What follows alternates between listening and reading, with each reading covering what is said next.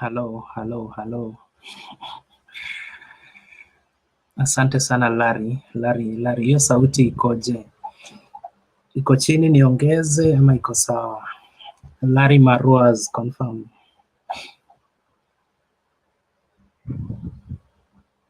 Halo.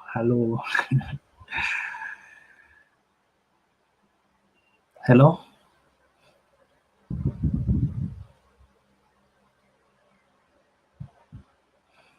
Larry Maruaz bana, confirm sauti. Simon Waithaka, Victor Okelo. Asante Mutula wa Katangi. Wanjiku Mary, asante. Ken.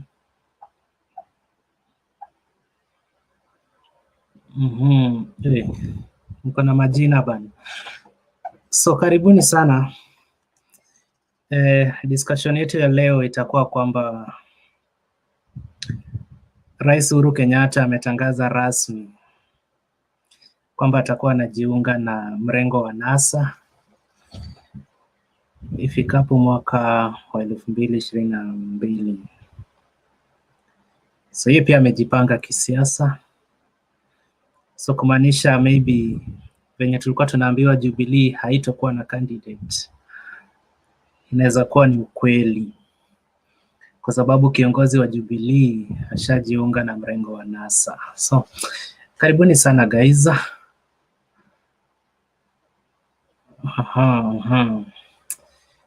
Thank you Mutembei Douglas, nimekuona. Ken O'Brien, Njeri.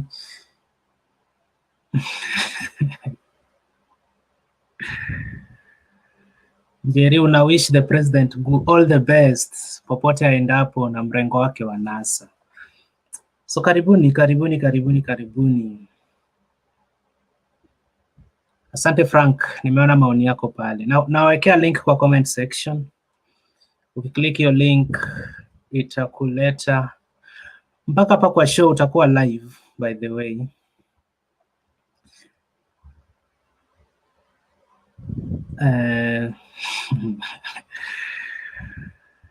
Simon Waithaka, nitakujibu ama utajibiwa kwa muda usiokuwa mrefu. So link nimewekea hapo. Simon Baraka Mutua, Njeri.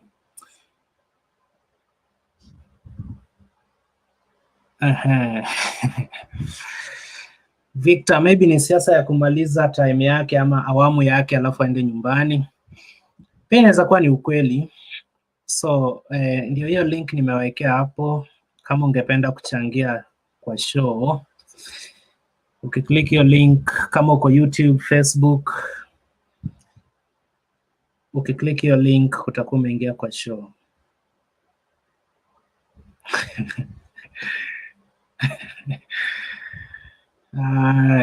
Watu wa comments, simko sawa?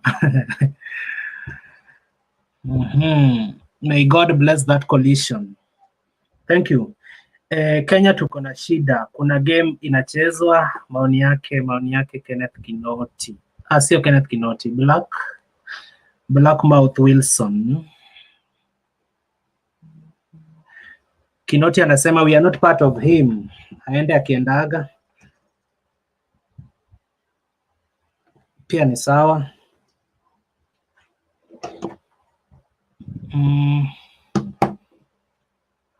Kiasi.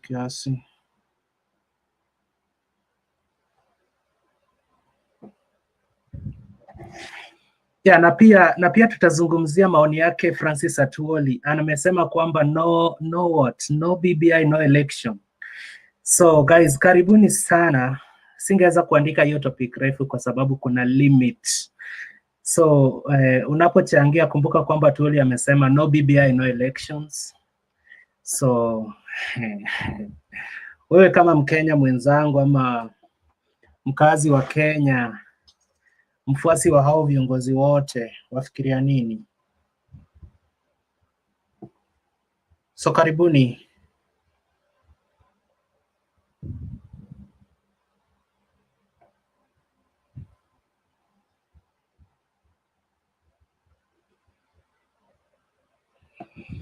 Oh, poleni, nilikuwa naweka link kwa WhatsApp group. Ndio nileta hao majamaa. Tafadhali zima mic yako tafadhali, inaleta echo. Hilary Musyoki from Machakos, thank you. Nani zima mic yako tafadhali. Daniel Muita, Nyachai, Kefa, Amos Haemba na Victor Okelo, zima mic.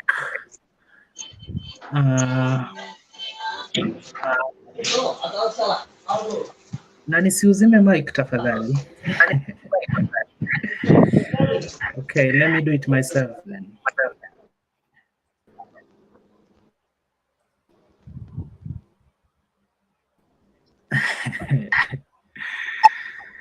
Hey, niachane na comments. Watanimaliza. So thank you guys. Daniel Muita. Yes. Niaje. Poa.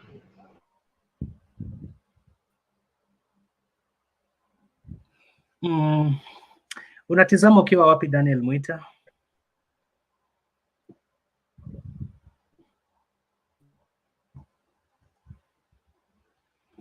Arome Bamburi niaje?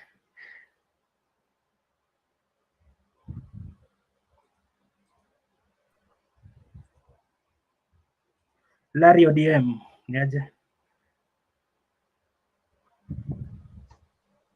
Yes, Clinton, mambo.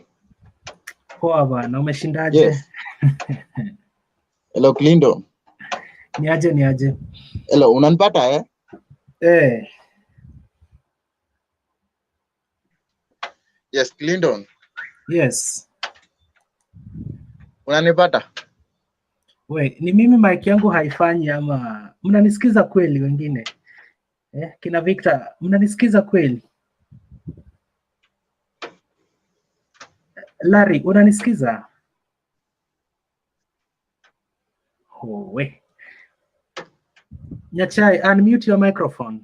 Unajiongelesha? Okay.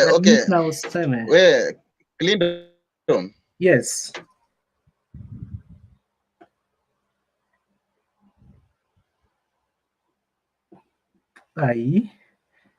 Acha ni unmute mtu nimuulize swali.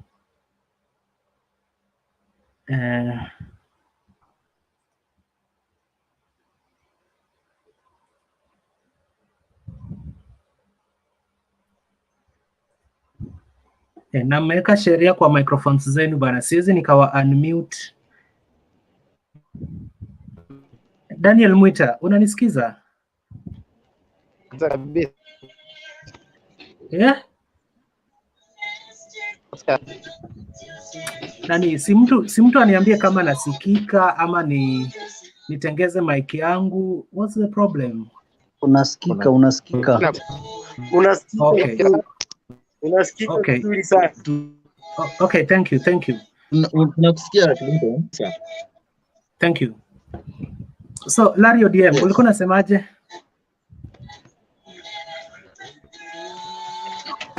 Mimi nilikuwa nasema nashukuru sana rais kama ameamua hivyo. Najua ameangalia kila mahali akaona kweli alikuwa anatosha ni Raila. Mimi mwenyewe siwezi pinga rais. Rais ni mtu mkubwa sana. Na hiyo ni kitu ya maana sana. We must have a Mandela moment. Raila lazima akuwe kiongozi ndio ndio tupumue kwanza ama namna gani? Sasa Larry amesema amejiunga na NASA. Si ODM. Hakuna shida, iko tu sawa. NASA ni ODM. Hapo mimi zidiona shida. Hata wewe umesema hiyo sasa, si mimi nimesema. Ukweli wa mambo ni hiyo sasa. Watu wa take side sasa tukutane mbele. Lakini baba tuweke kwanza, naomba nyinyi wote hapo hivi. Tuangalie kama rais anaweza ona baba anatosha, wewe ni nani? Sawa tu. Okay. Kama rais anaweza ona baba ametosha, then mimi si kitu bwana. Larry ODM. Asante. Daniel Muita.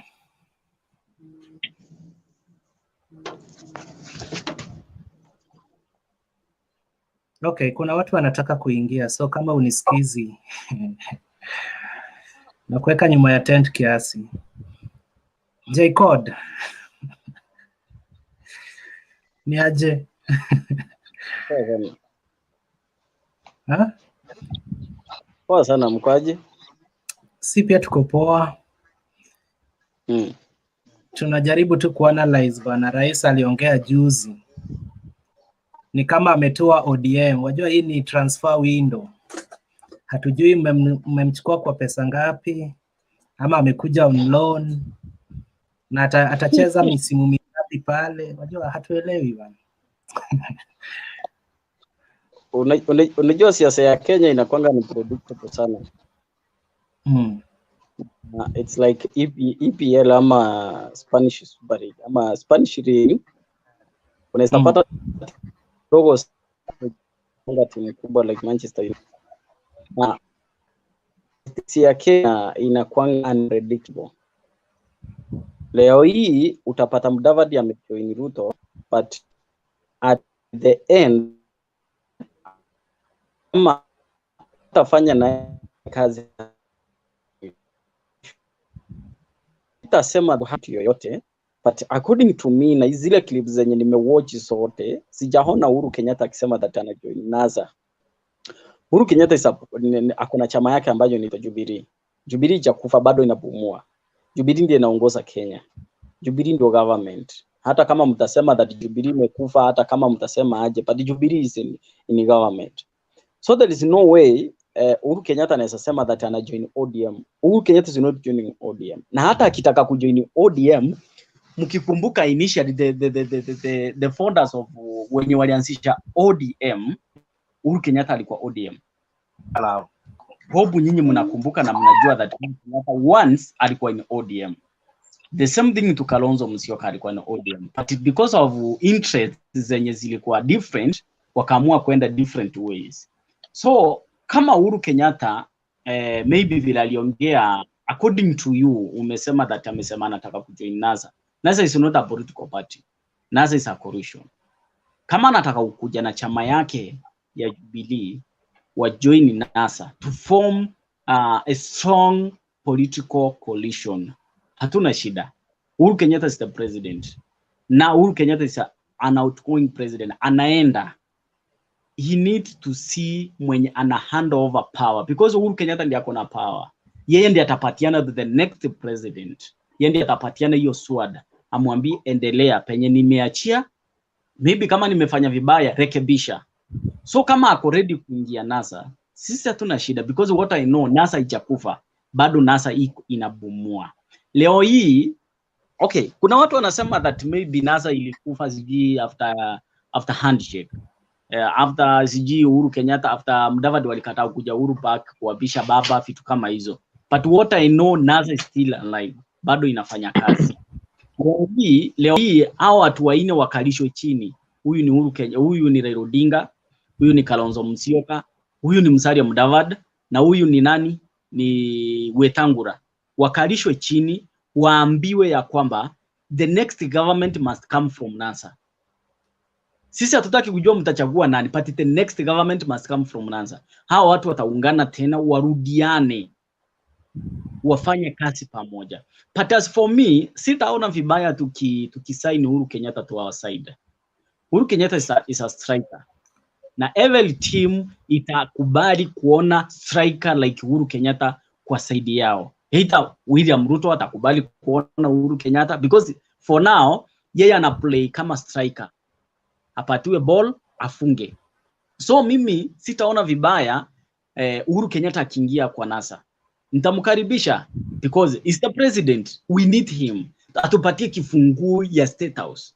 Mwenye akona kifunguo ya State House ni Uhuru Kenyatta. Na kila mtu anahitaji hiyo kifunguo. William Ruto anahitaji kifunguo ya State House, Raila Odinga anahitaji kifunguo ya State House. We need to sign Uhuru Kenyatta to our side. Kama striker. Wa striker wakue wawili. Raila hii side, Uhuru hii side. Tuingie State House. Baba lazima aingie State House. Mimi ni mwanachama wa ODM and I support Raila Odinga fully. Damu yangu yote ya kisiasa iko ndani ya Raila Odinga. It's not even in ODM. iko ndani ya Raila Odinga, because leo hii baba asema that anaingia Jubilee, nitamfuata na miguu yangu na tumbo yangu. Leo hii baba asema anaingia kusupport Kichiko, nitasupport hiyo Kichiko because Raila Odinga ameongea.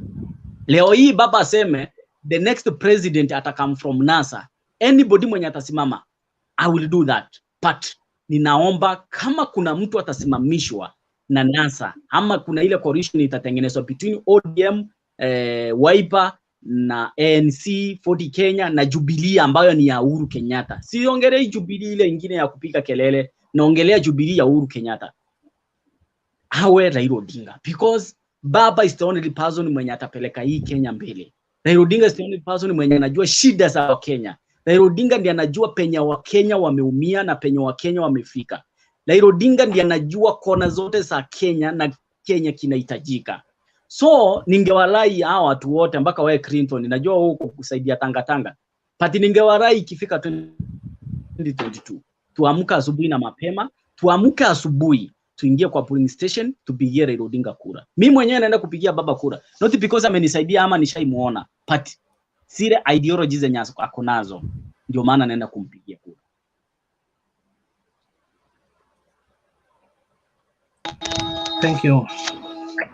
Thank you Fred. Oh, Jacob Frank, thank you for your good analysis. We seriously needed your experience here. Thank you. So maybe anybody who wants to react to what Jacob has just said. Me. Kimonge. Okay. Jacob, I want to state categorically that Yes. Uhuru, yes, is the president, but he has no power to decide who to hand over power to. It is we, the Kenyans, who will elect the leader of our choice. This work will only to hand over the instruments of power, to say. Okay, on matters of signing Uhuru Kenyatta, as it stands, Jubilee is a shell. It is no longer a party. The only Jubilee we know at the moment is the insurance party. Otherwise, this other thing we know is just a mchezo wa paka na panya. So, to me, I don't think if Uhuru will be of any value to the NASA coalition, because as it stands, he has no numbers on his side. To me, I prefer NASA could find another person from Mount Kenya to deliver votes to them. Otherwise, a Raila versus Ruto duel, you know the repercussions and you know who the winner is. I tell you, Tangaranga will have a field day unless you change strategy. That is it. Thank you. Okay, my brother, kitu nataka ni Kimonge. Kitu yenye nataka nikwambie, in Kenya tumekuwa tukipiga kura. Mimi nilianza kupiga kura 2010 ile ya nini inaitwaje? Ile ya referendum. Mnanisikia? Yes. Chungwa na ndizi. Ile ya referendum, tumekuwa tukiangalia vile kura za Kenya zinapigwa. President mwenye ako in power ndiye ana decide who will be the next president. Like ukiangalia vizuri wakati Kibaki alikuwa anatoka kwa uongozi, that's 2013, alijua fika na kwamba Uhuru Kenyatta is the next president. Alimuandaa, akamtengeneza, akamuonyesha hata State House, akamuonyesha room zote za State House, akamwambia ukiingia hapa ndio unaanzia. Kenya hii in Africa, huwezi ukasema that wewe kura yako itadecide who will be the next president. Maybe your governor utadecide nani atakuwa governor wako, maybe utadecide nani atakuwa MP wako, maybe utadecide nani atakuwa MCA wako, but your president atakuwa mwenye atadecidiwa na deep state. Mnaweza kataa that hakuna deep state, but we have deep state in Kenya. Ile kabali yenye inakaa chini inasema ya kwamba Kenya lazima iongozwe na mtu fulani. Wewe utaenda kupiga kura yako, uende kulapa stamp, ionyeshe ya kwamba maybe Kimonge ama Clinton cha Koredo alipiga kura. But kuna ile kamati imekaa chini tangu 2017. Maybe aweza akakuwa Raila Odinga, but wame decide nani anaenda kuwa president. Maybe atakuwa William Ruto. Sijui, but washa decide. My brother, let me interact you. Code Frank. Hello. What you're Hello. telling us, my brother, you seem like Hello. Mnanipata? Mnanisikia?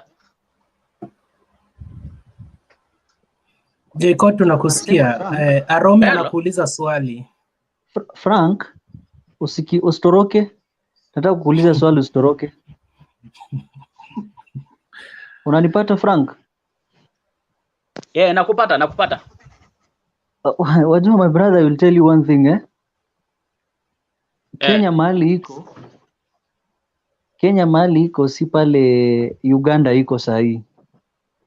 So hiyo story natuambia deep state, sijui Mwai Kibaki knew Uhuru Kenyatta was going to be the president. Hiyo ni uongo natuambia. Mwai Kibaki was backing Musalia Mudavadi. Kama ujui, then get it from me. Are you sure?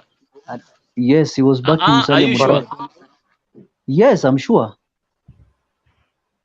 Yeah. So, And what happened? if you're telling us that NASA and Jubilee, they're just existing on paper.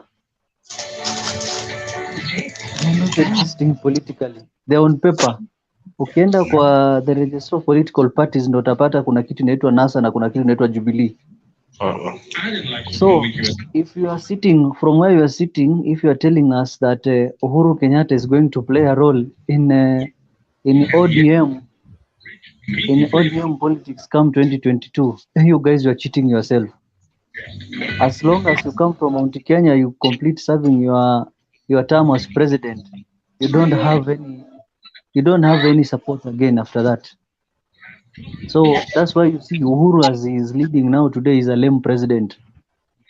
He doesn't have support from his home base.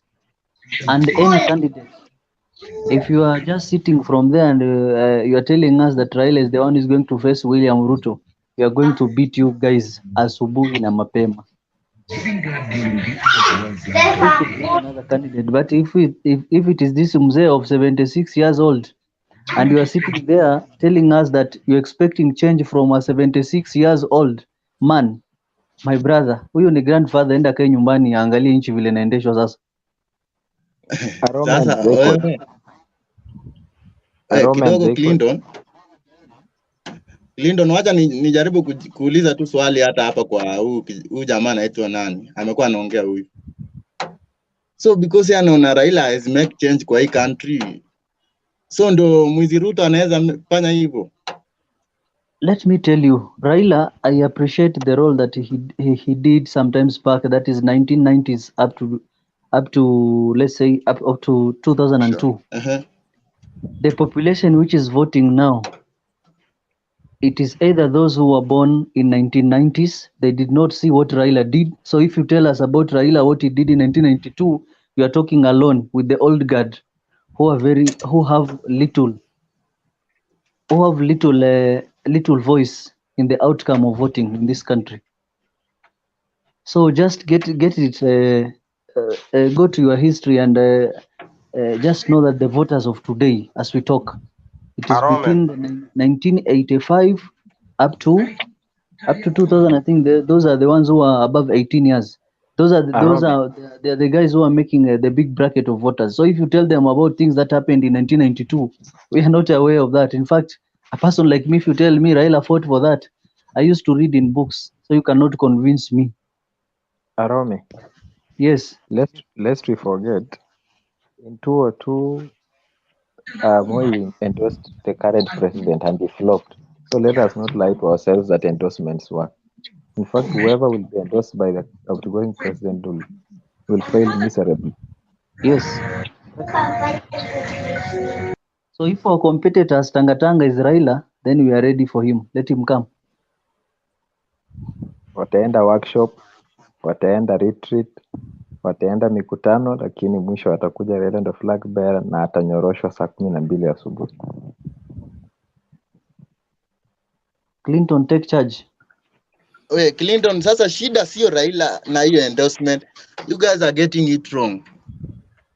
Okay, kukuwa na ile influence ya mtu kama rais. Kama vizuri rais amekuwa anasema mara si moja, amekuwa anaambia vizuri, yeye ndiye amekuwa anaweka hawa viongozi penye wako saizi. Na ni ukweli, ukiangalia mtu kama Sonko ni rais, ni mikono ya rais.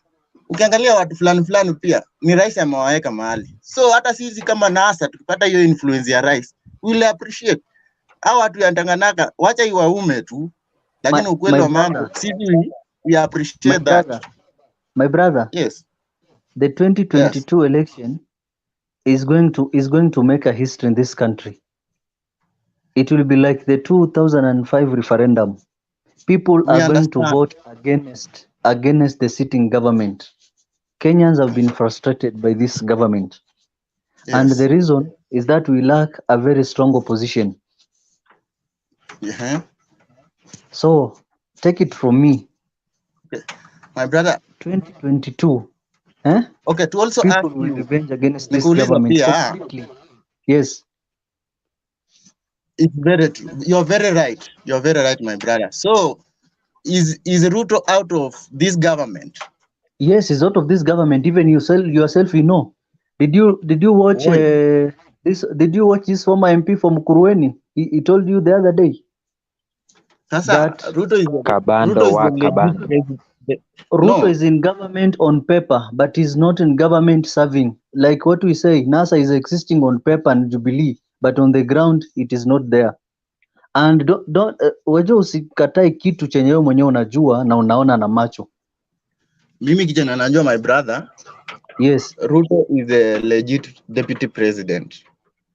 Raila is the leader of opposition. So if the people of Kenya will decide that they'll vote against the current government, we are okay with that. That means they'll vote against Uhuru and Ruto. Sisi hatuna shida, but tu yenye nawaambia tukuwa na ile mkono ya rais pia. We don't have a problem. We will be very much better. Yes. You are a hustler, I'm a hustler. So as hustlers, let's stand together, my brother. If we talk about Raila was born in a big family, Hakuna hata siku moja alilala njaa, hata kama amefungwa alipitia sijui jela gani, lakini hakuwa ilala njaa. Alikuwa anapelekwa shule na PA. But mimi na wewe hatujui PA ni nini mpaka ile siku tutainuka. Same as the chief hustler. Yeye hajui mambo, amejua PA wakati ameinuka. So ile shida alipitia, hata sasa ukimuuliza mkate ni pesa ngapi, anaweza kuambia maybe mkate is between 50 to 60 shillings. Sasa ukienda kuuliza Raila, I'm sure atakwambia ni 200. Same as Uhuru, wakati aliulizwa mkate ni pesa ngapi alisema 500 shillings. So it's time for reality. Ukiona noisemakers, ukiona darasa inafanya kelele, chukua yule noisemaker weka yeye class monitor. So this person they have been calling him a thief, so wamemuita nini? Let him be a president. Hiyo miaka 5 akitusinya tutamtoa.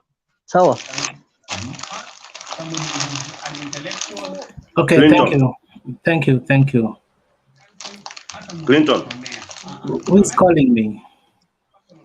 Donald. Okay, before Donald, kuna mtu ako na shida ya mic. So kama huongei unazima mic tafadhali. Sasa Arome. So wait Donald. So guys, I have a simple request. Kwamba nataka kureceive simu dakika kama 15. Na mkiongea in order haitakuwa kelele. So see, after Donald tuende kwa Mararma, Tonui ana network, Jeff. Hivyo. In the next 10 minutes I'll be back. Tafadhali. Tukue tunaona. Yeah, so Donald, put your question to Arome. Arome akimaliza Marar achukue Jeff KTL. Alafu tuingie hiyo roho ya chini. Arome nakuuliza. President wa Amerika kuna miaka ngapi sasa hii? Arome. Nakusikia. President wa Amerika kuna miaka ngapi sasa hii?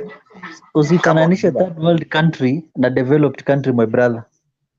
Ni sawa, lakini sasa si uzee ni uzee, ama kuna uzee wa third world countries and uzee wa developed countries. Kuna uzee wa Africa na uzee wa nini wa Europe. The fact is, angalia vile Museveni anarani nchi na yeye ni mzee, alafu angalia vile maybe president gani mwingine mbali na US mwenye ni mzee, ama angalia vile Britain inaendesha mambo yake. Yes, so usifananishe uzee huko na uzee hapa. Uzee hapa hiyo, those country are being run by policies which are being set na kila mtu. Zile policies kama ni za Democrat ama kama ni za Republican, hizo ndo mtu ana implement akizifuata. Lakini Kenya, unaambiwa chungwa moja maisha bora, wapi na wapi? Ni sawa, lakini unajua mahali imefikia Kenya, we have something known as deep state. Sisi tutaamuka tuende tupige kura, ukifika masaa yako ya jioni, wale waliamua wakakaa chini wakasema mtu fulani ndiye atafanya kitu fulani na ndio tumechagua. That's what I was telling you my brother. Sisemi na support ya Raila. That's what I was telling you my brother. The population we have today, in terms of reasoning, Kenya we are far ahead. So the time where votes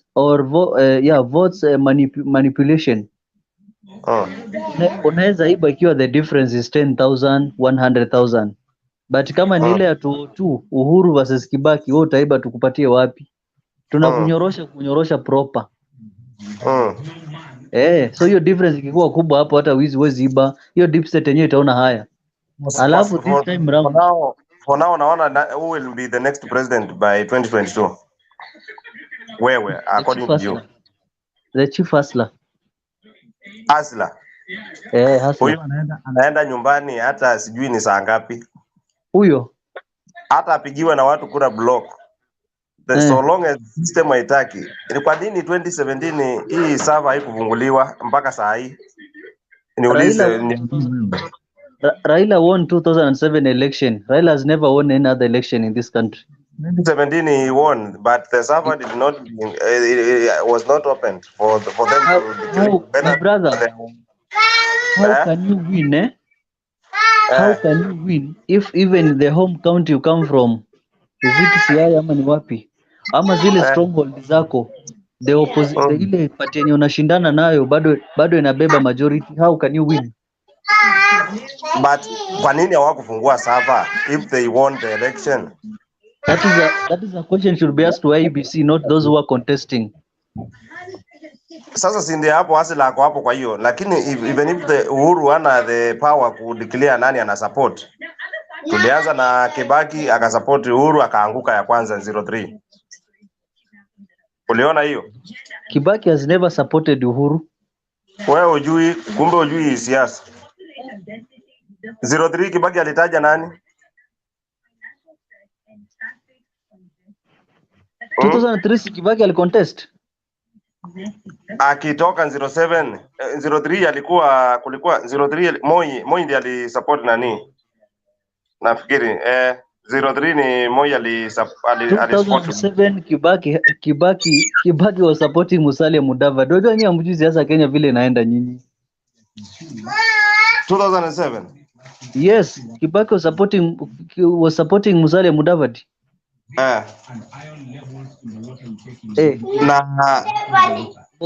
Boss unatuchanganya bana. Tunachanganya vitu bana. I mean 2013 Kibaki alipokuwa anaenda nyumbani was supporting Mudavadi. Kibaki has never supported Uhuru Kenyatta kama hujui.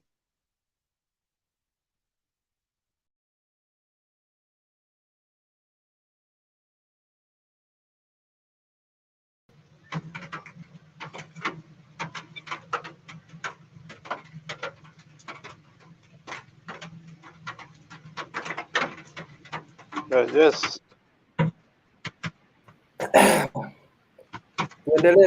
Tuendelee na mjadala. Acha tusikize George. George.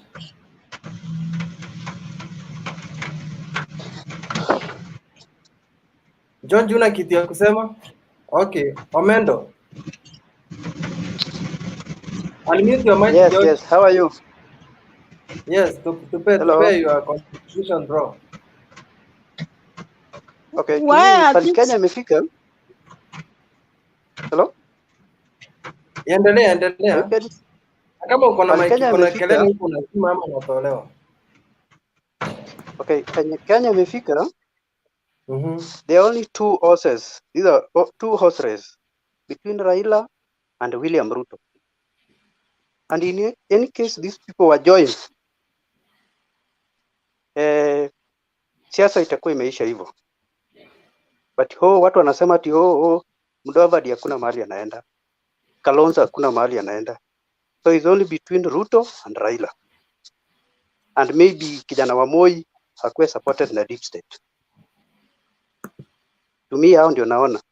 But the big two ni Raila and William Ruto. Okay. Tusikize huyu Bonsamaro. Mimi, the only thing I can say here, according to my own analysis, is Ruto stands a chance to win, but he is a corrupt man. He is absolutely corrupt. This man is a big thief. I know he started his campaign pretty much earlier, lakini he is absolutely a total mess. Tuende kwa Raila is aging, 1. 2, he said too many lies, anapeleka watu Canaan. Within no minute wameenda handshake, which has brought a lot of confusion in Jubilee Party. Sasa ni nini mnasema? I don't know who is gonna win. Gideon Moi has got no personality at all to stand and even lead the whole government. He is just a young boy in Baringo there. And if you look at Mutua is just a flamboyant man in Machakos. Ni mdomo tu wako nayo wanataka kuwa president too, just because they hear that they want to be at State House. If you look at Kalonzo Musyoka, he's a total watermelon. I went to Kitui. I cannot even say anything. I went to Kitui a few months ago, and it's a total. It's a disturbing side of a country. I can't even explain myself. Na hakuna maendeleo amefanya huko, hakuna kitu amefanya huko. Sasa wanapigana na Uhuru. To be honest with you, I could suggest Raila, but he's a tired man. He is a tired man. Ruto, mkiweka Ruto asimame hapo, akimtaona. 2017 watu walikufa ni kwa sababu ya Ruto. Ruto has killed so many government people, and he gets away with it. Me, I will not warrant him to be a president at all. So our government is just standing there. Mudavadi is just another banana. I don't know what I can call him, a potato. He is just there in Western. Kazi yake tu ni kuongea. He's just an economist there. Hata uwezi kuona. He has got no leadership skills to lead people. Mimi sijui ataenda kufanya nini State House. Hata basi afadhali Ruto, even if he's a big thief. But Musalia Mudavadi wacha kae huko Western na ANC yake. I don't see what lawyers are going to come and tell us. Sasa mimi nimesimama hapo, the only person who can be there is Ruto, but he's a corrupt man. He is a total corrupt man. He's a killer, ni mwizi, he has grabbed so many, and nobody will touch him. Ebu anza kuongea juu ya Ruto saa hii na ati ameiba vitu, utaona vile utanyongwa saa hii. So ni nini umesema hapo sasa tuna support sasa mimi nimesema hivi, mwenye anaweza the only chance I am seeing, the person who's gonna be leading this country is Ruto, but he's a corrupt man. We're gonna suffer. Hapo kwa Raila umesema alindanganya na peleka watu Canaan, ulikuwa unangoja muende Canaan ama? Tulikuwa tunafikiria na we thought he is campaigning, then they were loggerheads with Jubilee, with Uhuru. Within no minute ameingia hapo, ameanza kuongea kufanya handshake, and I'm like, is this real? This man is a joke. People died in wherever he was going, Kayole, wapi huko, watu wanaanguka chini wanakufa nini, mara hii na hii wacha aende nyumbani ya muziki. Nijibu tu, ulikuwa unataka Raila afanye nini kama watu wameuliwa na serikali? Because he went for an handshake. Sasa wameingiana na Jubilee. We were supporting him when he was in ODM. Sasa akaenda akafanya handshake, he forced people to accept that, and he went behind his team. Okay, I remember very well everybody was mourning, including Orengo, but they just kept quiet. And then sasa wameenda pamoja na Uhuru. Tell me with the state we are. The other day akapeleka me, I'm very upset with these people because huyu Raila na Jubilee na Uhuru wakapeleka watu Kisumu, and they know very well there is social distancing. Sasa ni corona imejaa.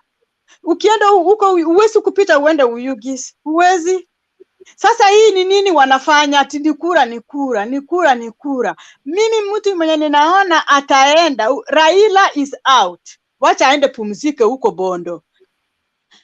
Mwenye ninaona anaweza kuwa president wa hii country, which is I pity my own people and my country, is Ruto. Ruto has a chance of being a president. But ndio umeita mwizi na mkora na muuaji. Ati? Na ndio unaita mwizi, mkora, sijui muuaji. Huyo ndio ungetaka kuvotia. Yes, that guy is a killer. As he's got a squad that finishes him in a minute. We have got Musando who died. Listen, we've got Musando who died, and nobody knows what happened to that guy. And there's no file which has been opened about that guy. It's just dying like that. We've got people, we've got Juma died. It's just dying like so many other prominent people have died, and you don't know how they died just because they've had just because something has happened. Now, this Ruto as well, he is in a group of HASPresident. Come on, look. This guy is dealing with people who kill people. This HASPresident was also mentioned he is one of the people who is being mentioned in this. Okay, tuende kwa George. George, unmute your mic tukusikia.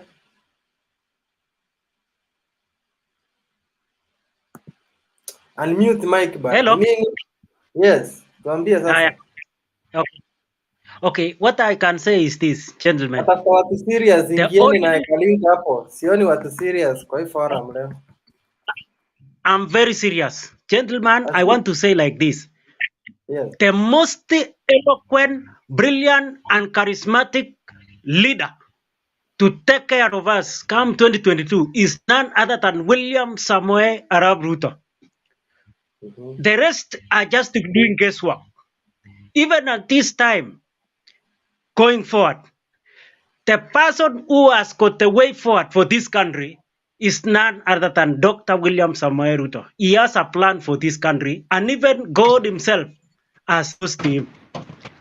Truth be told, come 2022, it will be just about representing by Kenyans. That guy is aware of the problem of the common mwananchi, who is always doing everything possible to make sure the government is running. So the person who knows our problem candidly, by and large, is will add a plus to the people of Kenya. Thank you. Okay, sawa. Tuende kwa Kimonge. Unmute your mic. Okay, I've been following from the backstage, and I would like to say the following. You cannot compare Ruto to people like Messi Mudavadi, Roetangula, or this guy from Beringo who says Ivat, yes. Those, you can see one Kenya alliance consists of a bunch of jokers, people who cannot bring any votes or who cannot win any elective seat. For instance, a person like Wetangula can only field a candidate in Bungoma, which is his bedroom. Same case applies to Messi with Mudavadi, can only field candidates in Western Kenya. But compare him to Ruto, the newly born UDA.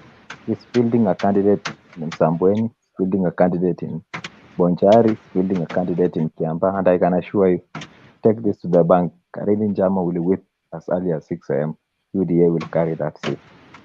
Now compare Ruto, who is fielding candidates all over to prove his political muscles, compare with Wetangula, who tells us from January 2017 he wants to be a president in 2022, only to end up being a Bungoma senator, until his own members of parliament wants to topple him from the party leadership position because he has stagnated at the Senate seat, using threats and intimidation, always lying to his people. He wants to be a president.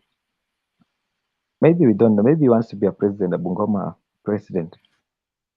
I think, as it stands, the only worthy competitor for Dr. William is Raila Amolo Odinga. Though he's old, hataweza hiyo safari. Otherwise, these other people are just a bunch of jokers. This guy from Beringo, the only thing he knows is IVAT, yes. Anything more beyond that, null and void. The guy from this Messi Mudavadi, he can only go beyond Kakamega and Viga. Past that, nobody knows or cares who Mudavadi is. Wetangula, apart from the Tokyo embassy, there's nothing else you can hear of him. The best you can see is alipigwa na bibi. Period. Thank you. Okay, twende kwa Omendo. Omendo, unmute your mic. Yes.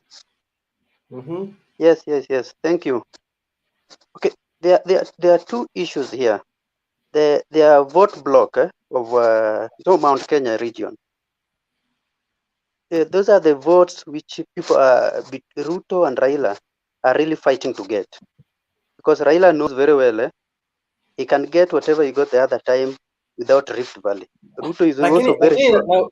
Hebu kidogo naulizaje Omendo, why are we talking about sijui Raila nini? I thought the topic ilikuwa kitu simple sana, ilikuwa kwanza no elections, no BBI, no elections from Atoli, and the other thing ilikuwa as Uhuru joined NASA. Why are we discussing Raila? Ni kama Raila ndiye amekuwa the topic saa hii na Ruto. Okay.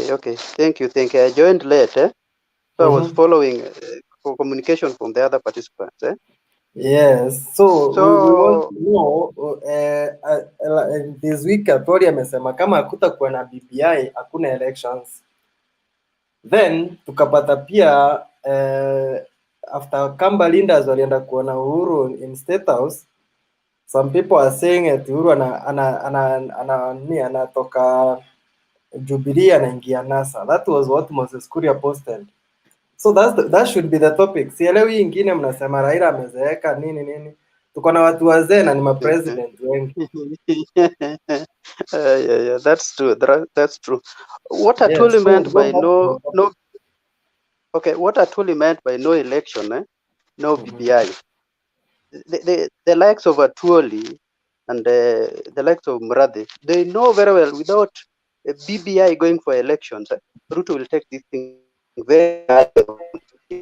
So BBI is a form of nations of the stop Ruto from getting into power. This is according to me. BBI is something which is used to deter Ruto from getting to the seat. Yes. In terms of Uhuru joining NASA, I don't think so. It's just a mind game. They are trying to play with the Ruto's mind, to jog out his own relatives. But to me, I don't think Uhuru has joined NASA. Yes. Okay, sawa. Twende kwa Dr. Frank.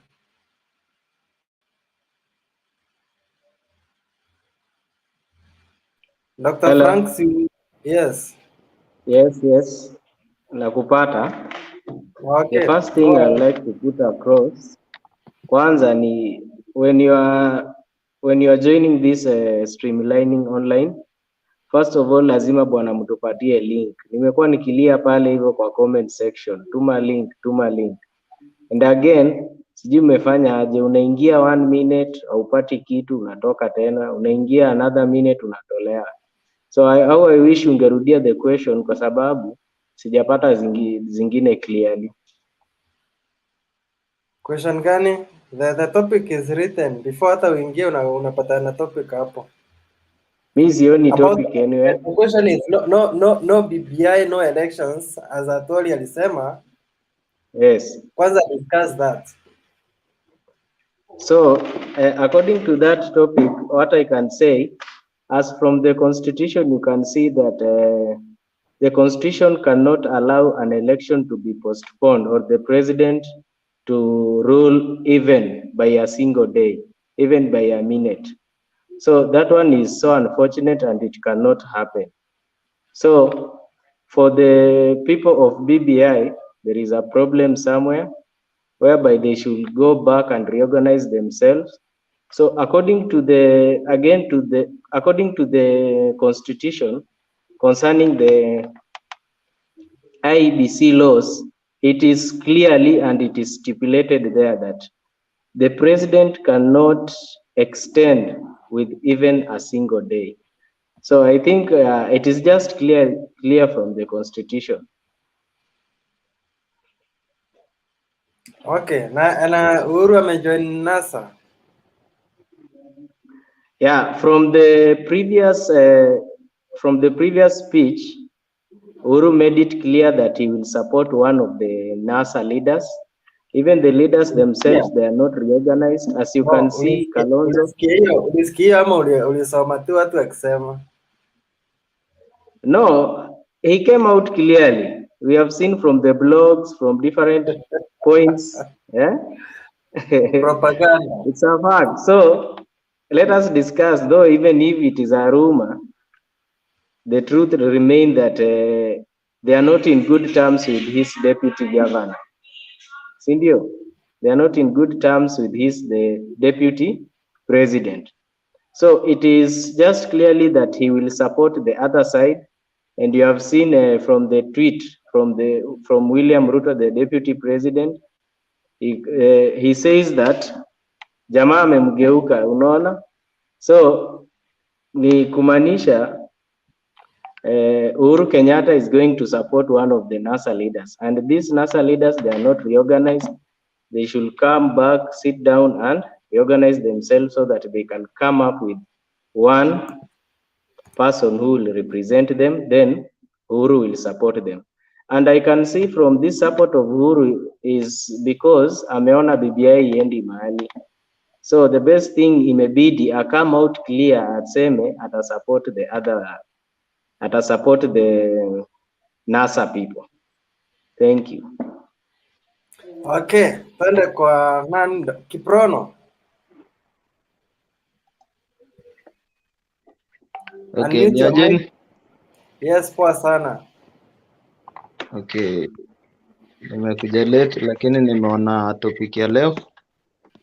Before uendelee, Collins, karibu sana. Tuendeleze hapo, kumebaki kidogo. Tutakuja baadaye. Okay, endelea Kiprono. I will be with you for 1 hour. Ni sawa sawa. Okay. Okay, according to me, naona Atwoli somehow bitter. Sijui ako bitter kwa nini. Election, katiba inasema election inafanyika August in 2022. Na sielewi kwa nini Atwoli anasema lazima election isongeshwe so that they can pass the BBI or they can look at what is going on in the BBI.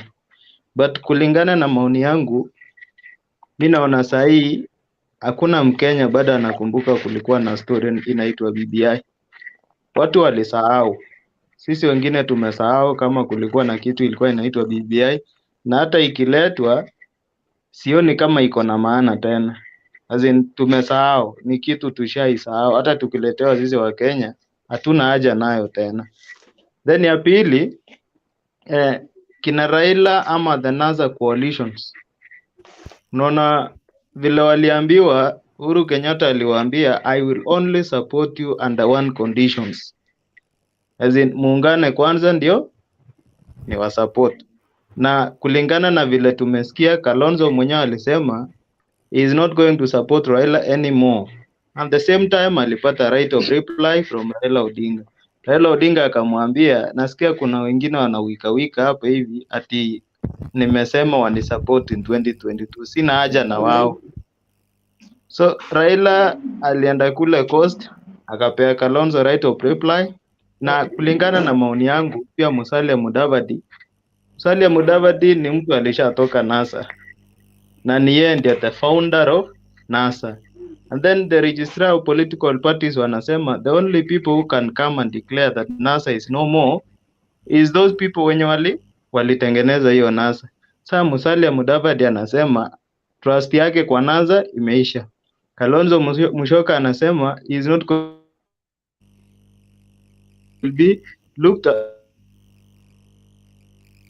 So according to me, story ya Uhuru Kenyatta kuambia hao majamaa I'm going to support you when you come together as NASA coalition, hiyo kitu sioni kama ina make sense anymore. Ni kitu iliisha. Though ilikuwa inataka kupea wasiwasi watu wenye wanamunga mkono Ruto, lakini kulingana na vile nimeona tu sahi as in haina maana anymore, ni kitu imeisha. So kulingana na mimi naona tu new coalition will come, but Raila Odinga ni kama amefinywa na amepelekwa huko kwa kona kabisa. Kwa sahi 2022 mi naona tu akiungana na some of the governors like Wycliffe Oparanya na Hassan Joho kule, na tunaelewa kina Hassan Joho na Oparanya ni as in they are not that much politically when it comes to Kenyan politics. Ni magavana na ni watu wanaisha Mombasa. Kama Hassan Joho ni mtu anamalizika Mombasa.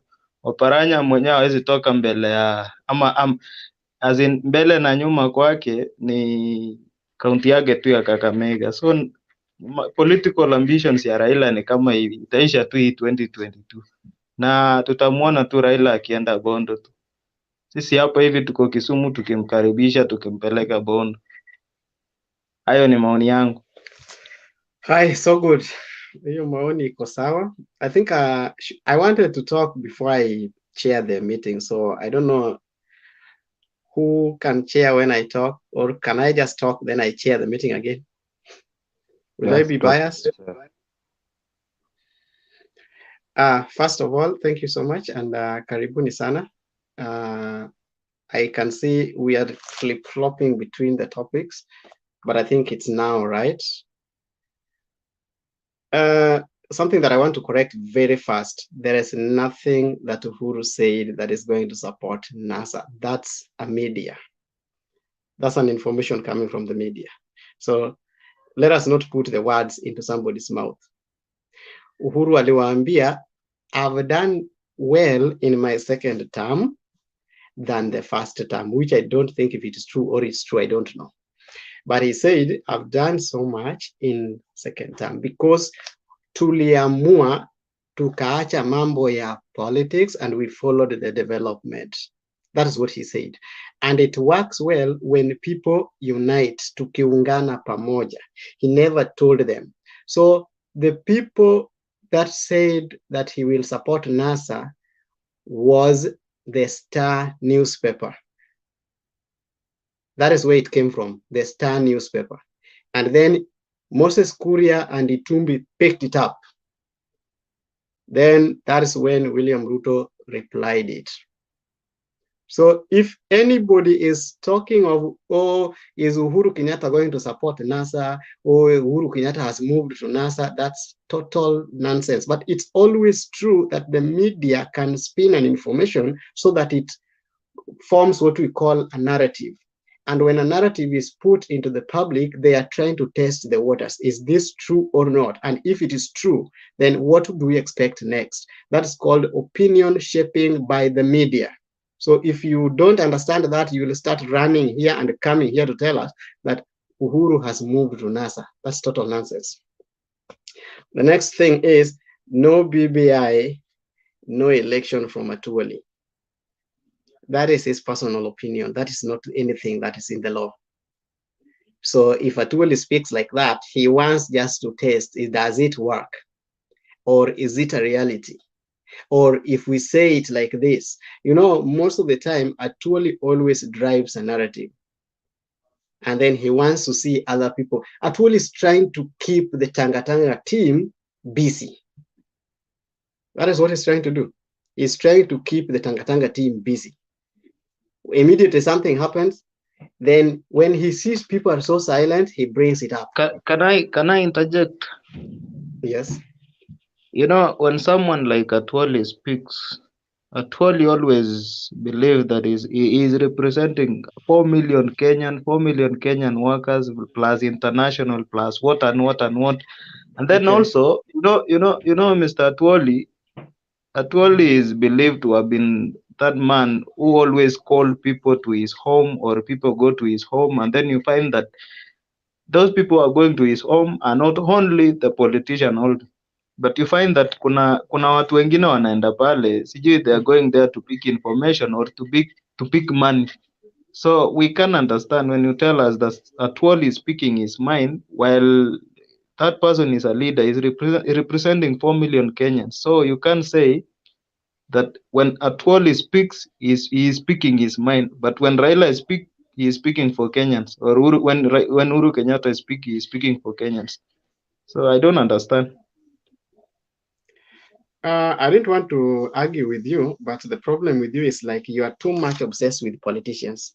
You must spin your statements going around some politicians, and that is not. I don't think if we should think in that way. But because you have said it, actually believes. Do Kenyans believe? So always don't try to spin your statements going around Raila, Uhuru, and Ruto. That's a very minute point that if you start thinking in the same line, then you know hata wewe utaingizwa kwa box na our politicians and the media will put you in the box because you are trying to argue with the point that is already in the media. Now, the good thing is you say Atwoli believes. So that means not Kenyans believe. And you're telling us that Atwoli represents 4 million and he calls people at his home.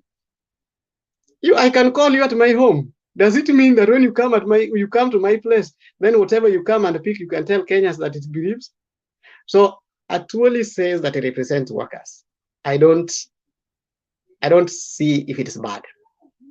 But the problem is you have a point to interject, but unasahau kitu nafaa kuniuliza. I expected some question, but you didn't ask it to me.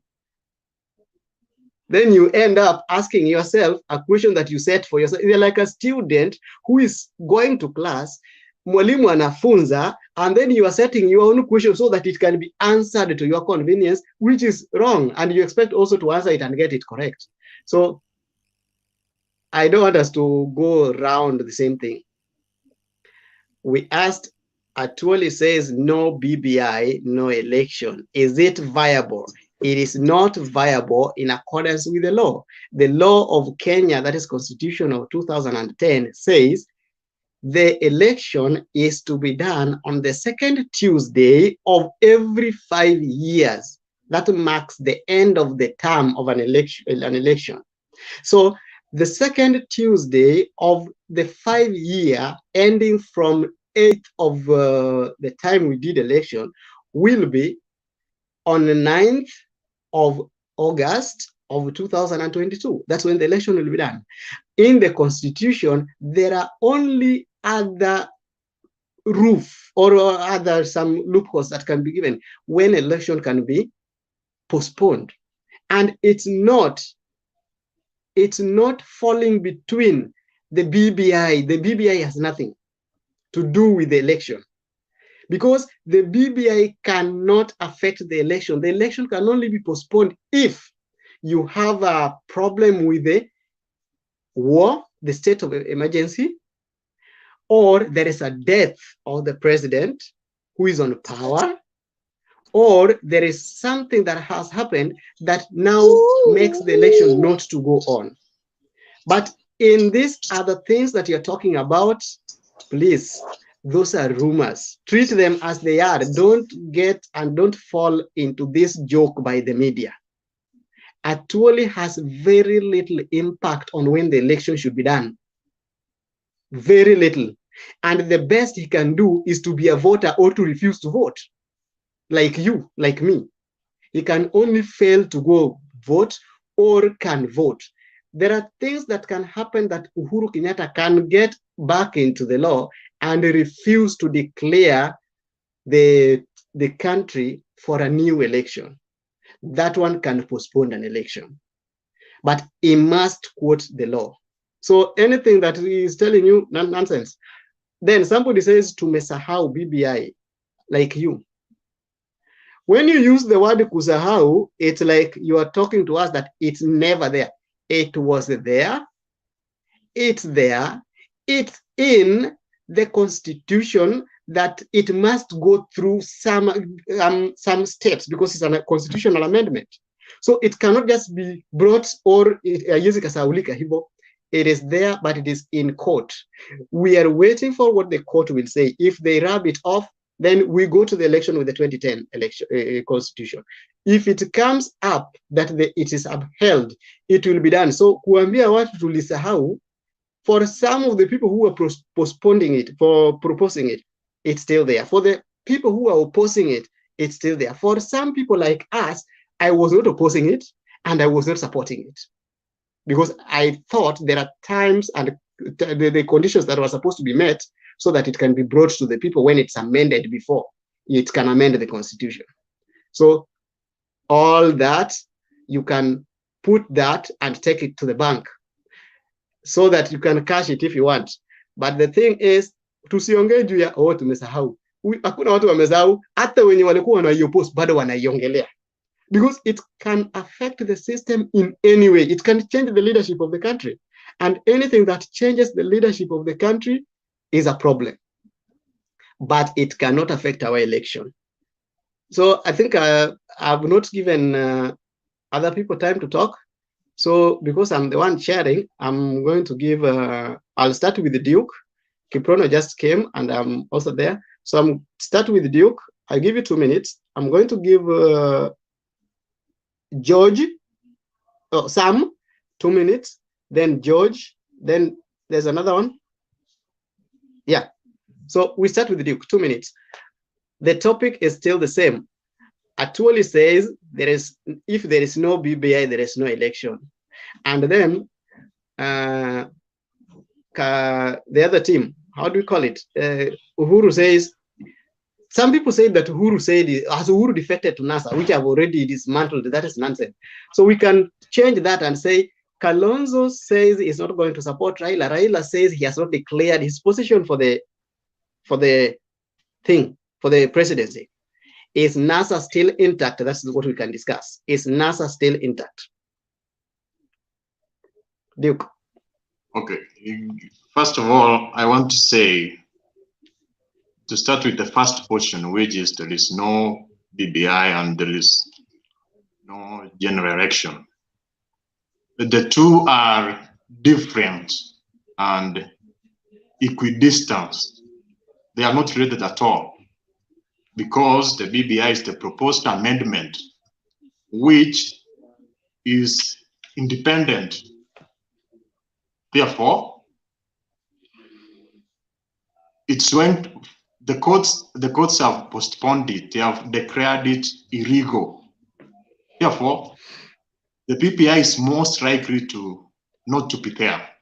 From my observation and from my opinion, we are not going to have it. Considering two facts, first of all, is that the time we have like 1 month, and there is a provision in the Constitution which says that the Constitution cannot be postponed. The Constitution cannot be changed within 1 year. Actually, the last year, within a year to the general election. So we have up to August to change, to pass the BBI. So if it does not pass up to August, around 8, then it cannot be done, providing the time limits which are provided in the Constitution. Regarding the general election, it's actually a must. It has to be done. There will be election come next year, because there is only one provision. There are not several, actually, the way you say. There are just one provision where the election can be postponed. It says if Kenya is at war, then the parliament, which entails both the National Assembly and the Senate, can postpone it for 6 months and can do it cumulatively, but it should not exceed 12 months. Therefore, only one condition or one occurrence which can make the election to be postponed. That is, if Kenya is at war. But we are not at war. The pandemic is a global affair. There are several countries which have actually conducted elections even when the coronavirus was at its peak. Therefore, the general election must be conducted because there is no indication that we are going to have any war. Or there is no prospects of us having a war. Next portion, when we talk about President Kenyatta defecting to NASA, that's actually, I can say it's a rumor. All the media sometimes softs or changes the information so that they can have a market. So there is nothing like that, but there is the way the president speaks is that he is aligned to the NASA brigade in a way which I'm not very sure whether it's genuine or it's like a political game. So just that's what I can say so far. Okay, so that's so good. We said we are going to Sam, correct? Sam, the floor is yours. Yes. Take it away. The question First is of still all, the same. thank you. Okay. Thank you very much for this chance. There are two questions you've raised, and I want to correct something first of all. About BBI. Let me start with the BBI. We know reggae was stopped, and reggae is not coming back. And as No, we don't know that. Irungu Kangata said, no, reggae was stopped. As Irungu Kangata said, it's now gospel time.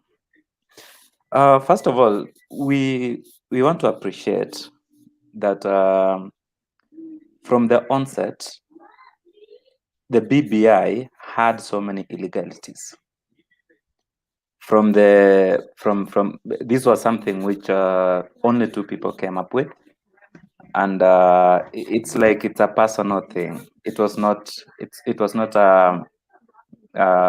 what do you call? What can I say?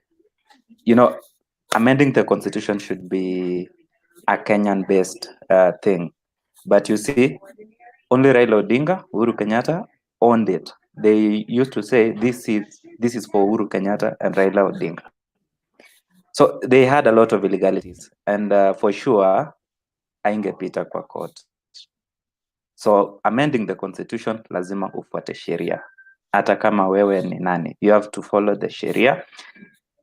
It's not bad to change the constitution, but you have to follow the procedures, and even if you miss to follow one rule of law, the entire thing will be illegal. So you must follow each and every step in the rule of law. So as for whether the BBI can still happen, okay, the referendum can still happen even after August 8th, because what constitution says is you cannot change the constituencies 1 year before elections. So if they can scrap off that in this BBI amendment constitution, they can still do the referendum. So my good friend had said after 8th, there is not going to be a referendum. They can still do a referendum, but the only thing they cannot do is to introduce the constituencies 1 year before election. So if they scrap that one in the BBI, they still have a chance to do the referendum. But because we saw in the court, there are so many things which were committed in the process, that the BBI is not coming back. That I can assure you. And when I hear Atwoli talks or speaks, it amazes me because alikuwa amesema tutafanya referendum by June. Was it June this year? It never happened. So him telling us that we'll postpone the election before until we get BBI or until we do a referendum, hiyo mi naona ni kama anatuchezea tu, because the law is very clear. The law is very clear. Elections will be then next year, 8th of August 2022. So that one, there's no way he can postpone the elections. And we know the rules. If you want to postpone the elections, it's only either you have there are civil wars, things like those ones. But postponing election because of BBI can be that. We can amend the constitution after doing elections next year. So naona tu atuole tu anajaribu tu there. Elections will so ditching Jubilee for ODM. We know, actually, these are not breaking news. Uhuru left Jubilee the moment he shook a handshake with Raila Odinga. That one for sure we know. Actually, there is nobody in Jubilee nowadays. It's only a shelf.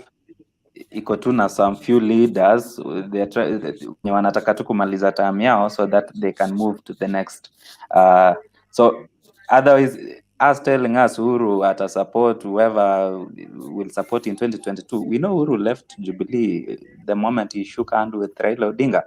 He has never had any parliamentary meetings or any Jubilee meeting na watu zile tu the meetings we saw to remove this one from this, remove this one, but for sure I'm not even seeing the impact of Uhuru supporting a NASA candidate in terms of Ruto and all that. If you want to support a NASA candidate, well and good. For us, the Ruto people, we know we still have a chance. We as Ruto always said, we have God and we have people. So yeah, I think that is for now, that is my contribution, and I'll just keep on listening to you guys. But in 2022, let's vote for Ruto.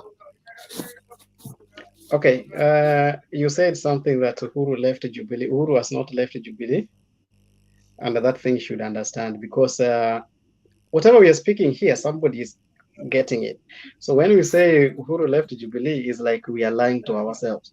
Uhuru is still in Jubilee, Raila is still in ODM, Mudavadi is still in ANC. As at now, they can only maybe help to talk about other parties, but they are not in those parties. Because if he moves, if you say that Uhuru left Jubilee, then it means Ruto left being a vice president or a deputy president of Kenya. Because as long as we are supporting William Ruto, we cannot lie to ourselves that Ruto left Jubilee. Uhuru and Ruto are still in Jubilee because they were elected by the same parties. The people who are in UDA are Akina Mudama. Even Ruto is not in UDA, because if he says today that he's in UDA, then that means he should resign his position and be elected in UDA and seek an election. If Akina Murkomen says they're in UDA, then they should resign from the parliament and then be elected. But as at now, they are not in those parties. They are just supporting the party. The person who is in those parties are people like Mudama who are not elected anywhere. So they belong to UDA. So they are not, even Moses Kuria is in his party. So, okay, because he has formed a party. Mwangi Kiunjuri is in that other party because he was not elected, but he has formed the party. So if you say somebody left a party and is already still the president of the Republic of Kenya, then that means we are having an illegal president.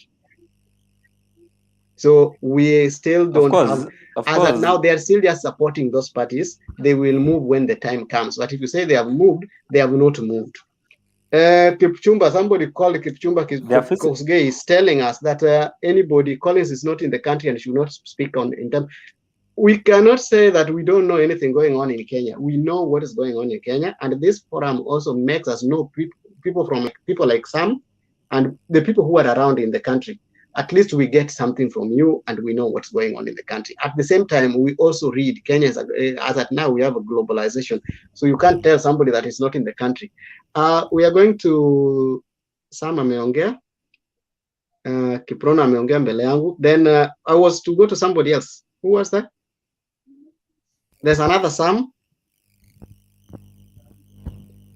Okay, can the other Sam pick it up? Oh, Omedo. Is the same Sam? Hello? Is Omedo the same Sam? No, no, no. Oh, okay. So can we have Sam 1, something like that?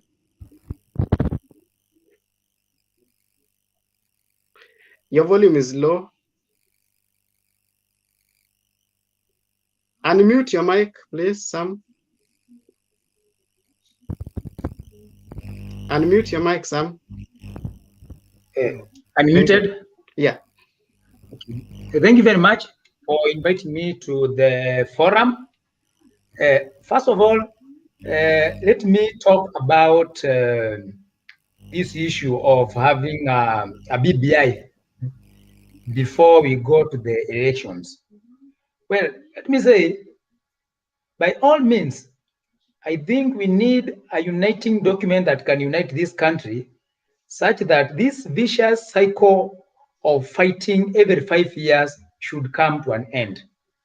You know, some of us come from Rift Valley, deep in the Rift Valley.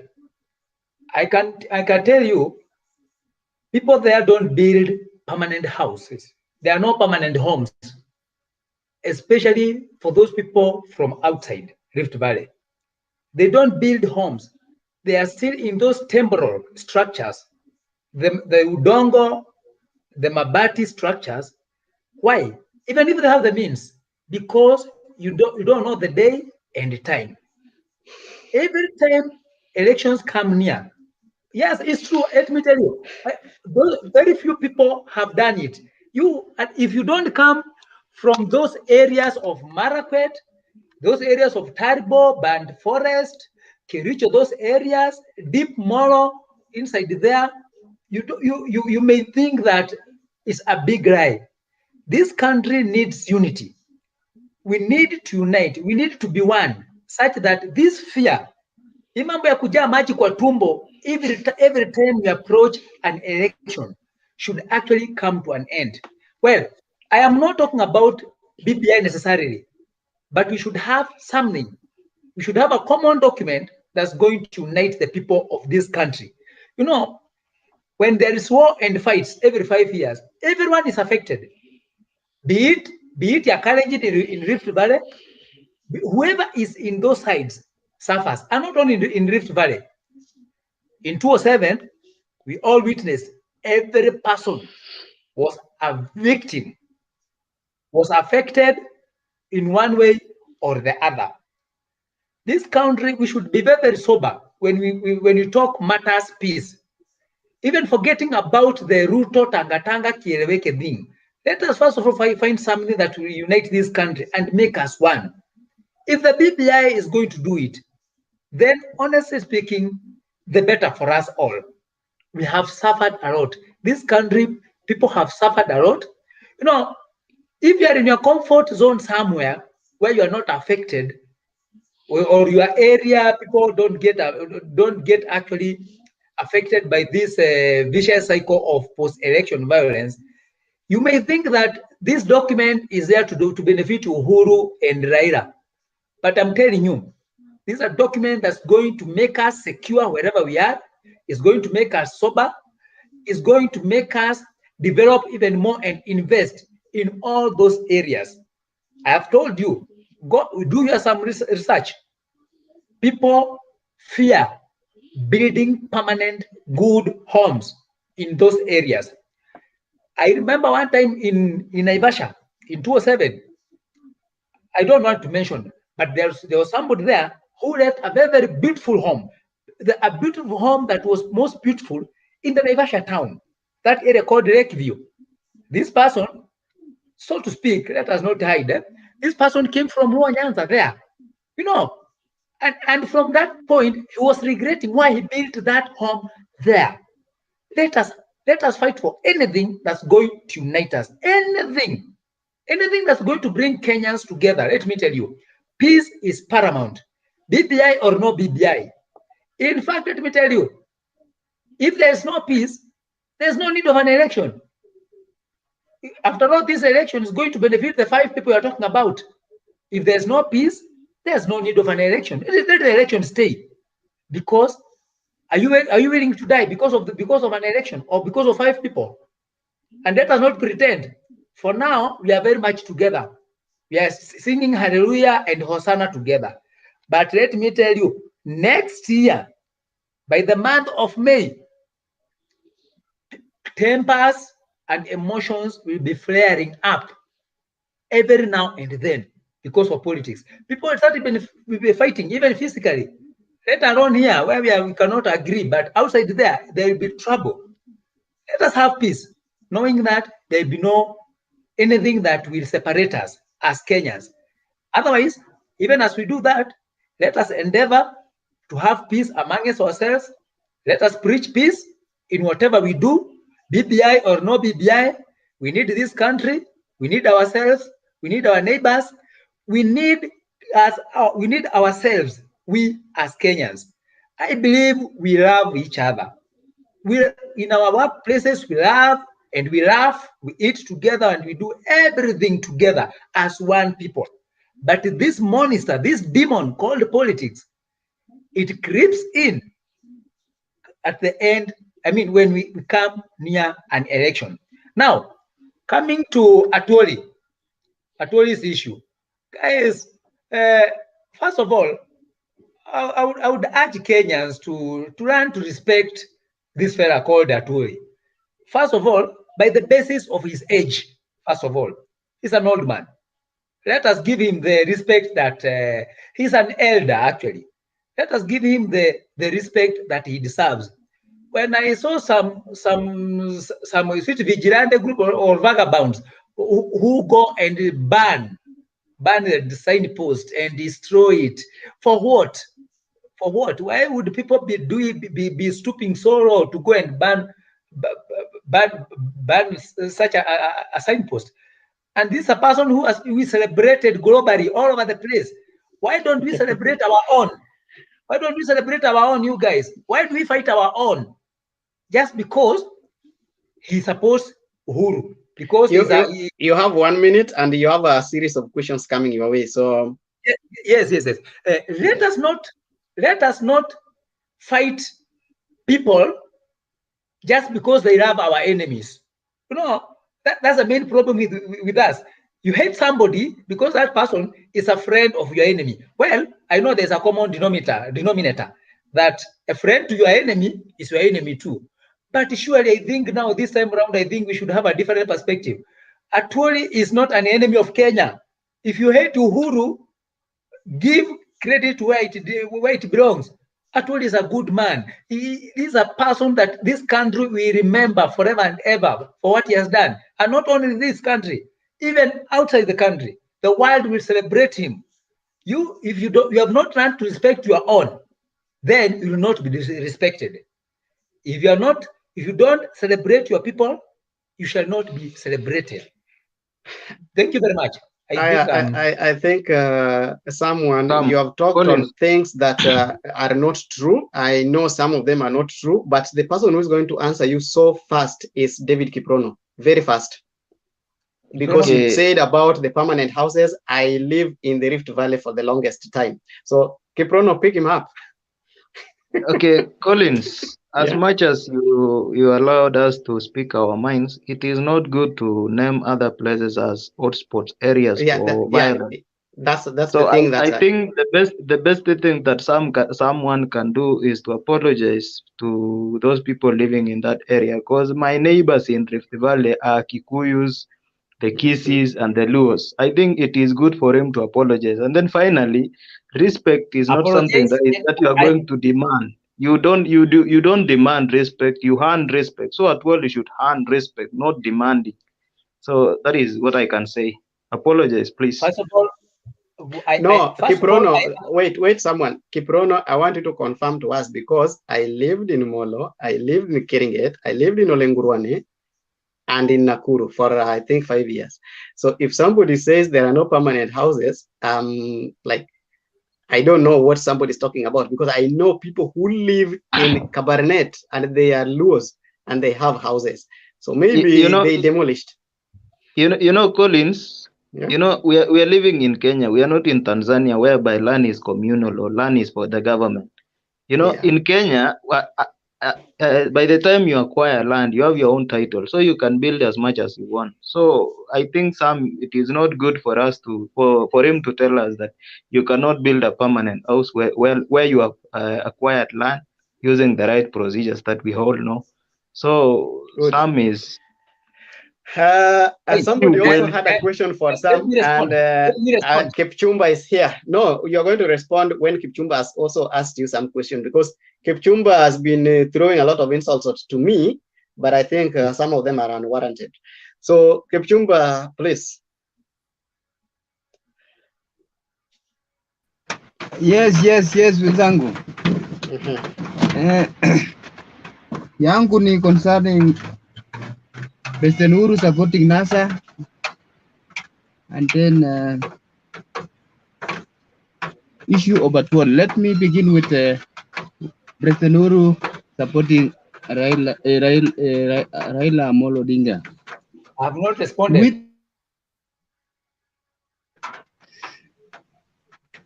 Raila is having a very high probability.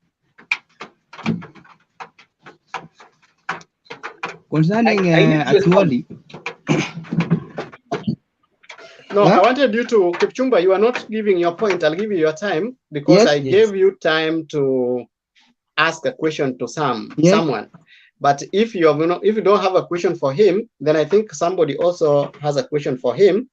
Ashley Marston, I don't know if she's the same person. She has a question for, I know from the YouTube, you can see you have some question for someone, please. And you also tried to insult me a bit, but it's okay. You can answer, you can ask him a question. Okay, I did not try to insult you, Collins. I just said that if you are in the know, what we were talking about previously was technicalities. Uhuru was stolen by NASA. They said they stole the election, we stole their president.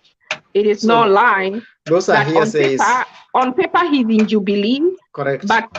But he's not in Jubilee. We all know what he's saying. Even he refused to put his own candidates and given Jubilee. So practically, he's not in Jubilee. So that is what I told you. So that's what I was trying to tell you. So I hope you didn't take it as an insult. Yeah, okay. Yeah, so I cannot do that. Someone, why do people fight during the elections? That's my question to you.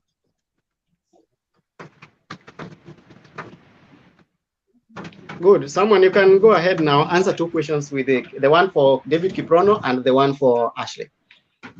Yeah. Thank you very much. First of all, Kiprono, let me say, first of all, I apologize and withdraw the statement. And after withdrawing, perhaps I rephrase. What I meant actually to say is that people fear making investments all over the place, countrywide, anywhere. People fear making investment, permanent investment. I mean, they are not in that very, very comfort position where they're making the investments elsewhere. We all know when we near an election, most people actually happen to vacate where they work to go and vote near homes. I think, let us be sincere, I think it has happened. When it comes to election time, election period, most people would rather rush to their homes and vote from their home there instead of voting here and the results are announced here and then there's some chaos. It happens. Unless we want actually to present, we don't understand this. Okay, correctly said. Now you can answer, Ashley. Yes, people fight because they feel, one, there's a perception that the election has been stolen. That's why people fight. There's that belief and that perception. I don't want to say the elections are stolen. I don't want to come to that. But people fight because they feel an election has been stolen, and because they feel, because an election has ended and our candidate has lost, we have also lost. But if we can have a scenario and a situation whereby even if we lose, we know that Hey, we you're going. are I in didn't ask you that. I'm coming there. I just asked you why people fight. So, do you think BBI, if there's someone still feels that the election is stolen in BBI, are you saying there will be no fight? In the BBI, I think there will be that comfort, that landing comfort, when people know that, well, though we have lost, we have not lost per se. No. I'm saying if you, assuming you're ODM and I'm in Jubilee, if we steal, we all know that we have stolen from you. We steal so you don't become president. So you're saying that the ODM will be comfortable with Jubilee stealing from them, and I'm just using hypotheticals. They'll be comfortable as long as they know they'll still be in the government. Is that what you're trying to imply? Actually, I said even that is stealing is a perception. No, Actually, I'm saying if we know that this thing has been stolen, so are you saying if it is like now Jubilee decides, because we've given them BBI and you still put them in the government, even though Raila wins, whoever is in Jubilee can still take as the president and give Raila vice president or prime minister like they did in 2007. Are you saying that will still prevent any violence? In a way, it's going to unite the people. It will not have an exclusion. If there's no exclusion, then it has inclusion. If you feel included, if you feel included, yes, it's about inclusion and exclusion. I think that's where the problem is. Okay, I think we are done with that. And Ashley, I think that question is going to come again. Ashley, let me conclude. You are not concluding. Okay, please. You're not concluding on because... that question of his. Let me give only 1 minute. Okay. You see, I haven't asked a lot. I just wanted to say, so what you're going to do with BBI is to perpetuate illegality with a thing that if we steal from you, you will still be okay because you're in government. So really, the other party just wants to eat, not to represent the people, because the people's mandate should be honored. So Ashley, excuse me. Honor people's mandate. Excuse me, Ashley. We were discussing a topic different. So it's like when you are opening up, you are opening a different topic, which I think we are going to give you time when you are doing your presentation. Then you'll give us that. Because if we give you time to start that, then it's going to change our topic. We are still, I'm going to give you time, and then when we jump the topic, then you will bring it up. Because your topic is very valid and it's big. It needs a good discussion. We did it sometimes back, but it's like still it has a lot of things that have not been opened. David Kiprono has really asked a very vital question, and I think it's been answered well, because I also happen to have lived in the Rift Valley, so I thought things were not straight, but it's now straight. We're going to have George. George, kindly give us your opinion. The question is still, I've rephrased the question because we can't talk of Uhuru said he's going to support NASA. That's a lie. It was never said. What we are going to say is, does NASA still have a chance to stand together? The people that are like Kalonzo is on the other side, I'm not going to support you. Raila says, why do you want to support me? I've not asked for it. I've not even said that I'm going to contest. And then Mudavadi is like, this is the time that I must be president. So one of the questions is, Atwoli says that without BBI, there is no election. Then NASA on its own, is it able to stand together in the next election? That is what we are asking ourselves. So George is taking it. and George will be followed by Mulumbu. Karibu sana Jamarachi. So you are next after George. Karibu sana George. And welcome Clinton. Karibu sana, it's a long time.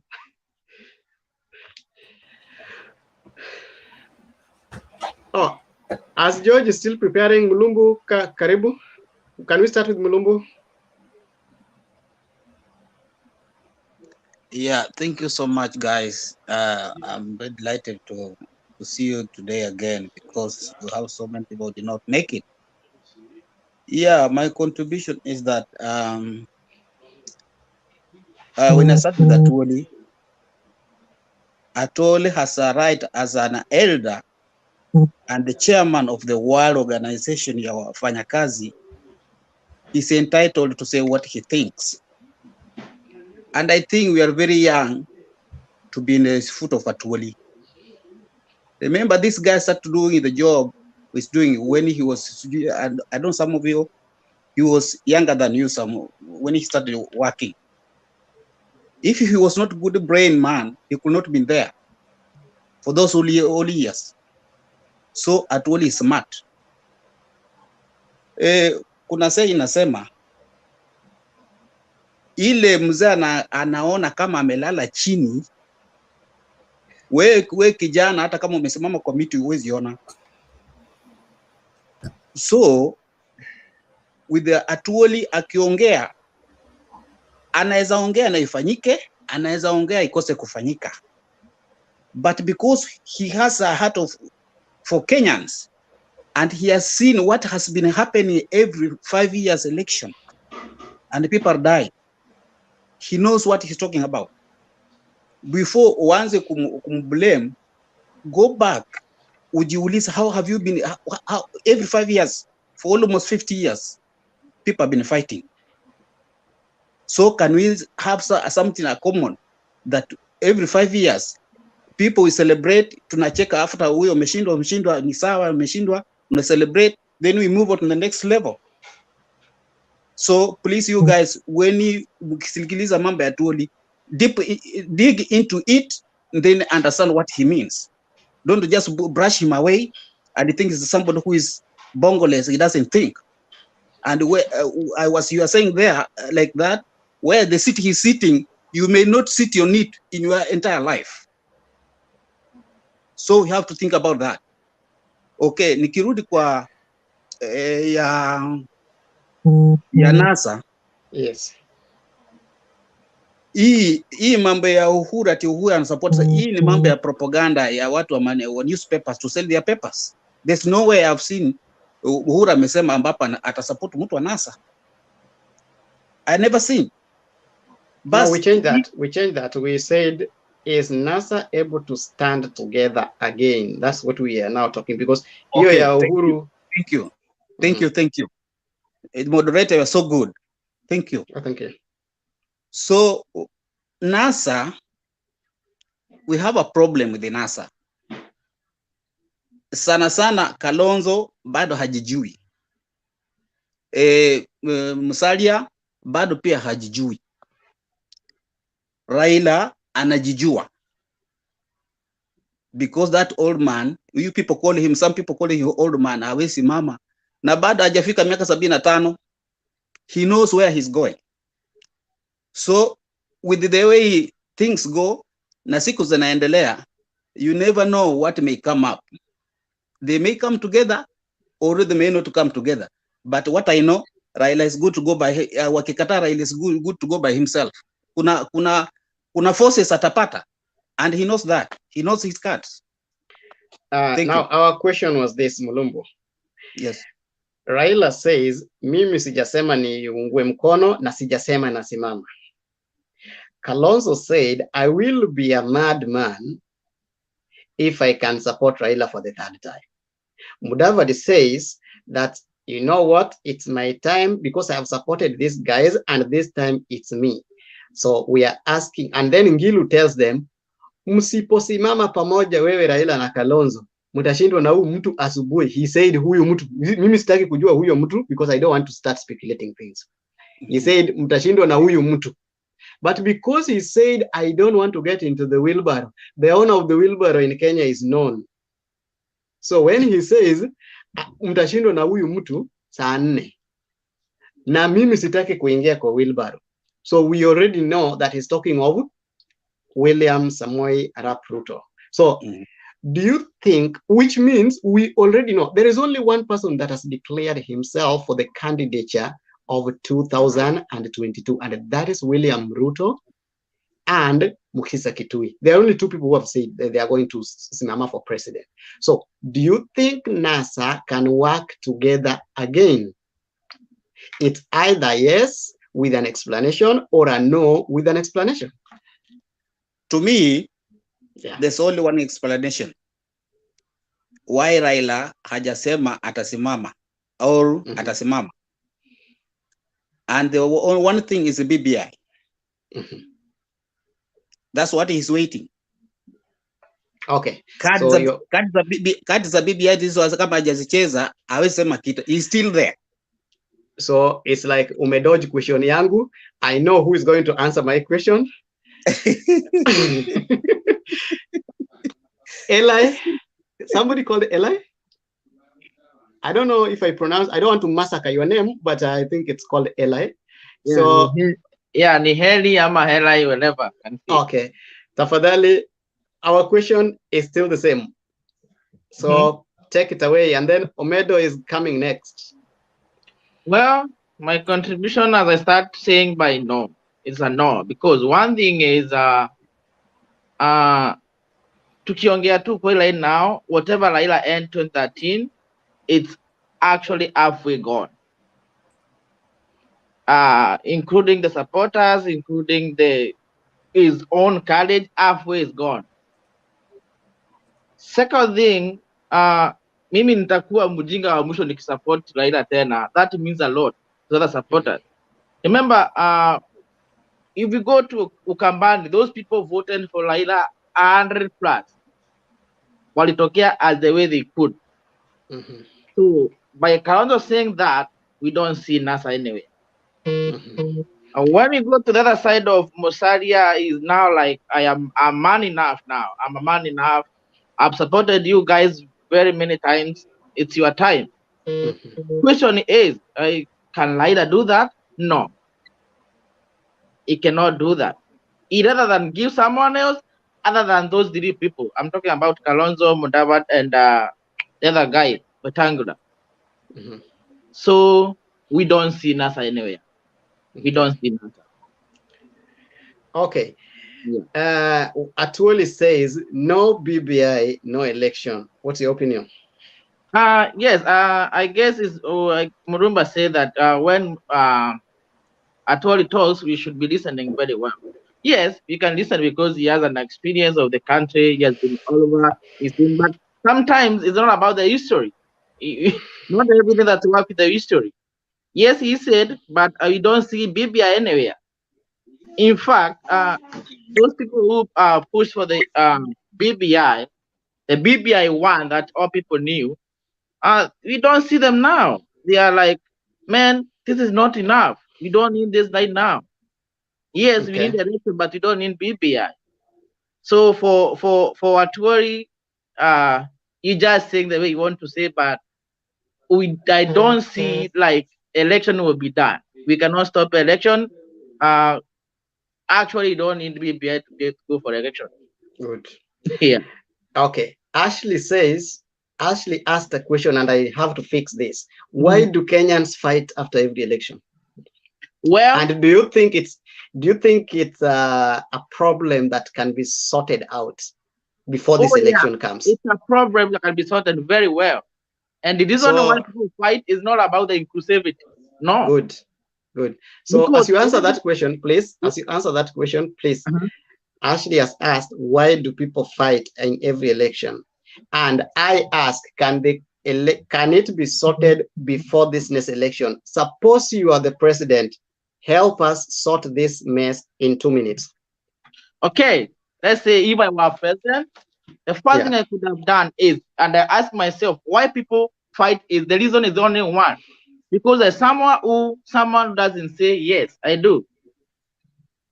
I agree this thing. Like we can see like some other countries have been doing well. If you lose, you lose.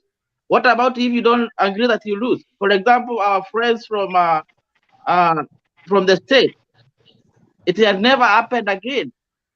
This time it happened because why? Someone said no, I did not. So it's about if you don't agree losing, then it means people gonna fight for you because you are the supporter. So you should have only come with that one law that governs us all. If you lose an election fairly, that's enough. You lost. And if you lost that you believe that you did a loss, follow the procedure. We don't need supporters to like say you won, you don't need supporters. No.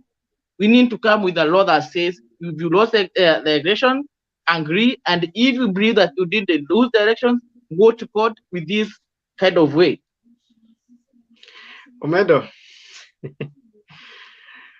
Omedo has a question for you, and he has also to answer my questions. So take it from there, Ben. Collins, mimi unioni ba? I'm seeing you, but this guy was ahead of you. Okay. Yeah. I'm very fair. Hello. Omedo. Hello. I know we passed George somewhere, so we are still on you. Omedo ama Omedo? Yes, thank you. Okay, my opinion on actually issues of no BBI has a lot of and there are narratives outside there that BBI is a gone case. So I think actually just trying to keep the followers that despite the challenges, the BBI is still on course. Yes. To me, I don't see BBI going.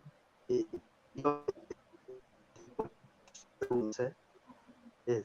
On issues of still work together. Okay. In politics, never say no or never. No or never in politics is not allowed, and is something. So NASA can still work together. Oh, we're sorry, we have lost him. Clinton, the topic is still the same. The questions are the same, but we are adding one question from Ashley. So pick it up. Which question from Ashley? Okay. One of the question is, okay, the topic of today is actually said, no BBI, no election. I want your opinion on that. And then the next thing is, people were spinning something like, oh, Raila, Uhuru is going to support one NASA, which is not true. So on that, we have just picked one thing. Kalonzo says, I will be a stupid person or a mad person to support Raila for the third time. Raila said, I didn't ask you to support me because mimi mwenyewe have not said that naenda kusimama. How do you want to support me na sijasema? So I've not asked for your support. And then Kalonzo Mudavadi says, I'm going to be the presidential candidate. Hata kama anatengeneza coalition nyingine. Ngilu tells them, if you don't work together, then mutashindwa na huu mtu asubuhi. So according to Ngilu, she's forcing the NASA team to work together again. Kalonzo is like, I can't support Raila again. Raila is, I've not asked for your support. Do you think with all that altercation, can NASA still hold and work together? If yes, then how? If no, then why? Then Ashley says, kwa nini tunapigana miaka tano kila election tunapigana? If you have a reason why tunapigana, can we solve the mess before this 2022 election? And if yes, suppose you're in the position to solve it, how? You have 2 minutes to sort it. Every topic. 2 minutes for all those questions? For each question. Okay, so I have like 6 minutes, yeah? You have 5 minutes to go, yeah. Okay, so acha nianzie swali la mwisho. How as a president I can solve the... But it is not the role of the president to solve the chaos after election. We can do it ourselves, sisi ambao tunapigana. But where is the problem that we are solving? Nitasema tena na tena na nitarudia kwamba tumeanza kushuhudia vita wakati Raila amekuwa akiwania uongozi. 2007 tulipigana kwa sababu ya Raila. Alisema tukatae election. Tulikataa kwa kupigana. 2013 alikataa election, tukapigana. 2017 the same. 2022 hatukupigana. So hata kama unaiangaliaje, the problem amekuwa baba. Solution inakuja hivi. Hii 2022 ajieke kando kidogo venye anasema, hajasema eti atawania. Akae tu kando kiasi, alafu akisha kaa kando, tuende kwa hiyo uchaguzi, tuone kama huyo mtu atashindwa, atakubali tusipigane ama bado tutapigana tu. And I have a problem with the president and Raila.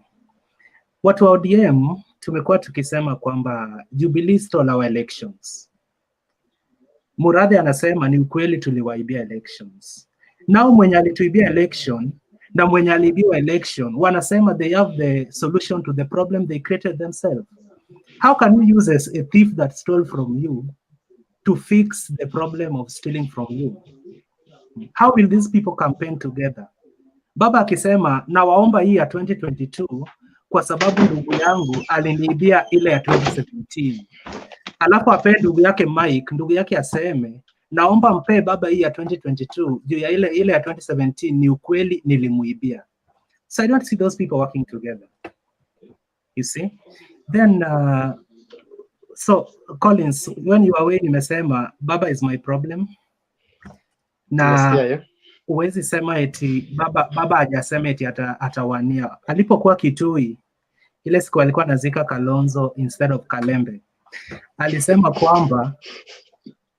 Baba alisema kwamba we can still work together with my brother Kalonzo. Kalonzo kabla asome speech ya president akasema NASA bado iko, hatujakosana na Raila, we still talk. Jana akaenda Mombasa akasema kina Kalonzo wanapiga kelele na sijaomba support yao. Ni nini alifanya ile siku alikuwa anazika Kalonzo? Si aliomba hiyo support ya Kalonzo? So hii ni siasa wanatuchezea. Baba ameomba support.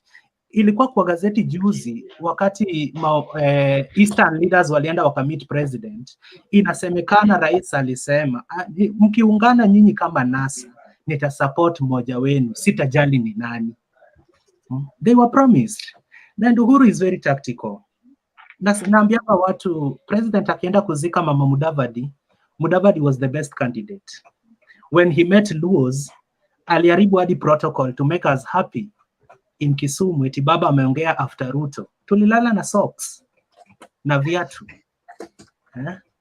Tukafurahia, tukampigia makofi, tukasema Uhuru tano fresh. Juu baba ameongea after William. When it comes to this issue of either supporting Raila in 2022 or not supporting him, I don't have a problem, Collins, to be sincere. But my problem na Raila mwenyewe ni siasa yake. 2013 to 2017, Uhuru ndiye alikuwa problem. Alafu now that competitor wake yeyote anakuanga na shida. Now that he knows Ruto is the next competitor, Ruto is the thief. Saizi Ruto akisema I won't be in the ballot, aseme Kalonzo nitaunga mkono. Kalonzo will be the serious thief in Kenya, according to Baba and his supporters maybe. So hii siasa ya nani muizi, wote ni wezi. Tutaenda 2022 tukijua tunaenda kuchagua muizi, lakini hatujui ni muizi gani atashinda. Wote ni wezi. Tunaenda kuchagua muizi, but we don't know the real thief. But Baba is mature enough to play safe politics, you know. I don't agree with him politically, lakini kuna vitu anatudanganya. You can't ask for support from Kalonzo today, then kesho umruke huyo Kalonzo. Na tunajua vizuri unamuhitaji ndipo ushinde competitor wako.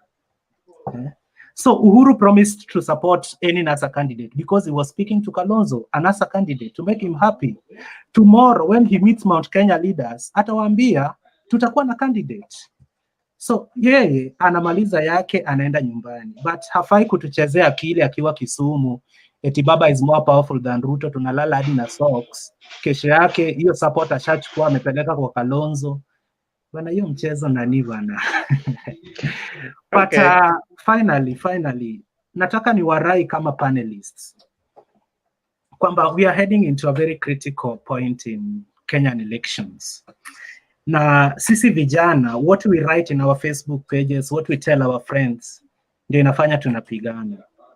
Nikikuambia I don't agree with Ruto, I don't agree with Raila politically, then I give you reasons. I may convince you to support my decision, but we don't have to disagree in a manner that is disrespectful to one another. But also the leaders that we are having, let them play politics. Juzi nilisikia Alfred Mutua akiita Ruto mwizi. Na last time alikuwa Embakasi anasema ukisikia Uhuru anaongea analenga Ruto. Ukisikia Raila anaongea ni jinsi ambavyo wanaweza wakamsimamisha Ruto. Ngilu kidogo aliye huko kwa Kalembe eti msipoungana haki ya Mungu tutabebwa na wheelbarrow. So Ruto is a threat politically. Why call him names? Washindane tu kisiasa. Mbona mwizi, wezi, nini? Kama Ruto atawabeba na wheelbarrow, wao pia wakuje na proposals zao. Nitawapa machungwa, Kalonzo atupe mwavuli, sijui hizo party zingine watatupea nini, na tusonge mbele tuangalie sera zao. But I am happy my party leader the DP alisema down up. Saizi kila mtu anaongelea vijana wana kazi, hadi baba mwenye alisema vijana ni takataka na wheelbarrow zao. So vijana ni ukweli hatuna kazi, but vijana hatuna kazi kwa sababu wazee wamekwamilia. Baba is almost 72, lakini anakuambia atakutafutia kazi, si atoke kijana kama Junet aongoze ODM. Ni kazi gani kama amekwamilia? Kuongoza ODM ni kazi yenye mtu anafaa kupewa. ODM is the official party of opposition. The leader of opposition hakuna kazi, atoke achie vijana. Okay, Clinton, I think your 5 minutes is done. And I only have one question. Sijaona mtu akibeba mkono kukuuliza swali kusijui kwa nini. I want to recognize somebody here who is saying anataka kuongea lakini amefinywa kupata chance. Anaitwa Musa Sira Mbora. You can check. This panel contains 5 people. 5, that's 10. So ukiona anytime tumebaki wa 8, you can just get the nini there. You can just get the link and nawekea link hapo chini wataiona. Yeah, you can just get the link. So ask me your question, Collins. My question is, umesema watu wanapigana tu wakati baba amesimama, which is I think is also right. I've not said anything about it. In 2000 and in 1992, watu walipigana Molo. Was Raila in the ballot? So you can answer that in 1992. And in 2005 kulikuwa na 2005 to 2006 kulikuwa na vita Kuresoi. I think Raila alikuwa kwa ballot, if that is the thing, because there was no election. But I meant Raila is always on ballot kukiwa na election. We had election in 92, 97, 2002. Yeah, was Raila in the ballot 1992? But we were not fighting for elections. We were fighting for elections in Molo. People fought for elections in Molo. Molo is not Kenya. Molo is not Kenya. Wait, I finish my statement. Molo sio Kenya yote, lakini 2007, 2013 na hizo 20 zingine tumepigana Kenya nzima. Yeah, so Molo maybe ilikuwa tribal. Yeah. Watu walipigana Molo and watu walipigana Kibigori na watu walipigana Miwani in 1992. So every elections tunapigana. So that's why we are asking, is there a reason that we can fight? This is not depending on who is in the ballot, but this is like, do we think there is a way in which our people are being incited towards the elections? Apart from the election results itself, is there some insights that people are doing? There is some incitement that people are doing towards the election that is pitching people against the others. Or in that, I'm going to have Mark. Sinikujibu tu moja alafu yeah, you are answering, and then after that, Mark is going to talk after you. Yes, answering. Okay. So Collins, nimekusikia vizuri sana. Lakini mimi shida yangu ni ukweli tumekuwa tukipigana. That's very true. But you have to look at why are we fighting? Who are the causative agents? Kama bado nakumbuka kem kidogo. Causative agents ambao wanafanya tupigane. Nimeanza kwa kukuuliza swali. ODM tunaambiwa tulibiwa election 2017 na 2013. Which may be true, may be false. Aliyetuibia hiyo kura, Muradhi alisema ni mheshimiwa rais. Saizi huyo mheshimiwa rais na Raila mwenye aliibiwa wameungana eti wanataka kusuluhisha hiyo shida. Collins, I steal your pen. I come to you, tell you now, we want to investigate those who always steal the pens. Collins, nitakutuma uende ulale na nikuibia tena ya mwisho. Jameni, we cannot use the problems that we have in the country to solve our problems. People know very well that constitution making process is a process that the government cannot initiate. They went ahead and initiated it. We start blaming judges. Surely. Man, Raila atoke kwa ballot, tukue na watu wageni, lakini swali si kujibu nile ya Mudavadi na NASA kuwork pamoja. Watawork pamoja, for your information. Mudavadi akitakaga kusupport baba anaanzaga tu hivi venye ameanza. Oh, mimi huyo mwanaume hata kanikatia siwezi mkubali. Lakini kidogo kidogo ndani. In fact anaweza kuwa hata number 4. Akiambiwa utakuwa speaker of the Senate atakubali. Juu amepigwa na baridi ya kutosha. So NASA watawaka pamoja. Lakini wanaweza shindwa wakiwa pamoja vile vile. So it won't be easy. It won't be easy on them. Mark, can you take it? I know we spinned around the questions, but the question is still the same. Atwoli says if there is no BBI, there is no election, or we can postpone the election. Then on the NASA group, kila mtu anaongea yake. And Kalonzo says, mimi nitakuwa very mad and stupid to support Raila for the third time. Na ikiwa ni hivyo afadhali niende Seikuru. Then Raila says, mimi sikukuomba. Ni aje unasema nataka kunisupport na mimi hata mimi mwenyewe sijasema nataka. Mudavadi says mimi this time round naenda peke yangu. And Ngilu tells all of them, mkicheza mtashindwa asubuhi na mapema na mtabebwa na wheelbarrow. Do you think Ngilu's voice will be heard, or do you think these guys are not going to work together? Mark, you have 4 minutes.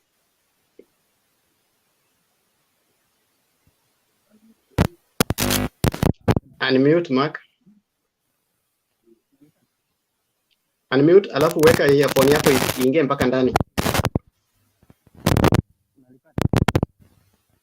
Okay, get off the earphone and then you can talk. As others, we can mute our earphones, our microphones.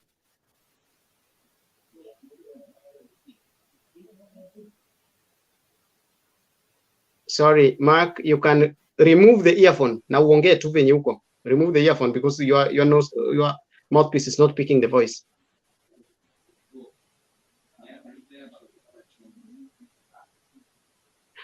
Okay, can we have somebody, Ashley?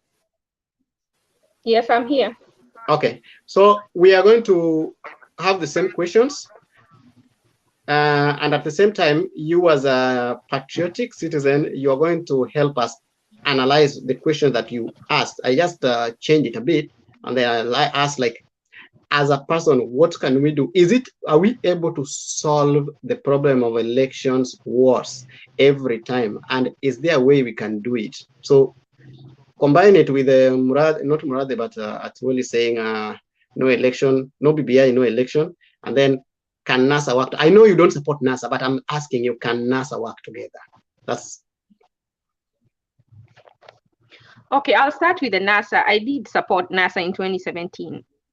And just like Davadi and Kalonzo said, it can't work if the principle, or they said that they can't work with Raila being the one who is as the candidate, and they gave their reasons.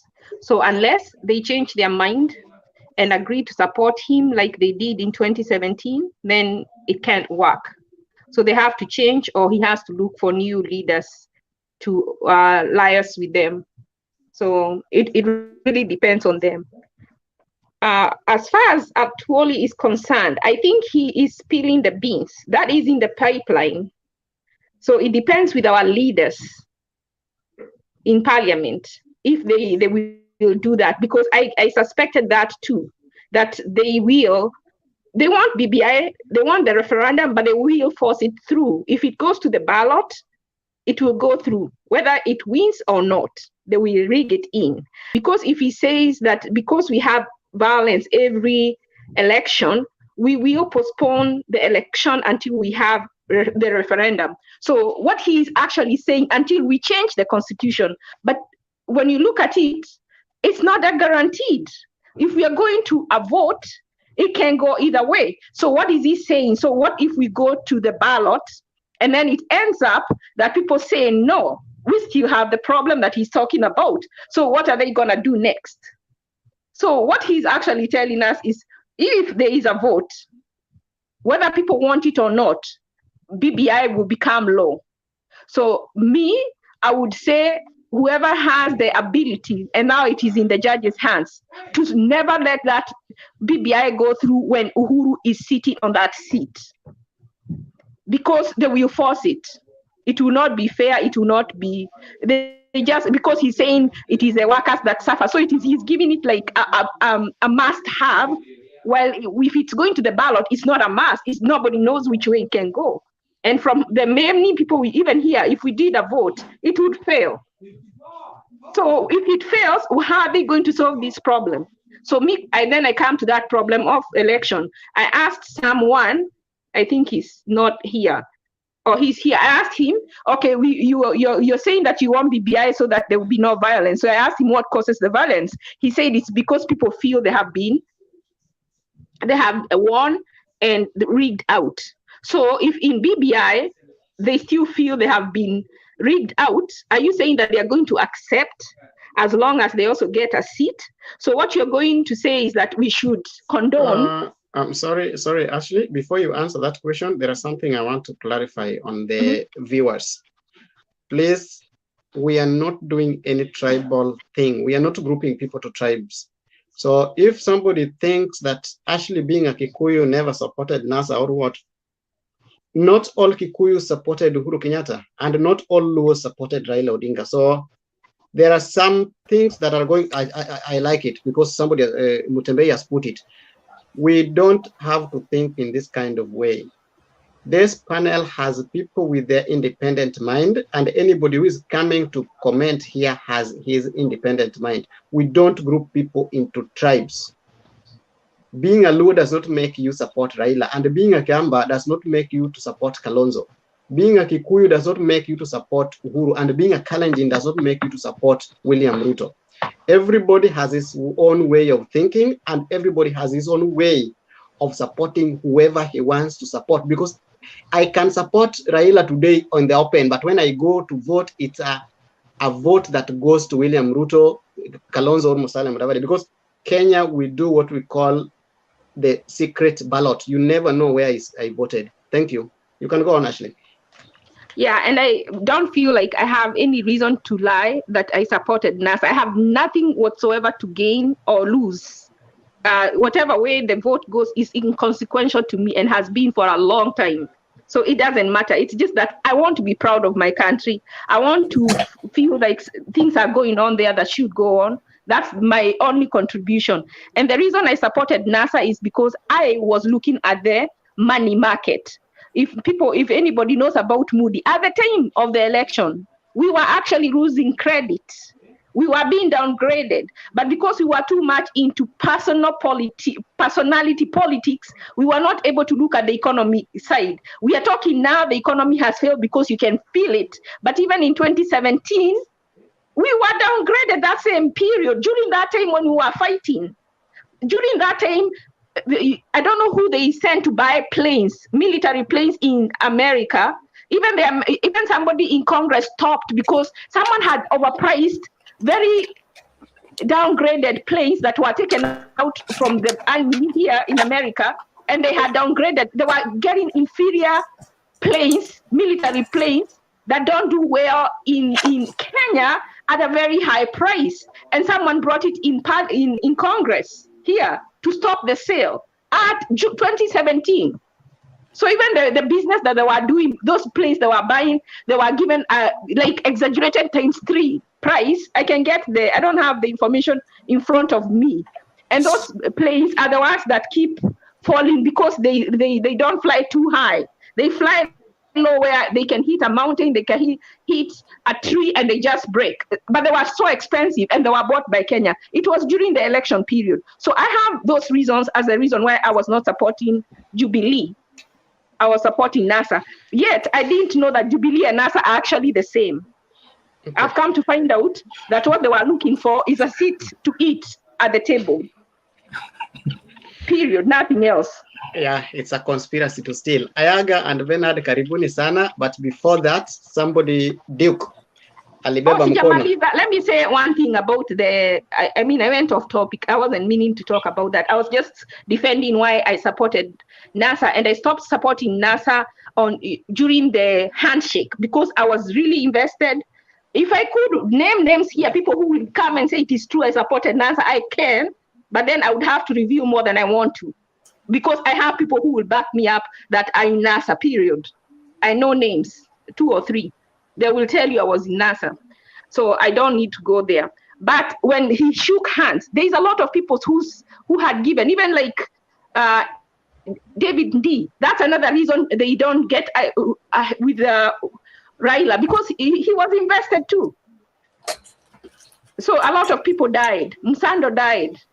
And all those people. But last and not least, BBI does not solve the problem of election fraud, election rigging. So we will have, unless they're saying Jubilee and ODM, we join together. So I don't know who the opposition is going to be. And I don't know whether there will be a fight, but I know BBI doesn't solve the problem that makes us fight during the election. I believe when in 2017, when NASA and Jubilee went to court, had the server been opened, there would have been no violence. Good. So we don't need BBI. The people who steal are the ones who are asking for BBI because they still intend to keep those high seats, but they want to cool the temperatures of those who have been stolen to by being given inferior seats. And we know that, unfortunately, the people who support Baba, you need to remove him and put somebody else like Orengo. So put somebody with balls who will not accept to be given a lower position when they have actually acquired a higher position, like he did in 2007. You keep saying he won 2007. Why did he agree to be prime minister? And then you come and fight people. You come and cause chaos. Put somebody strong in their willpower that they're not going to be remote controlled. That's the problem. Okay. And that is my opinion, because why would you win to be president and agree to be given prime minister position? Someone, before you tell me anything, you answer me that. Why would you agree to be prime minister when you know that the presidency belongs to you? I would not agree that. I would either demand the presidency or nothing. That's what I would do. Okay. That is belittling me. That is belittling me to give me the vice presidency or the prime minister when I have won. So how do we solve this problem? We solve this problem by transparency. If we have to get the UN involved to come and help us, if we have to declare in each constituency who has been elected president from the local level, so that even if we are going to take them to bomb us, we already know it has been announced on a local level who has won. We will reduce the votes that are added on transit. Mr. Chair, is actually in order, Mr. Chair, to mislead Kenyans, Mr. Chair. Alipigia Jubilee, alipigia NASA, alafu after election akakuja karealize wote wanafanana. So kuna wengine wetu tutaogopa kupiga kura juu pengine mirengo yote yanafanana. On me kama unaongea, I was quiet. So please, just give me chance to finish so I can log out so someone else can come in, because there are people who are waiting to get in. No, Ashley, you have a question coming from someone, you have a question coming from Clinton, and you also have a question coming from Jakes. You also have a question coming from Ayaga. So yes, let me finish quickly on Sam. what I'm saying, in order for us to have BBI, we don't need BBI. All that money we are wanting to spend on BBI and to pay the 5 positions and to pay all those 70 other MPs, we can really use that money and put it into our higher education, that we don't have to multiply their fees by 3, thus making our poor people not be able to afford college, which is now becoming a requirement in order to lead. So we are actually trying to keep poor people poor, where they cannot proceed to become leaders of tomorrow. We have to see these guys. We are not all rich. I don't think you can be a millionaire and stay here talking on this. We have to defend our people. And we have the day we will all think as nationalists instead of in our tribal cocoons. That is the day Kenya will get a breakthrough. Okay. You have a very good question coming from someone. Someone, please. Someone. It's like someone. Unmute.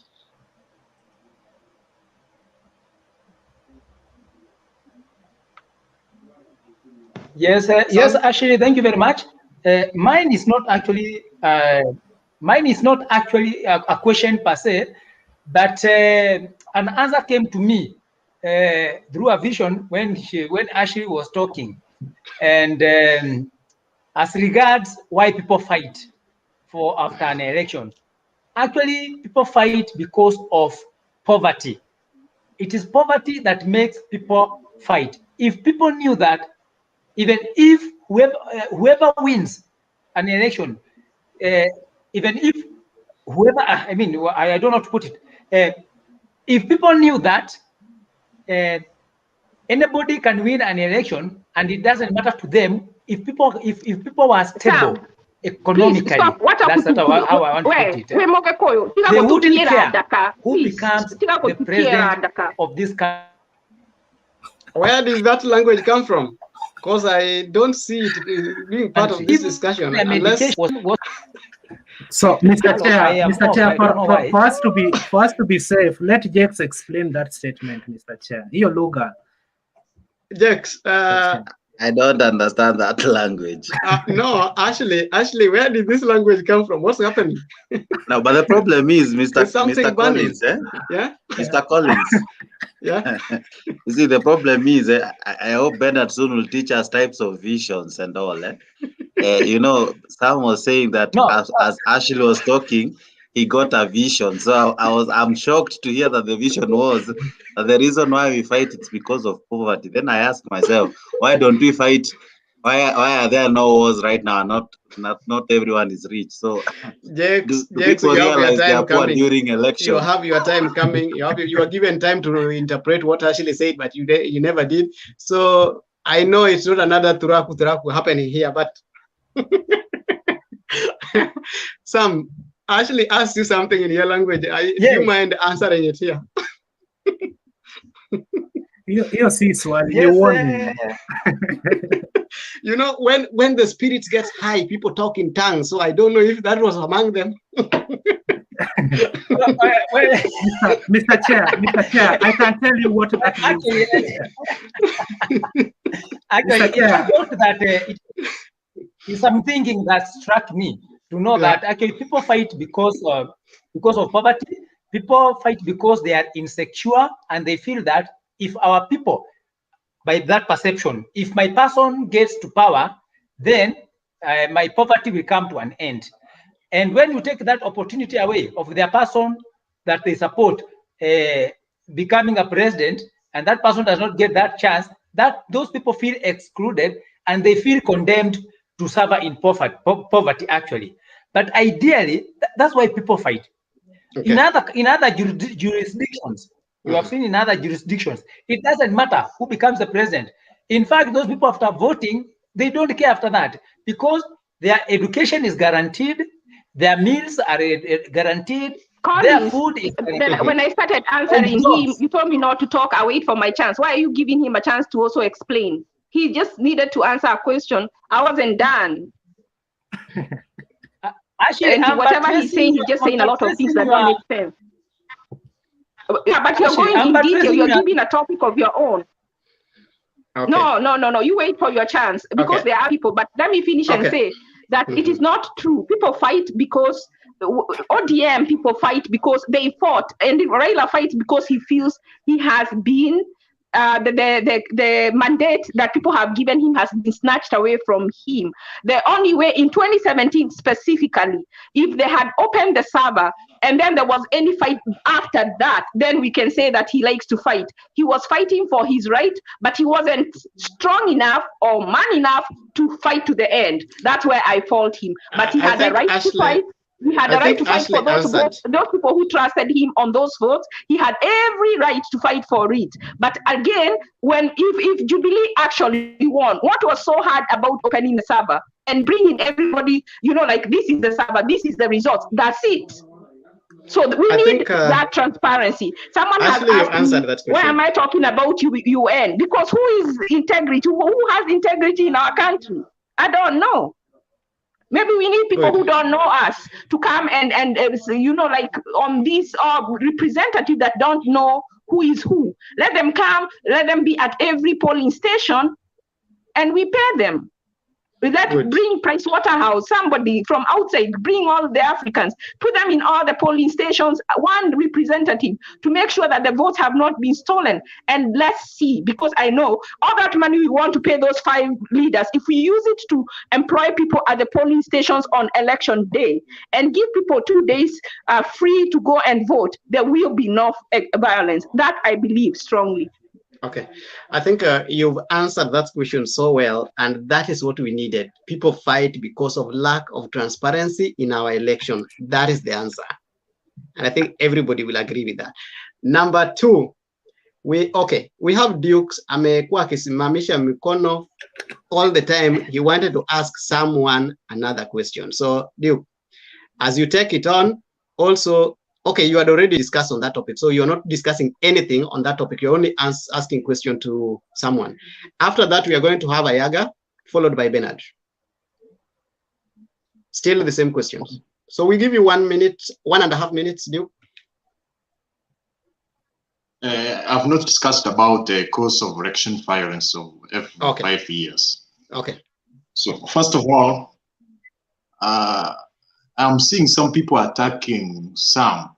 Some have said some facts, unless some of you have not been listening carefully. First of all, I want to answer that question. Why do we have election violence after every 5 years? Most of you have talked about the exact causes. About transparency is actually the main factor. I will only disagree with I think Clinton, who said, he talked about Raila being the problem. Actually, Raila has been a victim from my own. First of all, what I can say is about transparency. That's a factor because we have been having election violence after every 5 years because the process has not been transparent. There has been daylight fraud. For instance, I asked this question time before because most of you have smartphones. I have a smartphone too. Smartphones are as cheap as 10,000. Those smartphones work for 5 years. But if you see, there were what you call Kim's kits, which were bought, each was bought at 150,000 Kenyan money. And they were to be used for 1 day. And they failed. It's not practical. Those Kim's kits failed by design. If I buy a smartphone for 10,000, it functions almost for 5 years. And here is a gadget which has been bought at 150,000, and it was to be used for 1 day. And it fails. It's failing by design. Therefore, the causes one of the causes that there has been no transparency in terms of election firing, election conduction, the conducting of election. Also, another factor is that we do not have trusted and strong institutions. For instance, in 2007, there was an election violence because the president and the judiciary was the same. So Raila has no option. the court was it's like Kibaki was commanding all the judicial section. Therefore, he was unable to go to court. For instance, in 2017, there was some disagreement, but because the judiciary was an independent arm of government, it's to some extent the election finals of 2017 cannot be compared to that one of 2007 because the judiciary was having some power. It's like it's tried to solve the crisis in a way. Therefore, it calmed the political temperatures. Therefore, what I'm trying to say is that the main cause is there is no transparency. Two, the institutions have no power.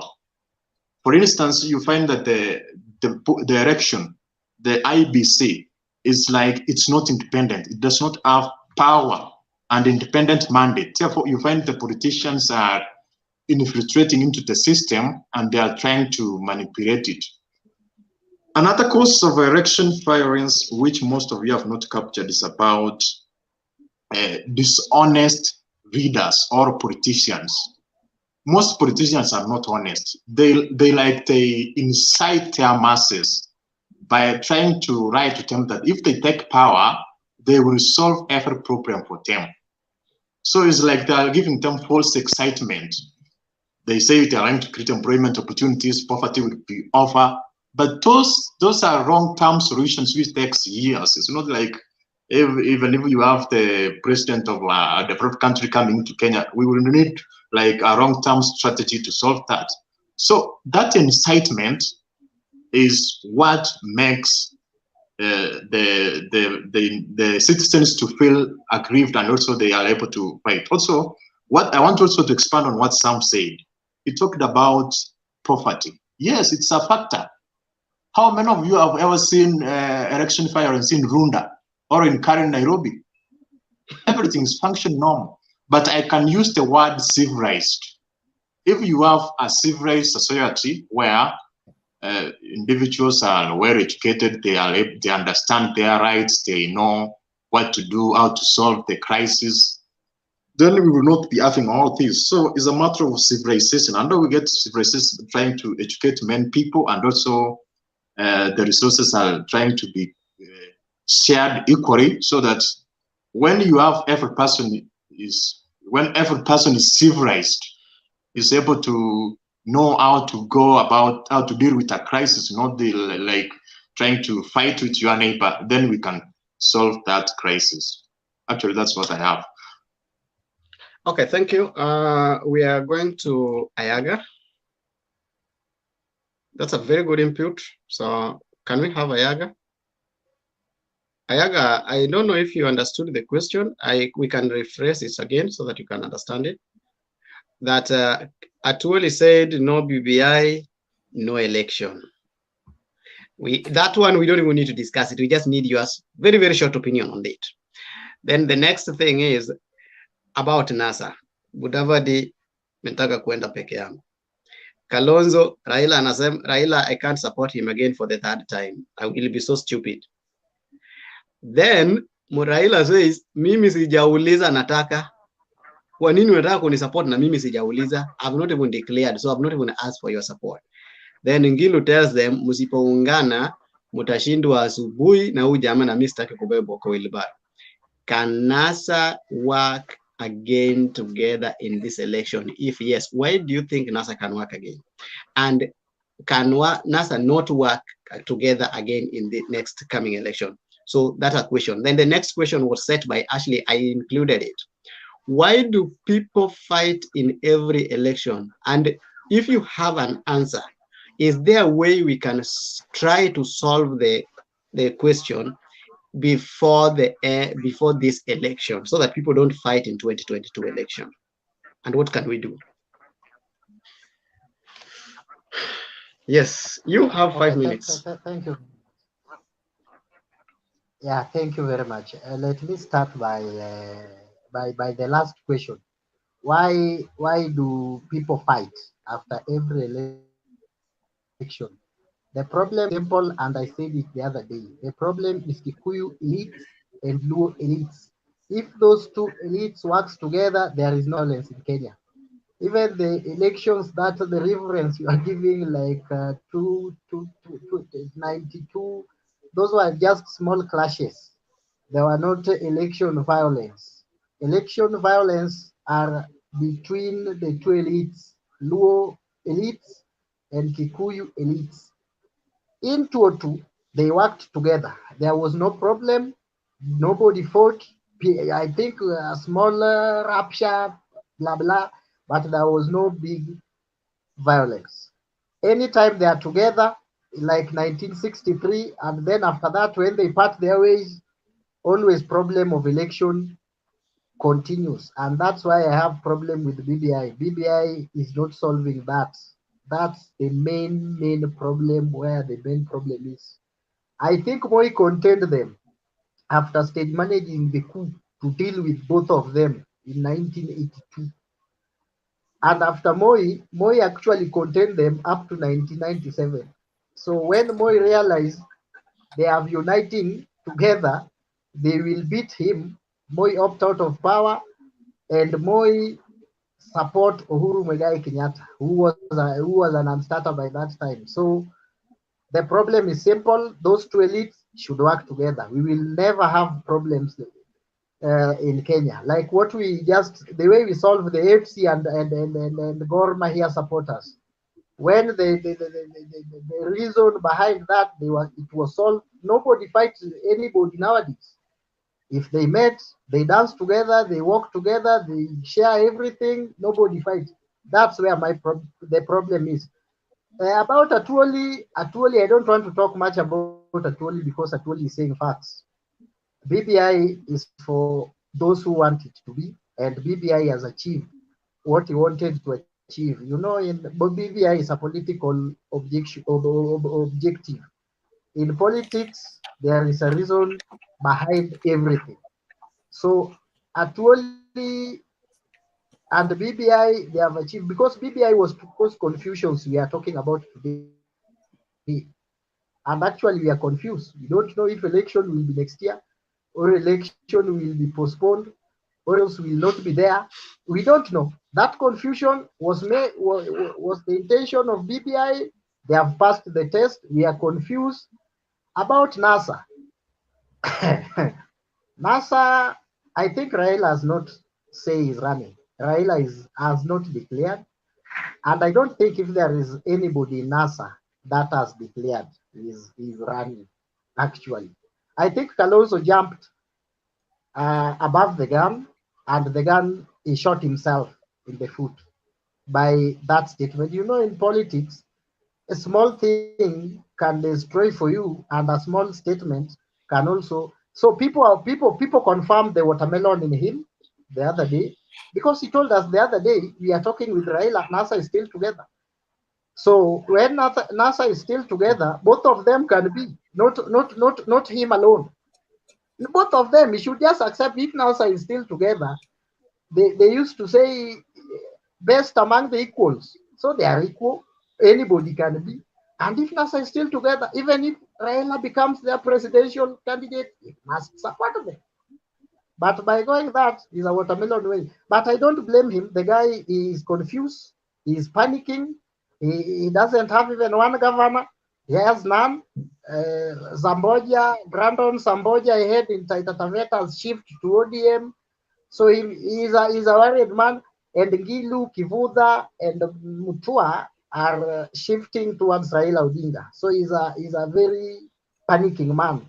And any statement somebody make or made in a panic mode will translate to what he was saying, such things. The last question, I think, is there any question, Nimeacha? No, you've answered all of it. But now I need to say something which you have said, and I know it's not correct. If somebody was elected on a party's ticket, is still in that party. So now somebody has not moved, because the constitution says that if you move from one party to the other, you should resign so that we have another election. So still the people he still has a governor. So that we can put it the way it is. Even if you grab it, that's why when Malala moved to other, sometimes he supports Raila, sometimes he's not supporting. But when he realized these people want to get him off, He went back to his ANC and says, I'm here to stay. Okay, we have Bernard, and I know that somebody is in the we have Betty Florence. Thank you. And if you want to join, you can use the link down there, the Betty Florence. Then there is David Olo. We have to clarify this. We are not discussing Raila Odinga. We are discussing NASA. And I think David Olo has his own feelings that he is trying to put. I wish you could have a time so that you can join us in the link. Use the link to join so that you can make yourself be heard. Meanwhile, we can welcome Mr. President, but Bernard, take it away. You have 4 minutes to go. Because we have answered a lot of questions, so you can only take it in a divergent way, but you are not changing the topic. Thank you. Habari ya kila Mkenya. I'm happy for what is happening. Zolita Collins anaanza kunisomea mapema na mimi sijawasha moto wote, lakini najua ni sababu ni nini. Well, what I can say is simple. On the where do I start? No BBI, no elections. It's nothing new. We had it back in 97. No reforms, no elections. So when reforms are necessary for the elections, the slogan becomes that. But will that make it mandatory for us to have BBI before we have election? Not necessarily, but it could help much when it is enacted before the elections. I've heard much of Raila being the problem and why there is violence after every 5 years election. And that is courtesy of the other Collins. Sorry, Clinton. Not now, me. Sorry, Clinton said, Raila, we fight because Raila vice. Now, that in my school of thought, it defeats everything now. Somebody vying, how does that result into fighting? And now you want him not to vie so that there is no fighting. I don't think we are ready to face the truth if we begin to go in that direction. The truth be told, like Ashley said, and I can confirm we were with Ashley in NASA together as bloggers 2017. So she was in NASA and supported all the way. I agree 100%. Now, transparency of the election. If I lose, well, I go home straight. But if I win and you want to make me a loser and you want me to take it sitting down, it doesn't work anywhere. So if you're going to interchange things, expect the fight, no matter who vies. So nobody will be snatched what is rightfully theirs and take it sitting down. And if we think we can get away with that, see how much it has perpetuated. We started in 2007. We continued in 2013. We continued in 2017. The result remained the same. So the only way to stop it is make elections transparent. Let the loser know he has lost. Let the winner know he has won.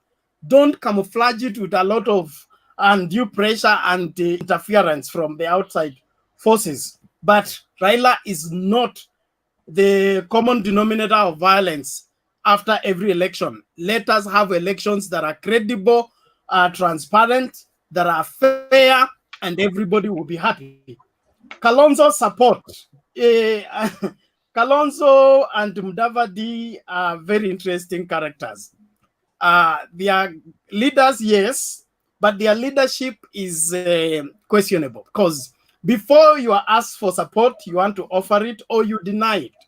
The truth is Kalonzo and Mweta and Mudavadi ganged up together in Kibra to go and take over the bedroom. How many votes did they get? Now, if we use that bearing, how much are they staking? With or without NASA? Their numbers are known. So they should not begin to claim something here or there. everybody is free. This is a free elections. And anybody who has attained the age, is of sound of mind, and is a proper Kenyan, is free to vie. Raila doesn't have to stop vying for you to vie. Go all the way. Mudavadi did it in 2013. He went all the way. It's not the first time he's doing it. So he's welcome. And we are ready for everybody to vie. Ruto is a threat. I don't believe so, except in what he believes. One of my, my eye view on the Ruto is that he overrates himself, number one. And number two, he has already decided that he is a flag bearer of his party. Why is he the only flag bearer? I will tell you. The reason why he's running away from Jubilee, he was a Jubilee candidate all along until the Kirinyaga governor said, this seat is no for free, okay? I'm also going for the ticket. I'm also going for the ticket. It appears to me that William Ruto is afraid of nominations. That is why he wants a party where he's a direct presidential candidate without competing with others. And that is not healthy for democracy. If he has decided he's the candidate of UDA, let him enjoy that candidacy. And let him not now begin to choose the candidate of the other part, the other team. Let the other team organize themselves. Whoever they bring, let him be ready for competition. Why is he concerned about who is the flag bearer for the other team when he has already declared himself without nominations, without anybody vying for him or supporting him to take the seat? He has already taken it for himself. Let him enjoy it, ride the UDA wherever, and then at the end of the day, we will know who is who. I don't see why you should be concerned about what the other team is doing in terms of who will be their flag bearer when you're already a flag bearer and you have already rolled out your campaign. Everything is going. Just concentrate on your wheelbarrow movement. It will go somewhere and we'll know how to stop it. NASA working together is possible, very much possible, not as NASA. From the latest talk, there will be something bigger and greater than NASA that is in the offing. So NASA, it will be part of another super alliance that will be used to construct or reconstruct Kenya after the next elections. On that, I would want you to shape your. Excuse me. On that, I would want you to shape your thinking system so that you can answer our questions in another way. That in what conditions can NASA work together? Because you're breaking so much. So if you are hearing me, I think you can set your internet. In what conditions can NASA work together? Try again. Okay. Your internet is breaking. That's why I've asked you. Oh yeah, now you're at the back. Good. I'm here. Okay. Now, there are no conditions of working together in politics. There are only interests and where can your interests be served. And the coming together of Raila and team, okay, will not be an issue of even individual choice. It will be an issue of where I've been caught right now. Where do I gravitate in order for me to achieve what I need to achieve? So people like Kalonzo, Mudavadi and all that, they are not even going to make it as a personal decision. They don't have a choice in this matter. For once, if they choose to go the other way, they know the outcome. If they choose to remain, they know the outcome. So it will be, I'm making this decision because it is serving my interests at this point in time, and it is healthy for Kenya for that matter. And I had started to say that the coming together of the Raila team is not because of Ruto. Ruto may be one of the factors, yes, but it cannot be the only factor.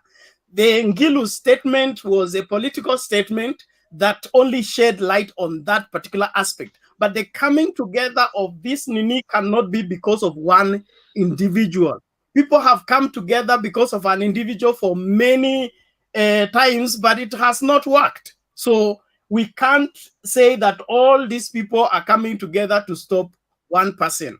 It is overrating that person and trying to make that person feel bigger than his size. The truth is, Kenya is at stake right now. Things are bad. We need a rescue team. This team is being concocted to rescue Kenya. If it is rescuing it from Ruto, so be it. But the focus is to rescue Kenya. Thank you. Okay, someone has gone, but I think he needed to leave, though he wanted to give a parting shot for himself. On that, somebody has been just warming the seat here. He knows himself. Jakes, you can't warm the seat and you're here. Please give us your opinion. And Jakes is going to be, if you have any question for Bernard or any other panelist that has spoken, then you can mix it with it. And then you'll be followed by... I have a question for Bernard. Okay, start with a question, and then you explain, you give us your opinion. You'll be followed by Kizito. Okay, my question. Okay, Jacoredo, Clinton has a question for Bernard also. So ask your question before you give your opinion, just ask the question. And then Clinton is going to ask the question. Then we have Eli is also asking a question. So Bernard, be ready. Bernard has rightfully said that it is only one candidate via the name, the chief chicken seller, one William Samoei Ruto, that he has declared his candidacy using a UDA ticket. I'm yet to get that memo. I don't know if it is if Clinton has gotten it. All I know is he's an ambitious leader who wishes to be a candidate. Mutua has said he wants to be a candidate. No one has opposed him. Mukisa Kitui has also done the same. No one has opposed him. Not Kalembe, this guy, the Makueni governor, also said the same. So basically, I think it is wrong for Bernard, before I even ask him the question, to tailor-make his argument to criticize one person's ambition. So maybe Bernard can tell us, when did Ruto say he was going to stand with UDA as his presidential candidate or member or leader or whatever? Because by the end of the day, I think whether Jubilee allows him or not, his candidacy was declared so many years back. So Bernard, my question to you is this: what makes you to say that it is only Ruto who is criticizing the other team, while you are here tonight doing the same to him? So what is your question?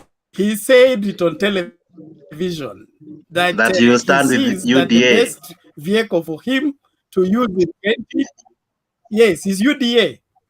So we are not putting it on him. And he is the alpha and omega of UDA.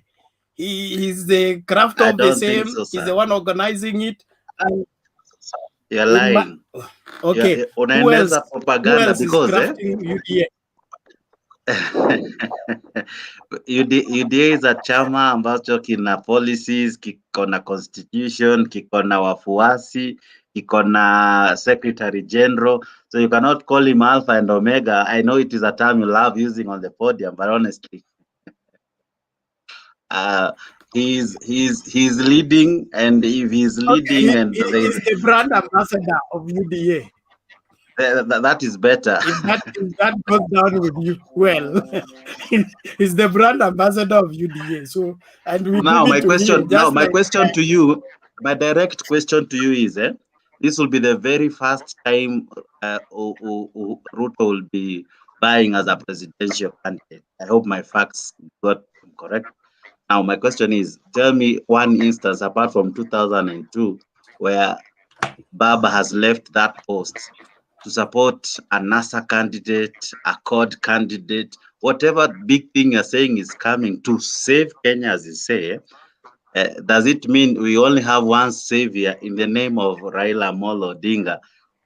Don't others qualify? Because I don't think Kenya needs a one-man show to make it saved. It needs all of us working together. So how does only one man make it that he is the only savior? And I only know that you only preach of one savior, Jesus. So how does Baba come close to that? Baba is not a savior, and Baba's candidature is not decided by Baba.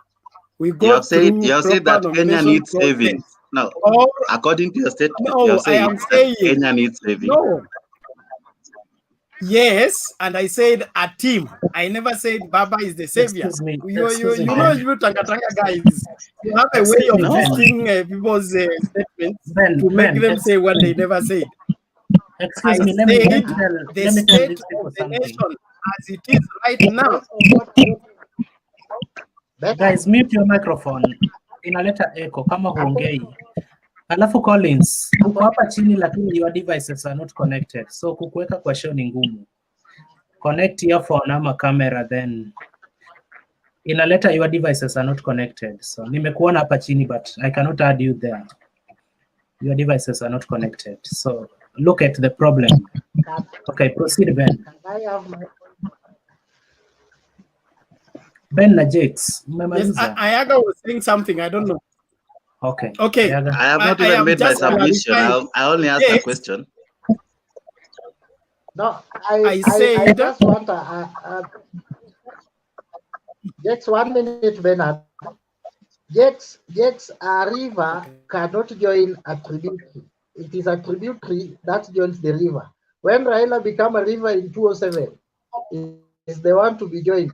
When Mike Baki ran for presidency in 1992, it was him throughout. He never supported anybody until he became one. So you cannot tell me today, according to UDA, if Ruto loses in 2022, he will support somebody in 2027. That's how not politics doesn't work that way. Once you become a river, you are supported until you carry up your hands, or you opt out of the race, or you become one. That's the meaning of a river. Can never join a tributary. It is only joins a lake. Okay, can I go ahead now? Thank you, Ayaga, for that one. So, like Can I I go said, ahead? You are asking me a question, or you want to give your submission? I thought Ayaga I has wasn't answered sure. your. Okay. Go ahead. Okay. There was a question from Eli. Yeah, my question to Bernard is, if Bernard you are Luto, could you go for a nomination with the Jubilee, with the people like Secretary Morate. General? Could you go if you are Luto? Just tell us if you could go. But Bernard will never be Ruto, and he cannot be Ruto. I am glad I am not Ruto. Secondly, the Jubilee Party, okay, was put together by Ruto, okay, and Ruto being kicked out of Jubilee is yet to happen, okay. He's the one who went out and started to build another house, okay, and began to move goods to the other house. Now, if you are married to somebody and then the wife begin to build a house of her own, she begin to move her things to the other house. Do you continue to organize for inheritance in this house, or you look for a replacement? Allow me to make my submissions, because Bernard will not answer your question.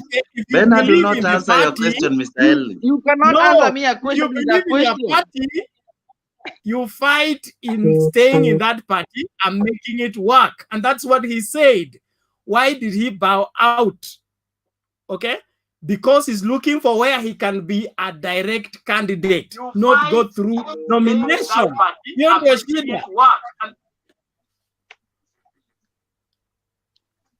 The only nomination that DP was involved in was 2007 when he wanted to be president. You said he was never vied for presidents. Then we went to Kasarani and we voted in for Baba. And Baba chose all of them, the people that participated in the presidential nomination, as captains and Pentagon representative of their various regions. And that is what happened. So I don't think we should be even investing time on that. The truth is, if we want to go it democratic way, let's decide it democratic way. If we want to go it dictatorship way, let's go dictatorship way. But let us not camouflage and come and say, this is what happened. This is what happened. You say, my job was given to Matiang'i, but you continue receiving salary all through. Now, what is happening? I think we like, you know, we want what is right, yet we want to support what is wrong. It doesn't work that way. Tukubali. Bernard. Kama mtu ni yes. Bernard, how are you? You I'm are fine. really How are you? struggling. You should be paid for what you are saying because you actually doing a good job. You are contributing to the growth of this country. What I like to say is that even last time judges were appointed, and somebody in Nakuru, somebody in Nakuru said the JSC should not appoint these people to be judges of the promotion they were given. But at the end of the day, who is suffering? It is the common mwananchi, because we, the common mwananchi, somebody has been appointed. You know the power that is in appointing. You are appointed, and then somebody tells you are not going to work, but you are drawing salary and you are drawing the allowances. So the judiciary of this country is vogue, rogue, and rotten. Three words. You guys are changing our topic. Just listen, Collins. I'm coming to what you want. I'm seeing you in Sophia, specs. are you asking me a question because the floor was mine and I'm yet to hand it over? No, it was yours. I'm just appreciating you, and you have talked so much, but you should now rest. Okay, if you have confirmed that he should rest, okay, let's wait. If you have said that he should rest, then can we go to the next person, please? Jax Who is this? Because Jax was supposed to speak after. Collins, are you the one who is moderating this thing, or Clinton? Who are you? Where you are? Have you come from? I'm the one who is moderating. It's only that moderating as who? Who has given you the authority? You deserve to be muted and removed. Mpaka Bernard unamuuliza swali anakuuliza sasa umeniuliza nini hapa? Okay, because Bernard talked over, we always have a thought process, and when we want to have a simple thought process, we should be always trying to tailor our thinking towards one line, so that when questions are raised, the questions are raised towards a topic. That's when sobriety comes in. Because you can't be sober and ask a question that is not within the topic. You are jumping the syllabus. But that said and done, any question that was running must run towards what Bernard spoke, because that's when we now have a question to rebuttal, because that's when he can say, I didn't say this, or I implied this. But if you're setting another topic within the question, then it means he's going to take his time to do some research or to start fumbling and speaking the things that are becoming rumors or hearsays. Can we have Jax going on, please? Okay. I wish to start with a disclaimer. It is not true that Ruto ujijaza sana. I think time and history has it that we have few guys who have done it. Those guys who came around and told us they have 10 million strong and all. We have seen what happened to the 10 million strong. Now let me make my submissions. Now, the first question was, if Collins, you can remind me what happens to I don't know, I cannot remember. Okay, Atwoli said like no BBI, no election. So okay, it's not a point that's so big, but it's what do you think as a person? No BBI, no election. And then you also had the Ngilu trying to make NASA to work together. And in the same point, Kalonzo, instead of answering to Ngilu, he answered to a question that was not already set. He told Raila, I'm not going to Yeah. I'm not going to. Okay. I'm not going to support you for the third time. I will be mad. I better go to Sekuru. Then there is another person who says, this time I'm going to stand on my own, and that was Mudavadi. So do you think NASA can work together again? Then Ashley set another question that we needed to ask. Why do people fight in every election? So if you know why people fight in every election, if you have a point, then is there something that we can do so that there's no fight in the next election, before the next election? Can we be able to solve it? If yes, how do you think we should do it? Okay, you can pick it from there. Okay. I hope if I don't remember some of the questions, you'll be reminding me along the way. Yeah? Okay. One of the reasons I think I'll start with the question of Ashley, why do people fight? One, I think it's because of our leaders who take advantage of, as Duke had said earlier, of our poverty and lack of resources and all. Our huge number of unemployed youths who are easily manipulated by the lack of jobs and also a 200 bob seems like a lot of money. So when it's issued to them to cause mayhem and chaos, that's what they use. And because of a leader who is not okay with the results, who wants to frustrate the results or the outcome of the results, who refuses to accept or maybe even allow the due process of even contesting this election, they take advantage of the young people. They take advantage of the unemployed people, because as Duke was saying, we don't see the violence in Runda. So, but by the end of the day, we also don't see crusades in Runda. So it is poverty being taken advantage of. We also don't see campaigns in Runda. We only see them in where people can gather, and at times it's near slums and all. So basically, what am I trying to bring home? They take advantage of our lack. They take advantage of our poverty. They take advantage of our weak state, and then they capitalize it by giving us incentives. You know, I even was one time saying it is even wrong to give wheelbarrows just as a campaign tool. Today I was seeing the UDA candidate in Kiambaa fetching water, cutting some grass for kettles and all, sweeping some streets somewhere, akipasua kuni. All these are tactics by politicians. But if we as leaders, or as voters rather, can rise above such, because it is such that informs our voting, it is such that creates a euphoria kind of moment that we end up voting for a leader. I have seen Mtembe is in, so I'm sure he's ready to attack. But before the attacks come in, so I'm saying that the lack of of resources, our poverty, is what our leaders take advantage of. So that could be one of the reasons. So if our people are empowered, if they are employed, if they have something to do, they will not be too idle to be anyone's use of distraction. Because basically, even Bernard will lightly tell you that an idle mind is the devil's workshop. So these people are idle. These people lack something to do. Because of their lack of something to do, it is easy for anyone to take advantage. So it's just a manipulated system where the leaders take advantage of their subjects, use them not for good purposes, but to cause chaos and A point issues. of order. I have something to do, Jakes. I am not idle.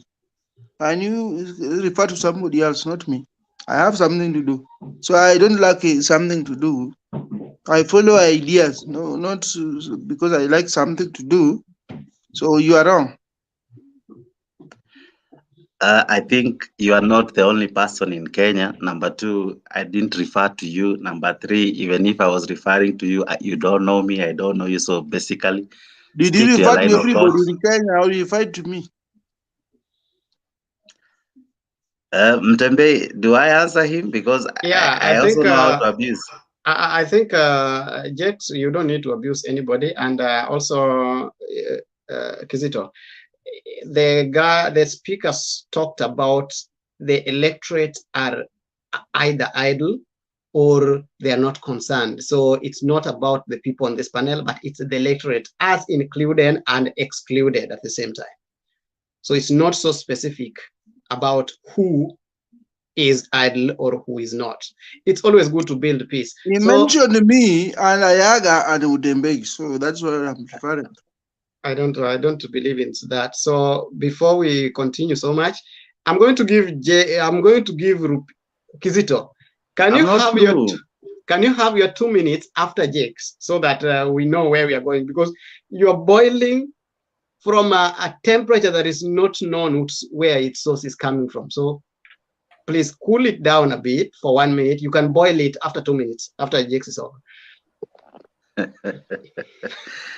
Okay, so the other question was, I've only answered one question of Ashley. So among many other things that the panelists have rightfully said, the other thing on Atwoli and postponing elections because of BBI, number one, BBI is not a state of war. We are not in any war. Two, we are not in any form of disruptions that can cause the president to call off the elections. Number two, if you read the constitution, it also takes the parliament, the two houses of parliament, to agree overwhelmingly to cause a postponing of the election. That is what the constitution says. And then the constitution is also clear. It has set the date of election as the second Tuesday of August in the 5th term of our presidency, and it has said what needs to be done during that time. So basically, I don't agree with the Kotu guy, because by the end of the day, elections or lack of it are not done by one's pronouncements. They are constitutional, they are made, and they are aligned according to the rule of law. They are not made because someone has said. Even Uhuru cannot just say and just wake up and say, tomorrow morning we are going to have an election. A process is done. Even if he breaks parliament, a process is done. There is a process for that. Atwoli has no role in our constitution, has no role in calling for an election or even postponing it for that matter. So whether BBI is the issue or not, we don't need someone's pronouncement. We just need to follow the rule of law, because apart from the constitution, the constituency issues, BBI can still happen, but the law also says that major changes cannot be put in it, or we cannot change major articles in the constitution 1 year prior the election. So some amendments can be done, but not everything as proposed in the BBI will happen. Okay. So that is it. Can I go to the other question? You have 1.5 minutes if you can finish up. The other question was what, CORD or NASA? Can it stand together again? This is what I'll say, looking at Mtembei straight in the eye. We are not moved by big names, NASA, CORD, whatever name they will craft. Even if they join Jubilee or ODM together, that does not scare us. It does not shake our belly. What we know is the issue that you are not answering our questions. You are attacking Mtembei. You are attacking Mtembei. Please, can NASA stand together and work together? Your answer is either yes or no with an explanation. Okay. No, it cannot add water to the sea, because it's like pouring 1 gallon of ink in Indian Ocean, thinking you dilute it and change its color. We are used to the word tsunami. We are used to the word 10 million strong. Jakes, we are not asking you to compare NASA with other outfit where you belong. We are asking you, can NASA work together, yes or no? I've said no, it cannot work together, and I've given the reason. We have seen this. We have been here before. That's why we had CORD. We have been here before. We have had big names. So even the new name that Bernard was trying to allude that is coming, we are ready for it. In fact, imechelewa, we were to have it like yesterday. Unfortunately, it's not yet here with us, so that we can seriously criticize it. So we are not afraid. We are ready. We are strong. And in any case, excuse me. Bring it we on, are my not brother. asking you if you are ready or not. We are asking you, can they work together? If yes, why? Can they not work together? If no, why? They cannot work together. These are several. Explain that. One of the reasons is these are alphas. These are people with their needs. Kila mtu anahitaji kitu hapa. You see, Kalonzo said he's already 67 years. Musalia feels he has been cheated. Who is the other guy? The senator guy, I'm forgetting even his sweet name. The you was truly Mr. He's called, remind me. Wetangula. Yeah, that guy. Wetangula, he has not even made to be a governor, so he is not as strong. So basically, what am I bringing home? It's not a strong team. We would rather bring a serious team together. Actually, I think Baba should change all these cards. He needs to look for vibrant leaders. He needs to look for people who will bring him the presidency. As far as I'm concerned, these people have failed him time without number. Them working together. Okay. Bernard has a question for you. You have a question from Bernard? Yes. If they work together is a problem to you, yet it's not a strong team. I have a question mark on that, but 2 questions. You said that the leaders take advantage of our poverty, okay? My question to you is, who is responsible for our poverty after 60 years of independence? Why should we still be talking about poverty after 60 years of independence and leaders still taking advantage of the same poverty? Question number 2, which law bars Atwoli from stating his mind about the election? Thank you. Okay, you are not going to answer that before you. There's another question from Mutembei. I'll forget you, Bernard. We'll remind you. Mutembei, but before I forget, Mutembei should help me answer. Why are we poor? Because I think it's not about me. I'm the chairman. I set the standards. Mutembei is asking you a question. You can't hide on Mutembei to help you answering a question. Mutembei, can you ask the question again for yourself? Mimi nilikuwa na swali kidogo tu kwake. You see, whatever Atwoli has said is very true. Kama hakutakuwa na BBI, hakutakuwa na elections. First, Chief Justice Maraga alisema parliament iko illegally constituted because haijafika the gender whatever balance, hiyo wanasemanga. So wewe unadhani sahi tunaenda na illegal parliament, then tuende kwa elections, tukuwe na another illegal parliament? Haiwezekani. We have to pass BBI ndio to make gender equality kuwe sawa, then ndio tuende kwa elections. As it stands, Atwoli is speaking a lot of sense. You may not agree with him, lakini I wonder how wewe mwenyewe unaweza sema tutamalizanaje na gender equality hapo. Okay, that's not a question. I think that's just a comment. That's a good one. Umepona kiasi. Clinton has a question for you. Before we go to Ayaga, also have a good question. I see him boiling. So Clinton, ask your question. Okay, thank you, Mr. Chair. Mr. Chair, kabla niweke swali langu kwa Jakes, naomba ni kuaddress Mr. Chair. Mr. Chair, tuko wawili tu na Jakes, lakini mmetukalia sana. Ukiuliza swali, give us an opportunity to answer it from behind coming forward.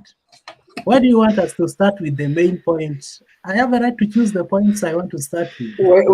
Ukisema mko wawili unamaanishaje Clinton? No. Clinton mko wengi. Actually ako hapa. Mr. Chair anaelewa vizuri Mutembei. I agree wako wawili. Yeah, the inferior.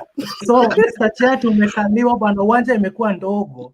The question that is causing problem, part of it was blown by Ashley. So Ashley is among the people who made the question, and so she's there to support you. She will come at the right time. So don't worry.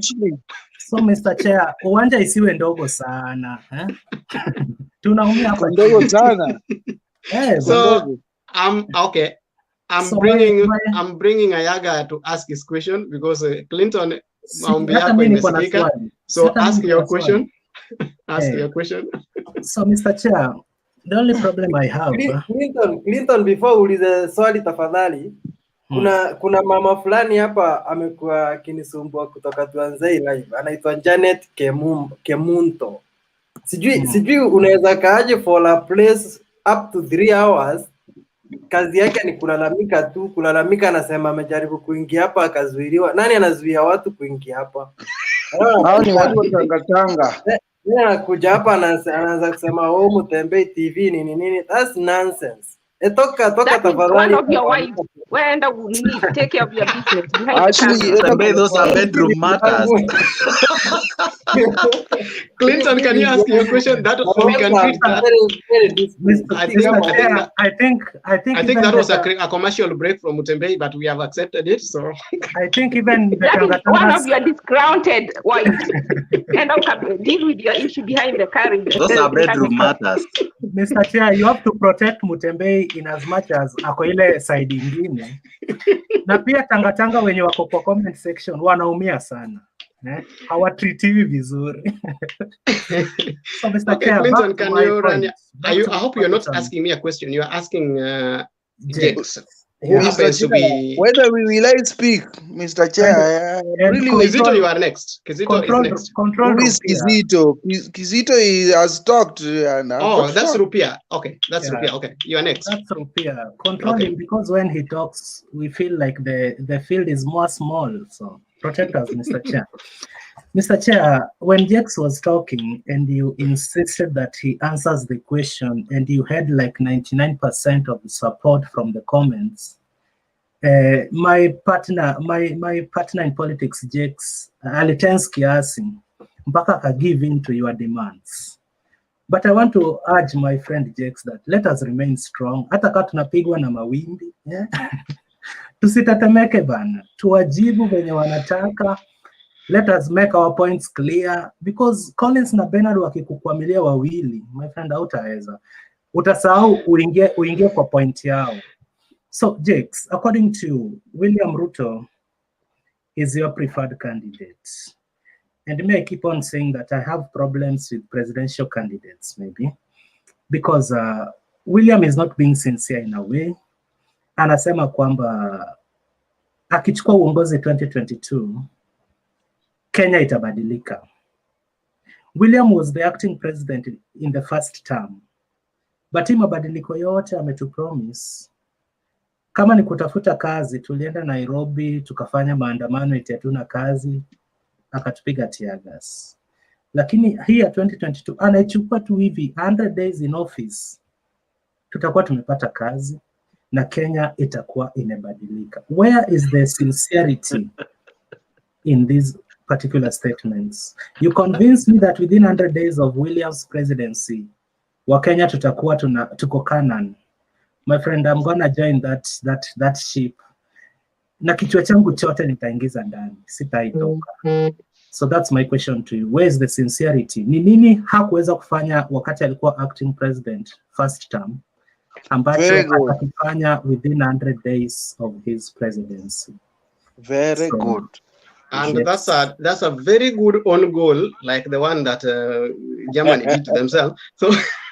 So you see, we are not protected. We are only two, but we are attacked left, right, right.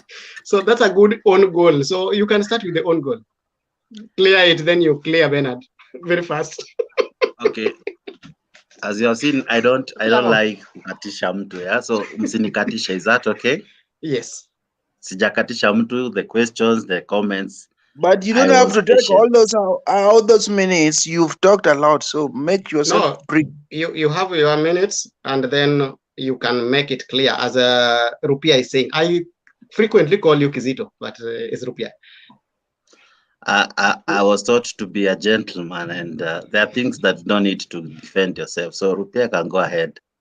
No, you are answering question. Rupia has his own point, unless he's asking a question for you. Again, Rupia, do you have a question to him? That's why he's giving me an opportunity. Okay, so Rupia, you have your 4 minutes. Yeah, I can have my 4 minutes. Thank you very much. My questions go unanswered, Mr. Chair. Bernard will be answered. I think you guys, you are not being fair. You are not being fair. Rupia is living for fighter. Is you Rupia? Then we have fighter. Somebody. No, Collins, you are not being fair to check because he has been asked so many questions here which he has to answer. Why is Rupia interfering with these explanations? I cannot answer those questions. He has said he's not answering. No, it's because Rupia is jumping over to answer or to tell him some things when he's about to answer. He has been waiting for you guys to ask questions.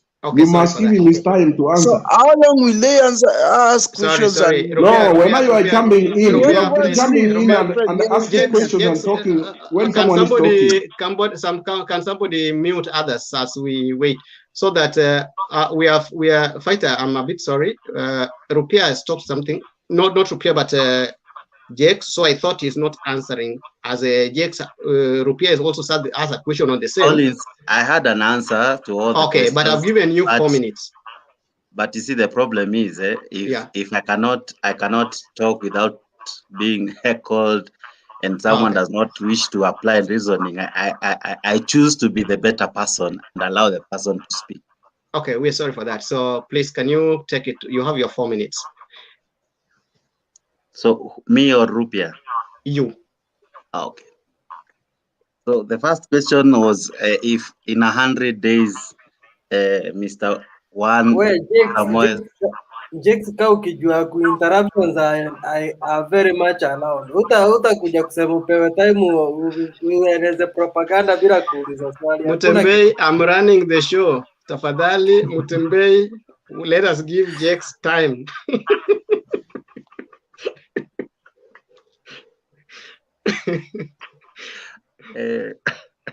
You should have allowed Mtembei to be in, but anyway. I'm making beer. I know what question is going to ask just after that. Can you be fast, because we want to talk, man? We are in Kenya. We want to sleep. Okay, go ahead. No, Jax is going to talk. No, it's okay. No, I give up. I give up. I give up. Let him go ahead. I know. I'll talk later.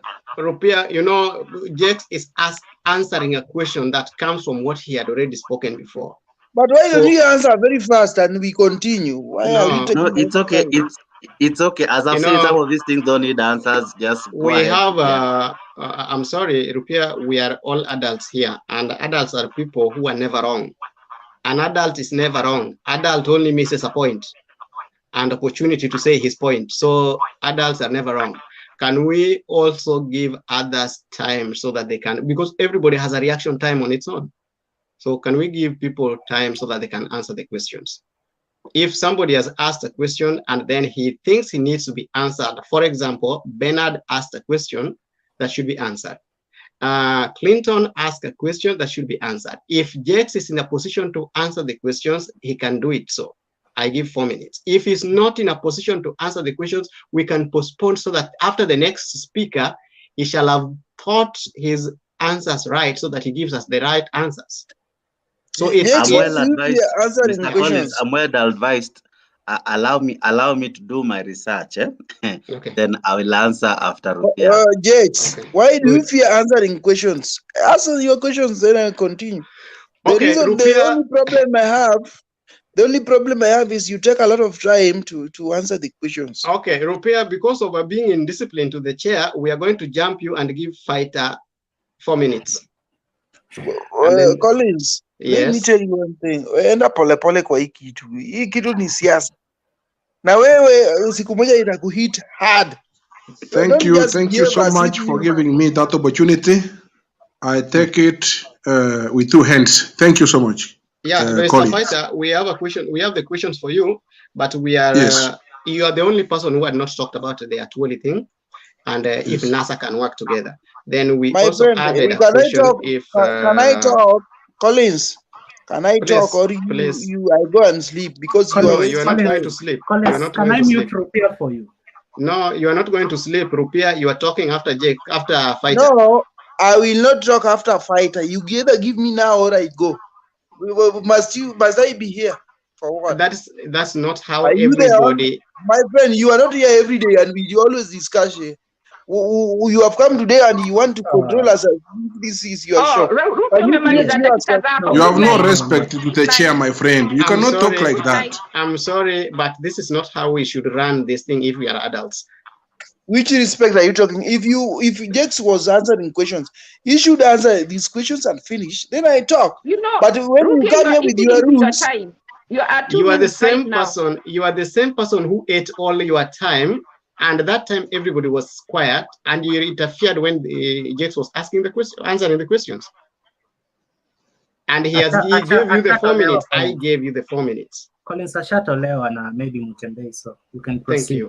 Thank you. So, Mr. Fighter, what we are talking about is we are not going to give you a lot of time on the Atuoli thing. We have talked about it. The question that was raised by Ashley is now the most important question here. Why do Kenyans fight? Is there something we can do so that 2022 we don't fight? That's the basic question. Then the next question is, can NASA still approach this next election as a team? As Ngilu says, they should approach the election as a team. And Raila says, mimi sijasema nimesimama. Wetangula amenyamaza ongei. The other one, Mudavadi says, time ni yake because he supported them.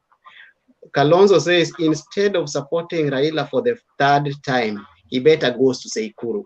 So, do you see NASA working together? If yes, how? If no, why? Thank you. All right, thank you so much. Let me start with Ashley's question. Yeah. The reason as to why we have electoral firings after every 5 years is because, in my own opinion, is because we don't have structures in place like our IEPC that is has a stamina to hold out elections independently. So the reason why we have this violence is because there has never been transparency. It happens that some of us, we have been in the election, in an election, maybe being chief campaigners or whatever it is. There's one thing that you must mark when you are doing all these things is that wherever you go, you can think you won yesterday. It's not, you are just waiting for the day of elections just to be declared a winner. Because everyone, anywhere you go, they will always show you that you are the winner.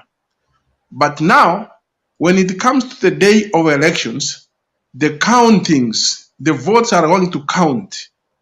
So to say, because we have some hiccups here and there, we don't have a strong IEPC that can stand firm and say what was the truth, what was the elections, how was the process, and everything was done in a clear way. Now we find some of the leaders don't accept the defeat simply because the elections procedure and the systems, the way they have been conducted, seems to have some flawed. And of course, elections have some issues because this is a game between some different parties trying to fight. So in the process, you must see some irregularities. Elections will never be. It's not a charge thing. It must have some irregularities and all those. But someone who has to be strong is the IEPC, who is going to determine how the process is going to go on, how is the winner is going to be, how do you call it? How it's going to be advertised or, to be given out to the people. So by doing this, what I'm saying is this: we cannot be able to make a new independent IEPC if we are only to have new commissioners every after 5 years. We have to have an IEPC that is running maybe, let's say, for 20 years in the office, so they can have the experience, they may know the mistakes of the last elections, so they can relate it to the now coming elections. By doing so, we will have people who know what happened last time and how they are going to catch up with the whatever irregularities which were seen in that form of election. And on the other thing, there's someone who said, I should say about civilization. Civilization cannot be on the voters. It must be on the leaders who are looking for these offices. You must be civilized in a way that if you have no numbers, if you have been defeated, and the numbers have shown that you have been defeated, You cannot tell your supporters to go on rampage and start demonstrating that the elections have been stolen. For example, in 2017, we had an election which was nullified, and we those who are in ODM, they were given a chance to go for another elections. They were given a chance to go on another elections, but they denied to go to that elections based on their own known reasons because they did not go for an election.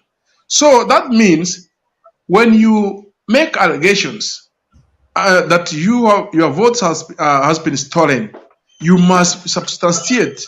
You must show it by also, if you have been given a chance now that the government is the judiciary or some institutions are now watching, you should be able to be accountable and say, okay, let us see the truth, how it comes out. But if whoever was complaining did not have it, have the courage to go on for another elections because they were just making propaganda that the votes were stolen.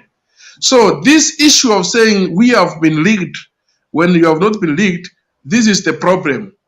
So the people who are in the ballot must be ready to accept the defeat at whatever time. The problem is the way these people speak, because when we didn't go for election, Listen to me. Listen, let me finish my statement here. You don't even know how to call you are saying late. Are you even in your senses? Let me tell you, when we were told to go back for elections, you will have your time. You will have your time to say that rubbish you want to say. If I'm not in my senses, let me say my nonsense. Collins, take over, man. Tunaumia sisi wasikilizaji. Ruto, being a presidential candidate who was declared to be there in the ballot in 2022, has already declared that with a win or without a win, there will be no blood shedding in this country because of him. Let everyone who is going for that seat also come out clear and say that with the win or without the win, so that to fight to get them. Let Fighter finish his point. No, I'm putting my interjection, and Clinton is removing me. Why? Nane, I think I'll give you time, Rupia. Do you think you are a man? You are the only man in this congregation or in this panel? I think we are losing it. So, Fighter, I want you to finish in the next 1 minute. Fighter, we've lost him. Rupia, I want you to discuss this in the 3 categories. Number 1 is Atwoli said no election if there is no BBI. Number 2 is Ngilu told the NASA team to work together if they want to win the election. Then Raila, not Raila, but Kalonzo replied her, I will be a stupid person or a mad person that if I can support Raila for the 3rd time, I better go to Sekuru. When Mudavadi says, this time I have to take this thing because they have to support me because I've supported them twice for the other time. And then Wetangula is so silent about everything. I was forgetting something. Mutua said yesterday that we should not take Alonso serious. So do you think this NASA can approach the election in the same way? If yes, then how? Or if no, then why do you think they're not going to work together for the 2020 election? The 3rd question here is, okay, I was forgetting. Ashley said something that Ashley asked us, as all of us, what causes chaos in every election? Why do Kenyans fight? Thank you very much. Thank you very much. Yeah. Don't ask questions until I forget what you asked. First, let me start with the NASA. NASA was of four principles. And these 4 principles, they were Raila, who was key, Kalonzo, who deputized Raila, Wetangula, Mudavadi. and there was also the mtu wa mashinani, the former Bomet governor. Let me tell you that NASA, you know, Raila Odinga stands to be NASA. Even without those other guys, we can still stand as NASA until we move. If Kalonzo doesn't want to join, that is up to him, because we still have Ngilu from his area and the Machakos governor. We can still work with them. You know, Baba is not just the way you see him. He's an institution. He promotes these people.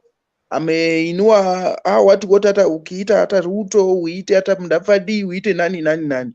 So this is not a worry. Kama Mheshimiwa Uhuru Kenyatta amesema is going to support a NASA candidate. So it's better for Kalonzo to come to NASA so that we can start saying we support. Is it Kalonzo? We can start asking our questions like that. Is it Kalonzo? Is it Mdavadi? But Mdavadi amesema na hata naso atena. So he is out. So just know he is out. So NASA can still work together because we can still get other friends so that we move on. Wale watu ambao wataki kurudi kwa NASA, hiyo ni shauri yao. Wao ndio watalia on these shows, on the side shows, vile wamezoea kulia. The other question you asked was, just remind me a bit, please. You asked a lot of questions. Number two. I only asked you 3 questions. Question number 2 was, actually says if there is no BBI, then there is no election. Correct. What do you think? Actually is very much correct. Let me tell you, you know, you people are taking BBI as a child joke. It's not a joke. If they no BBI, no election. And mark you, there will be elections in 2023 if you people don't take care, because the constitution does not allow us to have a referendum 1 year to election. That you know. So if we cannot have a referendum 1 year to election and we want to have a referendum for BBI, so and nobody can stop reggae, that one you also have to know. Note it that nobody can stop reggae. We have to get to BBI before we get back to elections. So for us to get, is there constitutional backing? Is there? I'm just trying to help you brace your point. Is there constitutional backing on nobody can stop reggae? You also know that there is no constitutional. It is our slogan, and you know it is a slogan that can mark whether it is in the constitution or not. So you need not to ask me, is there a constitution? It's not backed in the constitution, and it is a slogan that is going to work. You don't, when you are not seeing the signs are there. They are clearly written that no what? You just know how reggae is. Reggae is unstoppable. So it cannot be stopped from any quarter. Those people who have managed to take reggae to halftime, wamechukua reggae kwa halftime, but it will come back. No election, no reggae, no election next year. Election will be in 2023 or 2024. Okay, now the same question I'm still going to ask you again. Atuoli has said like no BBI, no election, and Rupia says that the law says we cannot do a referendum 1 year to election. Does that bring any difference in what Atuoli is saying? Is there a difference between what Rupia says and what Atuoli is saying? Are you asking me the question or are you asking everybody? Yes, it's you, because you are the same Rupia. So in your own thinking, do you think Atuoli is drawing his attention from the constitutional background to say what he's saying? Atuoli is a very wise man. You see, there's a road that is named after Atuoli. That's not whether wise. People accept it. Naming a road after somebody is not wise. So that's not called wisdom. I don't think but it has some sense in it. So yes, you Collins, you don't have any road that is named after you. So just respect Atuoli for that. Just respect. So Rupia, I just wanted to give you a guide so that you can have a thought process that is a bit procedural. Atwoli says if there is no BBI, there is no election. And you are saying that the constitution does not allow Kenya to have a referendum less than a year before the election. So are the same two people thinking together? If yes, what makes you think that the election will be postponed? I think I've simplified it so that you can now get through it. Thank you very much for helping me. And I also had a help even before you helped me. Me, myself, Atwoli and myself, we are saying the same thing. The reason why Atwoli is saying what he's saying is I've told you the reason. And because nobody can stop reggae, we are going to have reggae before election. So just note it. Are you lost? Are you there? Somebody has lost me again. No, you have pressed your camera. Come, so just press it again. You'll come back. Okay. But I'm telling you for sure, for us who believe in reggae, we don't just believe in reggae because we are following other things. We believe in reggae. Me personally, I believe in reggae for one reason, that pesa mashinani. Hiyo mi ukiniambia pesa mashinani, I'm okay with that. So the others will be to be left for. Clinton, have you removed Collins? He was guiding me. Hata sina mouse kwa mkono bana. Thank you very much. But let me tell you, I have had a lot of politics inside here. People are talking about there's no BBI, there's no what. And the ENM fighter, where do you fight? You are very beat. I don't know where you fight. Yes. Charles Rupia, si useme point yako alafu watu wakuulize swali. No, hizo maswali wengine. Siingili mtu. Unajua Ashley pia amekuja on stage. So umemaliza? Sijamaliza. I know Ashley will attack me. Ile question nani Collins aliuliza, I don't know whether ameishiwa anarudi na swali lake. So maybe ENM fighter umecomplain sana ni tribal what? Ni tribal something hupewi nafasi. So malizia in 2 minutes. Fighter. It's the system, it's not anybody there. Hello? Yes. I'm complaining because I was on my point, it was my time, then I was just removed and someone was given the time. It's not how you are removed because you started attacking somebody. Are you the only man in Kenya? I don't know the man in the I did not just come out and start attacking. He was attacking. So why do you defend someone who has been attacking everyone on the board? That's true. One was attacking him. He attacked me. That's true. So can you take it on again? Just like we are here, we are never forced to be here.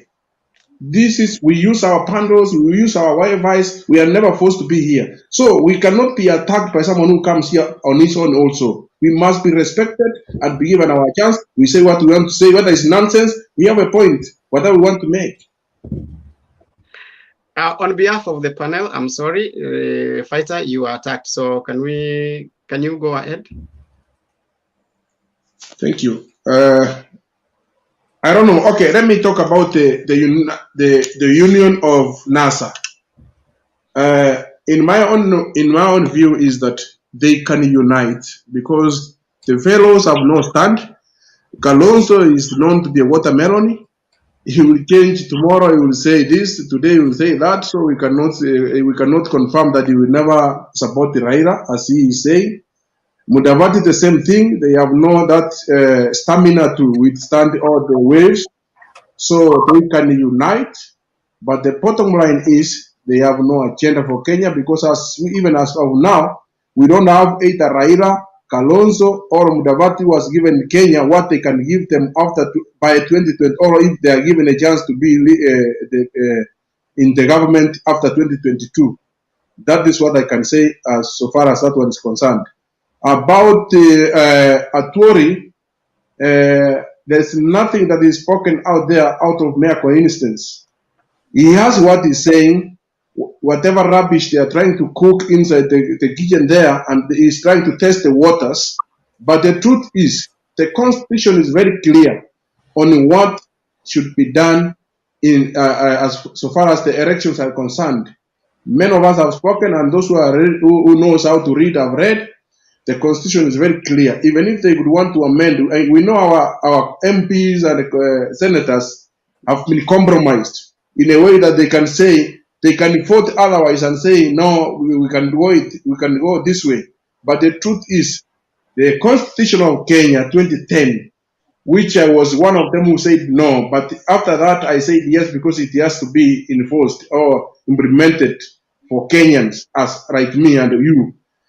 As is a living constitution, it can defend itself, even if this self-interest, selfish people will go the way that they will want to mutilate it. The constitution is life; it will protect itself. There will be elections here in 2022 in August, on the 9th of August. The constitution states clearly the procedure of not having an election, and it's written in black. So Atwoli is making his noise. We know about this noise, and I'm so much surprised because in a few days, now that's my last remarks.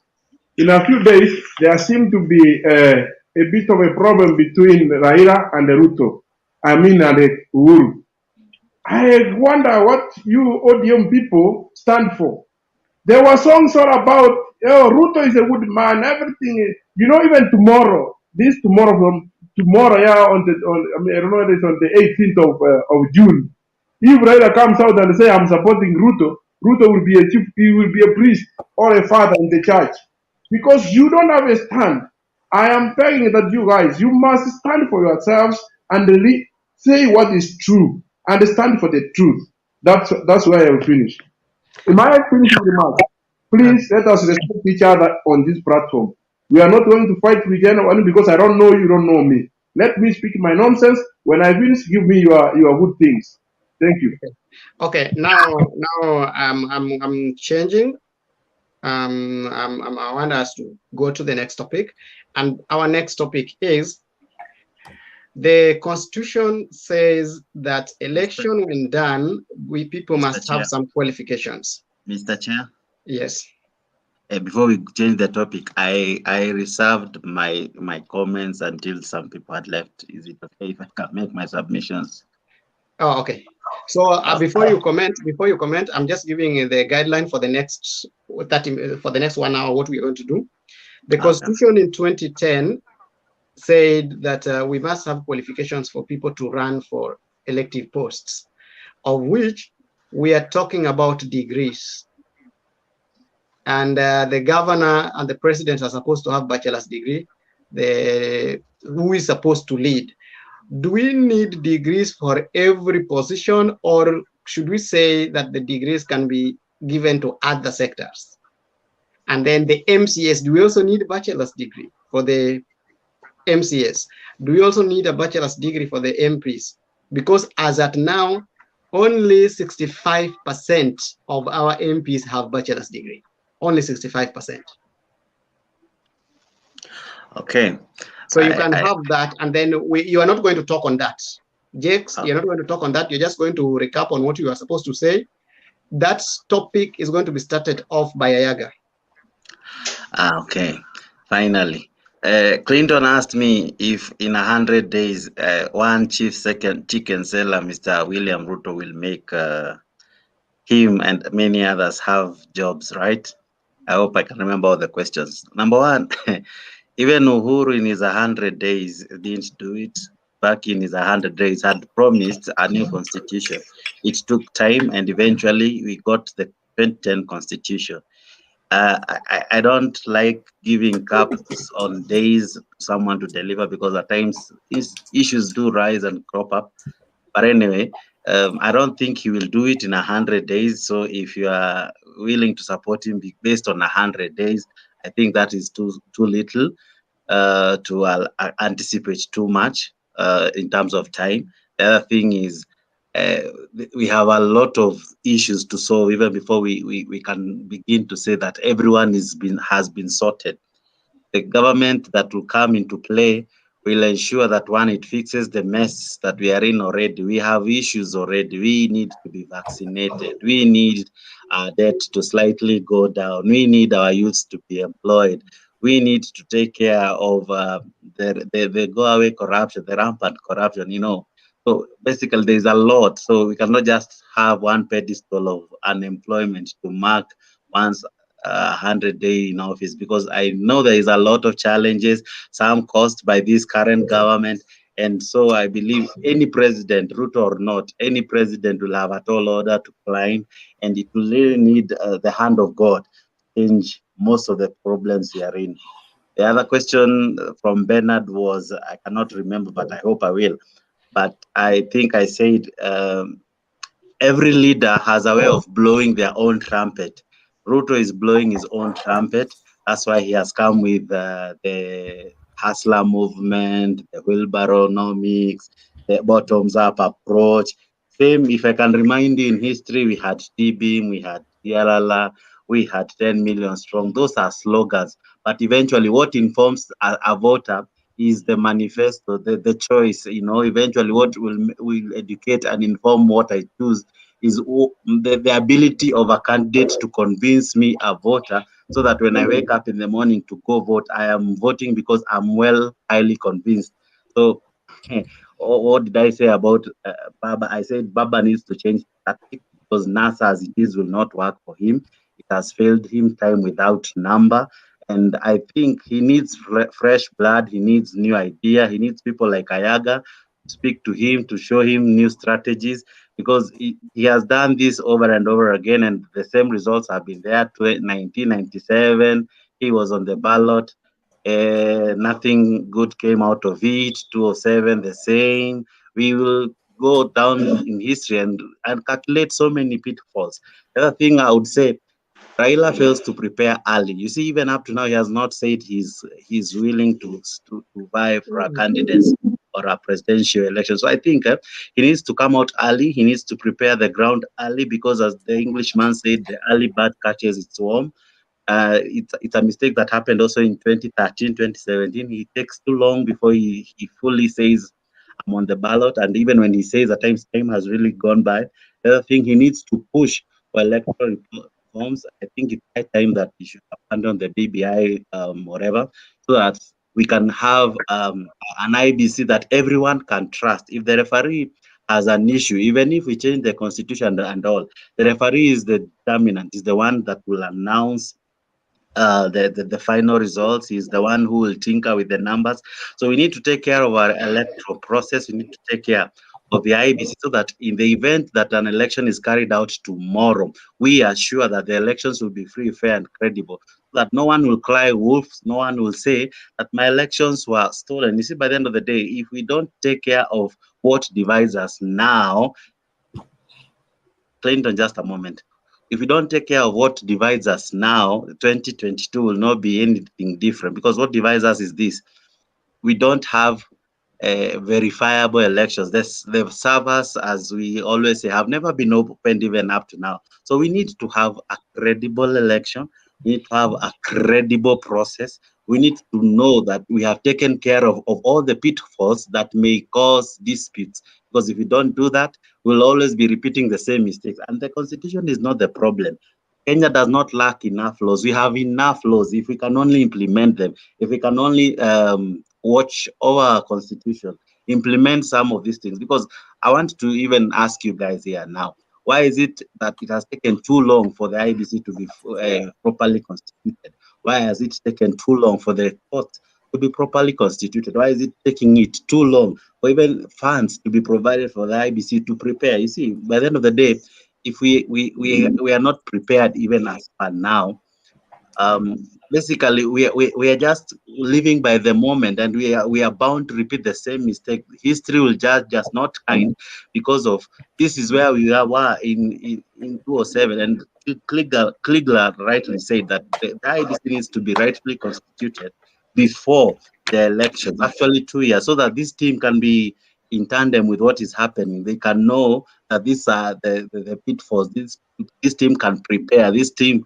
can be able to gain the confidence and the trust from Kenyans. As it is, we don't know who is coming. We don't know what political alienation they may come bringing. So by the end of the day, even if a commissioner may come with ill motives, we have no time to rectify. So we are just preparing a deep hole. And even if we go into that deep hole, it is us who did not, or our parliament has not held the president into account. They have not pushed him to do the correct thing, because it is your right to be. Summarize.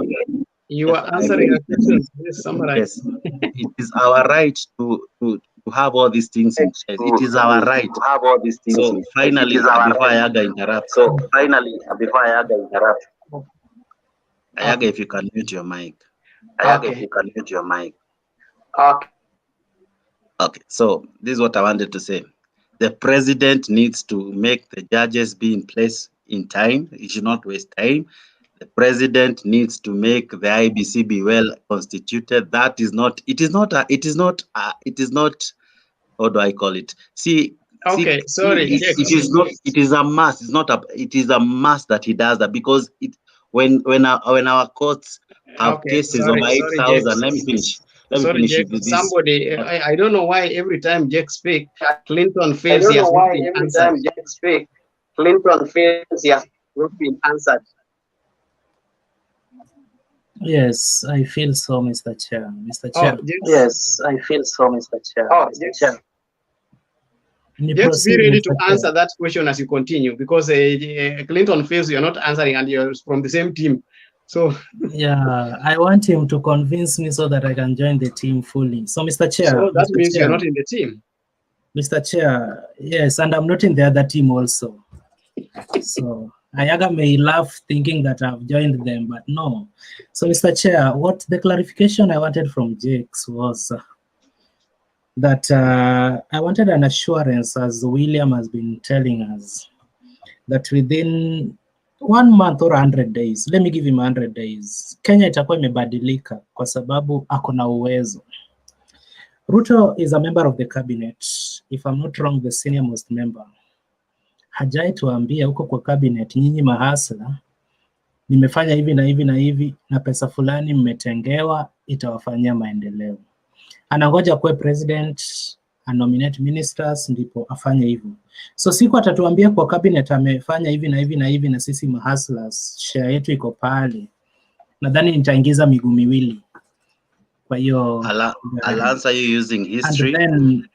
And then Mr. Chair, kuna kitu uniuma sana kwa hii platform nikisikia watu wanaiongelea. That we want a free and fair election.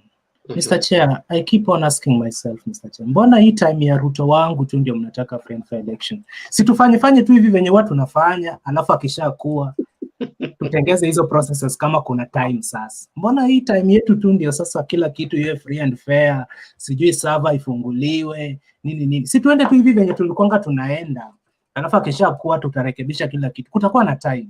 2022 to 2027, IBC hiyo tutatengeza. Hizi vitu zote mnataka. So hiyo kitu uniuma sana nikisikia hii time ya Ruto kila kitu. The more we know what you are campaigning for. Okay, so now Jakes, as you answer him, also tell as you answer him, Jakes, please remind him that if the election we are going for, we know he's supporting Ruto, but he's not supporting the team. So please, Ruto will do good if you want him to do good, and if you don't want him, I don't think Jakes should answer that question, because let me finish. Jakes, finish your I want to remind him, before Uhuru became a president, he was a deputy prime minister. Nothing much can be added to that. Kalonzo the same. We can speak so much about the deputy presidents. The other thing you might need to remember, you need to know your constitution, right? The constitution says that the deputy president is a principal assistant, giving him all that he does as a role where things are assigned to him. So if no assignment, he is just there sitting and waiting. And if his assignments have been directed to another office, you cannot be here. He might even be sitting in the cabinet, but the role that he serves is a principal assistant. He assists the president. And if the president feels he's good enough to go it alone or to have someone else assist him, so be it. But you cannot be here blaming him for not assisting. You see, or doing a duty that has not been given to We him. should keep paying him for assisting.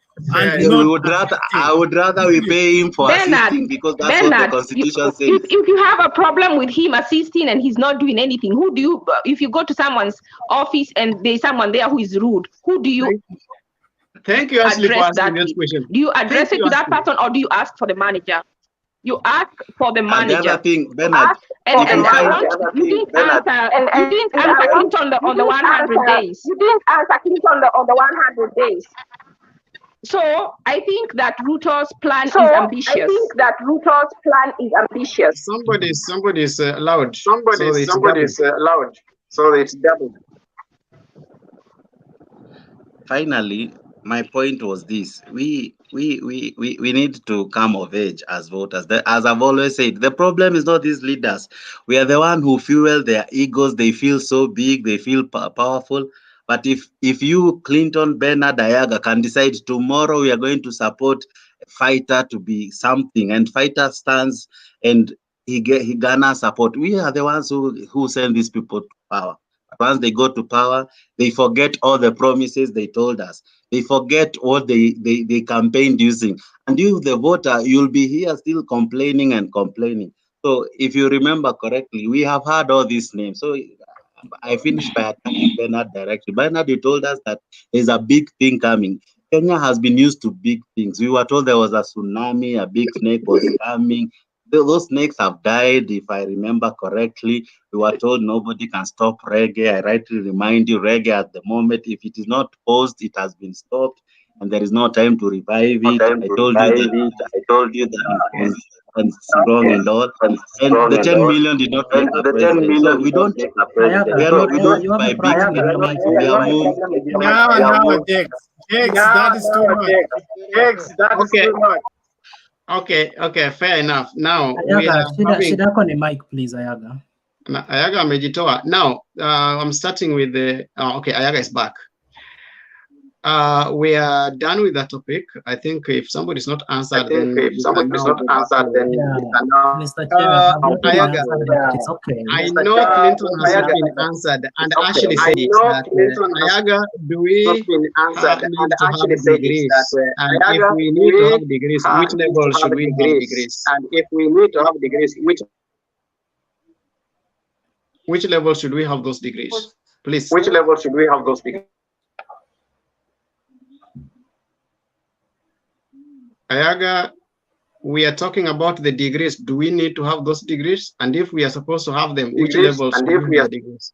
Which levels do we have the degrees? The host is muting my mic, so I don't know why. No, the mic is muting itself. No, the mic is muting itself. No. Ikiwa mute naambiwa hapa the host is muting your mic here. Naona kwa screen yangu. Okay, yeah. Thank you very much. Before I answer that, I just want to add something small on Jake's point. Jake's, you are beating around the bush. You are not answering questions. There is a lawyer proverb that says you don't chase dogs away from the funeral because the reason for your attendance is the same reason why they are present. So by saying you will only answer your question when some people who are interrupting you are not there, that is a coward act. Yeah, it's a very coward act. You ask a very simple question. You have been selling this guy who started campaign in 2013. You don't know still 100 years he will do what in the office. And I wanted to ask you this, but Rupia interrupted. Only poverty, idleness, and laziness always come in Kenya around elections. Like now, nobody is fighting anybody. No. I can't fight my fellow Central guys. We don't fight. is the poverty gone? My friend, poverty is not the cause of why we fight. Look for another reason, because we have been living with this poverty in peace. Like now, mimi githeri nanunua kwa mama Njeri, na hiyo poverty yetu, tunakula githeri pamoja, watu wa maboka wanakula maboka yao pamoja, watu wa pombe wanakunywa pamoja. They are just the same people who will disagree in 2022 during the elections. So I don't think that if poverty is something to say is really correct. About the degree. Degree is a must, my friend. Masomo, how can somebody be a MCA for 5 good years? Be a MP. I'm shocked even Junet, Deul, my MP here.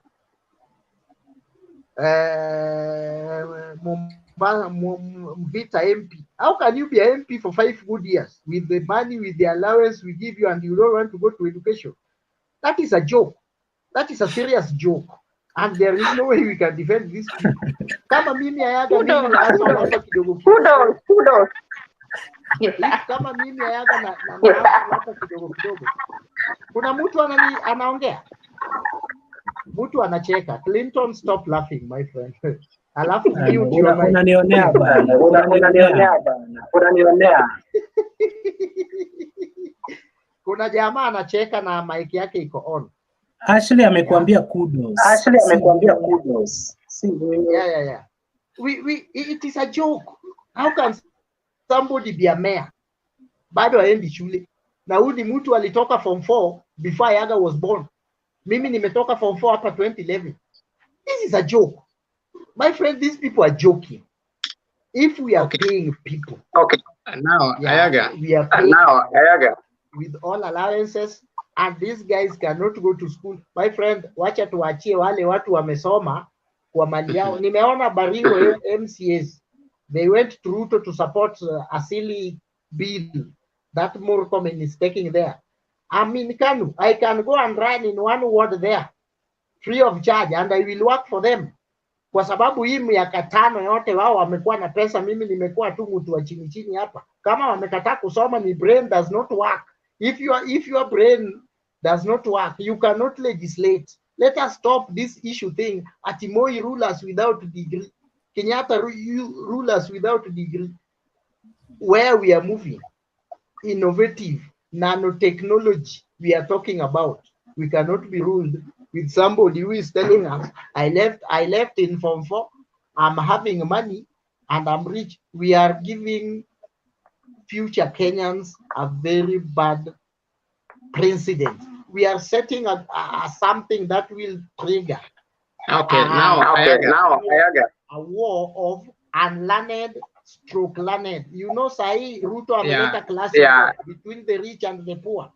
The war we are triggering, because I will not be struggling going to school and I'm not given the opportunity.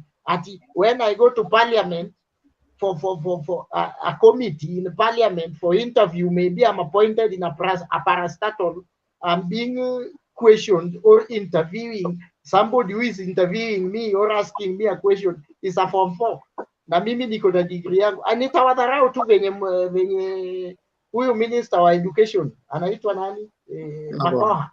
Aliwadharau kwa sababu you cannot sit there, you don't want to go to school, and when I come to parliament, that's why our parliament, people like Fighter wanasema parliament is conquered. Parliament is conquered because the kind of the guys we have there. They are the people who they are not mature in their brain. Okay, Ayaga, I want to make you answer this question in this way. Yes. Which level should we have the degrees? Because we have the MCA, MP, Senator, Women Rep, and the Governor, plus the President. Should we all have the bachelor's degree? Should we have other degrees like diploma to be for the MCAs, or something like a degree to be for the Let us stop joking. we should have degree up to police level. You know, our police are reasoning because they are deep people. Today, Okay. let us say the bachelor degree people will recruit. They have. Let us have them even in the up to police level. Okay, Because okay. you can't I'm gonna even- give you another time. I'm gonna give you another 2 minutes. I'm going to give you another 2 minutes. Ashley, Madam Boss, do you think we should have a degree for people to be elected? And if yes, which levels? On And this why? one, I completely agree with Ayaga 100%. Whatever he has said, everything. Why? And on that, I'm also going to come. Someone, Evo called me Pinocchio on the comment section because I mentioned about the arms deal in 2017. And I wish he looks so mature when he comes on the show, but when he's in the comment section, you can think it is an immature juvenile misbehaving. So I wish he would have come on the show and asked the question to show me, like ask me a question like the way we are maturely discussing, because I don't come here to waste my time. I come here, when I say something like that, is something I know what I'm talking about. Just ask me to give you substance. I'm getting confused. To give you proof. Yeah. Yes, I wanted to say, in fact, I'm not still able to say, yeah, but you need to ask for proof instead of going and calling me Pinocchio like a teenager. He's a whole father of some and with a wife, so he should behave accordingly. So anyway, the reason we need the reason we need degrees, it's like when they make these, some of these positions, they are giving people who have no knowledge, and they are going to make bad deals for the country. Like I have pulled up some information here about those deals. In 2017, in February, there was an arms deal. It says lawmakers want US-Kenya anti-craft sale investigated. Someone from North Carolina was saying that the sale was of inferior equipment that would cost the same sale of the same equipment, something with a higher value, half the price that the 26 billion that they were being sold for, he could give them at half a value from his own state. And this issue was discussed in Congress, though they later passed it, even though they still have doubts about it. So, and then they went ahead, because I was trying to, I wasn't looking at the computer, and I'm now not reading it, but I'm going to read for you one section where it says what the problem is with this deal. And anyway, the reason, if someone is educated, if someone has a college education, they are a little more inquisitive. They are not easily manipulated. They are more educated. They can know when they are making bad deals, when they are not making bad deals. And for those MCS that you're saying they don't need degrees, which other job do you hear that doesn't need a degree that gets 2 million a car grant?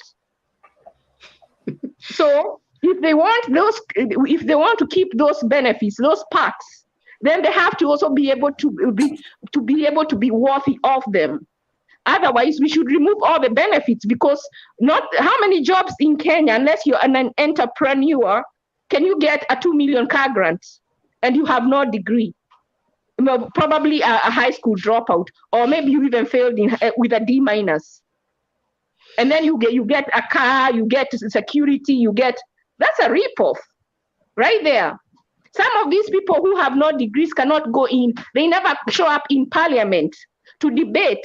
But like this thing of the 2/3 gender rule is stupid. How do you force people to choose a third of women? How do you force people to have a third of women selected in elective office? That is something it's set there to be fair. That is something people should have already taken back to parliament now. Hold on your thoughts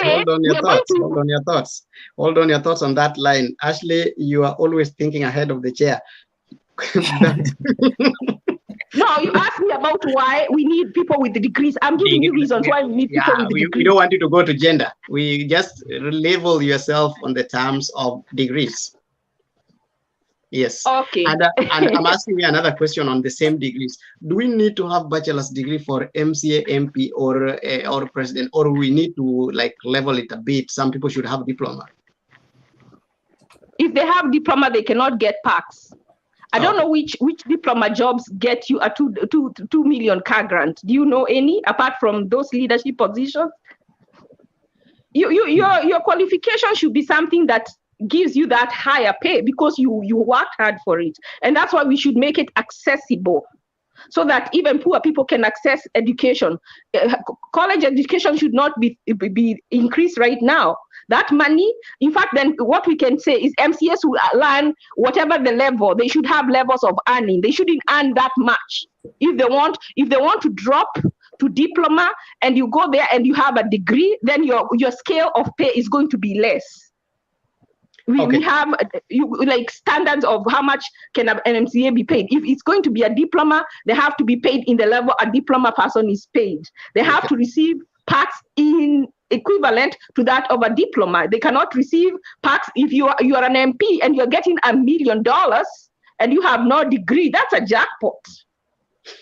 I mean, let's be real. If you're an MP and you have no degree, you should earn half whatever the person with a degree is earning. And half the benefits. Duke, thank you, Ashley. I'm gonna come back to you again. Now we are making them a bit shorter, 2 minutes, 2 minutes. Duke, somebody says that it's not a must that we have degree so that we can lead. Is that true?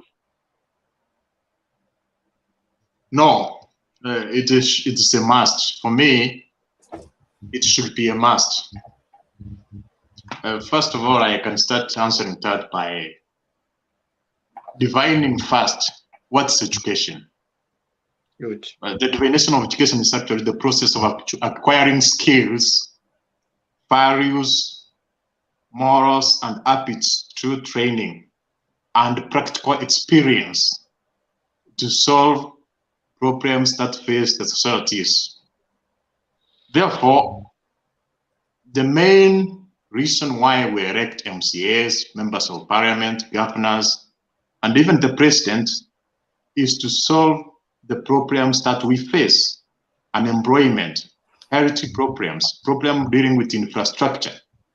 And those problems requires skilled experts to do that. So for me, there should be degrees at every level, from the president right to the MCAs, because of several reasons. First of all, it would be like to create employment opportunities for, maybe we have a lot of graduates who have graduated, they have no employment opportunities, and then we have somebody who is a Form 4 dropout and is getting a working opportunity where he earns almost more than a doctor. So it's for me, it's like creating employment opportunities to those who are educated. Also, is to encourage people to study. It's like we are telling our kids that you have to study. If you want to be a reader, you have to study to. If you want to be an MCA, an MP, you have to study.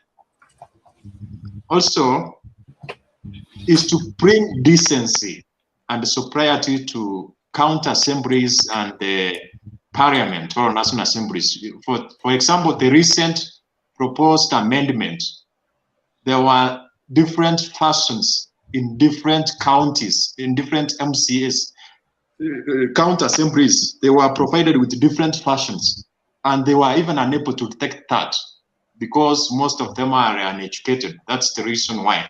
So also, we have been witnessing a lot of fights and dramas in county assemblies. Even in high schools, we used to have decent debates, but some chaos you see at some county assemblies actually depicts the raw education level of members who are appointed to those offices.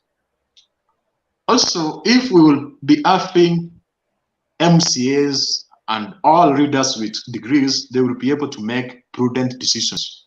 Also, they will be able to use the resources wisely and properly. You know, we have limited resources, but unlimited needs. So you have to prioritize. There are some needs which have to be solved fast. So that's why. And also it's like giving education credit and trying to appreciate its essence. So that's why I can say that it's right for all readers, right from the MCS, to have degrees. Okay. Okay, Mr. President, we are Colin, told you that. cut me short. Hello, Okay, you cut Ashley. me short. Can I finish about the arms deal, please? And then I'll be done. Because I was attacked on it on the comment section. I just want to read something. I'll give it to you. I'll give it to you 2 minutes. after. Yeah. I'll give it to you after we hear from Mr. President. He's been here and he's not talked anything. So, Mr. President, somebody says in the comment section, that is Sami Serem. Sami Serem says that leadership is in wisdom and it's not in education. Do you agree with him, or do we need those degrees for us to elect these leaders? Mr. President? Hello, how are you? Good. I've been here for a long time, but I have not get a section to participate, but it's okay. I've been following each and every word from each and every participant. Okay, to add this one, I'm not against what Ayaga and Ayasha have said. I support. Education is a key factor. Second thing, once you are in elected position, I think if you have that knowledge through education, you can decide in the right way. Most of those who have no education, fully educated, they sometimes don't have their independent decision because they fall up with the decision of those who are more knowledgeable. That's why I think I should support having degree in all positions. Excuse me, Ashley, mute. Ashley, you can mute. It's almost Josh. Okay. Oh, sorry. Okay. Thank you. You can continue, Mr. President. So according to me, my point is education is the key factor. To those who don't want to have education, I think they should be put aside. But also, arguing on the same point, it's upon our electorate to have a very wise decision when putting the categories on each and every position. I think for MCAs, they should have a degree. The upper side of governors and president should have a bachelor. By so saying, I will think that it's more better and more wise in bringing Kenya in a technology world. You can't tell me that somebody who has not gone to school will update our day-to-day governance, because a lot is being done electronically, a lot is being done knowledgeable. So for me, I support. Okay, so we have Bernard. Somebody is trying to tell us, and this is NM. Yeah, it's not NM. Street historian is saying degree to be a politician is nonsense. So do you think we need somebody with a degree to be on the committee if he's elected, or we can elect any other person and put them in the committees to ask questions? Thank you, Mr. Chair. This is what I will say on the issue of degrees. One, it is a constitutional requirement. If my memory serves me well, it was postponed from 2010 that it will be enacted in 2022. And all these people have been sleeping, hoping that it will just go away because it was postponed for them. And now, at least I'm happy that the DP has realized there is a part of the Bible of the Constitution that it should be changed. And there is a good conversation that we are having. Requirement of a degree, I support it, but Mr. Chair, I am going. Why root on everything, Mr. Chair? University education. Okay? There are people with degrees without university education. My problem Ayaga, please, can you mute? Thank you. My problem is we are demanding degrees. Degrees can be bought anywhere, anytime. So we give a certificate somebody carrying who cannot deliver what it reads. So let there be a historical checkup. When were you admitted? Who admitted you? What faculty did you pursue? For how long? So that the people that we are approving to vie, they are really well cooked and well educated. This business of present as a degree from any university and we will accept it, we are playing the same thing. If Governor Sonko had a degree, okay, and he performed the way he did, then we don't need degrees. We need people to be educated. Watu waende shule, wache mchezo. Na kwenda shule, IBC ikuwe farm. Kama udhibitishi ulienda standard 1 mwaka gani, ukatoka lini, we can track record. How did you educate yourself? So that when we entrust you with an office, it's because of the experience that education has built in you. So let's not just even talk, and at all levels, every public office, we need educated people, not people that can present certificates. Okay, Mwangangi Duo says, remember kuna catering, kuna degree ya catering. Is it right? So that question I'm giving you know, to you, degree like, that shows that you are a person who can go through a 4-year college. You have the discipline to pursue something and complete. So it doesn't matter really what degree. It just means that by the time you finish that degree, your mental capacity will not be the same as when you started. Ayaga, please.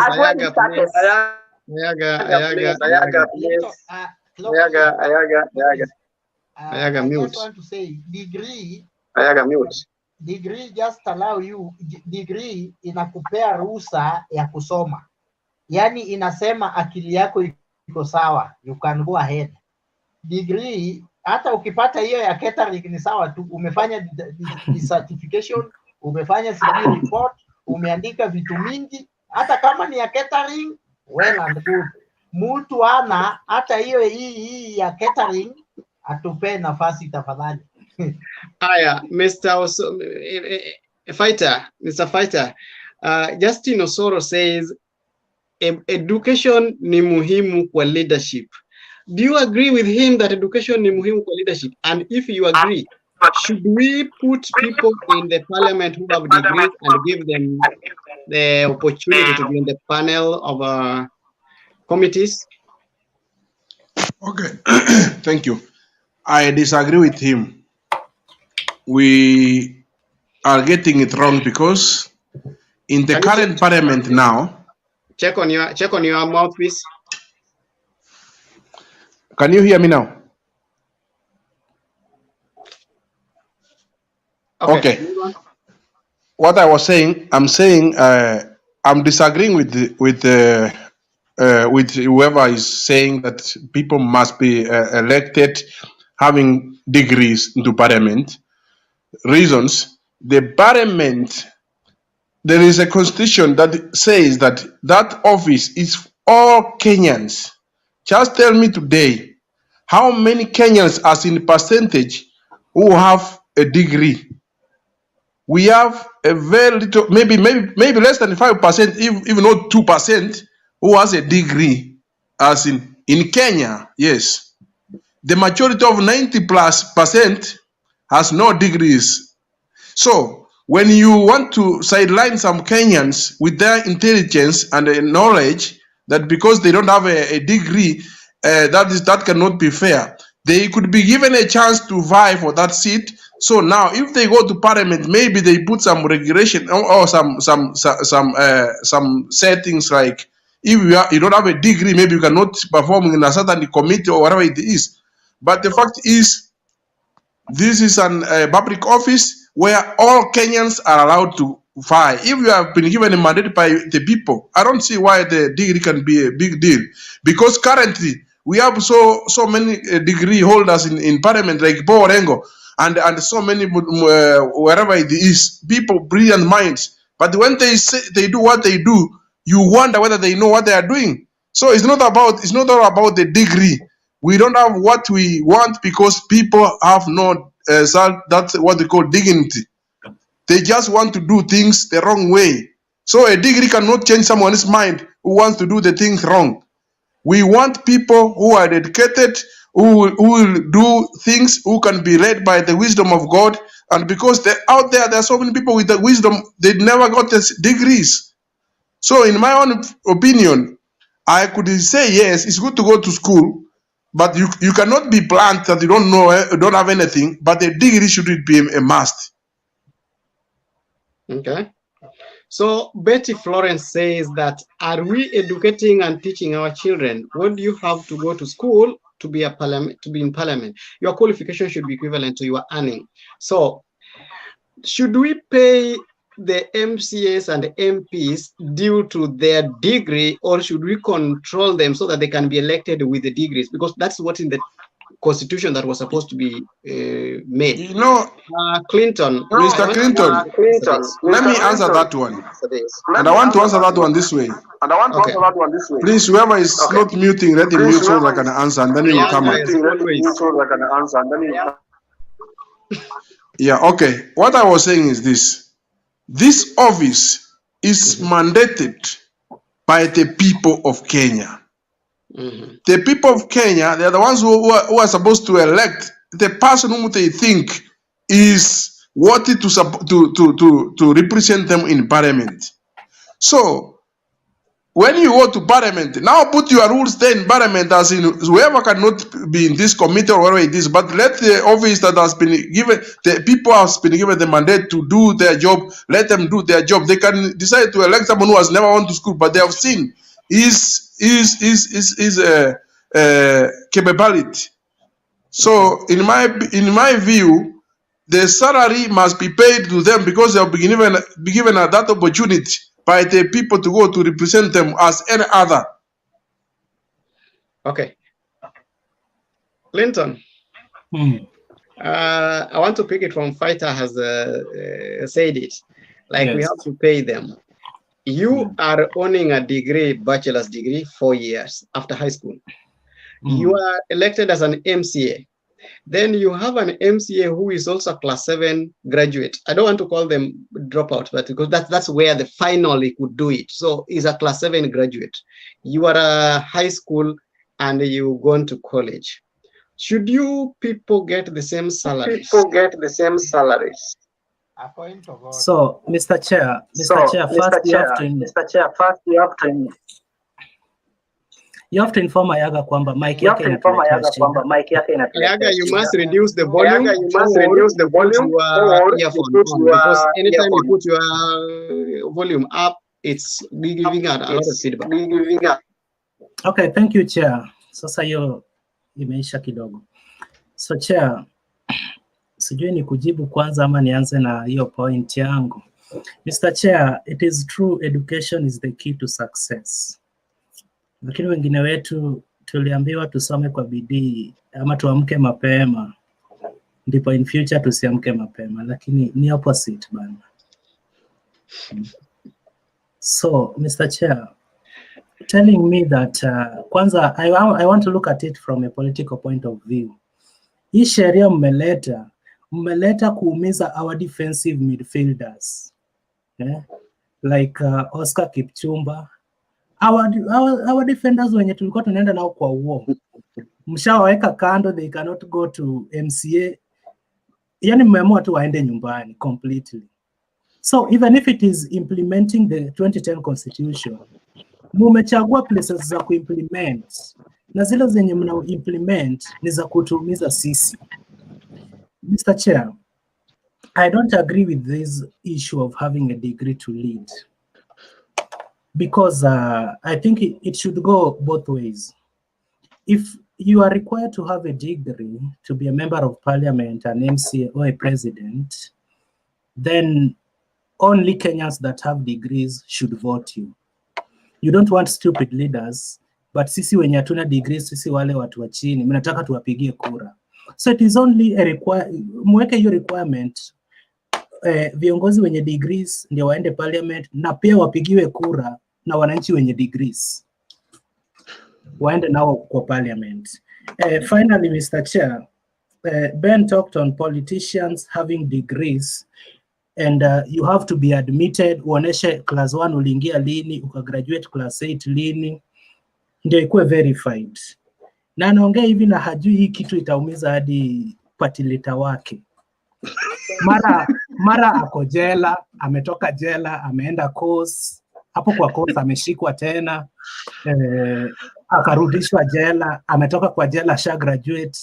Sasa hatuelewi. So Ben, hata kama mnatutengenezea sheria sisi kama wale wengine, kuna hata nyinyi place itawafikia. Junet amekuwa akipiga kelele ya BBI. Leo ako kwa gazeti, ana hold sijui certificate in commerce. So itabidi atunze BBI kwanza, aende atafute paper zake za class 8, form 4 na university. So hata kama mnatutengenezea Ben, kumbuka kwamba patilita wako amekuwa jela, ako college. We will need to understand very well. Jela sangapi, college sangapi, na graduation pia sangapi. So Mr. Chair, I totally disagree with this, because people can lead, yes. But judging them, ukipelekwa kwa committee, huwezi ukachangia kwa committee. Mbona tuchangie kwa committee? Si Kenya iko na languages mbili, hakuna mtu hajui kuongea Kiswahili, inaruhusiwa hadi kwa parliament. If you can't express yourself in English, you can do it in Swahili. Sasa mbona mnatukataza sisi hatujasoma? Tumesoma lakini hatukufikia hicho kiwango kinatakikana. Collins, kusoma ni ngumu, you have to agree with me. Sana hapo second year una hustle mpaka umalize hiyo degree ukuwe nayo kwa mkono. It is a tall order. So maybe kina Oscar walichoka tu hapo third year, ndio maana hawana hiyo degree. Na mnawafungia months to election. Singesema hivi 2017 tungekuwa tumejipanga. So, they already said that. They said that in 2017. They said that in 2010. You know, when you say it has been postponed 2 times. It has been postponed 2 times. And I understand it. Ashley. Collins, yeah, you told me I'll speak after Mr. President. That was 3 or 4 people ago. Yeah, I'm going to give you the time now. When Clinton, I hope umemaliza. When you say kusoma ni ngumu, kuna kitu ulikuwa unasema ndio nikujibu na nimalize. When you say kusoma ni ngumu, I understand it. And again, Ashley has said whatever. You know, Ashley is always thinking again ahead of the chair all the time. That's what she has said is what I wanted to say. They postponed this thing in 2017. It was supposed to be there. And then these people had 5 years. Bachelor's degree is 4 years. And if you have a diploma, you can do a bachelor's degree in 3 years. So these people, if they had some diplomas, they could have done other bachelor's degree in the 3 years, and then they could, because you are admitted at second year. And I think that's the same thing Ashley was saying, that in 2017, that was the law. These people voted and just a moment.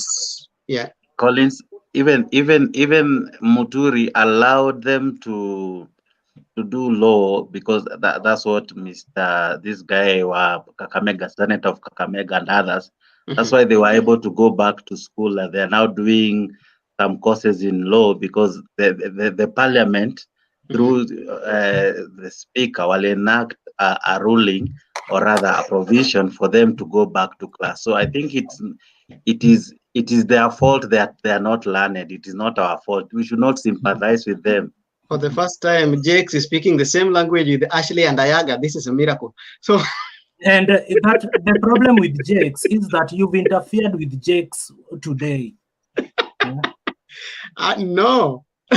Okay, when you talk about schooling, I've been in the college for the last 13 years. The first time I joined school was on 9th in September of 2007, and I'm still in college. So I understand. I've been in college for the last 13 years. So if our people didn't want to join college, that's their problem. So, Jakes, I didn't want to speak, but let me bring in Ashley. Just before Ashley, kidogo tu, kuna hii point moja umaisema siku moja MCAs wanakanga kwa ofisi ya decide what happens in the county, and doctors, by the way, are employed through the county. So someone amekaa shule miaka 6, alafu mwenye anaenda decide kama ataandikwa job ama atapata mshahara or not, alifika class 7.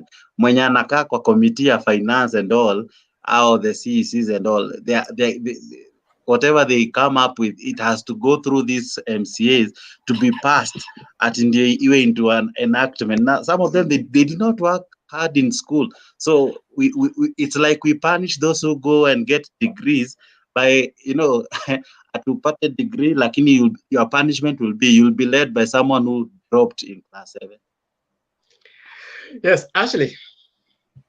I want to put on your mic. Ashley. Jake, thank you, Collins. Jake, sometimes like when I go on Tuko, I see so many stories of people who did not have money. Some people are bereaved, they don't have parents.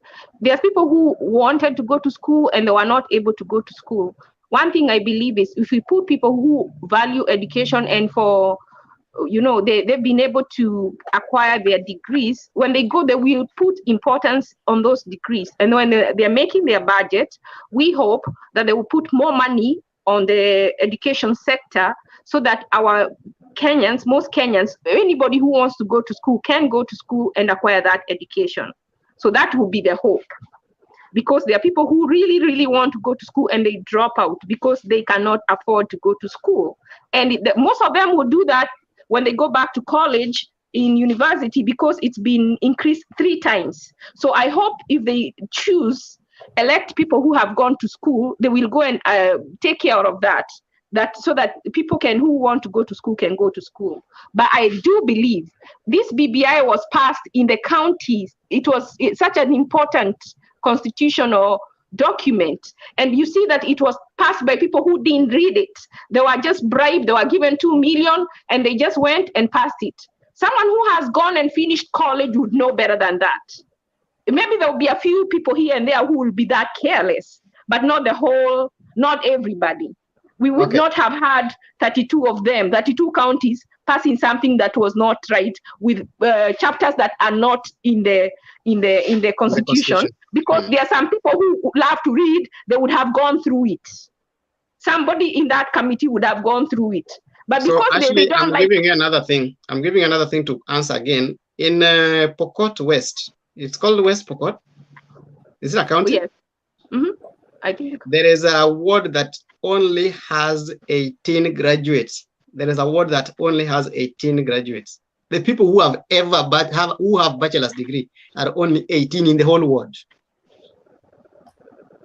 So maybe they will need they will need to import, and their leader needs to put a drive to encourage more people to go to school, either by bursary. They get a lot of money. That revenue they are fighting for, wherever they take it, I don't know, but they need to be taking more of their people to school. If they don't have enough people, they may need to get people from outside to come and buy. So my question is, I want you to answer that question with it. I'm thinking that you answer the same question. That's how are they going to have their people who are going to vie for the MCA because they are 18? They are only 18. So I think those are called special circumstances. I think in that special circumstance that they can be, looked differently, like the way you're saying, we are not robots. These are people who are doing these things. So I think some case by case, like the way they say this is on a case by case in this county here, because this is going on, this is how we are going to do it differently because of the circumstances. But then how do we cure it that in 2027 we won't have the same problem? So everybody who has been chosen an MCA in 2022 will be required, if you want to vie again in 2027 in those counties, that they will be required to get their degrees, like that kind of drive to move the thing forward. That's what should happen. But so should we enact a law so that they can be exempted from the degrees? Yes, that's why I'm saying some places should be on a case by case. Bernard is saying no. No. I mean, what else do we do? I mean, what can you do? Unless you don't give them, then give them only the ones they have. If they don't have, they're not represented, which is another thing. But then they should not be paid the same. They should not be paid the same. They should be paid half the amount. Until they acquire my point that should be the incentive. Collins, you said there are 18 graduates in one ward. Yeah. So where is the deficit? So they are saying like there are no people with many degrees as we want them because they are only having only 18, and those 18 are not like they graduated juicy. In the ward or in the county? in the world, the whole world. Then the world only needs one MCA. If they have 18, they should even go for nomination. More than enough. So Duke, I want Ashley to finish her point on the jet thing before Duke's take over the floor. Okay, so yeah, so that this thing on the, I don't know how many people are interested, but somebody did say that, I don't know, I wish someone would read. It's a long thing that I don't want to read. I don't Okay, you can give us the know link if and then somebody will read it. And then we can discuss it on our next grouping. The reason I was bringing it up is because I already have read it. It's because someone said it's not long. I'm going to put it in the comment section and then someone can just read. It's very short. I just don't want to. Maybe I'll read one and then I'll put the other one. Just bear with my, I'm not very fluent, but I'm going to try. So no, you can just paraphrase it in a few words, and then there is. If I do, it's long. Also. That's what I was trying to do, but I think it won't. I'll just read very quickly. It says lawmakers want U.S.-Kenya aircraft sale investigated. This was in February 23rd, 2017. It says 5 GOP lawmakers, that's the Republican side, it's like Jubilee. 5 GOP lawmakers want North Carolina to, from North Carolina have asked a U.S. watchdog agency to probe a deal with the Kenyan government for 12 weaponized surveillance aircraft. The lawmakers on Thursday asked the Government Accountability Office to investigate the sole source award to L-13 Technologies, which they say overcharges Kenya, and they claim overlooks more experienced and less expensive North Carolina manufacturer, IOMAX. Kenya is buying the aircraft from the U.S. through the Foreign Military Sales Program. In a letter Thursday to GAO chief, the lawmakers questioned the Defense Security Cooperation Agency performed its due diligence, asserting the decision raises troubling possibilities. On January 23rd, the State Department announced that the sale of up to 12 ISR-equipped air tracker ATL, AT-802L, and 2 AT-504 trainer aircraft, totaling for 18 million. The sale is meant to assist operations against the Somali militant group Al-Shabaab and augment the African mission to Somalia. The plane in question would supplement Kenya's aging F-5 fleet and deemed the cost effective and better able to be stationed near battle zones than the F-5. Hold on. I'm almost done. Okay. I'm going to jump some place.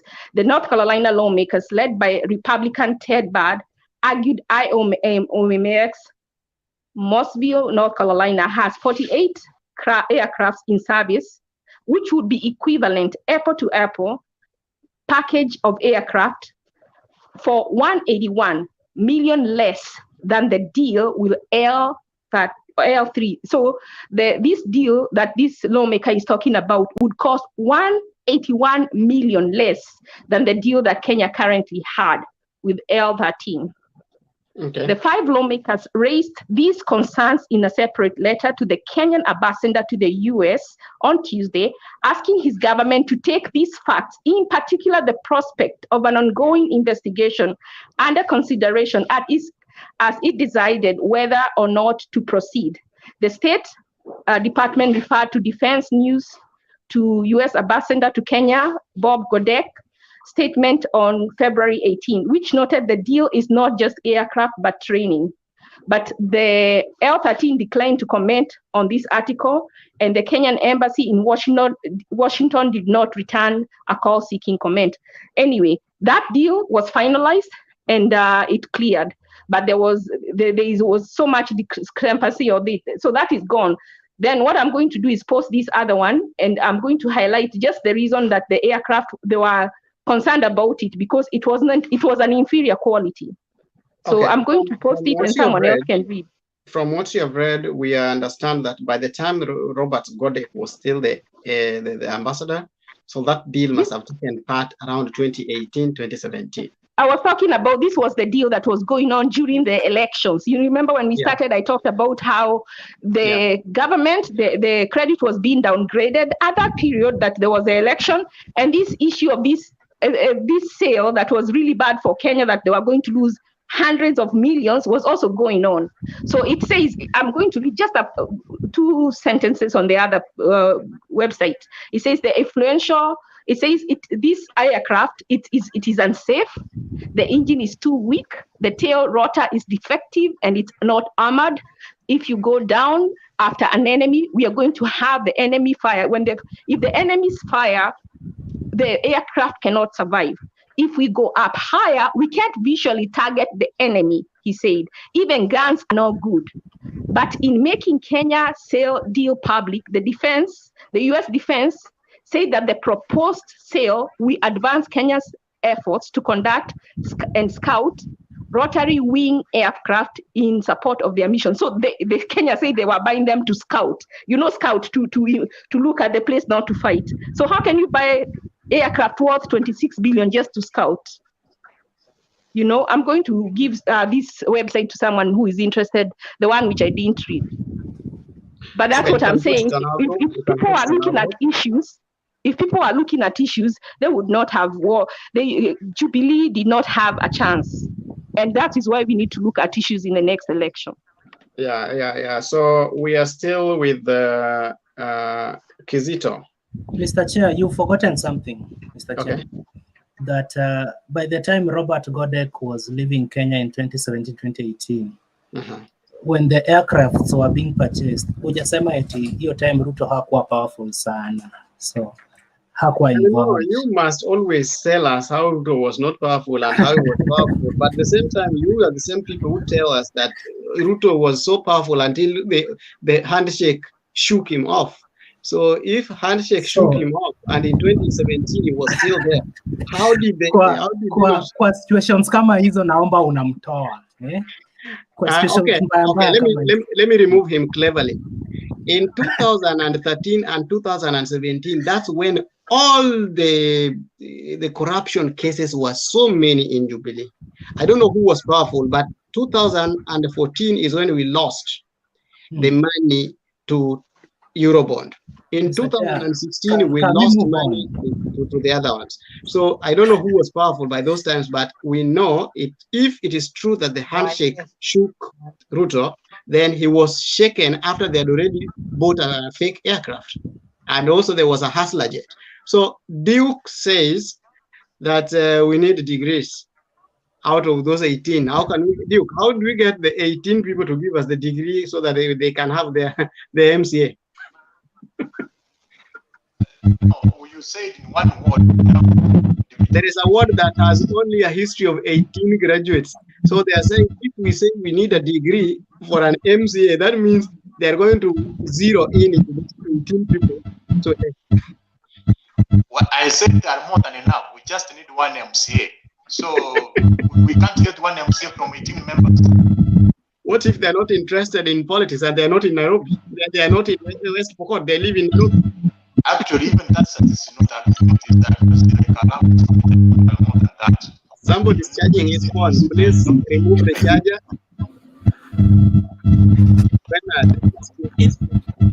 No, in politics, we create people to vie. You can remember Baba saying he went and collected Ndwale from somewhere and brought him and presented him to the elders and said, huyu ni kijana yenu, saidieni yeye aende bunge. So all those 18 people, we have sufficient number. If it's just one word, we will get one person who can vie. Secondly, it is not a new law. It is 2010 constitution that is being implemented. And it was not envisioned with anybody in mind. So let nobody weaponize the constitution against themselves. It is a constitution that was enacted in 2010. Probably that was the reason why you said no to it, but too bad it went through. So we must require it. And then those people are saying that we allow everybody in parliament, and then when they get in parliament, we can now decide you cannot go here, you cannot go here. That is called segregation. you begin to discriminate against people because of their education.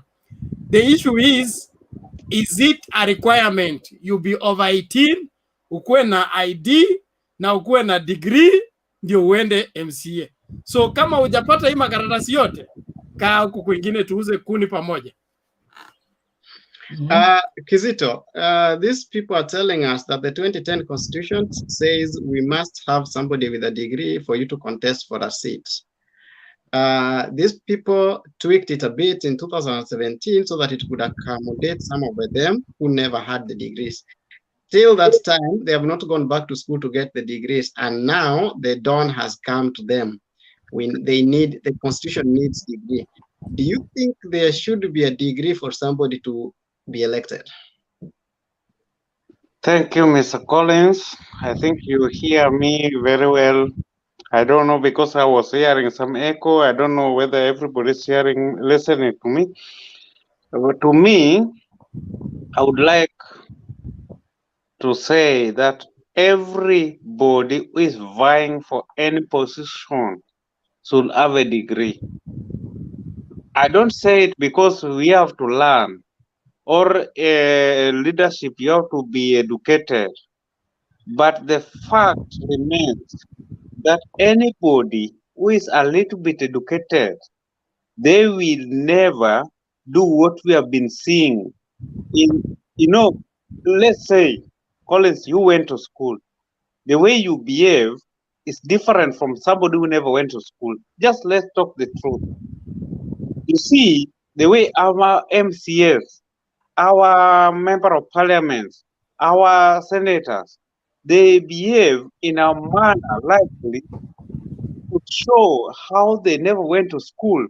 Because even to discuss something small, what they know is only to increase their salary. That one is what they can discuss one day.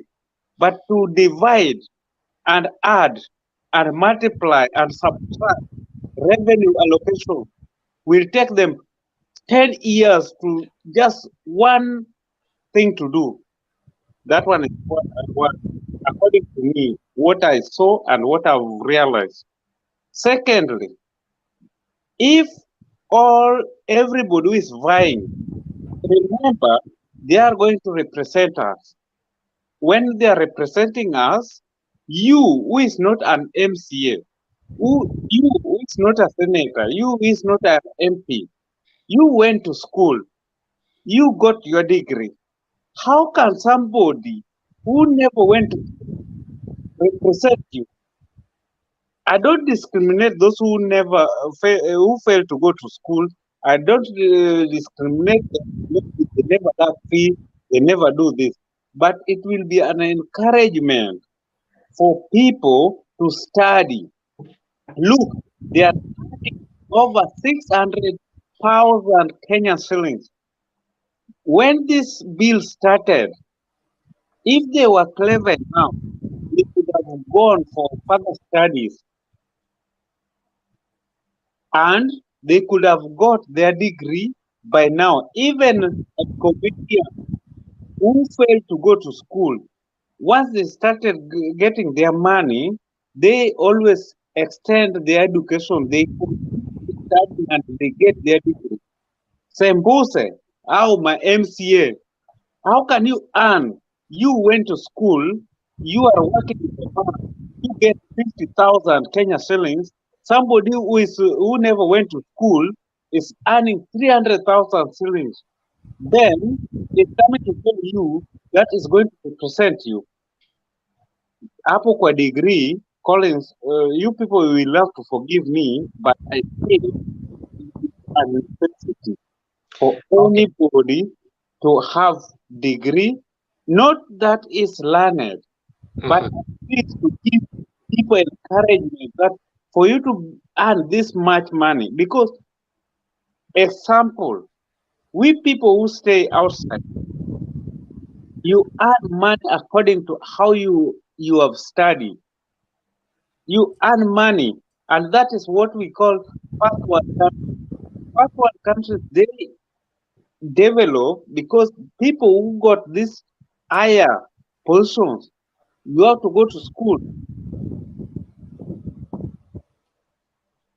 That one is first point. Secondly, I have or read some things here. Ruto was saying that it will bar people from vying. It is the right thing to tell them, to make them choose the right leader. Because a leader who wants to lead people, he will lead by example. And if you go to somebody, let's take for example, Babu Win, who have got 6 degrees. Four. And you, I wanted to put them, they are 4. They're not 6. Yeah, they are 4. Yes. Yeah. Sorry, even he can even have 6. That one doesn't matter. But those 4 is having, if he's having 4 degrees, and you want to control him, how will he be looking at you? Because even you, Collins, you go to the village, you went to school. I don't discriminate anybody who never went to school, but let's just speak the truth. You went back to school, your village, you found somebody. Why is it that you are going to look somebody to look after your cattle? Somebody who never went to school. Why is it that you don't go for somebody who have degree to come and look at your cattle? And here, somebody who is capable of looking at your cattle is the person going to determine the constitution that is going to guide you, is the person going to divide revenue allocation for you. How long will it take him to calculate this thing? How long will it take him? He will go to the mathematicians, ask them question. Is when he come back to parliament. Is when he go back to there. They ask how can we do it? We come back. It will take time. Okay. My brothers, degree is very important. Degree is not that you are educated, but at least you have something to show. Because right now, all of you who are here, if you go to work, they will ask you to give your CV. Why is it that you never give CV that I never went to school, but I want to be a CEO? Because I have experience. Okay, thank you. Mr. I think that matter is good. We have Mr. Eli. Mr. Eli, do you have anything that those people who don't have degrees should not seek elective positions? And if yes, then why do we? I have Eli, which is ELIH, and then we also have Eli that is double LI, double LY. So I'm talking to the Eli of double LY. Should we have our MPs and MCS without degrees vetting a candidate for a ministerial position who has a master's or a bigger degree than him? I've just twisted the question, but it's still the same.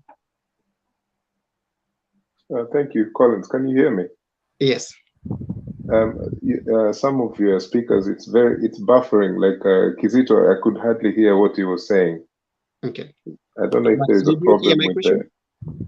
No, I was saying I missed a lot of Kizito's,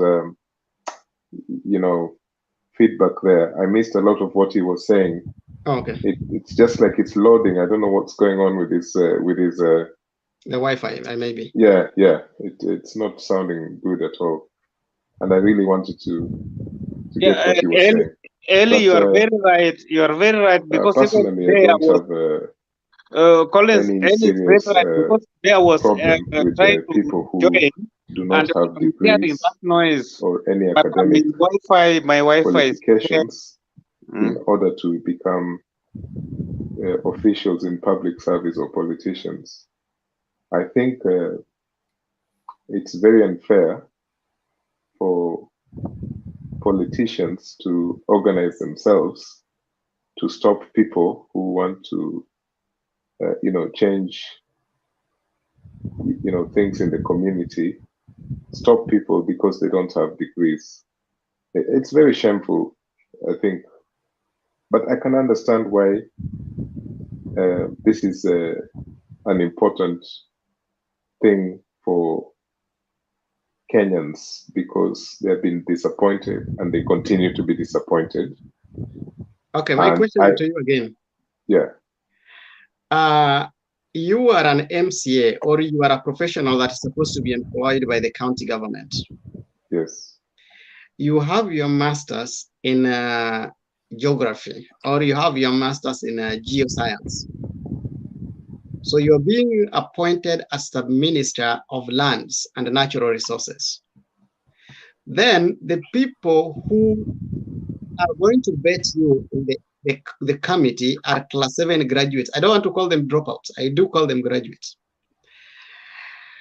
And then they end up and tell you later that you did not qualify. Is justice there?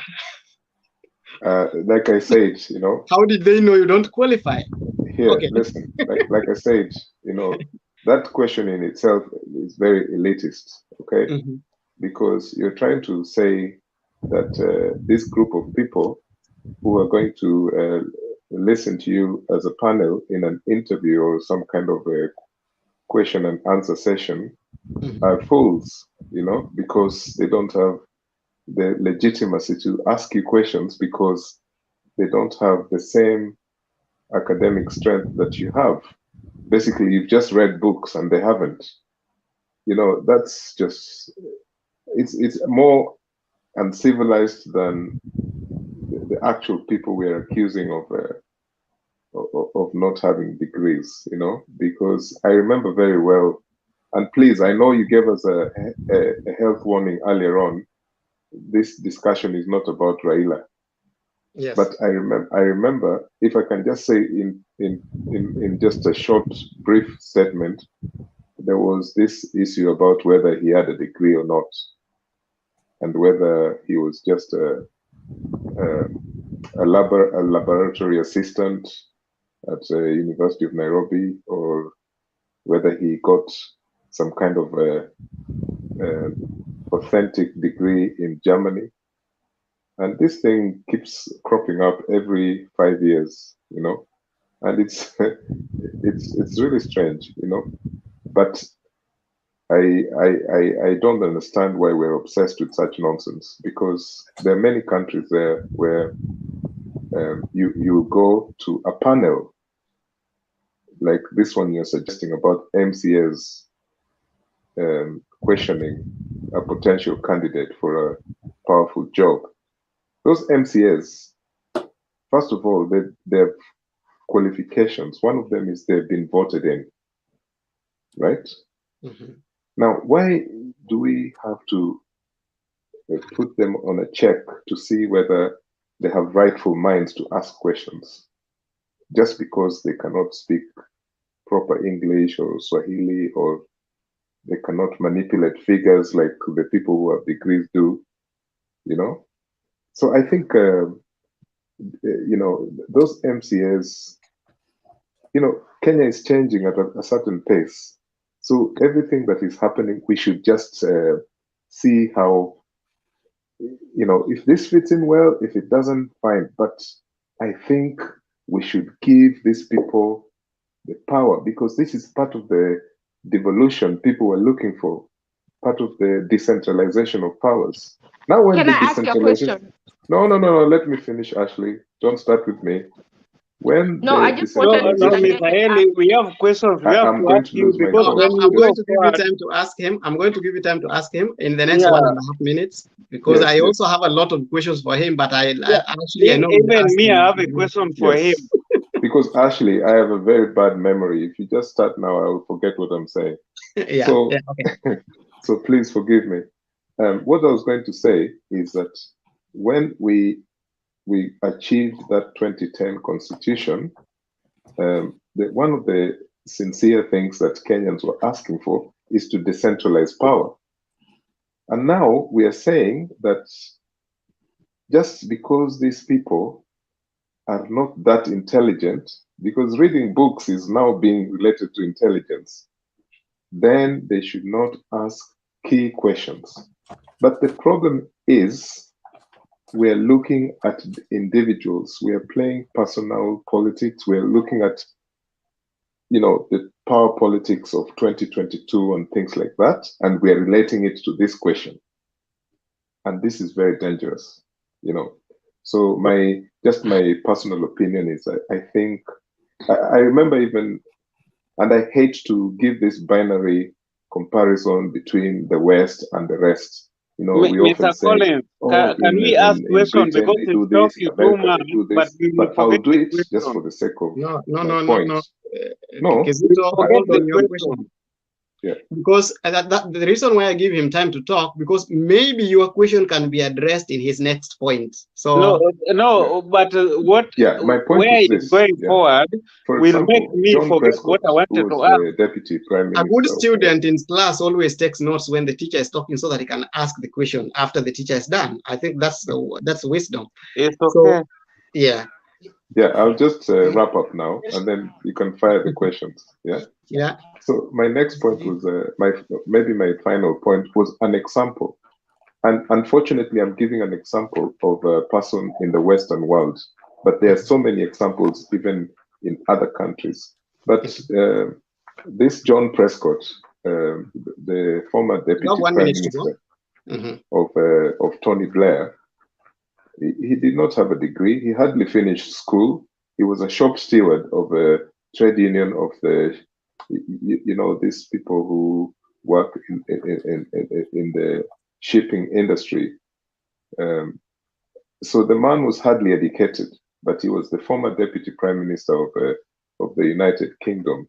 And there are so many examples like that in the world, So, and he when Tony Blair was away or something, he had the Prime Minister question time, in Parliament. He answered those questions. He was Those are probably the not the exceptions. best. Those people are exceptions, not the rule. Those are the exceptions. Just like trying to tell us that No, I was just giving an Jobs of Apple example. did not go to school. I was Zuckerberg just of giving- I'm going to Facebook bring did in not complete Ashley. college. I'm going to bring in Ashley before, but I'm going to bring Kizito before Ashley, so that Kizito doesn't forget his question. Right. He's I'm already wrapping up written this it down since he's a good student. Let me go first because I was the first to say, and actually I'm replying to him. The people he's mentioned are the exception, not the rule. And we will continue to mention Gates, Zuckerberg, and Jobs of Apple. But in order to succeed, it is possible to succeed without a college degree. But the answer to really, truly have a good career, earning a college degree gives you an advantage. And I'm also going to add this, that my question to you was, how else can leadership be assessed? Kelly, you are not in the questions. Leadership skills.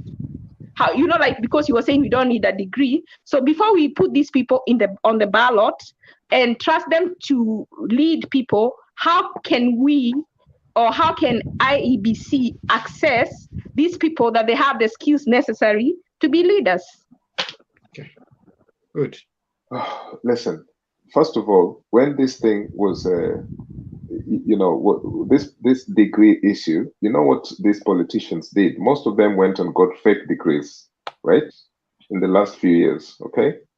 So are we saying that it's a good thing to even suggest that politicians should have a degree, whether they're MCAs, MPs? Are you continuing with your narration, or are you answering my question? No, because that's not what I asked. No, listen, I'm not answering that question because I think you know the answer.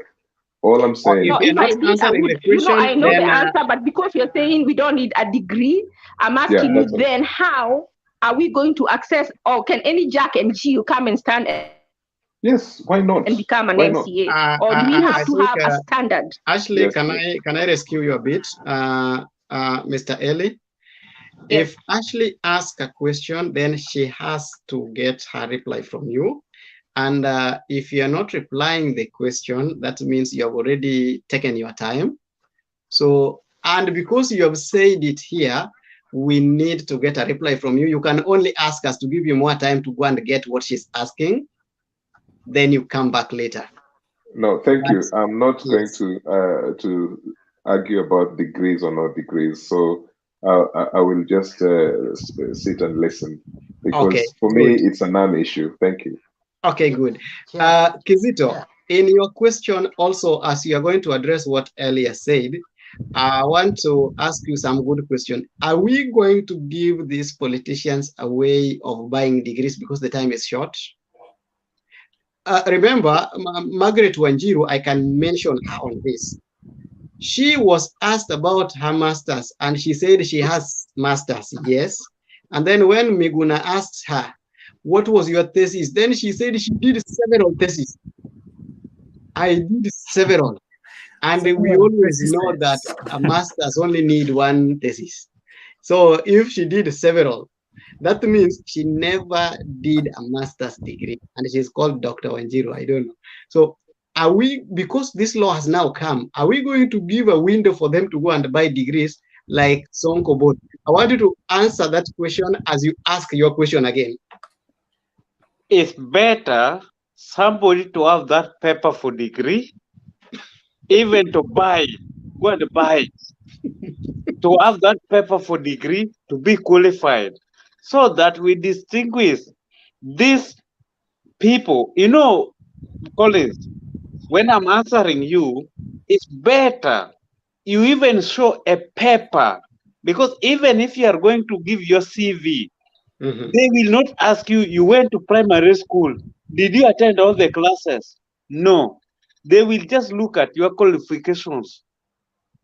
Did you listen to Asaka? Did you listen to Ayaga's point before that we have to know where somebody went to school, we have to know how you are admitted, and we have also to know if it is true that you have the degree, so that you don't have a degree like the one for Sonko? Collins, you're asking a question. Like in the US, we have the accreditation. So yes. IBC said they want you to come from a recognized university. So that's accreditation. If you are able to go to college and you don't have, in America, people homeschool. They don't go to primary school. They don't go to secondary school. So that's if the college accepts you. Yeah. And you have a 4-year degree. Whether you went to primary or secondary is not. It's not important. So, and the college has to be accredited. It has to be a recognized university. That should be all. And that's what IBC said when I had them, if I had them correctly. Exactly. That's the same way, even where we stay, even you find somebody who never even passed KCSE, he never even attended university.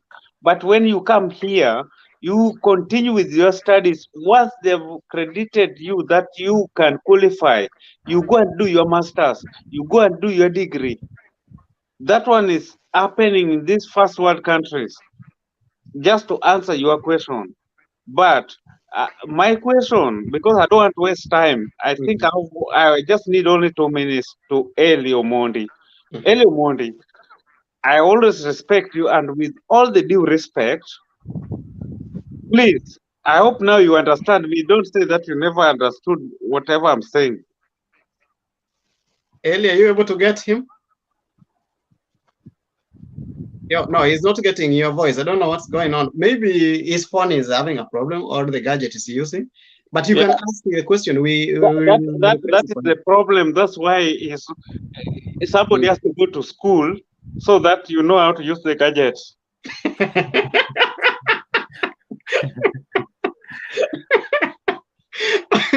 That was on a light note. As the chair, I can say that was just on a light note. Don't take it so serious. Yeah. Hello, Mondi. What I want to tell Hello, Mondi, the problem we have, the MCS, they are very rowdy. Even primary school pupils, the officials cannot be rowdy as the MCS we have in Kenya. Even the officials in secondary school, they cannot be rowdy as the senators we have in Kenya. Why do we have that? Somebody is becoming a musician the next day because he sang something. He have got so many people in YouTube. He go and be an MCA. He go and be a senator. My brothers and sisters, for us to make Kenya to know the value of education, somebody who is going to earn over 300 Kenyan shillings, he must be educated. You cannot take somebody to go and earn 50,000 from the bank, from anywhere in any office, and somebody's earning 300. You have got car grant, you have got house allowance, you have got health, what, and security. Never went to school. Okay. What's the need of going to school? If you, why do we give free education? Let people don't go to school, they go and be MCS. Okay, I'm tweaking the question again, and Bernard is going to answer this. We are trying to move away from the 8-4 system, and our people are being encouraged to do the CBC, and CBC will tell us that those who don't pass the KCSE to join the university, they can join the TVET schools.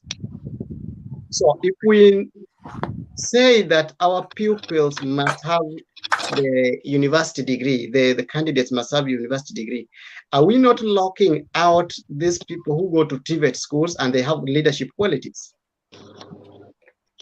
Because in TVET school, we do diploma and certificates.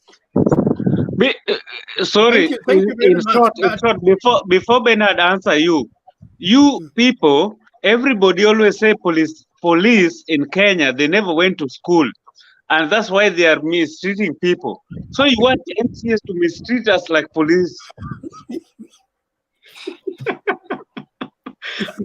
Okay, thank you. Bernard, I want you to answer that question, and then Duke, I'm coming to you. So, okay.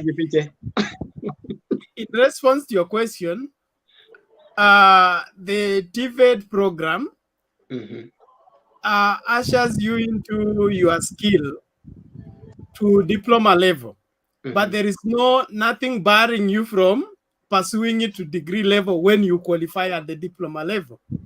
And then that is on the aspect of pursuing your education. If you want to get into politics, and one of the requirements of politics to get into politics is that you should have at least university education, then you go for it. Just like you want to be a school teacher and you need to go and be trained to be a school teacher, then you go for that particular training.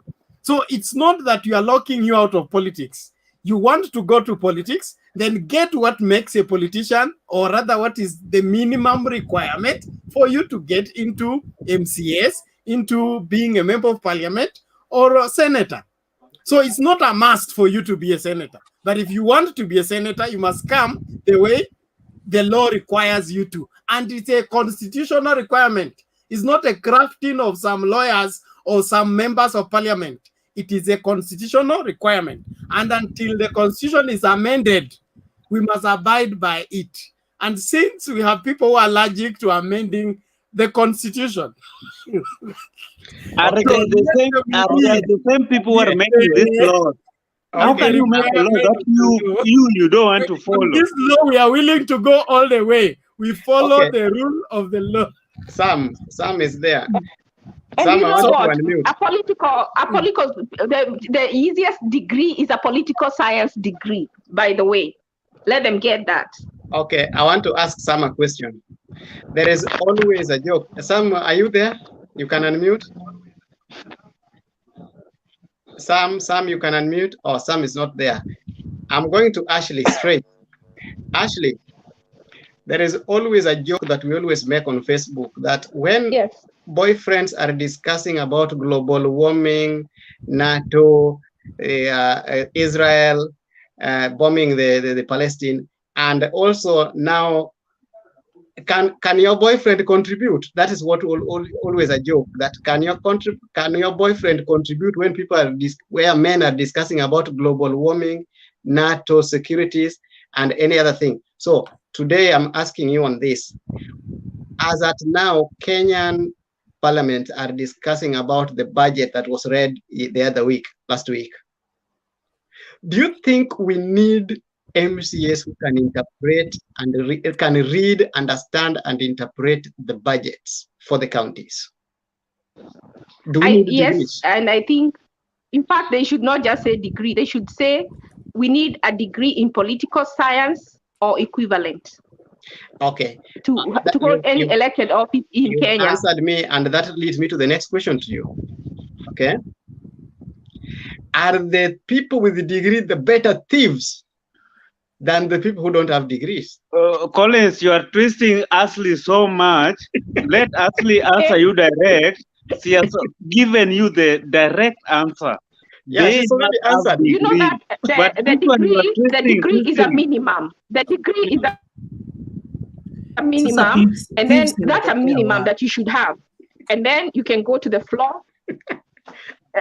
Even but that one, the people will decide, and then the people will decide. And on top of having degrees, we should have debates so that people can sit down and they can be asked the questions like the ones you are asking me, so that the people can make more educated. They're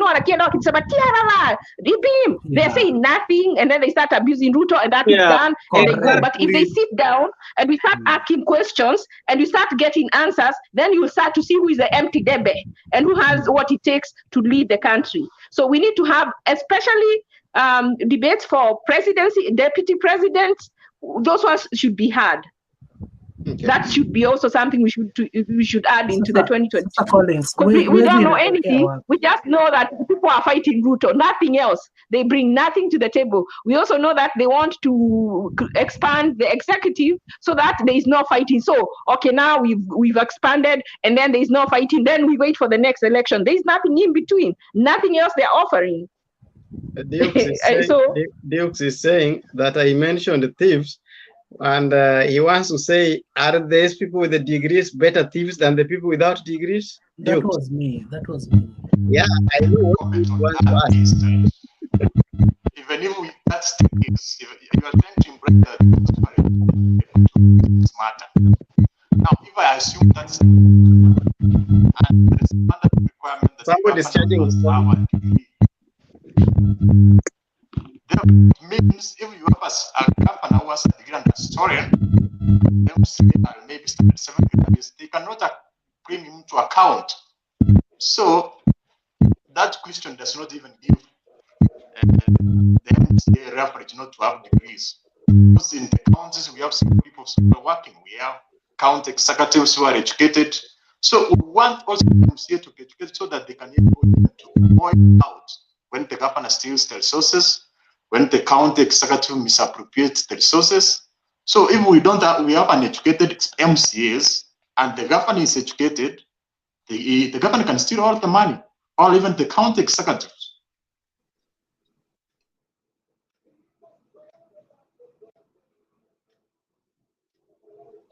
Sam is not here with us. I have a different, okay.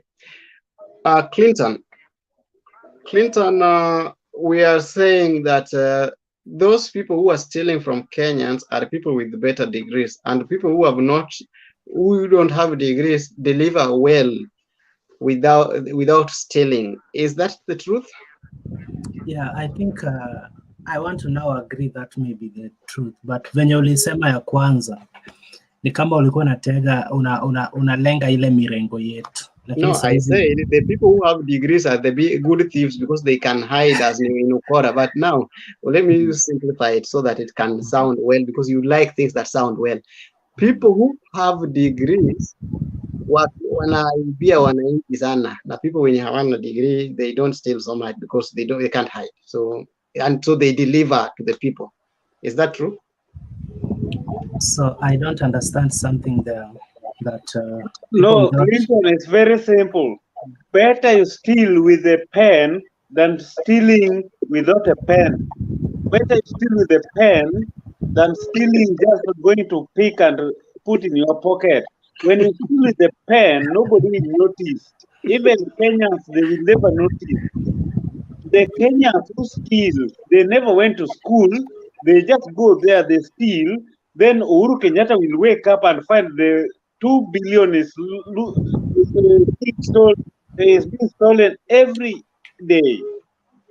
But if you steal with a pen, and nobody will notice it. Stealing from the last time I checked is a crime. It's No, true. it's a crime, by it's a crime, degree but when you steal or with a by pen, centigrade. everybody, even So in tax, we they should steal not be because the way they discussing do who's a their better tax, we thief don't understand or it. a worse thief on this platform. Let us. Kizito, and Bernard, please, we have Clinton giving his point because that is what is killing him. So Collins, acha nianze kwa kumshukuru mzee Kizito. Wajua palipo na wazee hapaharibiki jambo. Unaona venye ameleta hiyo point vizuri, though nimezomewa lakini sasa nimeelewa.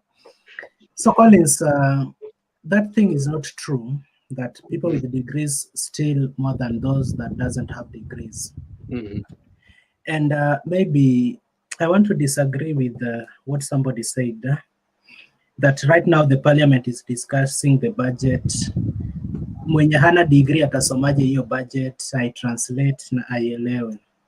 The budget was already read into pieces by the CS Finance. What do you expect me as an MP from Kapseret?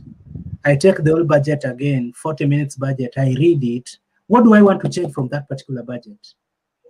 Kama parliamentarians, they have to check, are we passing this? Because if you have an issue with any section of the budget, you are able to say, no, can we discuss this point? I don't understand it.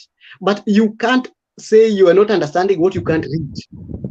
You must first know how to read it, then you say, I'm not understanding. But how can you not understand what you can't read? Is there an evidence, Collins, that in Kenya we have MC? I was in some parliament in 2014. Let me tell you something, Clinton. I attended a session in parliament, not a parliament, a national parliament, but one county, I'm not going to say the county, where the members refused that the person speaking should not speak in English because she was speaking very fast. And they told her to slow down and speak in a language that they understand, especially the local language. It happened that 3 MCAs nominated didn't have a certificate. 3. So they told the other MCA that was elected to slow a bit. It also happened in another country, in another county in America, where somebody was speaking and then they were told most of the time they wanted to speak in Doluo in one of the counties. And then we realized the nominated MCAs were not educated. So that's why they only go there to vote, but they can't legislate. They can't, hawawezi hata kupinga, hata kusimama na kusema napinga hiyo hoja. They can't. So that's why we're asking, do we need to have any formal, I'm now removing the word degree. I want to say, do we need any formal education for somebody to be elected into a position? Yes, now that one I can totally agree with you, that we have to have some levels, yeah, but not necessarily a degree. You know very well, nilianza kwa kukwambia, getting fully educated is very costly and it is very difficult as well. So mtu amesoma mpaka akapata diploma, bado unataka kumzuia, haezi akawa mbunge, haezi akawa inaitwa nini, MCA. Clinton, ile inamzuia is the money that is being given. It is too much for a diploma person to be given a car grant for 2 million. Good work.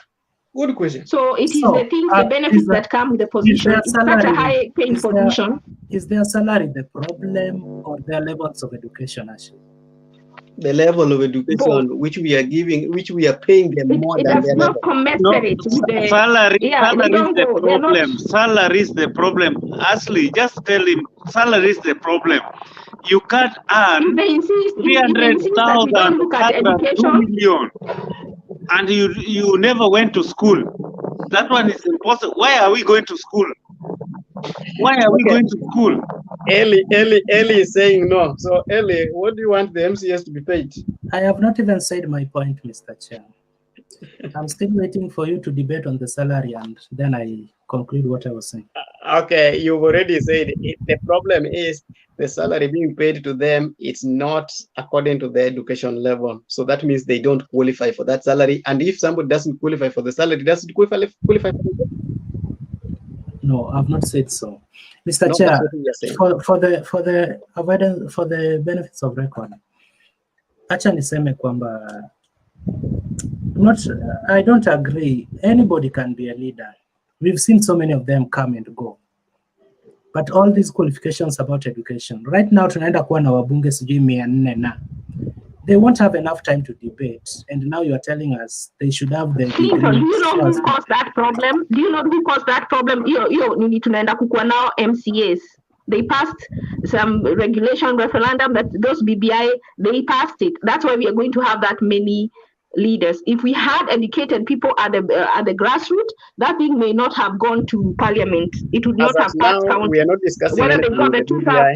2 million or not. As at now, we are not discussing anything to do with the BBI. So let's say BBI is dead. Let's just assume that BBI is dead, and we still have 360 or 390. They 300, 290 or 300 what? Constituency levels. So we still need to have. Do you know why people want those positions? Because they pay a lot. So if they insist that they don't want a requirement for education, then the salary has to go down. It has to go to the level of a diploma, an MP. If they still insist, whatever level they want to, we have to reduce the salary and the benefits to that level. Then So in short, those people with degrees can go and look for jobs elsewhere. In short, Ashley, you are telling us that Ashley, unmute so that you can answer as so that we want to save time.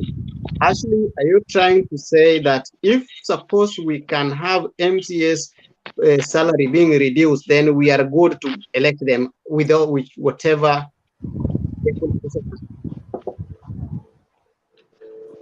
The best to me, in my opinion, I think education is key, and like what is it Kizito said, it is good as a show. They are leaders, so our children, we can tell them, if you want to be a leader, you have to go to school, you have to do this, so you can become. It can be a goal. So it will be good to have an educated leadership, but if they insist that they are being discriminated because they are and they want to be leaders, whatever position they insist, if we have to lower the requirement, we have to lower, it has to go together with the salary. Okay, they have to go hand in hand, just like other jobs. If they want us to lower the degree level so that we don't have a degree to be an MCA to be an MP, then we have to lower the salaries also. Yeah, so with that, you are good. Collins, I don't know how you know about like the American system. If you're being employed by the government, you're employed according to your whatever level you are. If you're at a K level, your salary is paid. If you tell me work for the state, I can tell you exactly how much you're paid, because your salary goes with your level, and your level goes with your education, the requirement. Okay. Yeah. Okay, thank you, Mr. Chair. I beg you to word on that, just a moment. Okay, Jex. You see, even in Kenya, we are have taking the next. You are taking the next topic. I'm giving you the next topic also. So just speak. So I have not contributed on this one. Okay. Mr. Chair, when will I finish what I wanted to say? Let Jex speak, because maybe the question is on your question. Morning, or it is right I think now. Jex's question may be asking you another question. Jex, can you take Okay. You see, in Kenya, we have what we call job groups, right? And you qualify better based on your papers. And you see, if it will only mean that in politics, you just need to know how to read and write.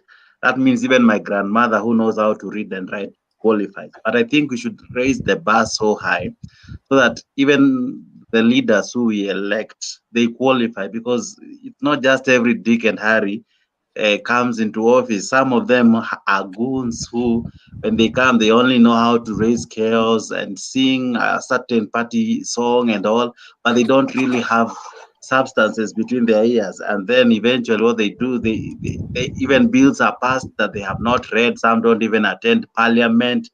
Some don't even engage in any meaningful debate. They have never even asked a question, because even the means to ask a question in English, they don't know how to use it. So basically, we just put people for a ride for the 5 years. Ni kama tunawapea kazi ya bure. I want to ask. Thank you, Jex. What you've talked, in fact, you are even going far. Tell always that we have job groups. Why is it that a normal Kenyan, you are being told a job, when you are being employed, you are being put in a job group? But MPs and MCs, they want just to get this too much money without job. Kizito, I want to even, Kizito, if you remember correctly, I heard Ayaga say that even Junet has no degree, yet our Chief Justice was vetted by Junet Mohammed. What a joke. You can imagine someone who doesn't have a degree is vetting you. Is How vetted can he by, vet you we without are a joking. We are And that is joking. the same Juliet who's going with the Morade to decide whether we will it's have true. elections next year. Yes. That same Juliet Then who, we end when he up opens saying his that mouth, all he comes out is with nonsense. Oh, when he opens his People who mouth, have no clue nothing what our solid. constitution says. yeah. That's why you see this group, they always say Orengo is a learned friend. When Orengo is a learned friend, he went to school, he has degree. That's why they value him. Kizito, you see, the reason as to why they elevate him, it's because they have not elected people with papers to go challenge him in the office. So we have very few who have papers, and that's why you find at times even the Senate session and the Parliament at times are boring because it's the same guys they only who need always Orengo to talk. talk. Yeah, James Orengo to talk. Orengo, Murkomen, the rest don't talk. We only see them during voting. Okay, now, Jex. Yes. I want to ask you a question, Collins, before you even ask me. Okay. I score a D- in my Form 4. I ran for a few kilometers. I end up being a police. And then eventually I go investigate a case and then present my case to James Orengo, a learned fella, prosecute the case. Do you think if I didn't work even hard in school, how, or what you asked the other day, I fail in my Form 4, and then I go be a teacher. I got an E in mathematics, but I go teach people's mathematics. So from what angle will I be prosecuting my case? Same to these guys. They have no papers to show, but they are the ones who are running the education sector. Will they value this education? That's why they will give 2,000 shillings for bursary, because to them education is not the key to them, as long as they made it without education. So by the end of the day, they will not take education seriously. Our children will not get the required bursaries. Our children will not get the correct sponsorship, because these people in the first place were not serious themselves. Okay. So do you think we have better leaders when we have less educated people or more educated people? Okay, yes. Betty, we have Betty. Be sensitive when you say they were not serious. Collins, sorry. Before you bring Betty, I wanted just to add something in Jake's. How will you tell your child, the one, you don't have children, I know, you're still looking for a child. When you get I have a son who is 6 years, so we can go on. Thank you. I just wanted to know whether you have a son. Thank you. My son is 6 years. How will you tell your son that go to school, study hard to be like me, Collins? How will you tell your son, go and study hard to be like Orengo, to be even a pilot? If you are an MCA, you are earning more money, and what will you advise your son? You will tell him, you don't go to school, go and nail a teacher with beat a teacher with the nail. Then that is what you will advise him. You will never tell him to go and read. You'll never advise him to go, because you know education is nothing. But if MCA, you went to school, you will give an example that, look, I'm an MCA because I went to school. Because we parents, me, I have 12 children, and this is my 12 children. I always tell them, look, I went to school. If I'm an engineer now, you have to be a pilot. Don't be like me. You understand what I mean? You have to give your child something that is more than you. But when you never went to school, what will you advise him? That you can steal and get money. When you go to steal, he will be killed tomorrow. Then you start crying. They killed my son for nothing. That is Kenya. Okay. Mr. Because Chair, we are Chair. running out of time, I think Clinton should finish up what he was presenting, and then I'm going to ask Betty and Nancy to give us their thoughts very fast. So before I ask, can we have Clinton? You have 2 minutes, please. Yeah, thank you, Mr. Chair. Mr. Chair, the reason as to why I don't agree to some sentiments on degree issue. Okay, Clinton, before you go on, I want you to combine it with this. If you make money with any means and come back to the village, you left school in class 7, go to Nairobi or go to any other town, make money, come to the village and be a good person who gives money in funerals and talk so fast in the funeral. You can talk 100 words and you talk points. Does that one make you qualify for leadership so that you don't go to school and you can still lead the ward? Combine with that in your I think that is buying support. And once you buy support, after getting what you want, you may wish to return back your money. So that's where corruption is as well. So I don't know. I don't believe when you come back to the village and start giving out money, you can use that money maybe to build schools that are still hizo za matope. You can use that money to make something that is permanent that will help the community. Lakini ukitupea ka 50 twende tukule bajia, I think it is not making sense. Tutakupigia yes, lakini hizo 50 zako utaanza kuzirudisha immediately you assume the office. Mr. Chair, issue na degree. Umesema Junet hana degree but he vetted the CJ. So in parliament we have those who Jake said, not me. Jake said. Okay. But that's the fact. It's a fact. Jake anakuanga mtu wetu lakini mmemcontaminate leo. So Mr. Chair, wakati Junet alikuwa inaitwa nini? Kunini CJ.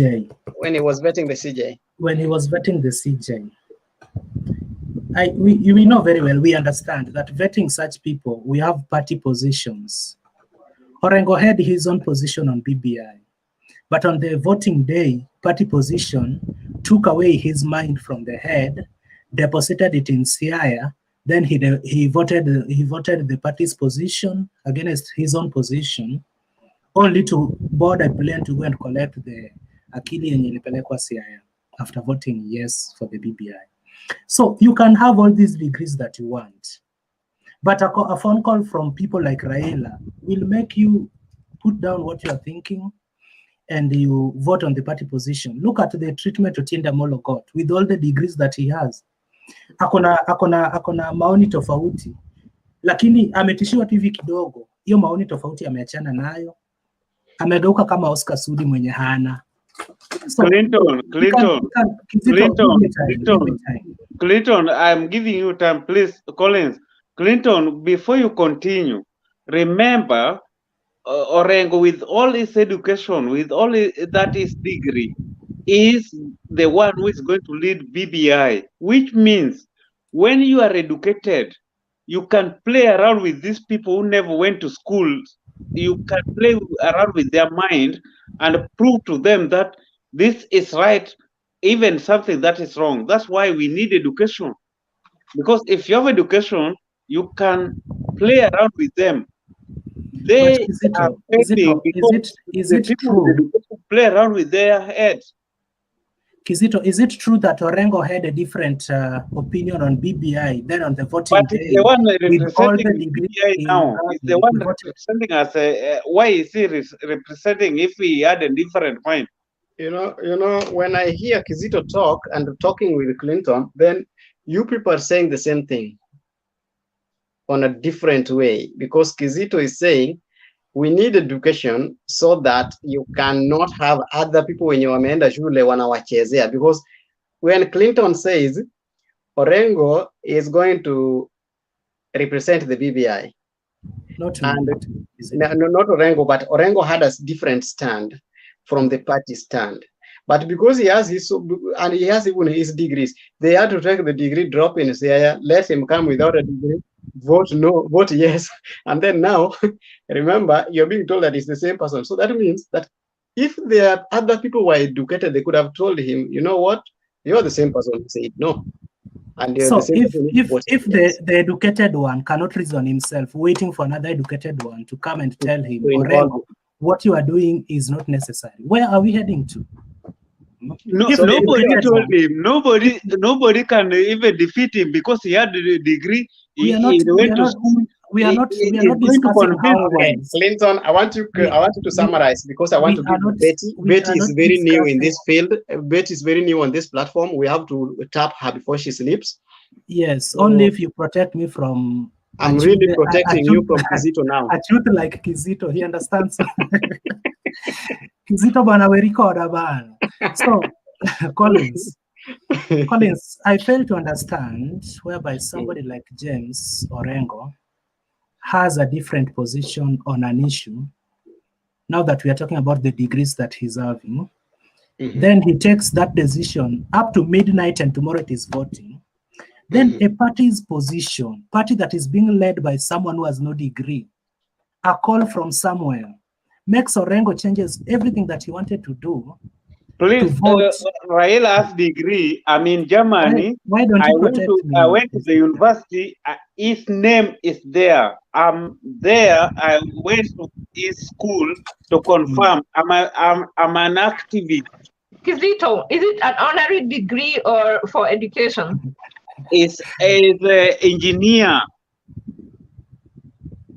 I went, the name is there. I went and confirmed, me personally, because it's my man. I went, the names in Germany, they put the names. Those people were there. You will go and see them. Even if you come now, Ashley, I can take you there. It's there. There. Even Raila's name is on the board, not even in the paperwork. They put it. It is an old university. And even the first Africans who got the degree in that engineering course, because we were taken there when we were in the university, we were taken there to go and see. Because, yeah, you know, in Germany, you do things practical, everything. We went there during our studies. We were shown everybody who was from Africa. So I confirmed, me personally, not that Thank you, Kizito. Thank you, Kizito. Thank you, Kizito. And Ashley, thank you for take asking that that question. screenshot and bring it to us because it might be, some of them get a community event or development, so it can be a 6-week diploma. So just take that screenshot. We want to confirm too. I will do it. Actually, a degree is a degree, and nobody can take a degree if you went to but I will do it, except I'm in another town, very far from where I cannot take my transport to go there just to go and take a screenshot. Mr. Chair, I'm concluding by saying. Okay, let Clinton conclude. Kizito, let Clinton conclude. Yes, Mr. You have Chair. 1 minute here, Clinton. Yeah, if they interrupt you, add me again. So, Mr. Chair, Mr. Chair, Junet Mohammed, according to Gazeti ya leo, hana degree. And you remember 3 months ago, Junet alikuwa kwa parliament podium akifundisha Oscar Sudi Kizungu. Oscar Sudi was not present then. Akasema in parliament unaweza hata ukaongea Kiswahili. Nilifikiria Junet ni profesa, ni jina prof hatumiagi. Alafu leo gazeti inatuelezea kumbe si msomi. So I don't support the issue of degree, Mr. Chair, in my 30 seconds. Kama I still use James Orengo. You can't have that particular stand. Uzunguke Kenya nzima ukisema BBI ni mbaya. Alafu a phone call from Kizito amesema kuna degree. A phone call from Baba makes you to change what you are doing. MCS walivote yes BBI. Kama wale wa Siaya. Clinton, what happened? Something what you're saying, like in this whole panel, if you're the only one with a degree and you don't have support, sometimes you can fear because there's no one else to back you. But if 9 people had a degree and they can support because they are thinking too, they can support you, you can overcome the force. So sometimes he might not have had enough support to stand on himself, and he saw it as a loss, a defeating loss. So he just blended in with all the fools, if we so call them. They're not roots remember, above. I'm just remember, Ashley, remember, in Germany, you cannot fake a degree and you cannot buy a degree. Even if it's 2 months, even if it's 1 week, you cannot buy it. You just bring that one for me. I will believe when I see. Hiyo degree Make ya that free baba for him. inaitwaje? Ulienda We are ukaiona? not, I Tuambie. hope we are not, I'm sorry, we are not discussing even the Junet case, we are not discussing Sudi, we Yeah, are not discussing Raila. I'm giving Those was just my examples. We don't want to get into examples. personal problems. Yeah, I'm giving my examples on why the degree issue is not required. Say MCAs, the first to vote BBI in Kenya, most of them are learned, including their speaker, but walisema baba alishasoma BBI. Wale ambao hawana degree ya county assembly, wale ambao wako nayo, wale ambao ni class 7 dropouts, class 7 graduates venye unasema, walicombine wote na maprofesa pale ndani wakasema baba alishasoma. That's party position. What assurance are you giving us as panelists, Mr. Chair, kwamba in 2022 after tumetoa midfielders wetu kama Oscar Sudi juu ya degree, hakutakuwa na party position kwa parliament? There are only 2 people wanatolewa kwa tangatanga if you want to know. But there are defensive midfielders, they stop these people from scoring. There are only 2 people in tangatanga. In fact, well, they can still talk. They can still talk. They just won't be on payments on the payroll. If the degree issue is brought up, most of the people who are going to go down will come from the ODM. Modama anaongea, he's still contributing to the you know, Modama is still contributing and he's not on payroll. So you don't have to be on payroll. So Sudi can still continue doing what he's doing if he loves his country so much. He just will be paid for it. In 10 seconds. Naona history ya degree ianze 2022 kwenda mbele. Wale defending MPs, defending MCAs, wao waendelee tu bila degree. So wale defending, they are the ones who need to go, because in 2022 they knew it had been postponed in 2017. They knew. So why they did not go to school? They need to spend the next 5 years thinking about that.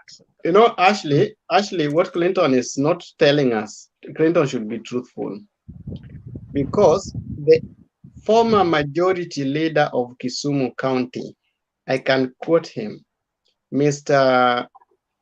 Samuel Onyango, by the time he entered the parliament, he did not have any certificate apart from Form 4.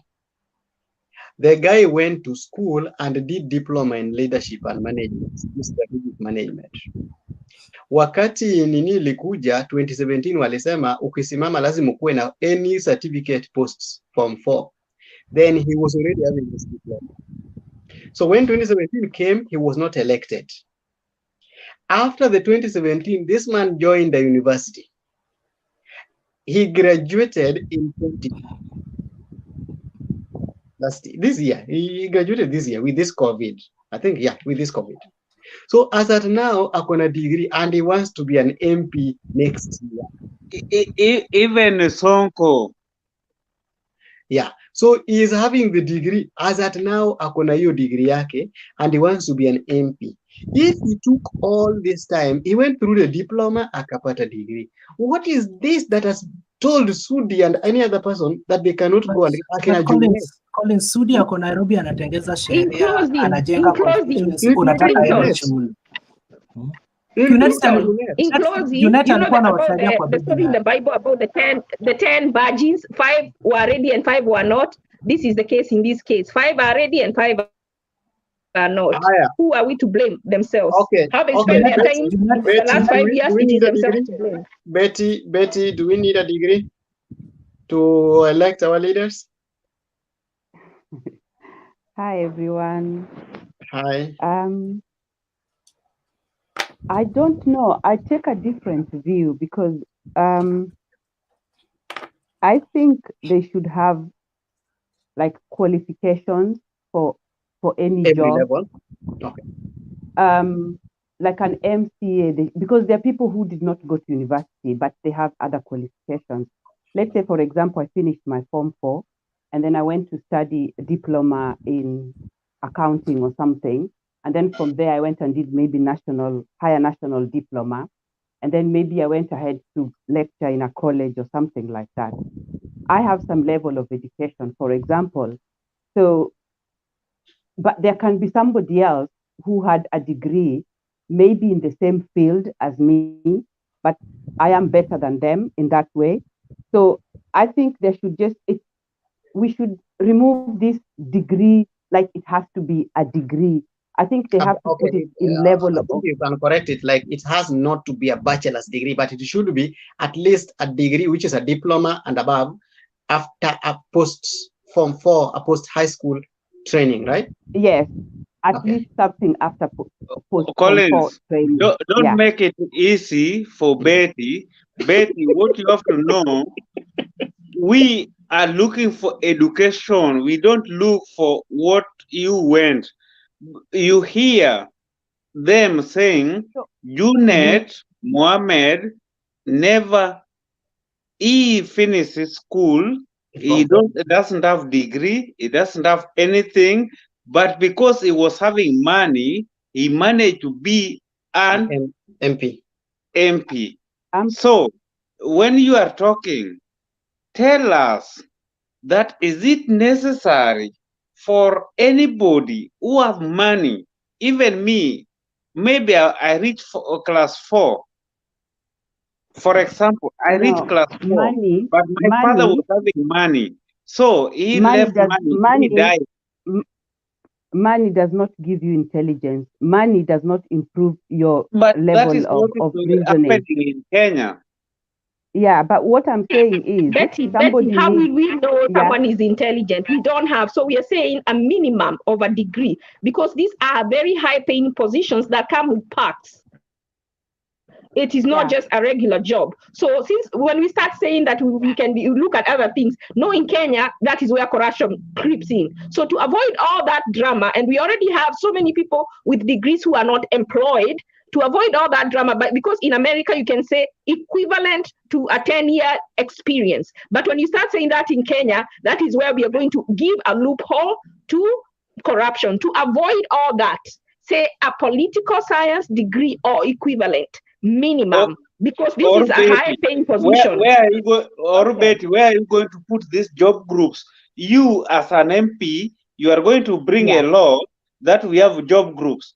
Why are you putting these job groups if the people, how are you going to determine the job groups? The level of education will determine the job group. What level of education? Are they higher national diploma holders? But you see that some counties will complain. Some people will complain that we are being taken advantage of because our MCA is not being paid well. So they are not doing a good job. We should just have a minimum requirement of a degree, period. If you don't like it, you can go look for a job elsewhere. Okay, Betty, I'm going to make this question a bit easier for you, because I see these people are going to slaughter you alive. They're going to lynch me. They will lynch me. These people are going to slaughter you. Now, you have an MCA being elected in your area, and our MCAs are supposed to be legislating, doing oversight, and at the same time representation. On legislation, we have discussions in some terms of committees.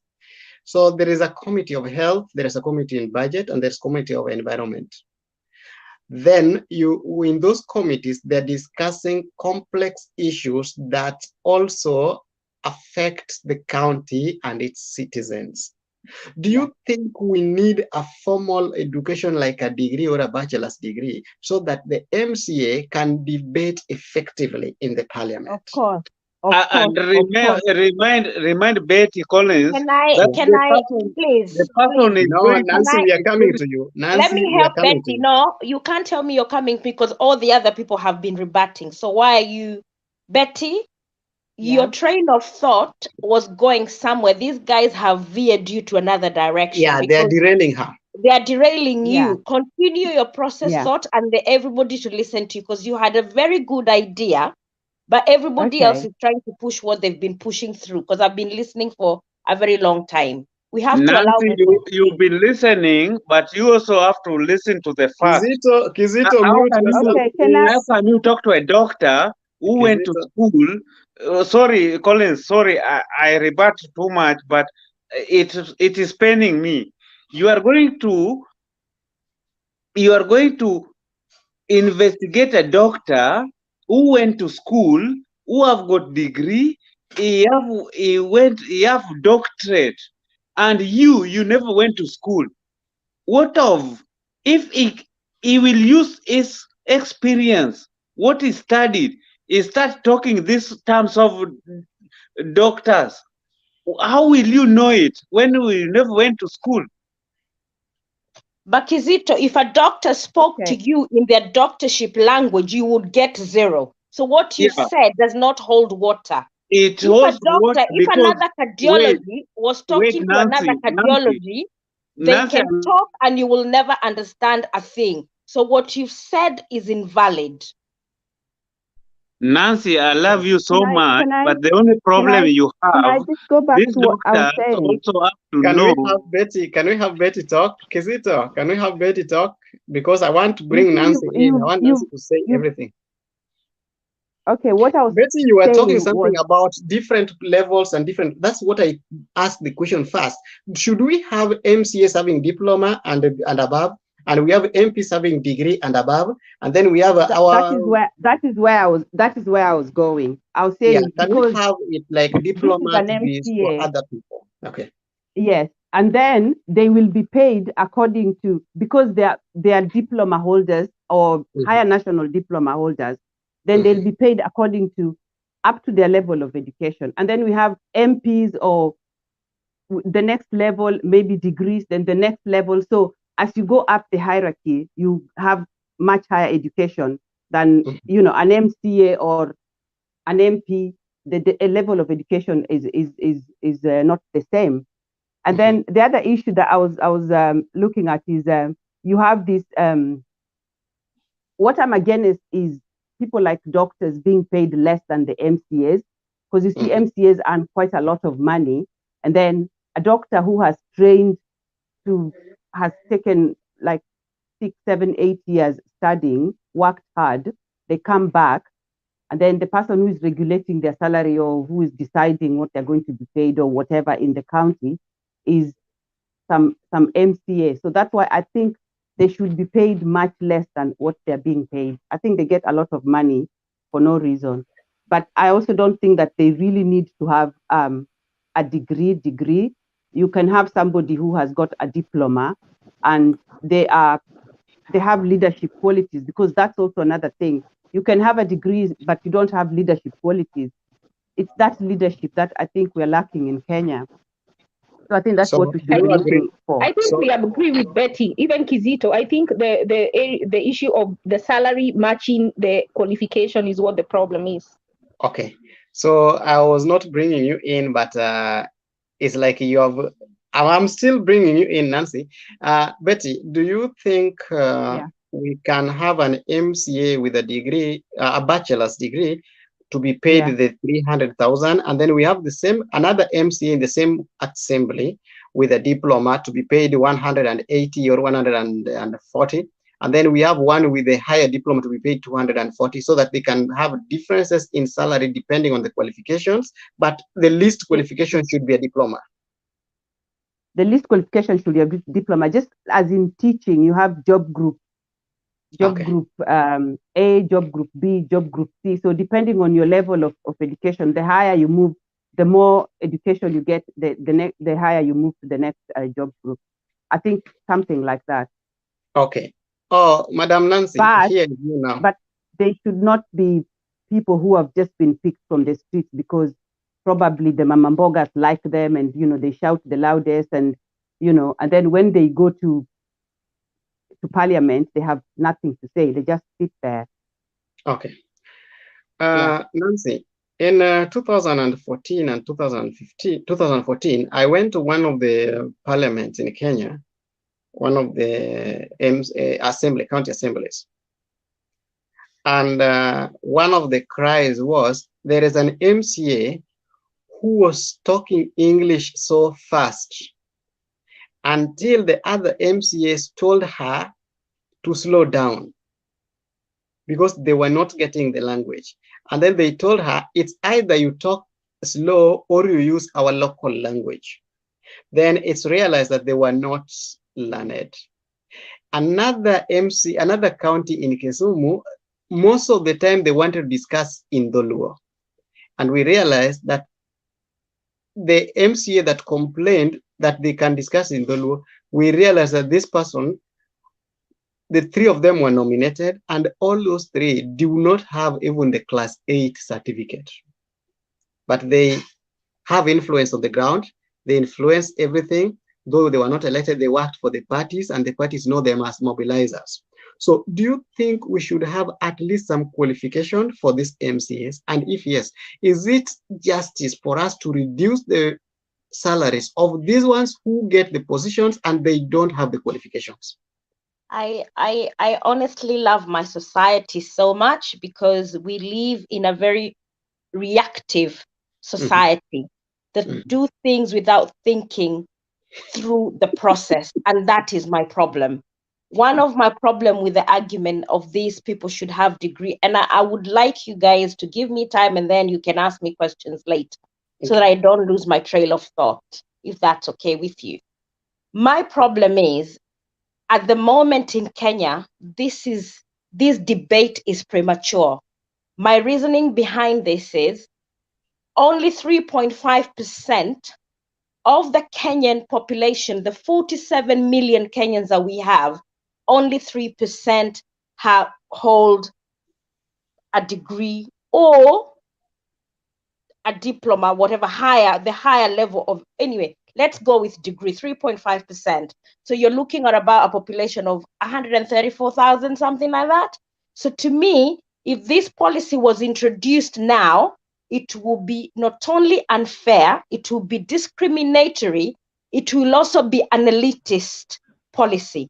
Mtoto wa maskini will be left out even though they can be better leaders. And whereas I agree that parliamentarians are tasked with formulating the laws of a land with the implications that the country and the world, a member should most be specifically contentious, principled, reasonable, and accountable MP. They must be capable of comprehending, reviewing, analyzing, critiquing, sanctioning, endorsing, ratifying, and passing multitude of law, policies, and documents. It is also, we've also agreed in the world, this is a consensus around the world, it's not about Kenya. The increasing intricate and complex globalized socio-political and economic realities of the 21st century highlight the compelling need for competent, skilled legislatures who can actively navigate the realities. According to more countries, effort to ensure that their parliamentary have college credentials. College. The consensus in the world is 84% of the MPs, I'm in the UK, 84% of the UK MPs, they hold degrees or PhDs. But we have those who go to community college, vocational college and whatever after Form 4, and they become MPs because it is not about a degree. Because if you understand, I have friends of mine who've done degrees the same time as me, and they cannot hold a conversation with you, Colin. They can't even express themselves fully. So a degree to me does not tell me that somebody is a bona fide university degree merely points out one's caliber and competence in a particular qualification and speciality without being drawn into the debate between being learned and being educated. These are two different things. So for me, I would say if anybody I'm not saying that we have totally illiterate because there are complex matters that need to be discussed either in county government or parliament, but asking for a degree where we know, and why I'm saying this is because 84% in the UK MPs have degrees. It is because going to university here, if you're a UK citizen, it is free. Kama wewe ni mtoto wa maskini tajiri, you can afford to go to uni. If the Kenyan government can enable mtoto wa maskini yule yuko huko Turkana na Samburu can get access to that education, whether if they get the proper marks to go to uni, if we bring the level playing field between the rich children and the poor children, enable them to attain that education level, then we are talking. It is the same way I was looking at the police Motiambai today, telling the police officers, do not discuss your issues on social media. Instead of looking the underlying issues of why these police officers are doing, he's just coming out and giving orders. We are a very We are reactive. talking to degree, not Kizito, bear with me. I will listen We are to you. talking Give me 2 about minutes. We are a very reactive society. We do not want to put the foundation of to kind of create a cultural shift to the next level. To me, this is a premature debate. We need, for the 2022 general election, I would say the sitting MP or MCA who is fighting for the seat, if they're elected, fair enough. Then we give them a gap of about 10 years and say, from now, this, because from the 2015, what made this MP postpone it for so long? Why did he not put them, why did the amendment bill take another 11 years? So to me, this is a fallacy, is another thing they're trying to bring to chat those people who they do not want. And in fact, those MPs who have no degrees or qualification, if you look at their performance when it comes to CDF, if you look at, they've been rated as the best performing MPs. So to me, you're disadvantaging Wanjiko, Mora, and whoever to choose leaders of their choice. If we're gonna change the way the society is structured when it comes to the elites being the one that control the society in Kenya, then fair enough. But as I stand today, it's premature and unfair. Nancy, can I just ask you a question? Yes, you can, Betty. Because you've said something like, you know, they're denying the Mwananchi to choose the person that they want. But the Mwananchi most times will just pick someone popular that they like. And we're here talking about at least having someone with some level of education.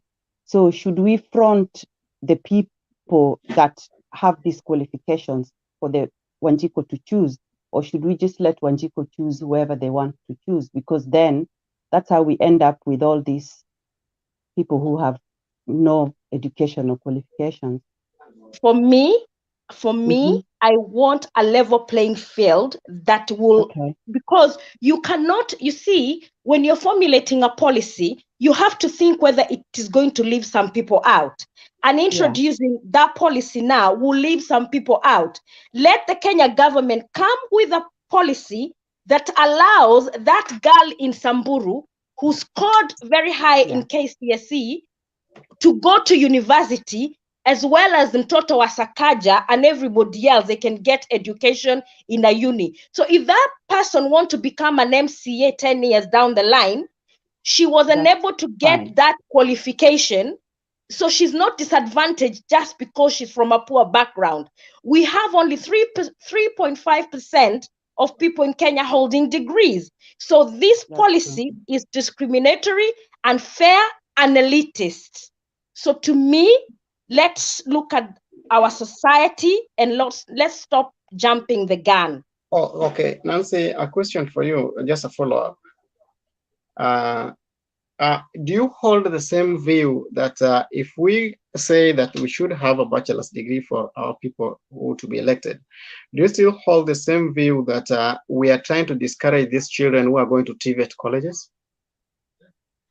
And this is what I said to you, the consensus in the world have kind of said they know that there are complex issues that are discussed either in county or parliament. There is somebody who goes to a TVET college, because remember, it's not everybody who is destined to do a degree. There are people who would do better. As I said, in the UK, there are people who go to vocational training colleges and they end up being superstar MPs. And in fact, if you look at the people who are doing very well, Bill Gates did not hold a degree. Poor George Clooney does not have a degree. Put this other guy for Richard Branson. He did not go to any university. Look at Chris Kirubi. Although he did a degree and honorary all this doctorship, he started from a point of it is what somebody can offer. For me, education is important, but we also need to look at other qualities. And for me, the biggest problem in my country is the tokenism. Our leaders do not allow the flow of democracy.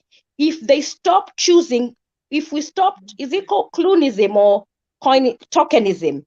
If that stopped and people went into one and the best was selected at the local elections, you would see that we would get people who are even better than those who have degrees.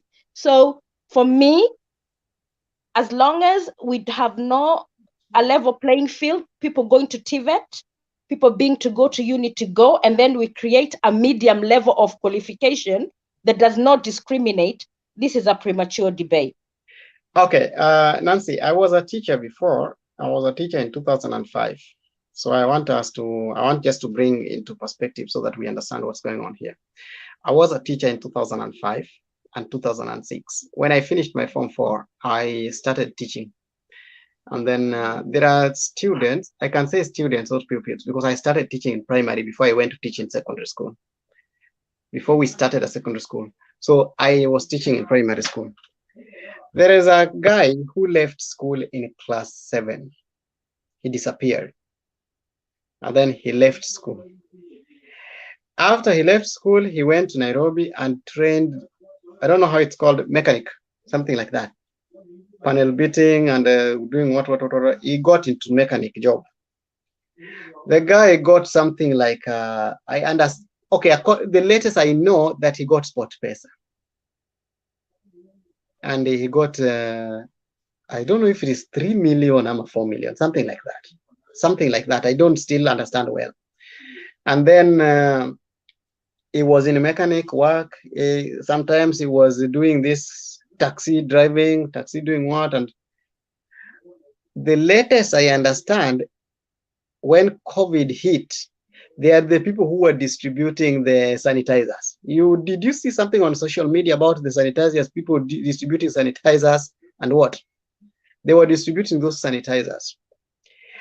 As we talk, is among the top contenders of the position of MCA.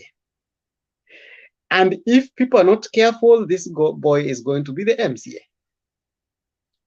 In their word, we don't come from the same word. I was his teacher, yes. But Colin, I'm asking you, will it be justified for the people to elect such kind of leaders? Because already he's a leader. I accept he's a leader. I have to accept him. Already he is now a leader because it's 10 years later. As at now, do you think that people are justified if they elect such kind of person because he's helped during the COVID? If we don't consider the degrees, that's why what brings me to the same thing that Betty was saying, that can we have people who just come from somewhere and then they become leaders, they can deliver, though we know they can't legislate. Will it not be fair? Colin, can I ask a question? Can I ask a question, please? Yeah. Collins, do you believe Mark Zuckerberg is a leader? Yes. Do you believe he's a businessman? He's not a leader. He's a businessman. No, I asked you a question. It's either he's a leader or not. I mean, you said yes first, and then you. I said he's a businessman. He's not a leader. Oh, okay. Yeah. So how does he lead this company if he's not a leader? He leads by appointing other people to lead for him. He's only responsible for seeing that. So, but you see, Mr. Collins, can I ask, because I want to go and sleep tomorrow, I'm going to work, please. But Zuckerberg dropped out of school. Ideas from when he was. Can I ask? Zuckerberg, he has money. Then I go to sleep. Can I just? There's people who have money like Zuckerberg. They employ the people that work for them. The advisors. they get all the brains to work around them, so they don't really have to be leaders. They have people who manage things for them. No. You Money. do. Betty and Collins, you're being Come on. disingenuous with Come your on. Come on. come on. You can't you know what I've said, we need to stop being a reactive society. Those county governments and Colin, those can I ask MPs, Nancy a question? Then I go to sleep. I just want to Okay, ask. can you answer Nancy's question? Because Nancy Wagungu is going to answer us. Yeah. So, Kizito. Please, you people bear with me. I just want to go. Tomorrow I'm waking up very early. I have to go and sleep. Nancy, Get to the point, Kizito. Nancy, my sweet sister, I want to just ask you one question. yes, you can, my brother. Do you want to tell us that these people we elect who are earning 300,000 shillings, they are the same with bankers who earn 50,000 shillings, the doctors who earn 30,000 shillings? Kizito, if you want my simple and straight answer to you, for me, the salaries of MPs and MCAs is a matter of greed in Kenya. Our own GDP cannot even support that kind of salaries. That's where we are borrowing.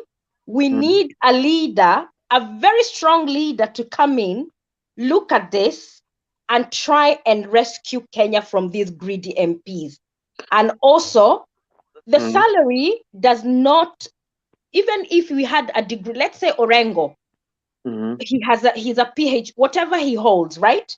He's one of the elite in the salary he gets with all his qualification is not justified. That is a beginning point. Even they earn more than an MP in the United Kingdom. Yeah. Uhuru Kenyatta earns more than Prime Minister Boris Johnson, who has been able to vaccinate 30 million people in the United Kingdom. So the salaries in Kenya, it's a point that we shouldn't even be debating, because these MPs have extortionate, inflated salaries that we as Kenyan people should say no to in the first place, because they don't even provide the services we need anyway. So should our discussion be about salary? I agree with you on that one, 100%. Thank you. I was just with Nancy. Please, you people, just bear with me. I just beg you people. Thank you. The only problem we have in Kenya is this issue of somebody who I just want to use your term, the greed. Why are they greed? They never go to school, but they want more money. The salary revenue allocation, these people, I don't know how you call it in English. Salary Remuneration Commission. Yeah, Remuneration Committee. When you are working, they are giving job groups. But in MPs, they are sitting there as legislation, these things they do, this blah, blah, they do in parliament. They make the laws. They make everything. They never went to school. As a human being, do you think they can give something that is not benefiting them? Let me say this, and like, because Nancy is saying the same thing we are saying, is only that she's saying it in a different language. No, I'm not saying the same, Colin. I am not saying the same. I've been listening to the show. Me and you do not have the same point. No, you Colin, believe. okay, let her answer my question. That's a simple question. When she answer me, I'm just leaving. I'm going to sleep. Kizito, we want you to silence so that she can answer you, and then you will leave for Dukes. And after that, I think Jakes is taking over. I'm gonna go somewhere also. I wanted to give a shout out because I was gonna do that in the beginning, but you guys drove me away to answer this salary thing. And Karibu, Uncle Steve. Thank you. I want to give a shout out to Dr. Chris Kirubi. May his soul rest in peace. He's one of those Kenyans that I don't know how many of you bothered to listen to all the people who can you answer me, please? I just want to leave, please. Just answer my question. What was your question, Kizito? My question was, and it was very simple. Do you agree?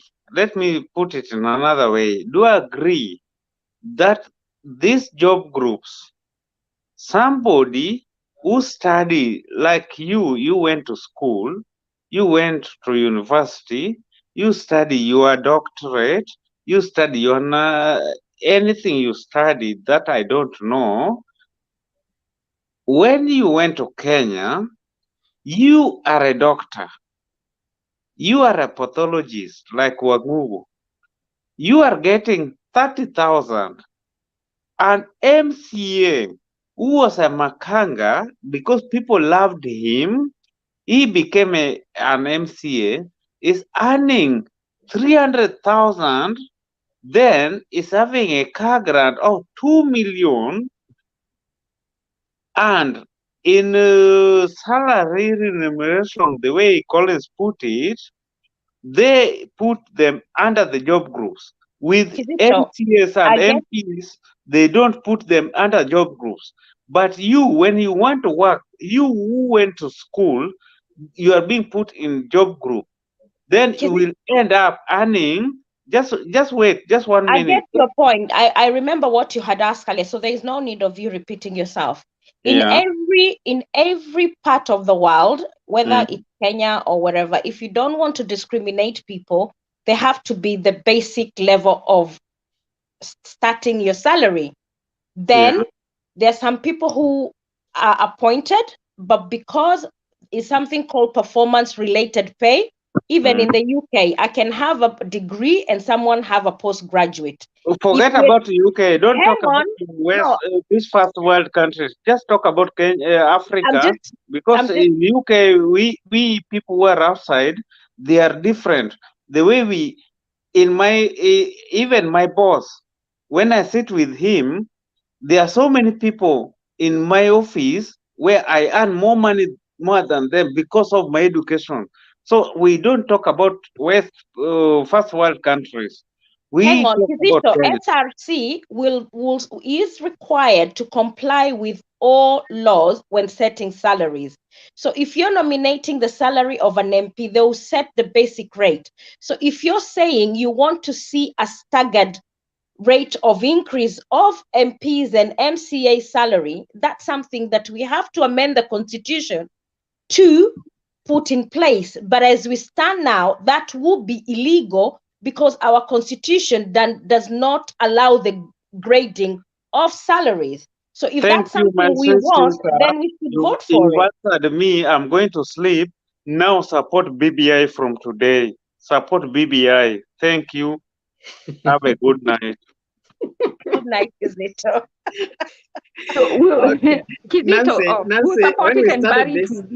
Nancy, when we started this, I said this. MPs are being told that MCAs are being told that we need them to have bachelor's degree.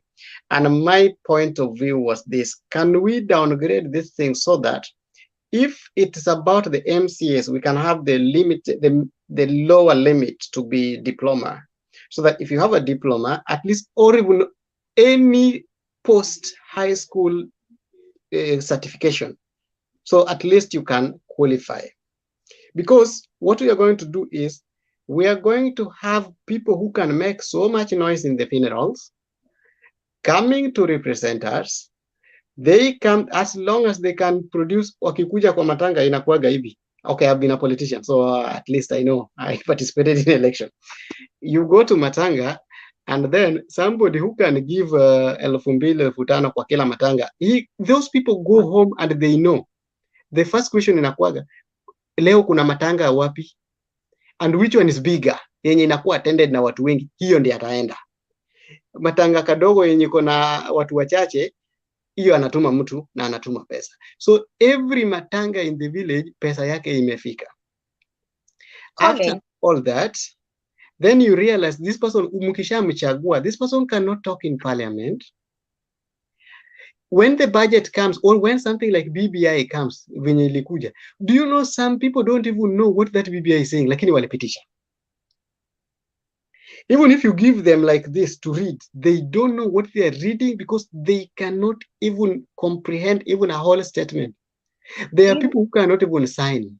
Anaambiwaga to sign hapa. That's why you realize somebody said when sign. You know why this discussion is a fallacy, and I'm sorry to say this. Is because, and somebody in the show when I was listening said about Otiende Amolo, he made his point as a learned, somebody who has a lot of wisdom, but because of the party position and parties being people's toys, he went back. And today he has never even appeared anywhere on Citizen Show or anywhere public to speak. You go back, you check. Because I think he's soul searching. And I'm so looking forward to the day he'll come and tell us what his thoughts are. Because to me, he's one person I hold regard. So, and this is what I said, let's stop the reactiveness of things. Let's ask for a shift whereby the ground is laid in the next 10, 20 years, that's the change we want. But with the current political Raila, Uhuru Kenyatta, Ruto, and all these nonsensical leaders that we have currently, this policy is dead on arrival because they will whip them and they will all have to be whipped to the line. And you're not allowed to speak your mind. So what is the point of degree or not degree? Okay, that what we are telling you, Ansi, because it's like, yes, we are in the same point. With me and you, I still believe we are discussing the same point. My point we are asking you is this. The Constitution of Kenya says... No, let me answer Nancy before you tell her what the Constitution says. People without degrees, they know this is their meal ticket. They have hit the jackpot. So any threat to them, they will fulfill because they know if they don't, they will lose that job. And there is no other job in the world that will pay them whether you disagree, those are the facts. There is no other job in the world that will pay them that much. So if you give somebody who can, no, I'm telling you, which other job can someone without a degree go and earn and get 2 million for a car grant? You tell me. So if I get 2 million for a car grant and I know I don't qualify for any other job that can pay me or give me such benefits, I will do everything I am told to do in this job that I currently have. But if someone like you said about Otiende, who is a lawyer, he can opt out. So if you have people with degrees and they're told to do things that they don't want, it is easier for them to say, I won't do it, knowing that they have options. But someone without a degree getting so much money have no options. And so they are easy to manipulate. Ashley, I disagree with your point entirely because we know... tell me exactly what you are disagreeing with. Ashley, I have listened to you, so don't interrupt. Let's give each other time. So I disagree because in Kenya at the moment, voters go with the most popular, the person at the top. You know, if is Uhuru, Raila, and whoever, right? If somebody has a degree and disagrees, goes against the party position, and goes and becomes an independent because he holds a degree, I bet, I kid you not, he can have a degree and Odinga brings somebody who doesn't have a degree and people will vote for that person. So this is why I'm saying to you guys, the degree and education, they're good idea, they're good values to hold. It's somewhere we should hope. Please.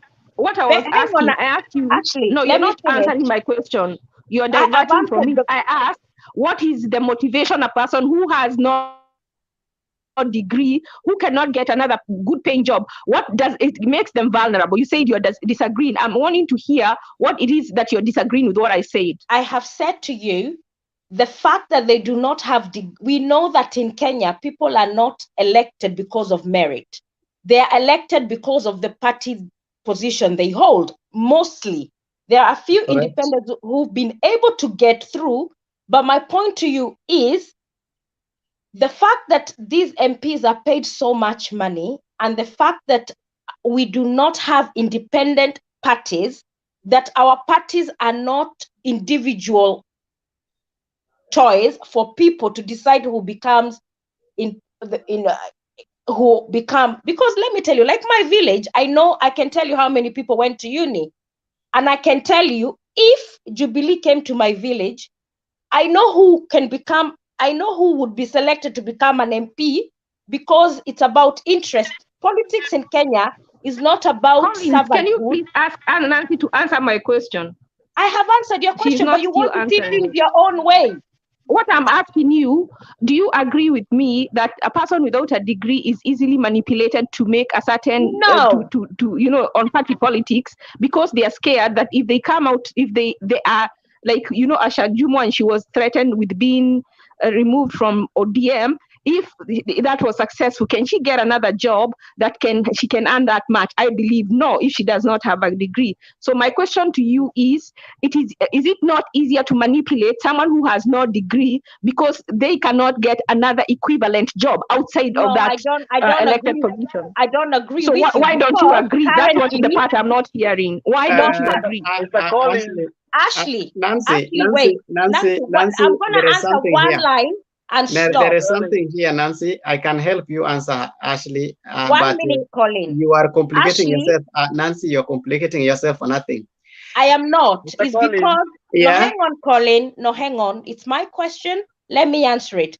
Currently, you cannot manipulate anybody with a degree or without a degree because it's not law. When it becomes law, then we can debate about it. It is law. It is law already. It is not. They postponed it. Nancy, what I'm saying, it's not law. Nancy, it's not law. Let me say what I'm saying. Actually, it is the law.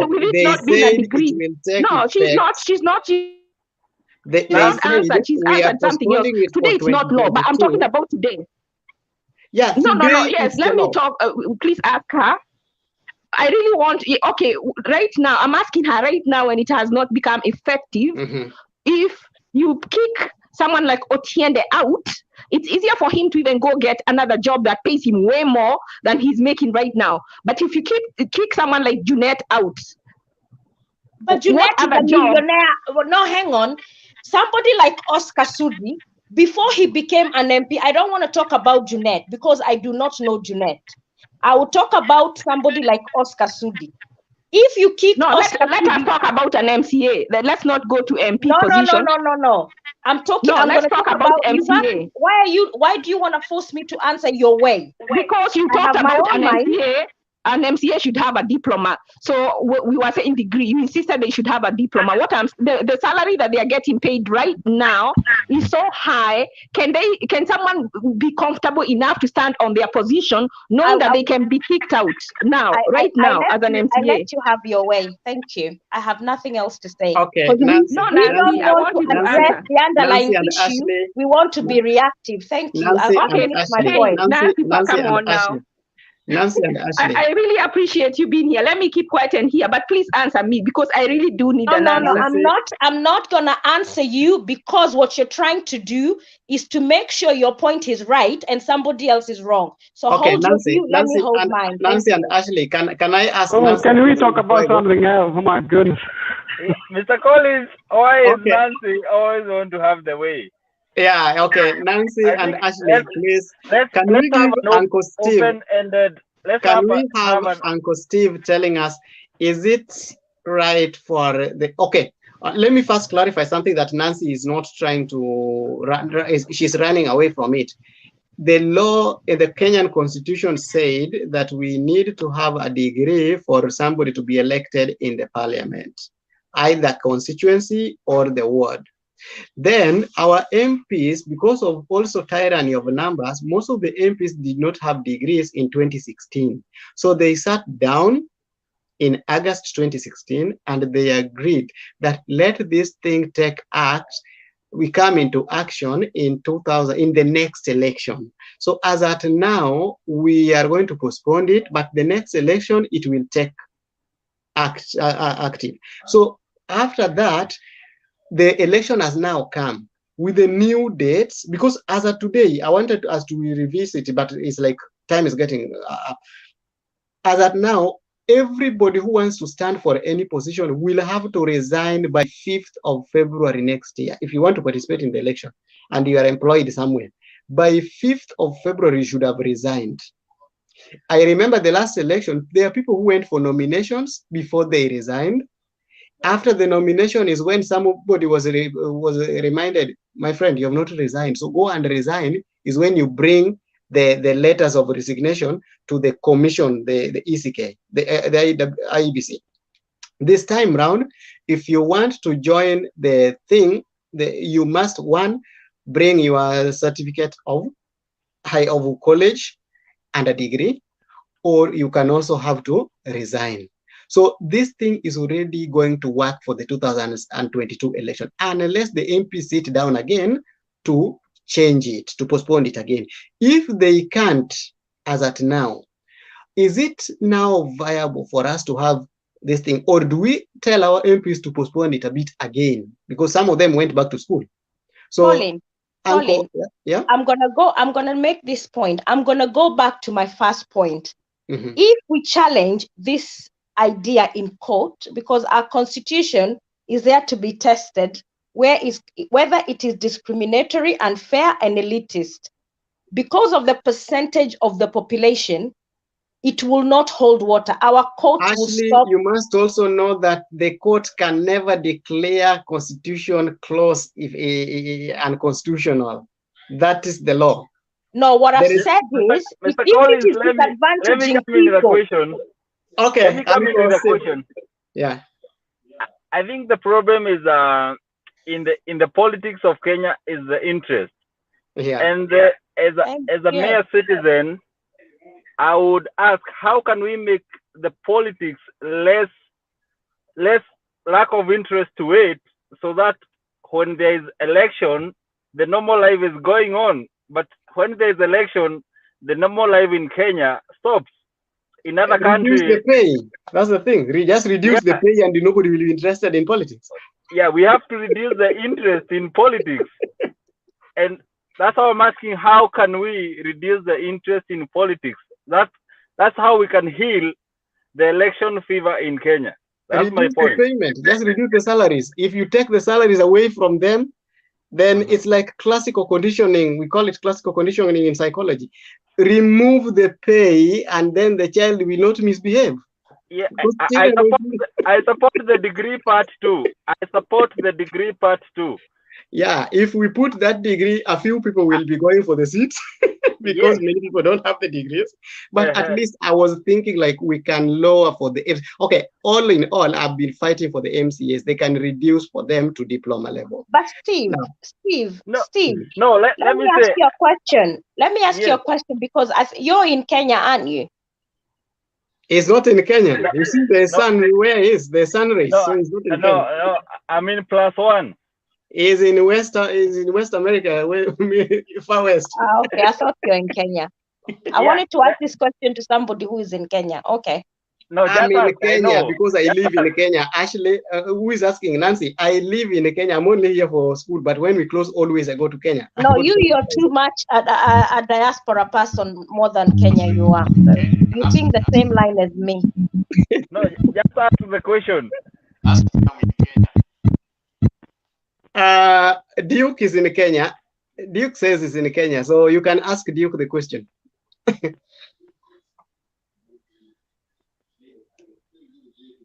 Oh, okay. No. Go ahead with your next person. Okay, Steve, you are still having the thing. You finished your point? No, I was saying maybe like in America, what have I heard? For you to run for politics, you have to have 2 years of, I think, community development or something like that. You see, there is setup and the procedure of how people running for the elective seats. There's the qualification and the guidelines that you have to meet before you go to the seat.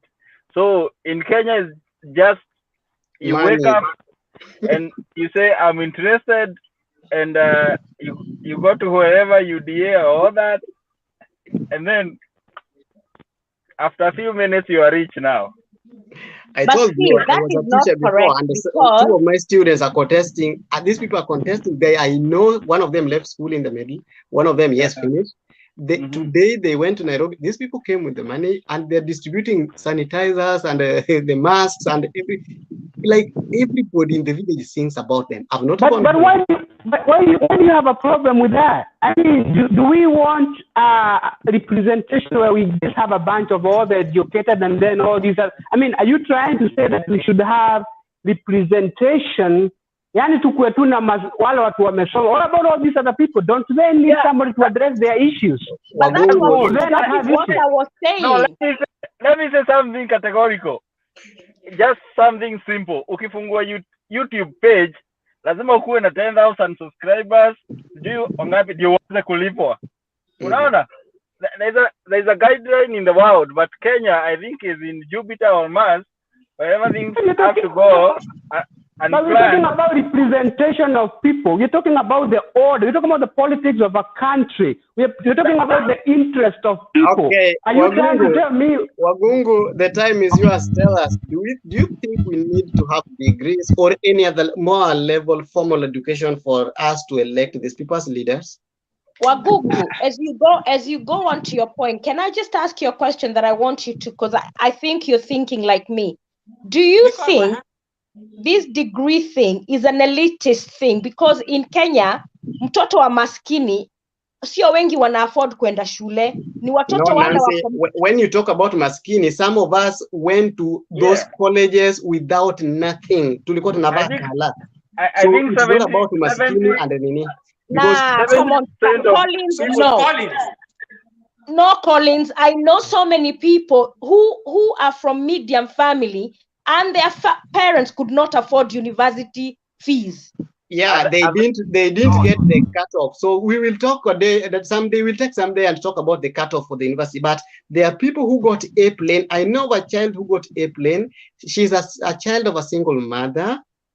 The girl went to a day school until somebody, I don't know how it happened, but the girl has an A plane.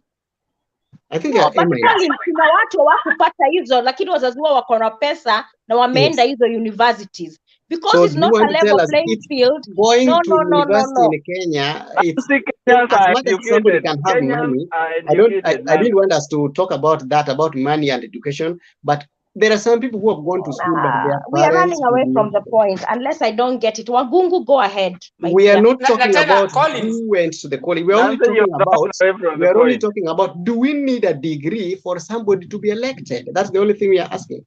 Do we need a degree? I vote yes.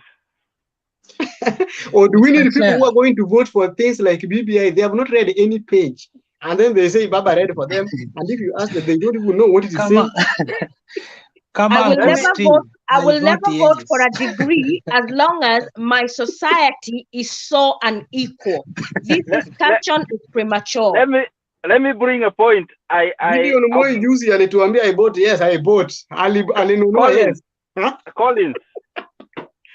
Collins, if you an observer of politics, let me say the people from Kalenjin and Rift Valley, they are way ahead about education. And let me see the people around Ruto.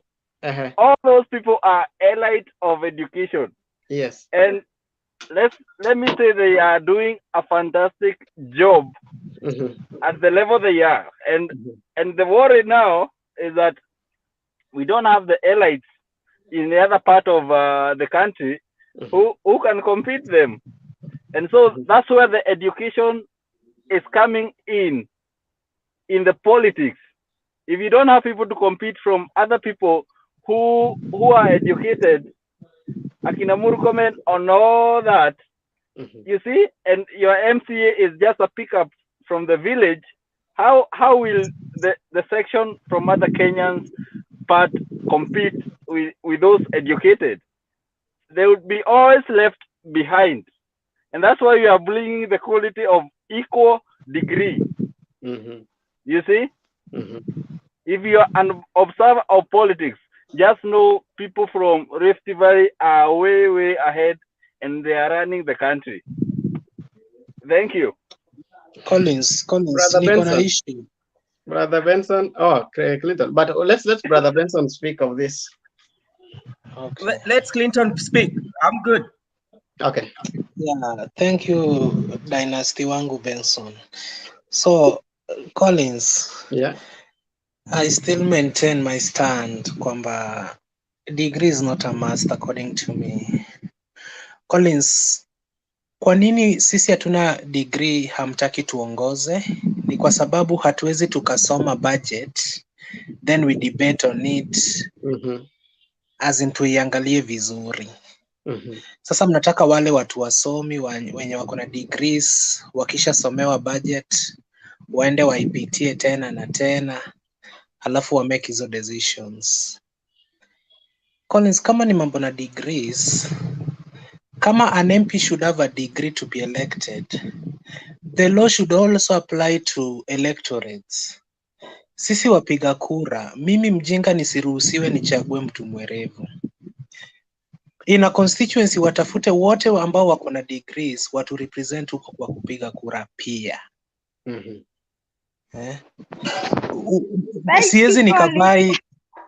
Siezi nikavai cause I'm stupid.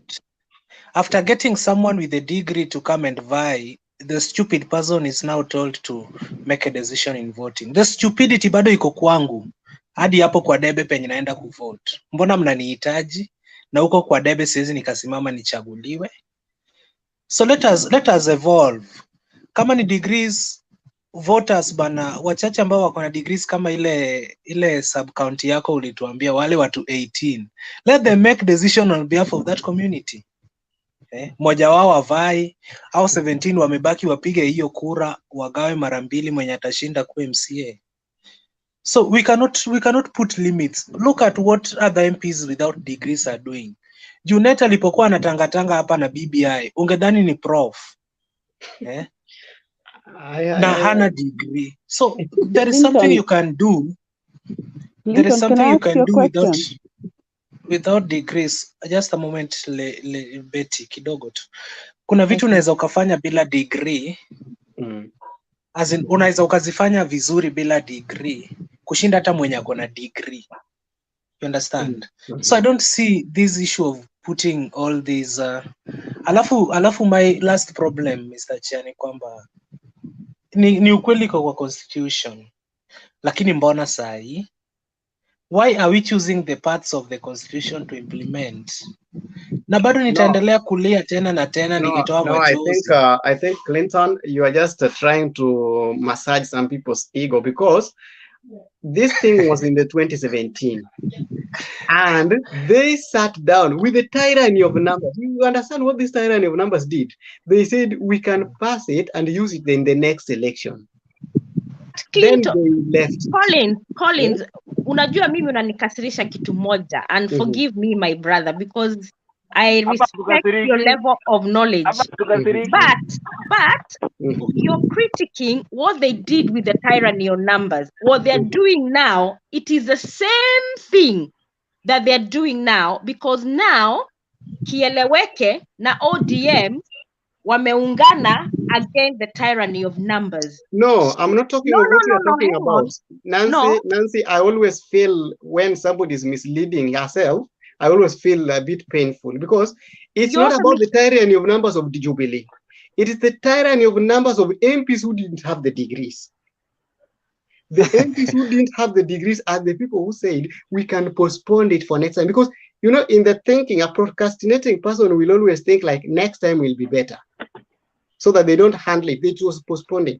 Like, can we postpone it so that in the next they can have time to go and but there were 18 MPs, according to the newspapers today. We have 18 MPs who do not have degrees, right? That is now. That is now. The other parliament, remember?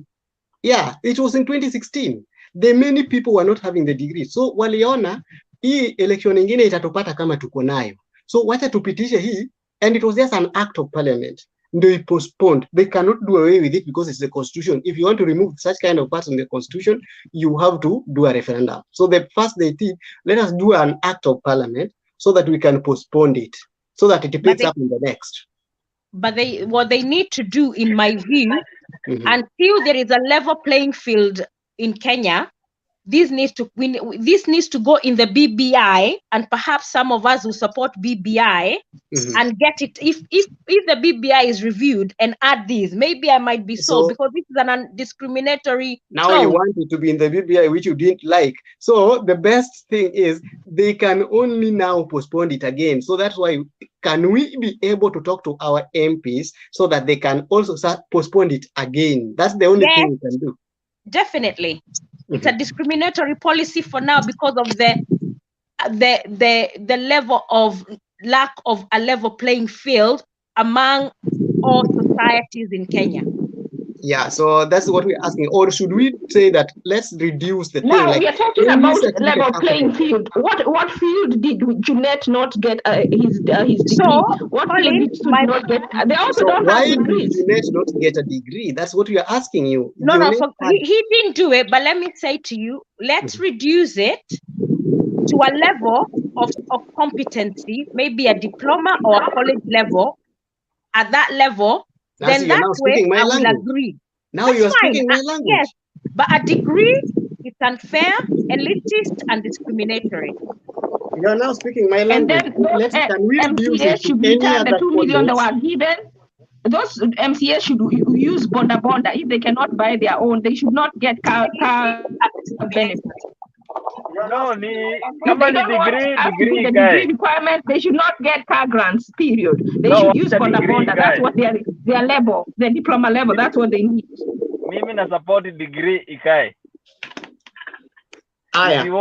If you want our country to develop, waacha hizo strong measures ziingie. Kama za KRA zinafanya kazi, waacha tu za parliament pia ziingie. Mr. Chair, how can a country develop? Hiyo pesa ni nyingi sana. That's why they really fight for those positions. Hiyo pesa ikipelekwa chini, it will not be as attractive as it is right now. Speaking something that we should understand, that these guys, yes, they don't have the degrees, and the most important thing people are fighting for to be in the leadership, hata kama wako na degree hawana, because they are highly paid. And this seems, I thought what Ashley was saying, this seems to be the only job where people are highly paid without qualifications. Exactly. It seems to be the only job. And there is no problem in that. That is why some of them are fighting. Clinton, there's a big problem with that. Because if they're highly paid, exactly. Yeah, they are highly paid. They cannot go somewhere. And again, being that elections in Kenya are run after every 5 years, and nobody is sure of getting the position again in the next election. So wakipata they say that kula kabisa, unaenda nyumbani. And exactly. It is always so easy for a primitive person to eat and eat. It's always so easy for a primitive person, because huwa tunasema hivi. But Colin, those people without degrees are the best performing MPs in Kenya with their CDF. So you're calling them. It is true, but what I'm saying is it's easy to manipulate somebody who is not one. The education system, I'm not saying that they should not have a degree. I'm saying at least there should be some level of education, a formal education. My brother Ben, get a chance and talk. Sorry. My brother Benson, he's been quiet. Degree. So I'm not saying degree, I'm saying a formal education, with be it a diploma, a certificate, a P1. Remember, as at now, as we talk, there are some of our MPs who are doing better. And I think Oscar Kipchumba Sudi is among the top performing MPs with the CDF. Yes, and he has he has just a college Makanga TVET. Yeah. I know he's not even having a TVET certificate. So he has a TVET certificate. If he was having a TVET certificate, if he was having a TVET certificate, we could have known, and that is what we are saying. Like, you should have at least a formal education, a formal. Because even here in America, there are people who are employed with a bachelor's degree, and somebody who does not have a bachelor, an associate degree, but the level of experience, Aki Collins, you know this is my final point before I start up for Benson to talk. You know, people like this lady who was a speaker of Nairobi. She's now the CAS of what gender?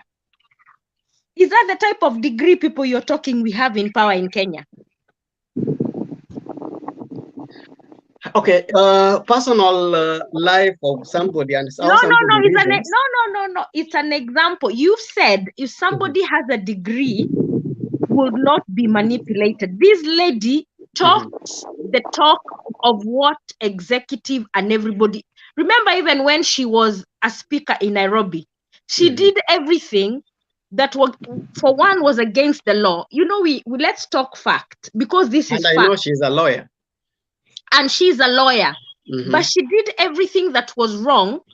She was put there to play politics. Somebody who knows the law.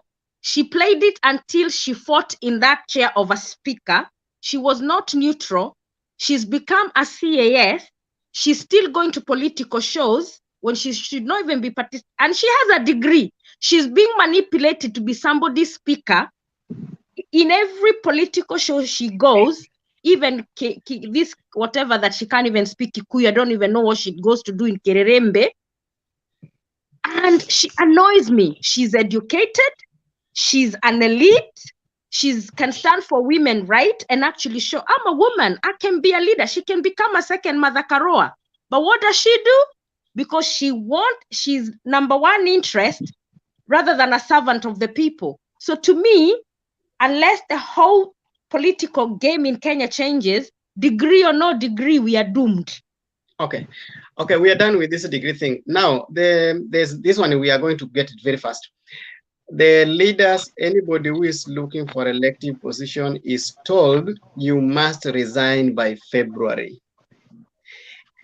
If everybody is told to resign by February tarehe 5, and elections are being done in tarehe 9 mwezi wa 8, do you think people are safe to resign? Why can't you let Benson talk? He hasn't said anything. I'm going to start with Benson, because Benson has not spoken on the degree or no degree. So Benson, do you think people should resign as early as February if they are going to contest for the August election? Again, you can add yourself to the degree thing because we have had a push and pull on it. Okay, thank you very much for giving me this opportunity to speak.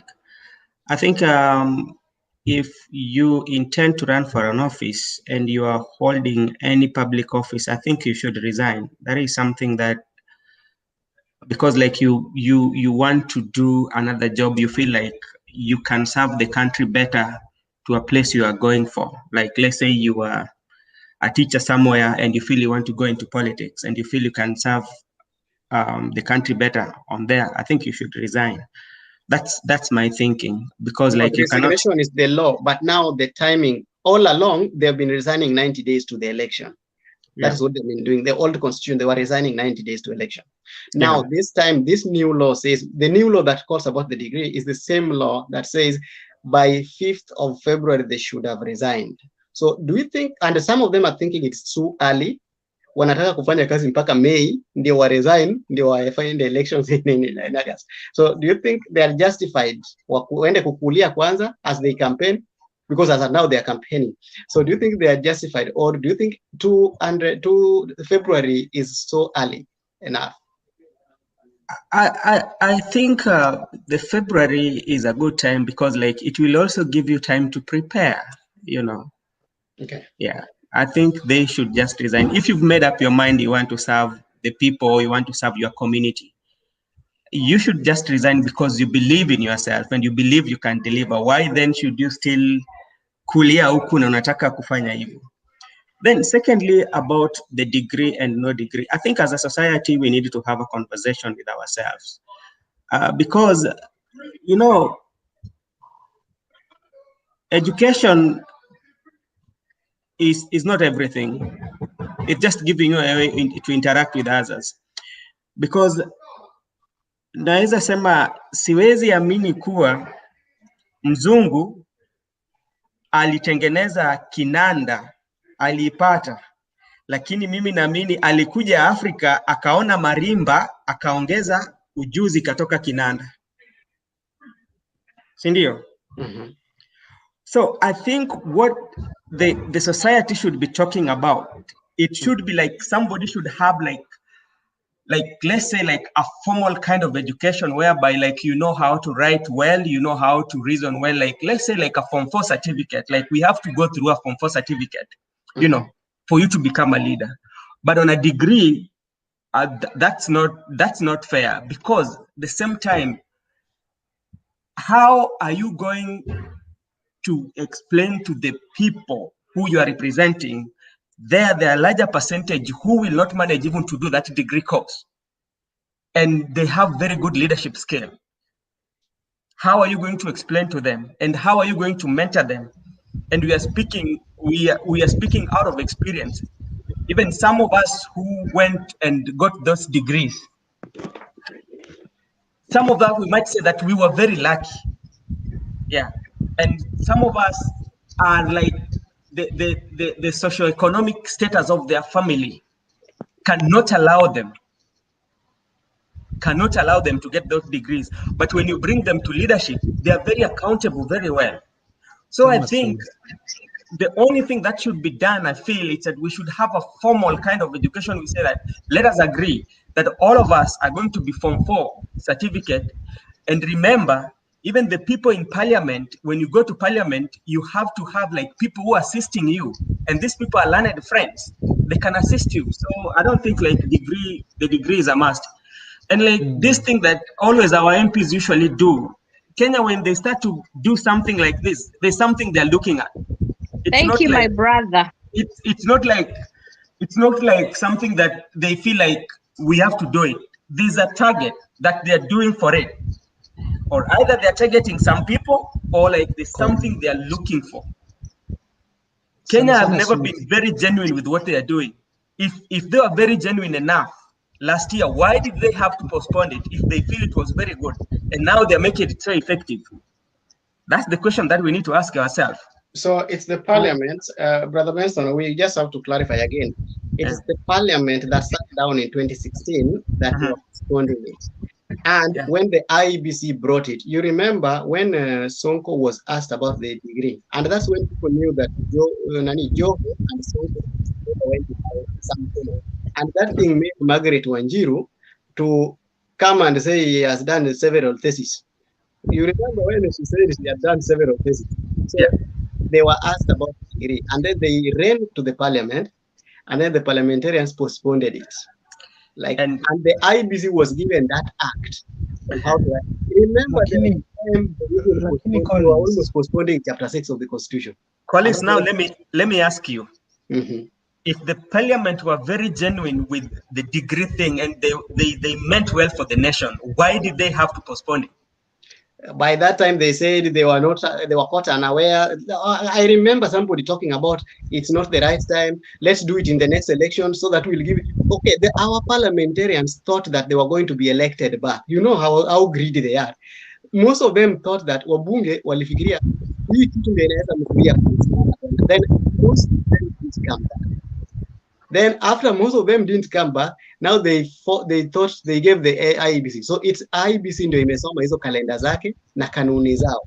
Kwa hivyo sasa tuna wabunge wetu wameanza kuchapisha sio so that isifanyike wakati huu tena wa postpone. So that's why we brought in the topic. Now our MPs were meant to bring another amendment that's act so that they can postpone again. Collins, hii tabia yako ya kutoa mifano kwa kuzingatia mirengo yetu. Kwani Junet is there. I didn't say anything. I said I've not even called somebody's name. Somebody said Sudi, and now my MP Moroni is there. My MP Moroni doesn't have a degree. Okay, Colin, and very development oriented. Koyoban. Yeah, my MP doesn't have a degree. Until we accept that this law or amendment, whatever it was, it is premature for our country. It is true. Kenya is a very unequal society. So for me, I would like it postponed until the government decides what to do with the access of education to give everybody an opportunity. Yes. Whatever level is set, hata ule mtoto yuko Samburu anaweza attain. So you're not bringing disadvantage from the word go. So we postpone it even if it's the next 30 years. lakini tuangalie hii mishahara ya wa MP na ma MCA. That is now where that is what actually brought up. But what we were asking about, which you have also said, our MPs are thinking of postponing again for the second. So that's why we ask: do you think it's right to postpone, or do you think it's we tell them to give them an other levels? And do you think we should reduce their salaries according to Ashley? Yes. Like, sorry, Ashley. What I think should happen, if you are very genuine Kenyans and who believe in equality, we could have kind of said like the best entrance even for the MPs, let's do like something like even a diploma, because like nowadays, if you look at the Kenyan system, education system, diploma is easily accessible, you know. So like if you can do diploma and look at as a country, if they want to do that, they also have to show it by MP by investing in education in our young girls or young boys. But this is what Benson was saying. We agree on a level that is attainable for now to everybody without discrimination. Then they bring in a policy that brings a level playing field when it comes to access to education. So it means whatever level is set, it's not going to discriminate you because you're from a rich, poor, whatever background you're from, you can attain that level. And then the salaries we need is something I said, even from the word go, that salary is too high. And that is why you find we are borrowing 692 billion, because our salaries, our expenditure on human resources is too high. So we all need to lobby our MPs and say, or SRC, whoever, these salaries are extortionate. Okay, Nancy, on the same level, we've had the point. In the past, people were getting the nomination first is when they go to resign, when they already gotten the nomination certificate. As now, we are told we think many of our people who are in good positions are going to resign, and then we are going to run. We are going to have many people who are not working. And then this opportunities is getting lower. So do you think it's wise for them to resign as early as February, or wait they resign after they have already gotten the nomination, which is May? Because it's the same law. Mr. Collins, let me just say this. If for instance, let me say for myself, if I was holding government position and like I've made a decision, like me as the brother Benson today, I want to go and vie for leadership in my community. I've made a decision for myself. Then the best thing that I will do, if I have to be true to myself, I will not even wait for that time to come. I will just resign immediately. But somebody who wants to stay, that is somebody that is not even very sure of him winning. He's not very sure of him winning. So I think if you've made your mind and you feel like I just want to go and serve my people, then you should leave this job, because it's not even like very ethical. You are holding two jobs. You want to hold two jobs. You know, you are still 50-50. Bernard, in 2013, in 2003, not 13, 2003, an MP was nominated because they were resigned. So he was nominated is when he went and resigned. He was a lecturer at the university. After being nominated by the party, he went to the university. In 2017, we had 230-something people who. Jacaredo, mute your mic. You're cutting Collins out. We can't hear Collins. We have over 230 people who resigned from their jobs to become governors. Remember, we only have 47 governors. And 230 people resigned to be governors. Then these people never went back and they never got governor positions. So you are like, out of the 237 something, all of those people became jobless. Jobless. And their positions, people were not recruited to to take you know how recruitment takes a lot of time in Kenya. Yeah. Many people are in those positions in acting capacities. So there is a notion that in our country, there are some parts that when you get the nomination certificate of a certain party, you're like one leg in. Now you can go back and resign. Now, if we allow these people to resign as early as February, all of them will resign. For example, my ward now, we have 17 candidates, 17 or 20. We have 17 candidates going for the same position. Only one will become an MCA. Yeah. And out of those 17, we have 3 teachers. Yeah. And they are borrowing because now the MCA, the current MCA, is a former teacher, a high school teacher. Now 3 teachers have joined the race because they think now it is for the teachers. So these teachers, if they are told to resign, they are going to resign at the end of February. Yes. That means 3 schools are going to lose 3 teachers. You see? And then they're going to miss the nomination. But don't you think, Ben? How many teachers are out who should be recruited? But Ben, don't you think it's really sad? Don't you think that it's really sad that teachers are resigning to become MCAs? MCAs, Nancy, you are correct. It's so sad. This is a problem because it's a money minting factory. Corruption is rife. These people are resigning and they want to join the politics. And we know we are only going to have one MCA at the end. Why are 3 teachers resigning? There are 17 people. Can I give you an answer? Yes, or what I think? Yes. Okay. If it's a government job, I can see them being asked to resign because of conflict of interest. But if it's a personal employment, like Benson said, but Brother Benson said, if you don't resign on time, it is you who will fail. So since they are adults, they should not be told when to resign. If they don't want to resign, do you know in America, Senator, what's the name of the president? Biden. He resigned. Not even Kamala Harris. Her position was taken over after she became the vice president. She stayed with it all the way to the end. Yes. So you decide. You see, like when they were saying, "Oh, Ruto is campaigning," whether he starts campaign. Trump started campaign immediately he won in 2016. He started the next week, the 2022 campaign, the campaign that just ended in 2020. I'm getting confused.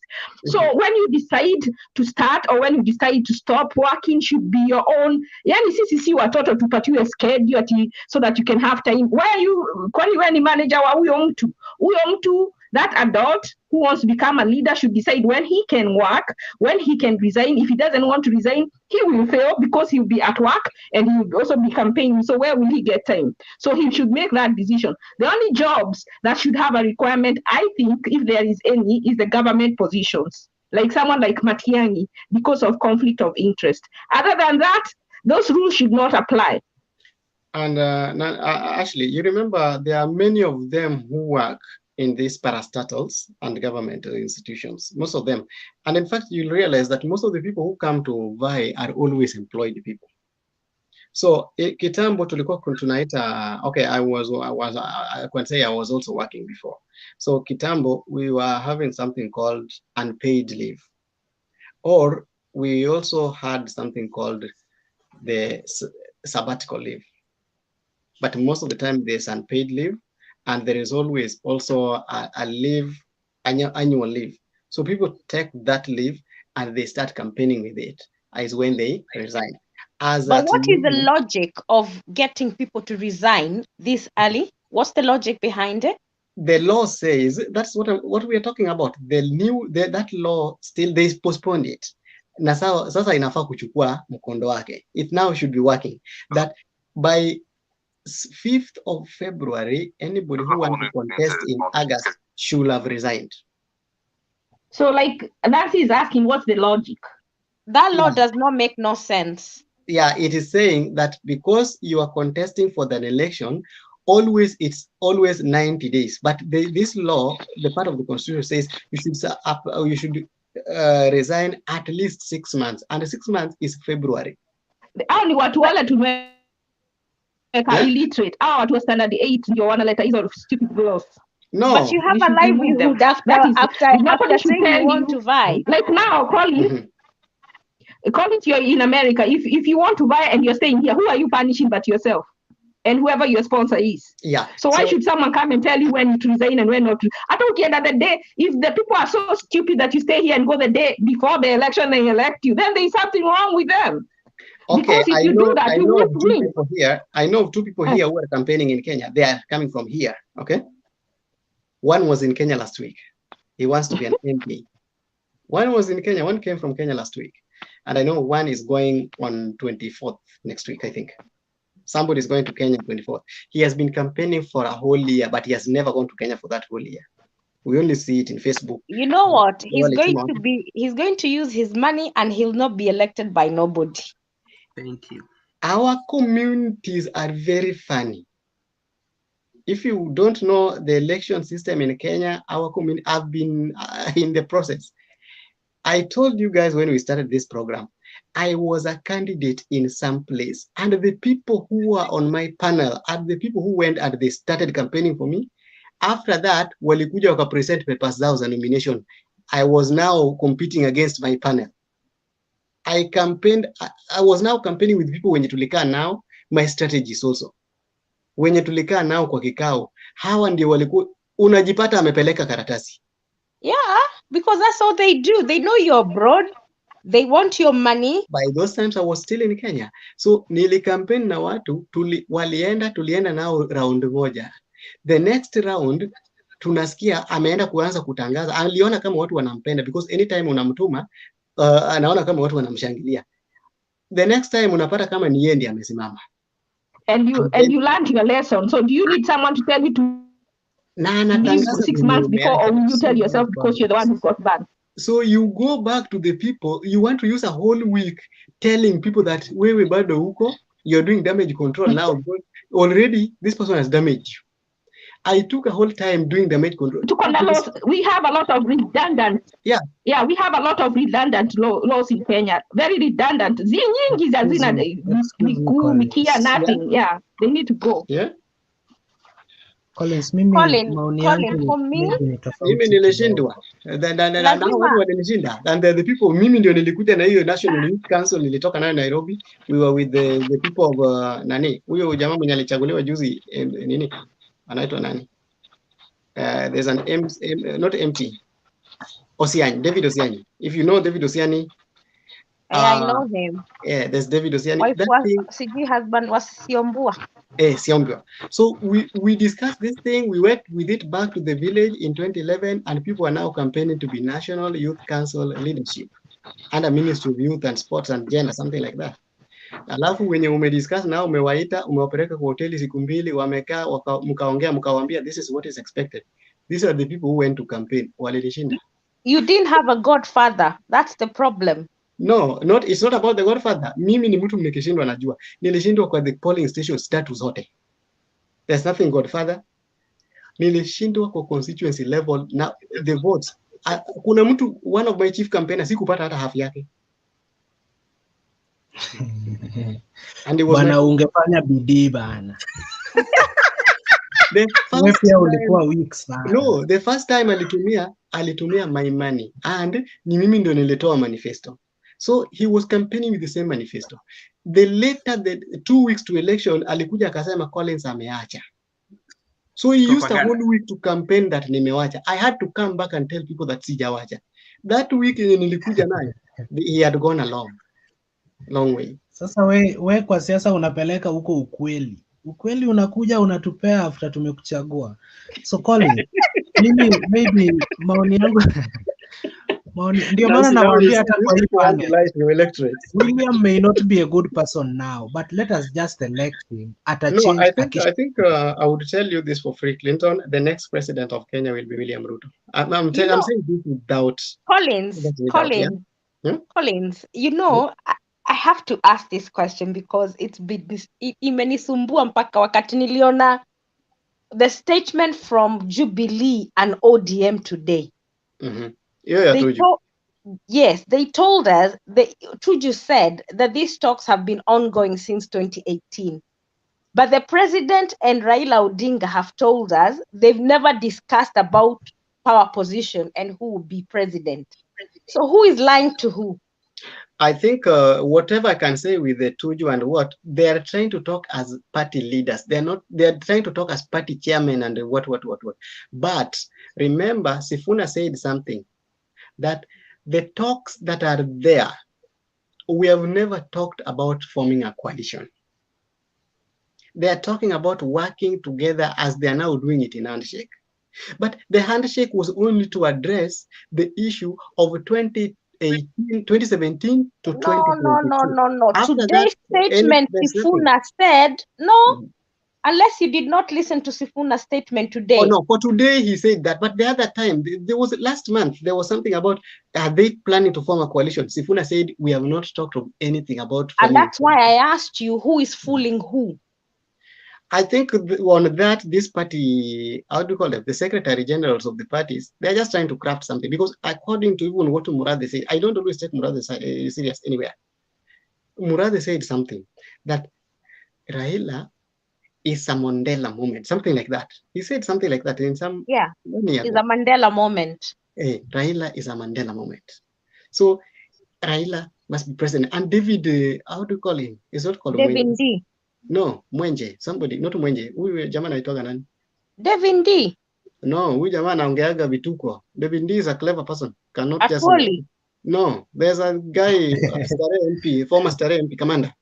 Can speak anything. Commander. Maina Commander. Commander ameenda wapi Collins bana? We kama mwanasiasa. Commander ako wapi?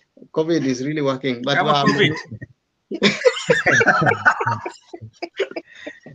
hata Orengo bana, Orengo haonekani. COVID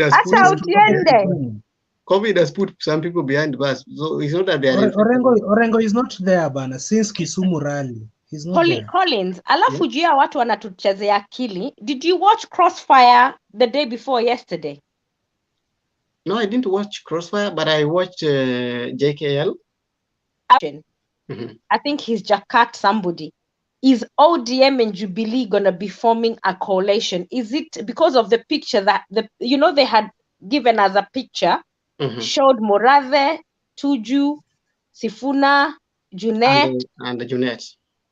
Yeah, and you know what he said? He said, no. There were no talks about forming coalition. This is a handshake agreement, and they're working on the handshake. And BBI, there is nothing. And then today, they come and tell us that now the both party leaders have given the go ahead to Jubilee and ODM to work and to give us a presidential candidate. We are doomed, Kenyans. We need to wake up. Let me tell you something today, Nancy, and somebody will bear me witness in this after the next election. So, I think I was going to do a document on it, but I will just try to preempt so that you can know. If today Uhuru Kenyatta says that the party Jubilee has its own candidate and it's known to be William Ruto.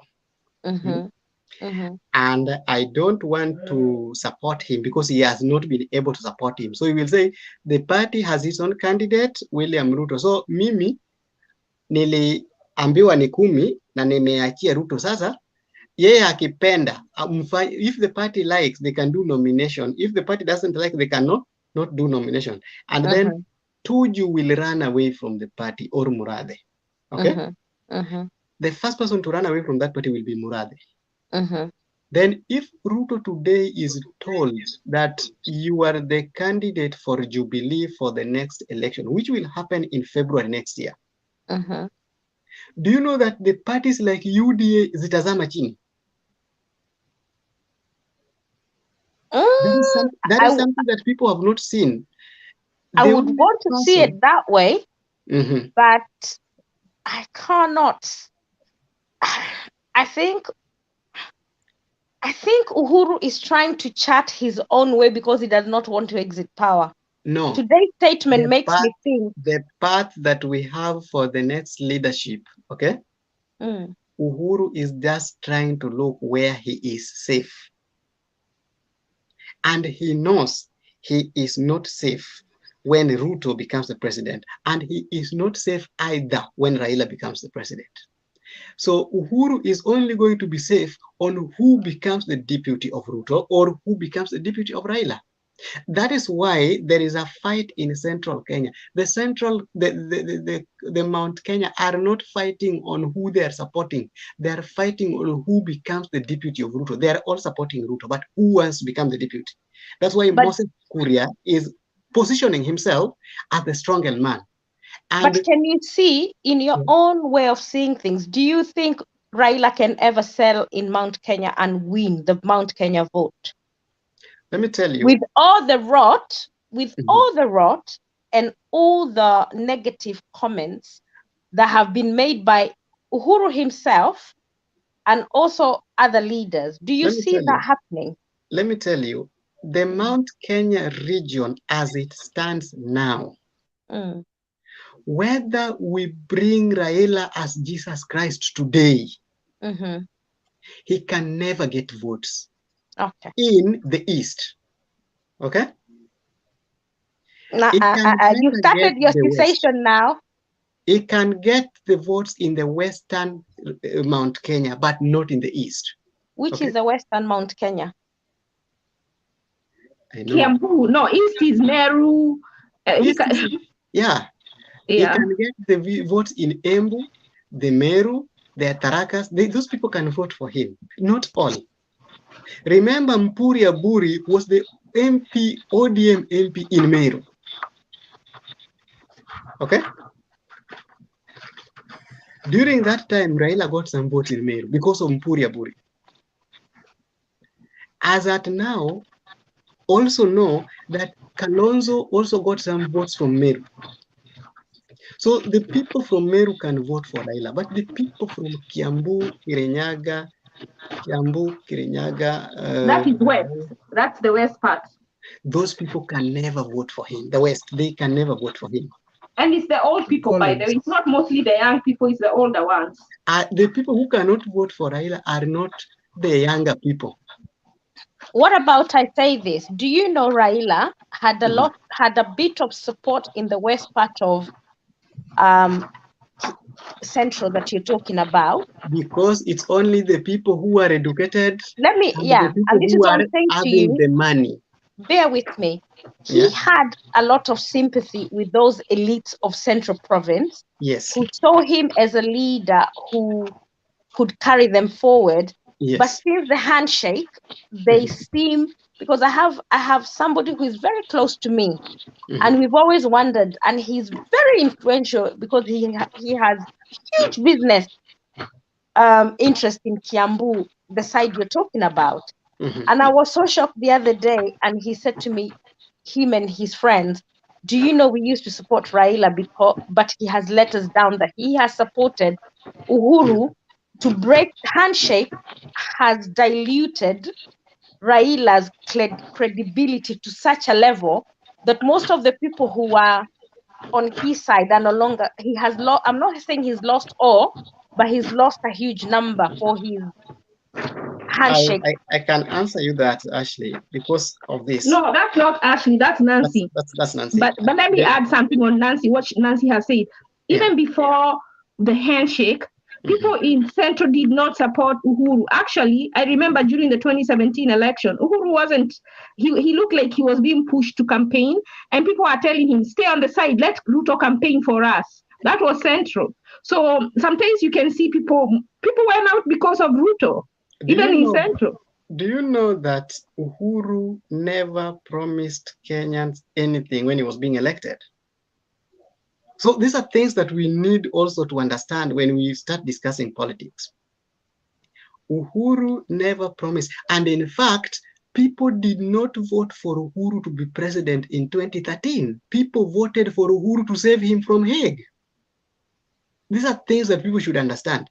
Uhuru was not being voted so that he could be president. Uhuru was being voted Collins, so that Collins, kuna statement ulianza kwa kusema but you never explained. Umesema kwamba you are sure the next president of the republic atakuwa William. Okay, you want me to say that? You want me to repeat that? I'm telling you this. Okay? Wait. I want to differ with you by telling you that mimi na feel atakuwa Raila with the deputy from Mount Kenya Then after some months, we will need William Ruto with the number of his MPs. We impeach the so-called weaker Raila with the 13 MPs from Luo Nyanza, maybe 6 from the coast. Alafu huyo mtu wa Mount Kenya amalize hizo 5 years na ongezea zile 5 years zingine. Naona hata akichaguliwa hawezi maliza 5 years. Let me tell you, that is the day I don't believe Uhuru himself would agree for Raila. Ulisikia vile Kalonzo na nani na Mudavadi waliongea. You think even Uhuru is not listening to those words? They were very powerful, saying how Uhuru cannot, Raila cannot be trusted. Yeah. And you know, when I supported Raila in 2017, which people say I lie, I remember my aunt laughing at me when they went to the, you know, like I was really excited about the when they were going to, you are going to Canaan. Was it the coronation? So she laughed at me and said, they didn't come. So when it failed, when the what was it called at Uhuru Park? Yes, and then my mom told me, I told you, Raila Nikigeugewi, he doesn't keep his word. That was her exact words. And I told you he cannot be relied upon. See what he's done. You can't rely on him. So you see, he was used. Yeah. You know, Ashley, sometimes we also take politics because some of us just pick politics as it is.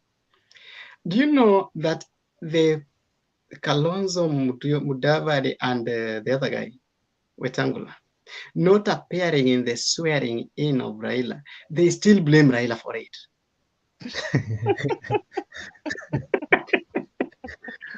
And when they were being asked, why didn't you appear? Then Kalonzo said something that he was waiting for Raila to call him on his Nigerian number.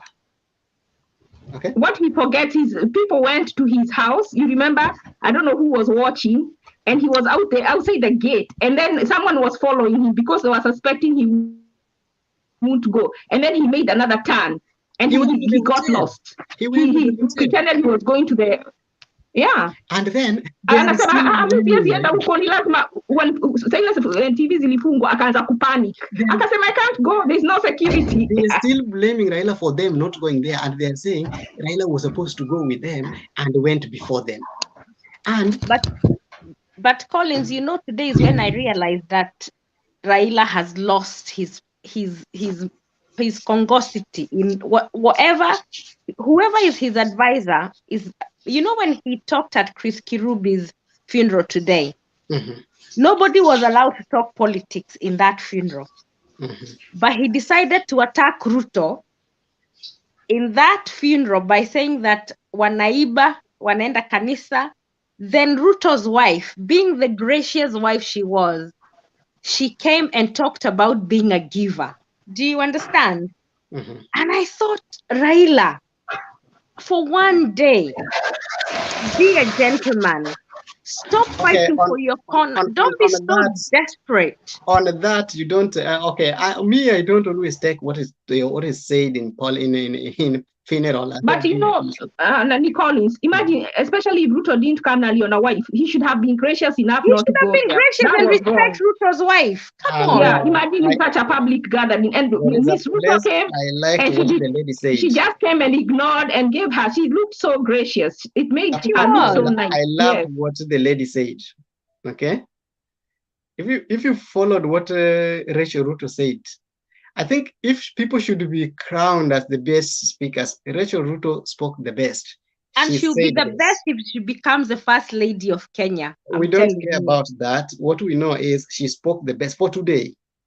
Karua was best until she pre-recorded. She participated in a pre-recorded election theft. And I can say this 80 times. Karua participated in a pre-recorded election swearing in of Kibaki. It was pre-recorded and played at one time. And if she's understanding what I'm saying, she can take me to court. I will prove it. The swearing in of Kibaki in 2007 was pre-recorded. Recorded first, then they went to declare results. Then in 23 minutes, they're putting Kibaki being sworn in. 23 minutes, Karua was still at ICC. At the same time, she's now at the State House swearing in Kibaki. That short time. That was a pre-recorded thing. Kibaki was sworn in before the time that they were swearing in. And you know what happened? It really shows the loyalty of Ruto. Imagine he wasn't fighting for himself to be the president. He was fighting for Uhuru. No, they were fighting Ruto, for Raila, and he fought so hard. No, he was fighting for the coalition. But you see, he was second in command. But he was fighting but so when it was time for them to be told who is going, you know, like he didn't get any position, but Raila got a prime minister position. And this is a so when you look about loyalty, guys, Wagungu is here. Come on, don't forget that we have a third person there. Oh, Wagungu and Clinton are here. Clinton can only fight for Ruto in any forum. It's okay. No, not necessarily fighting for William. Lakini Oscar Sudi deserves better also. And you cannot amend the constitution for Tangatanga. Mimi mwenyewe ndio nilikampeni na pesa ya Ruto wakati nilikuwa nataka SG ya shule. So I was given the money. Eat food. So, Mr. Collins, mimi nikiangalia hiyo siasa kidogo. Where's the corridor? It's not your turn. It's Wagungu's turn. Yes, you wait. Okay. Wagungu, unmute and then we hear you. You know what is funny about Raila Odinga in this whole thing is that Clinton umeongea ukasema about Martha Karua and what she did in 2007. Apana, I'm the one who has said that. Collins, sorry, Mr. Jacoredo. Collins, wenye umesema, that is exactly what Raila Odinga is trying to benefit from right now. With all things considered, venye hii kitu inaenda sahi, Raila amesema hakuna maneno ya kushindania vote. He has a deep state, and I think what he's counting on is that the deep state is going to force him into power. So hiyo kitu mnashindana mkituambia Kibaki alifanya, Raila Odinga right now is riding on exactly that. That I can tell you. That is why unaona baba anafuata Uhuru kidogo, Uhuru akichapa kona hivi anafuata yeye, because he's counting on that come 2022, regardless of what vote is going to be casted, what will matter is what the deep state will decide. So, you know why he wasn't, someone was saying here earlier that he needs to, Jakes was saying that he needs to do quickly because time is running. But your time is running. Maybe he's one of them who is saying no BBI, no election. So he's not in a hurry to declare. Let me even tell you, you know these that Wally saying, you know, let me tell you, I think these people take us for granted or take Kenyans for fools. Atwali anaweza kujaje kwa national television, atuambie if there is no BBI, we are postponing the next no election. Our constitution clearly states, unless there is war, state of emergency, if they don't really understand what that means, that we will not have general election on August, the second Tuesday of. Do you know, I listened to this guy and I said, we are being taken for a ride. And whoever told Atwali that he has so much power in Kenya, he's not elected by anybody, makes me want to agitate because it's wrong. But we all fall for it. I mean, Nancy hukuona jana people defending Dr. Mukita Kitui. I mean, unaangalia, how the hell can you defend that? No, that was wrong. I'm a woman, and what happened to Mukisa Kitui is political and it is wrong. When a woman, if imagine Wagungu, I come to America, me and you hit it on, we agreed to go and do our thing. I record you and send your video everywhere. It is wrong. Why are women doing this? Why are our women need to stop this cheap nonsensical point scoring? Daktari, why are men not doing that? Like tukilala na msichana sisi tuna record alafu akitaka uongozi tunasema hata mimi nililala naye. Why are men not doing that? And why are women always because they are not, maybe they are not girls doing that want to do that. Unajua, our economy has been destroyed so bad. So ukipata mali ya kuchukua pesa yenye hapo imeambiwa, do what you can. Maybe that's how I look at it. Yes. Angerekodi Mukisa Kitui kama sio mlevi. Mukisa alikuwa mlevi. Wagungu. Yes,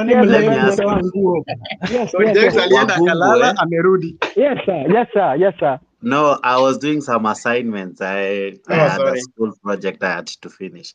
Now, you see, the easiest way to take a man down is to expose his manhood and all, eh? So basically, Muhisa Kitui ameonekana amejingisha into politics, and the easiest way to tarnish his name, maybe wamekosa things to do. The easiest way to do it is to tarnish his name using unajua, and it's wrong. It actually, I agree with Nancy. It's wrong for any lady to do that, yeah, because by the end of the day, what profit do we stand to gain when we know what he does behind the curtains? Hiyo ni private life yake. Some of these people pay up like Donald Trump. Pay up. No. You see, Wagungu, they are wrong because juzi unani ule msichana alitoka ati alikuwa na accuse the gut governor. How do you call the governor of Wycliffe Oparanya? Oparanya, yes. The lady came up. The lady came up with photos, and then all of a sudden, because Oparanya alisema anataka kuwa governor, anataka kuwa president. All of a sudden kuna msichana anatoka ati ni girlfriend yake. Lakini kwa nini Oparanya alikuwa mlevi wakati alikuwa kwa na Mwaura wa Ihiga the other day? He was so drunk. These guys have no respect to us. And again, so our media is also failing. And you are excusing them, Nancy. Don't allow a drunk person. Murathe appeared in TV akiwa drunk kabisa sometimes back. Actually, he was taking some concoction while he was still being interviewed. Murathe was very. Anaita watu kuja tukunywe na wewe. So I was like, what? You know why? Whatever, you know, today Lee Kwani, is it your friend Collins? Yes, he was saying the reason why it's dangerous is because for him to be a leader, he has to be cautious. So even though he was doing what he was doing, he should have made sure the lady would not be able to take pictures or video of him. Then he said the way the Kambas went to the State House to visit Uhuru, he took all their phones. I don't know what's wrong with the ladies these days because you know what, even on a national, on an international scale, he can be also conned by somebody when he's outside by an international person and sell Kenya's secrets. So it is a weakness. Because he knows he's running for presidency, he should be more cautious than he was. So it shows. But you are trying to excuse that weakness. Why are you trying to excuse it? No, we are not. We are not. We are not. I want you to remember. Wagungu, I want you to remember when Pielo Lumumba was the head of EACC, it took a lady to come claim that she was asked by Lumumba for 10,000 shillings. You also remember for Maraga the other day, a woman came purporting. So politics, at times you need to understand they can use a lady to pin you down, even if they don't.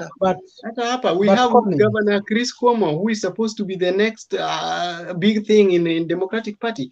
Already women have started coming up. Sijui alimolest ye 1990. Sijui what. Alimolest ye sijui 2003. Now you are asked. 2003 up to date is around 20 years almost. Yeah, it's 17 years now. What have you been doing all that time ulinyamaza? Unasikia nataka kuwa president. Sasa hii Jex bado umesimama tu, umekaa tu. Siku yenye utasema nataka kuwa president, utakutana na mtoto wako akiwa class 3. Wewe huko unamjua anywhere. And then you're being told there's a child. And then number 2, Gadhuma, I want you to remember some of these things need consent. They agreed. So why should you go to the media to prosecute your case? You want to prosecute your case so as to tarnish someone's name?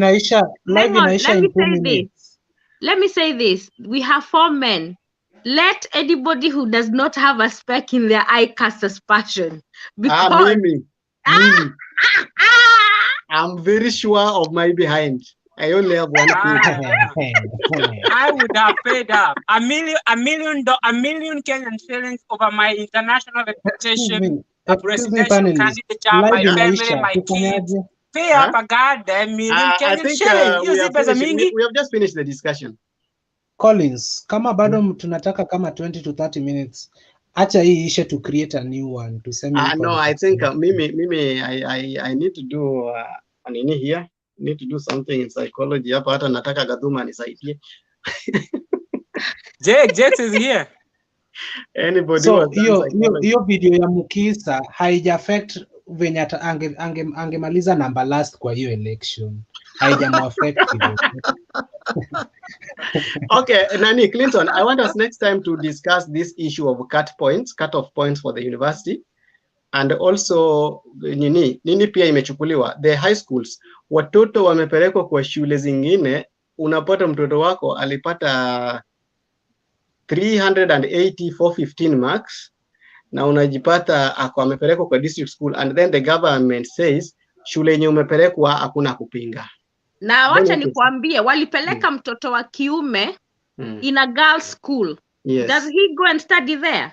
And then I listened to Magoha saying, at times I feel like I want to vomit. Magoha, yesterday's student, told us he does not understand why people fight for the top quartile school, because all schools in Kenya are equal. Is he joking? Yeah, my niece has That's a joke for a minister to say so. My niece amepata actually he need to be Magoha needs to go home. Yeah, my niece amepata 400. But you see, Nancy, it is a leader being elected to govern a wrong profession. You see, he's a good surgeon. He's good in medicine. Yeah. But now he's given a docket that inahitaji slightly a different approach. And the other thing, I don't think he's a team player. So at times he does not listen. He's so hard-headed. So he cannot get opinions. So hata ukimwambia you're doing it wrong, he will bash you. And I think we can discuss that on the next time. I don't know if I'm going to be on the panel tomorrow. Do you want to go to bed? You look like you've just woken up. Wait guys, acha nitengeze live ingine. Hiyo discussion nasikia ni tamu. Muendelee tu na hiyo discussion. Sana hiyo ya Mukisa Kitui. I seriously support that woman. Jamaa hizi lala. No, you cannot do so. Always support culture na boy child hapo. Someone was wrong. It was wrong to expose mtu atiju maybe labda kukulipa na labda karibu hapo mtu uwe nani Professor Hamo na mambo ya watoto. This thing. Sasa Professor Hamo, yule dem anazaa mtoto wa kwanza, anaona Hamo shughuliki, anaenda anazaa wa pili tu wa pili. This match na we, mtakaa mkae nyumbani. Mimi I'm sure what I'm doing. Na cleaga behind. You delete messages. Collins, unahakikisha hakuna CCTV and all. Let me tell you, unaona simu inaingia kwa bedroom. Hakuna simu na tukikaa. Acha nikwambie, unajua mzungu wa Uingereza hakuna kitu anaogopa kama mwanamke. Anajiwanga mwanamke anaweza muharibia maisha akiana pesa. Zinakuliwa na gava zote. Mwanaume wa Uingereza anakwambianga from the beginning, mimi na wewe. Clinton, next time you must clean your behind. And make sure there is no phone in your bedroom. Na kama simu inatumika itumike kwa sitting room, na huko sitting room kuna kazi rahisi when you look at those two photos, Collins, Wycliffe and this Mukisa, they look sleepy. Lenyangapua usisahau Lenyangapua pia alikuwa kwa hiyo mix. Wanakaa ni kama walikuwa wamelala. So Lenyangapua ile ilikuwa video inaitwa nini? Photoshop. You remember Collins, You remember Collins, we also even had ile ya Sonko wakiwa na Shebesh. You remember? Hata ya Sonko ilikuwa ya video shop. Watu waliambiwa ni photoshoot. At the latest time ilikuwa ukweli. Unajua daktari I think is arrogant by nature. So I bet you kitu ililetwa to his attention akasema fuck it, sitalipa. You know he is very arrogant just listening to him talk. And you know, people don't know Mukiza Kitui. People don't know Mukiza Kitui. Mukiza Kitui was a minister of industrialization and trade. That man was very arrogant. I know it. I know it. And that is what is going to cost his... Can you imagine all the international relations, his kids, his family? I mean... Collins. My party leader is the best. My support a fellow man. You can't be so hard on the other. My party leader is still the best. It's because nobody has washed his dirty clothes in public. My party leader is still the best. It's called Alfred Nganga Mutua. Chap chap. That's my party. How comes at his age he still has a sweet 16 girl as a wife? Ikikata unatoka unachukua ingine. Nancy accept or Sasa Collins. I think daktari alikuwa anafikiria ni mchezo. Yeah? Unaona nini? Mukisa ni mzee bana, hata kuenda sana ni 15 minutes. Ano 15 minutes ni milioni moja. Nancy, is it true? What is true? What is true? And she's coming to support her, then she disappears. The time limit for the for the act. Yeah, 15 minutes milioni moja bana. Mnajua bado tuko live. Na mnaongea hivi. Facebook imeisha. Hey, alilipishwa kuangalia. Kufurahisha macho. Facebook imeisha. Collins, how these things inakuanga charge hata before afike, labda hata transport ilikuwa imechargewa differently, so by the time anafika kwa hao bei iko juu sana. Mwingine aliambia governor, wengine I don't want to talk about names, but mwingine alimwambia governor amepewa nyumba ya milioni 4 na bado anasema anataka nyumba ya milioni 10. Si alijipata kwa matanga. Ebu niulize hii kitu before I say what I want to say, hii kitu imetoka live. Imetoka live. Lakini nyinyi wanaume mnakuanga na ujinga mingi sana. Nini mnalipia 1 million game ya dakika 5? Na nyinyi nini mnauza? Ujinga ni bibi yake ni mzungu. Bibi yake ni mzungu. So you wonder what was the problem? What was the problem? So, ameishi huko kwa wazungu and all. Wazungu wakikuwa old ni kama snail. Clinton kata hii kitu sikue live. Clinton kata hii kitu sikue live. I went to college with a daughter. I wonder how the daughter. I went to school with a daughter. College. You guys. I wonder how. I wonder how she's feeling just looking at that. Yes. Unajua hii kitu ikikata Facebook, YouTube tuko live. Ebu tutoke hizo story. Ebu I don't care, Mimi. I are not speaking anything that is obscene because whatever we are speaking is public opinion. It's public opinion. Whatever we are speaking is public opinion, and actually, everything, the pictures. The only person who is at risk here, I think it is me, because Mimi ndio nitakuta na Ezekiel Mutua. Clinton is away, Kaduma is away, Nancy and Ashley Collins, you guys are all away. So Kwanza by the way, what did Jacoy Midiwo die from, you guys? Unajua watu wanakufanga. We don't know. We would like to know what these guys died from. They are saying the brother, I think George is a pathologist. The other guy is I think it was anybody who lives in Nakuru can bear me witness. I think it's the Dr. Jacoyo who was in Dr. Midiwo who was in Nakuru, Kamidiwo. So he said the person seemingly died from poisoning. Poisoning? No, that is what they are disputing. They said renal so failure. They are trying to do, because kidney failure and no any other organ is involved. So they are trying to see if there was a thing. But okay, my small knowledge, the smallest knowledge I have tells me that if you have a kidney failure without any other organ involved, then it means there is a lithium involved somewhere. Not really. But for me, from medical I have field, a different dossier. Me, looking at Jacoy, even when he was going on Citizen TV, he didn't come across as a healthy person. Yeah. He looks sickly. Yeah. There was something else eating him, which they've never told us. Yeah.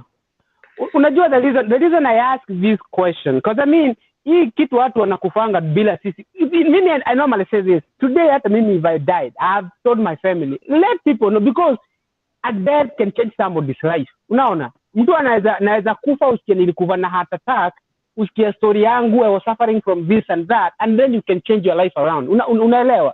But this guy, mtu anakufanga atujui alikufa na nini, because I mean he looks kind of obese in a way. Jacob alikuwa mtu mkubwa kiasi, so I can see a stroke, heart failure, you know, things like that. Yeah. But this jamaa anakufa, nobody knows what he died. It could even be COVID. Why should we not know? Yeah, but we are waiting for them. We are waiting for them to tell us like what cause. They have already found that he died from kidney failure. So they should do some forensics and tell us what. COVID, even the grandmother died and the uncle, somebody, 3 people in the family. No, the sister died. The sister is supposed to be the one who died. Yeah. Actually, the sister is not yet buried. Right? She's being buried this weekend. I think tomorrow. Do you remember Yes, she's Jacoy? not yet buried. Do you remember Jacoy had a case in court where he was contesting about a very controversial illness? Do you remember that case? And he was suing the Nation newspaper. Yeah, I think 2 or 3 years back, right? Do you remember? Yeah. And then so to me, he's always come across as more. You know, when you read this gossip, whenever he used to attend Citizen TV, people would make comments below, especially people from Luo Nyanza. And to me, I think the family will not tell us exactly what killed him, but I think he had other related issues rather than renal kidney failure. Yeah, that's my observation. And again, renal kidney failure is always the terminal end of most of other illnesses. Yeah. So we don't want to speculate anything. That's why I don't want us to talk about the death of Jacoyo. I just said the family is not the family, the elder brother. But may his soul rest in peace. He was a formidable debater. To talk but and he used to know what to talk. And anything that Jacoyo talked, he had a backing for it. Like he had some reasons for talking about it. Yeah, but he was anti-Ruto to death. But especially in when he was moving, you know, he went up to ANC. He was in the ANC. So during that time, I think he had some point. But still, I don't know. But he said he was rigged out. He was rigged out in audio. But Collins, Collins, you see, tukiangalia hizo mambo na death, people can even die from various things. Like Daktari Mukisa, man, yule jamaa angeendelezwa kama 15 minutes tena from the I am protesting. But you see, that's what we could be having another state burial by next week. I'm pleading with our leaders, man. Many men died out of the job that they are doing to prove Jacoredo want us to remember discuss that, but that's the truth. People die because they use sildenafils, and you know what sildenafils can do. Mukisa was not normal, man. From the Nani, I think Jex can help. When sildenafil, all it does, it just increases the circulation to the corpus, the glands, the glands. Those kinds of things. So what normally happens? The side effect normally is priapism, but that one can be managed. So what normally happens, some of these people have what we call heart-lying conditions, shida za moyo. So since this thing in affect how the blood circulates and all, they end up having what we call heart attacks and heart failures, and then they die during the act. So that is maybe the side effect of the same. But Moisa Kitui Jacoredo cannot die for 15 minutes. James, venye unajua kuexplain hizo vifo. Yule mama alinili senator mpaka senator Kazim wa Machakos. Bado ako kortini ama Mtula Kilonzo. Many men have died. Kabaka mwenye alizikwa juu. Yeah, Kabaka, this guy from Machakos senator. You see, we cannot really substantiate some of these claims. As I said earlier, the easiest way to poison politics, someone politically, as one time Mtula Kilonzo Jr. said, is, for example, when Kabaka died, the first thing they did, they arrested the woman, stating that she was in the room, of course, which she was. And then when the father also died. He also said he had taken too much of it. But even if he was poisoned using another method, the easiest way to rub off the case is to say this guy had taken high dose of of hizo portions za kusaidia mtu perform. No. But you want to tell me there is huyu government anaitwa nani huyu pathologist wa gava? Dr. Johnson Yes. Unataka kuniambia if for example my dad died of the same, if truly the government is trying to fabricate, why is it the families don't order their own autopsy and give us the result to counter the contrary? We are still Mtula Kilonzo Jr. actually said the father did not die of the overdose that people are saying. But he never gave us the autopsy. Because his family, so maybe he has a reason why not, but I wouldn't be quick to counter his argument if maybe but you could also think that he was trying to save face. Yeah, probably not. I think they just let that kitu inakaa just right. They know the truth. They just let it fly around. I mean, nobody is ever gonna go up there. Lakini Collins, wamama wakuwe watu wazuri. Wamama wakuwe watu wazuri. Hii mambo ya hakuna wababa mkae kwa wake zenyu. Mimi nasema ukishikwa lipa, pay up. So in short, ushikwa hapo shikamana, eh? Yes, pay $10,000 is not a lot of money for somebody who was in Geneva. The Bible says, I'm gonna create a man and a woman. The Bible did not say I'm creating men and women. Kwa hivyo kwako. I agree. So now you come to where I am. We agree that the only person to blame in this whole scenario is nobody else but Daktari Mukita Kichui. That's it. End of story. Wagungu, let me nani alisema eti ukikuja usiku moja tu lazima utoke na gari? Mungu alisema wakati tumemuumbia Adam, wakati tumemuumba Adam akiwa na upweke, sasa I did. The last time I was in Kenya, I think it was maybe a year ago or something. And I hung around my member of parliament. I will not name his name. But maybe what I seen with my eyes that day, I can tell you these guys, what happens is just crazy. There's a reason you see me not excusing Dr. Mukita, because they do that, all of them. It's true. Ile kitu mimi niliona, and they're trying to get me to do that. I'm like, no, this is, we can hang out, we can drink, lakini kuniletea 3, 4, 5 women, no. Alafu tulikuwa tunamoviwa from one club to another, just trying to hide their identity. So Wagungu, let me tell you, of late, what they are doing, they have even what do you call it? Wame change tactic. What they are doing, you see these big hotels, akina Solova Woodlands and the likes. So they do, they book rooms there. They book in form of tourists and so. Permanent. So I remember kuna one time tulikuwa tumeenda in Masai Mara, so a couple came and then ile room walikuwa nataka, it was form of a suit, so wakaambiwa hapana, that one is already booked. So the guys were so mad and furious and all, so I create a form of issues, so kwa hiyo pilka I remember, I will not mention her name, she's a serious Tanga leader. She came with a guy who is not her husband, and sorry to say, she went to the presidential suite and wakakaa for several days. Actually, we even left them there. So, and I know personally, I know her husband. I've ever seen her being interviewed somewhere, and her husband was there. So the man she was with was not her husband. So it is both male and female who are doing such. So ni kitu inaendelea chini ya maji, ni venye tu siku ya mwizi kifika. It's 9 and I'm leaving you guys. It's 9:30. Is anybody having a question for me? 9:30 as in 9:30 yes. As in jioni. Yeah, 9:30 p.m. Na mimi hapa ni 2:30 a.m. Mimi naenda kulala pia. Good night guys.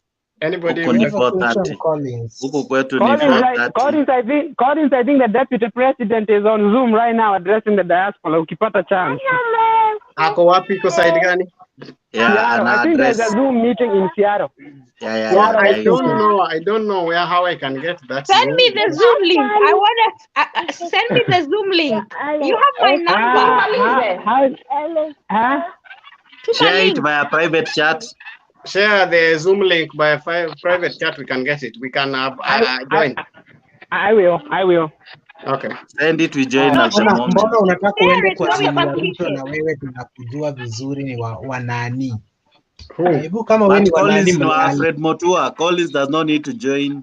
I support Alfred Mutua. I don't regret for him. I'm in his party, and I don't still know how it will work. But if anything, I have his party membership.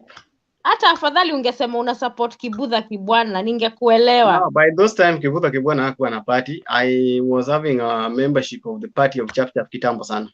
Huyo mtu ni mshenzi, hata ana msimamo. Sorry to say. I told you Collins, Nani Mutua and Kalonzo are almost the same. They complain the same way. For real. They take advantage of crisis. They take advantage of crisis. What do you think, you guys?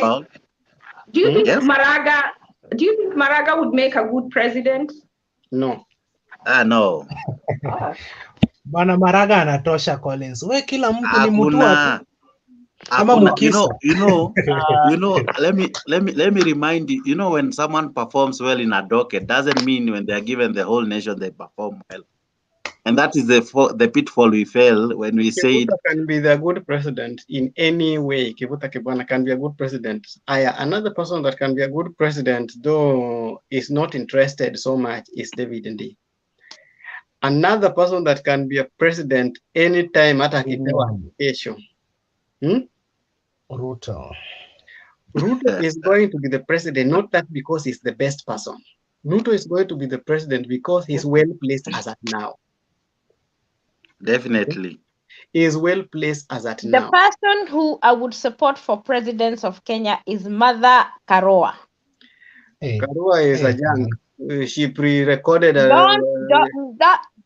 you've given us your presidential candidate. I didn't trash them. So respect mine. Lakini wewe umetupea mchafu sana. Actually, Nancy, do you know in 2013 I voted for Nancy, she's more into women power and all. Peter Kenneth was better, but Peter Kenneth became another one. Peter Kenneth is a fool. He's a nice leaker. I'm sorry. Yeah, he became somebody. Is a choir member. Ya mwisho anabehavingi kama wale polisi wenye wanakuwa kwa movie. Wanakuja saa zile movie inaisha. Is a choir member. Yeye anaweza imba chochote as long as amepewa lines. Ya Collins, unaonanga kwa movie polisi wanakujanga saa zile movie inaisha. Ndio unaona mapolisi wamejaja. Mumeona vile CS Munya ametolewa huko kwao Tharaka-Nithi. Munya is a non-starter. Huyo hawezi. No, nasema mumeona clip ametolewa Nduki. Yeah. I have the photos with me at the moment. I was looking at them. Somebody who could represent people well was I don't know how he lost himself, but I think he was chasing money. This guy, how do you call him? Uyo Jicho Pesa. He was a very good man. Muhammad Ali. He was very good man. But he's still good, but he had to attach himself to somebody. No, he had to attach himself to somebody. If you see but the way he speaks in parliament, every time he's reprimanded, because anytime he speaks, he's speaking things that he's not sure about. And then he's like, he will apologize for everything. If you see somebody who's apologizing for every time he wants to apologize, that means he believes in rumors that are not anywhere. Anaenda huku kwa social media, anasoma kitu, anakuja kama nini. The last time alikataa ku apologize, ile alisema wanalipwa, which we know they are paid. There is something he said about the attendance, something like about the attendance, and then he was like, "Can you?" I tell you, those are minute compared with what the sins of the politicians. What you're saying is very small. But I think that is a worthy person. No, Given the right shaky.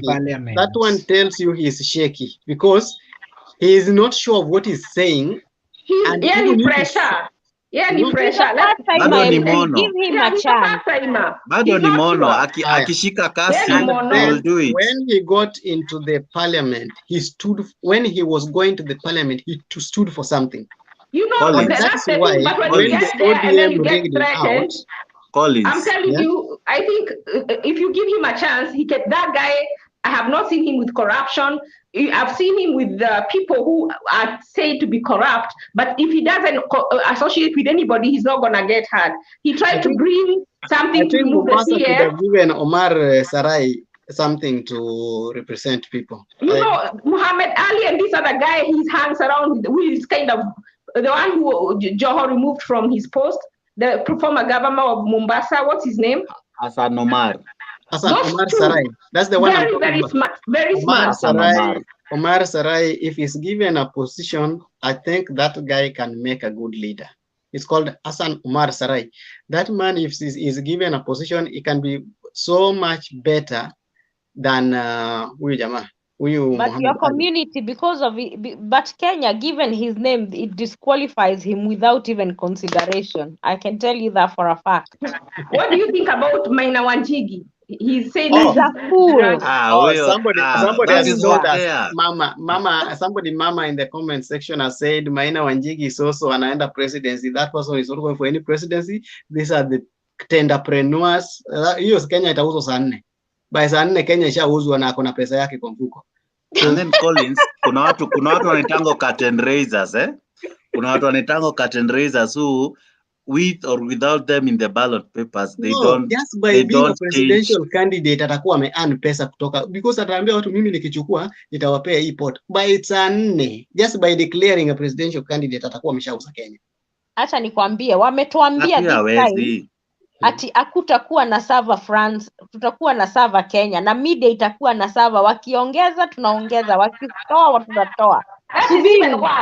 We better have it in France than having it in Kenya. Do you know for the first time Safaricom has recorded a loss?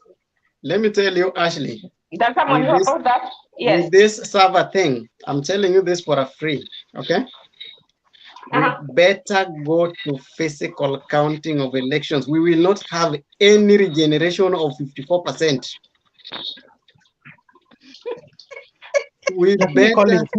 Kitu inaniuma, mbona hii time ya Ruto ndio 54% we are going to have MPs who are not MPs. MPs that we are having, a lot of them were elected. Collins, there is a point that Clinton is saying. Collins, mbona hii time ya Ruto ndio mnakuja sijui ya IBC reforms, free and fair election? Simwache tufanye tu hii election venye watu tunafanya. Ruto akichukua hivi, we promise you people tutafanya marekebisho. If we do this election in a free and fair way, then Ruto will win in free and fair because he has the numbers. Yeah, in fact, if we do it the other way we normally do, well, whoever who is supporting is the one who's going to win.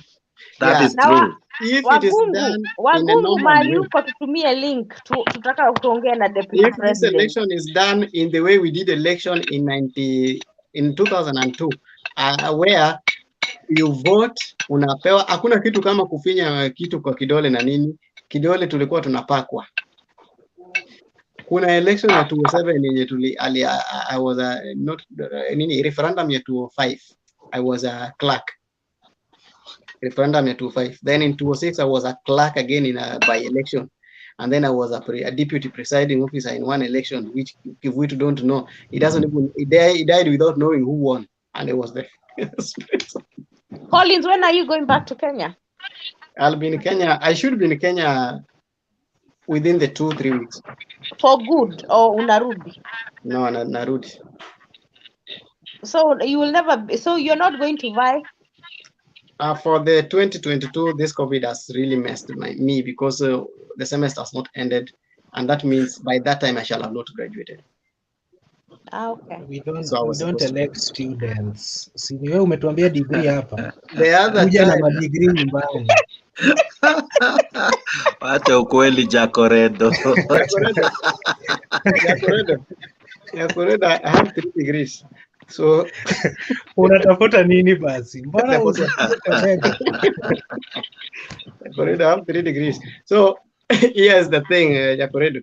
By the time that we are going to do these things, sitakuwa nimegraduate, so I'll not be able. What you are telling me is what I was told in 2013, that sina bibi siwezi electiwa because sina bibi.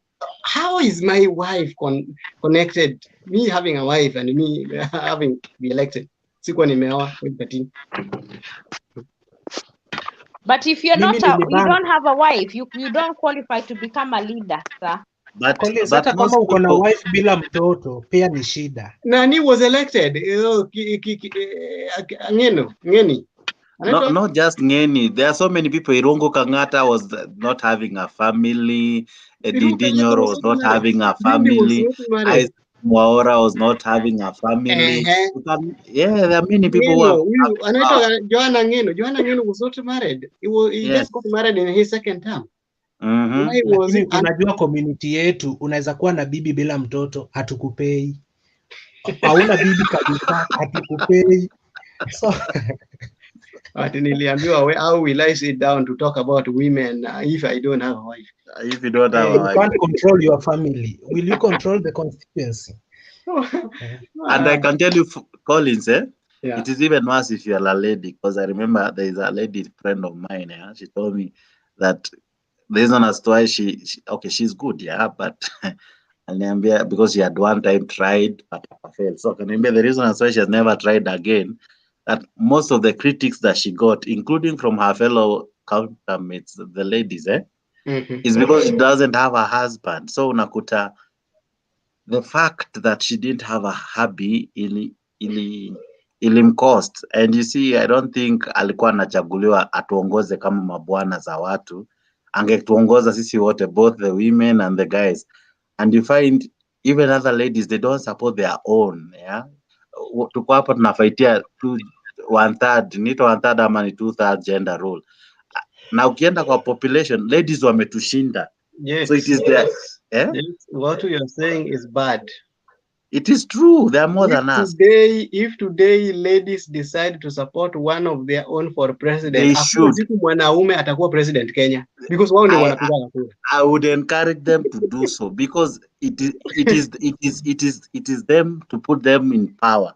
Na understand? Today wako wengi. Hakuna siku mwanaume atakuwa president Kenya. Watakuwa president wana mwanamke kila siku until the end. Ni sawa, then we will come up with laws ya kutetea mwanaume, but ladies should start supporting their own, unajua, because sisi wanaume tukiachiwa, Adan Duale tried and you can see how far he has gone. So it now takes the women of Kenya to rise up, know that they have the numbers. We, Mr. Chair, ukimalizia hii tabia ya kutupiga picha kama tumelala, ambia hao wamama waache. Ama tutakuwa tunaingia kwa room, tunatoa bulb tunaingiza kwa bar. Utajikuta umeingisha place mbaya. Mimi tutumie nini light ya simu. I've told you, if you want to be a good person, you'll find yourself going to the mall. If you want to be a good person in anything, whatever, make sure there is no phone. Sorry to say that. If you find yourself in those rooms and any other place where you're discussing serious things, okay, mimi kwangu na nimeoa na si ati mimi kwangu hakuna simu inaingia kwa bedroom. Lakini Jacoredo na Collins, honestly, that is a romantic moment. Why do you want to screenshot and do such? Unless you're making a sex. Wewe uko na mtu mnaongea na yeye anasoma chats kwa WhatsApp. Yeye hakuna simu inaingia kwa bedroom. Simu ikiingia kwa bedroom ni daytime, uko peke yako. But when kama mimi hiyo kitu inanisumbua Collins, inabidi nirudi Kenya. Kuna mabeshe tumekosana nao na tumekuwa tukichat na nina suspect zile chats zangu. So nimeanza kwa sweet talk kidogo nakuja Kenya December. Si tunaweza meet tuongee hata kama sisi si mabeshte. Alafu ni muombe simu, niingie hapo kwa Facebook ni delete chats zetu bana. You naona hapa mbeleni. Let me tell you, there's nothing. I want to tell you what to do, but don't ever do it when you're not so serious. Huh? Deactivate your account. Ukisha deactivate hata kuona for long. And then you can delete your account and open the same account open another account with the same name. Sasa sisi tutakupata huko. So hakuna hata akienda inbox yake hata kupata. Now, today if you check my Facebook account, it's not there because it was deactivated. I deactivated my account because I'm busy doing my thing. Ukienda hata Messenger hautanipata. So there is no chat unless you go back to WhatsApp. But deactivation ni 30 days alafu account inaenda kabisa. Me, I deactivated my account for 90 days. I deactivated, no, for 90. I activated my account in 22nd June last year, na nimerudi Facebook on 13th of December. Ndio nimerudi Facebook. Sasa nime-deactivate tena juzi. So that's why mimi deactivation ni tofauti na deleting inaenda kabisa.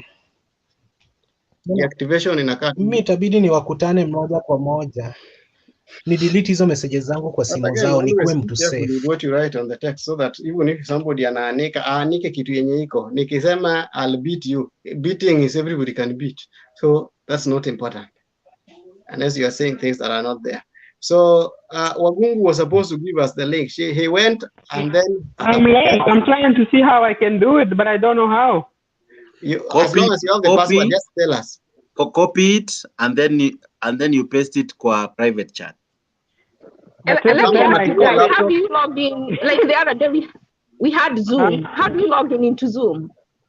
Zoom, you have to have the app. Weka app, yes. Yeah, I know about the app. Like Mtembei had. Yeah, I know how to go to, but Mtembei had, if you just want to watch. I wanted to watch Zoom, but I wasn't able to watch. Is it Wednesday? No, Zoom ukiweka lazima ukuwe umesign in ndio uone hiyo nini. Yeah, you have to sign in. Yeah, inaanza 10 p.m. so it's starting in an hour's time. Yeah. So what you can do to us is send us the link. We only need the inaitwa meeting ID and a password. Yeah. Yeah, and I have they have a flyer. You can either details results. That's what I'm trying to see how I can get it to the chat. Oh, the flyer. I have the flyer. Can I send the flyer? But the flyer does I need your link. Yeah, but we don't need the link. We just need the details. What you only need the ID and the password. You only need the meeting ID. Yeah, na hiyo ndio Jake anasema hapo nani. So just put that up, Jake. Clinton rudisha Nancy. Someone kicked her out. Nancy hayuko hapa chini, hayuko. Anasema huko kwa comment ati ametupwa nje. Anasema kwa comment umemtupa nje. Ametupwa nje na nani? Labda the queen or somebody. Hakuna. Nimeangalia hapo kwa curtain nikakuta Tuya nikamweka. Ama Tuya pia ameondoka. Pia hakuna amemtoa nje. Hakuna mwingine naweza screenshot wako chini nikuonesha. I think why do you guys think that the deputy president is trying to do this thing with the diaspora? Ni pesa anatafuta ama what point of opening an office in Seattle? Are you reading the comments that she's saying there is no link? Sasa natumia simu, hakuna venye naweza weka link walai. No way. I scroll tu hapo kwa link. Unaita link huwezi weka sasa haijaanza.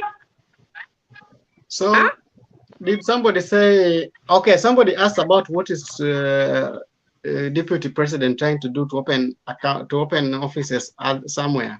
Yeah, I did in Seattle. Yeah. Let me ask you this: you don't have like a laptop and your phone, because you can, if you're using the laptop, you can put the link, or you can reduce your window. Yeah, or tell one of these other people to put the link on there. Sasa laptop nilikuwa nimezima na niko bed jamani. Kwa simu sijui kuweka link. Let me try to find back someone. Okay, let me try. I'll do that. Let me try to find the link. Let me try to find the link for you. The link to uta copy hiyo yako. You copy and paste. Yeah. Oh, hii link iko hapa juu. Just copy and paste it. Okay. Ndio nimeshaweka. Je kutawekea hiyo flyer. Thank you, Jeff. Flyer inakataa kukuja. No, what you do, just tell us the nini. Just tell us what's the ID. Kwa flyer what they are doing, Kwa comment mtu anaambia Nancy ati Mtembei amemtoa ati juu Mtembei I seem to like Ashley. Sasa unaona hizo propaganda hiyo ni siasa. Jex, hiyo link umeweka wapi? Link ya hii group bana. Nani anaomba kwa YouTube? Kwa YouTube. Oh, she's on Facebook. Nancy ako I think Nancy ako YouTube, ako YouTube. Okay. Ako YouTube. Comment yake inatokea kwa YouTube. I've copied the link for her there, but I don't know she is not able to use it or what. So I have Collins. Yeah. Bado nataka hiyo code. Collins. Clinton. Code gani? Clinton. Code ya Zoom. Yeah, si ukipata tu code unatuambia ni umeweka link kwa private chat. Kwa private chat. Umeweka kwa private chat, but you can't see it. You have to put it in comment. I have tried you can only see private chat when you log in. Clinton. Okay, I'll come out and do it. Let me do it. Clinton, I've tried to imekataa. Yeah, okay, but I have the ID, Clinton. Sorry, kama atakuandika, I have the ID. Okay. Go ahead. What's your ID? So that is 812, 054 41641. 812 054 41641. So kuna 812 054 416 then 41. That is correct, sir. So that's the ID or the password? That is the ID. And then the password? So the password is 277418. 277. Say it again. Say what again? Say what again? Password? 277418. Sorry, I will begin from 81. I'm stuck there. 812. Yes. 054. Yes. 41. 641. Yes. Password. And I think password is 277. Password is 277. Yes. 418. 418. Let me share it kwa chat. Tell me kama nimeipata correct, right?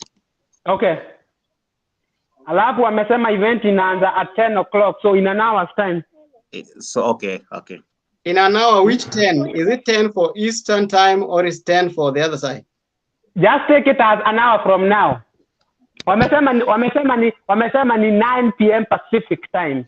Okay. Is it the one where Irungu Kangata is going to open the office? That is correct. It is. Oh, okay. Do alafu the other way tunasema ni 6 a.m. Saturday ndio Ruto atakuwa anakimbia kwa ile gym yake. Jacoredo, you see ile kwa chat kwa hiyo post walikuwa ameunda, they didn't give this detail yenye amenipatia Wagungu. It's not there. Oh yeah, there's more details on here on this one.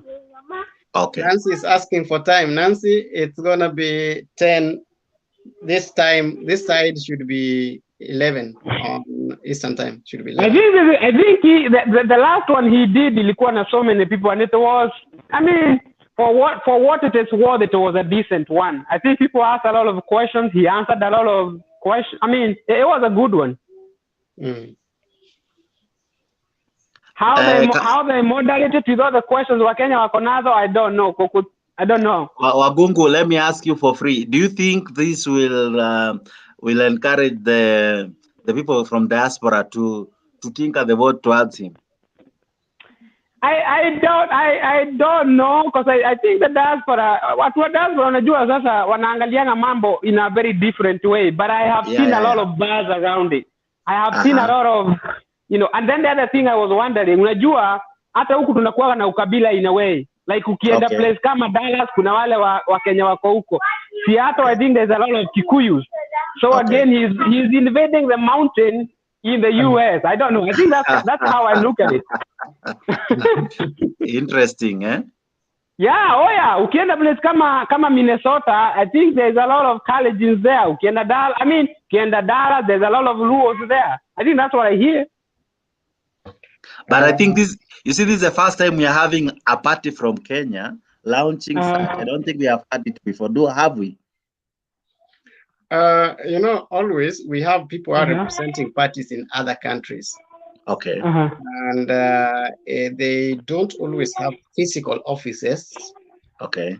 But always, what Deputy President is trying to do, Wabungu said it, that is trying to either get money or trying to invade the mountain.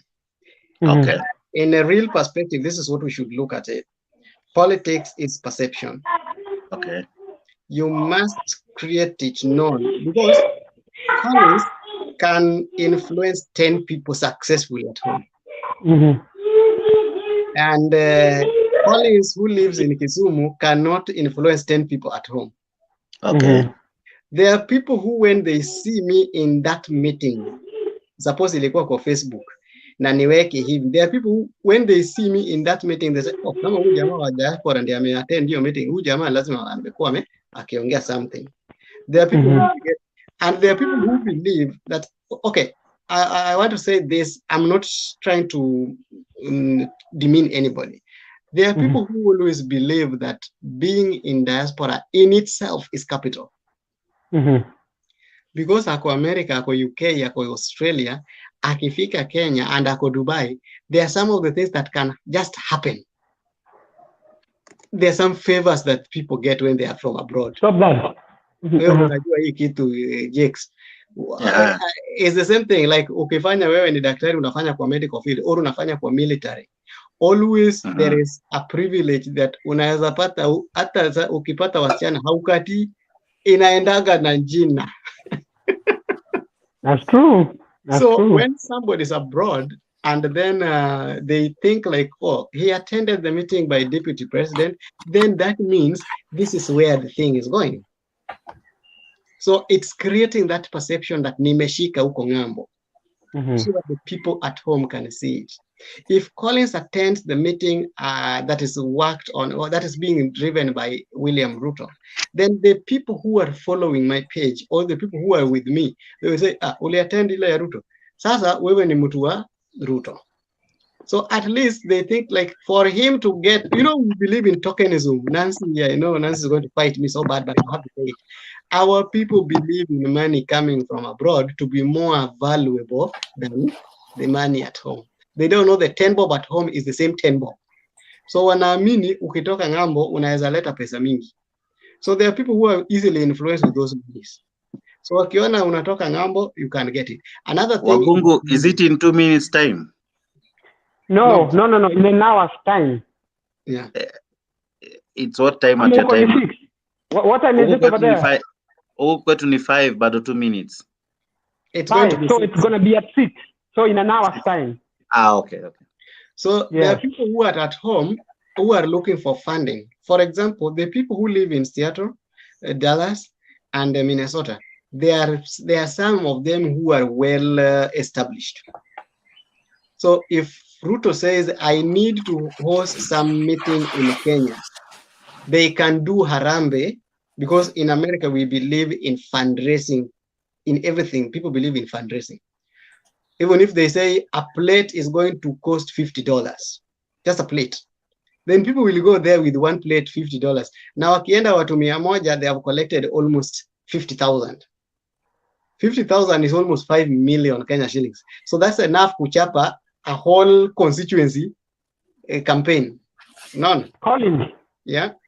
What about the state selection? Does that say anything about the whole thing? Why Seattle? Always, when you come from Kenya, there are 3 states that are known to contain a lot of people, a lot of Kenyans. Minnesota has very many Kenyans.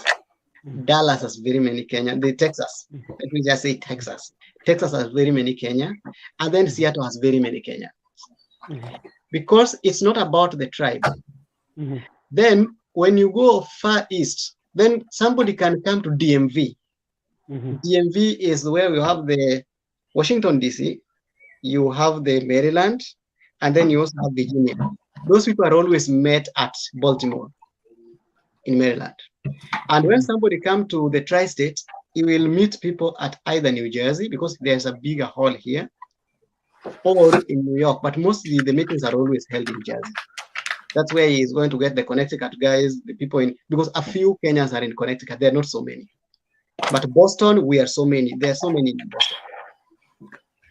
Why Kanata? Why Kanata? Yeah? Why Kanata? Why Kanata to Seattle? Kangata, one thing that I know with Irungu Kangata is he has some influence. And again, when you're bringing somebody in the diaspora here, you bring somebody who has at least pia akona connection na watu wake.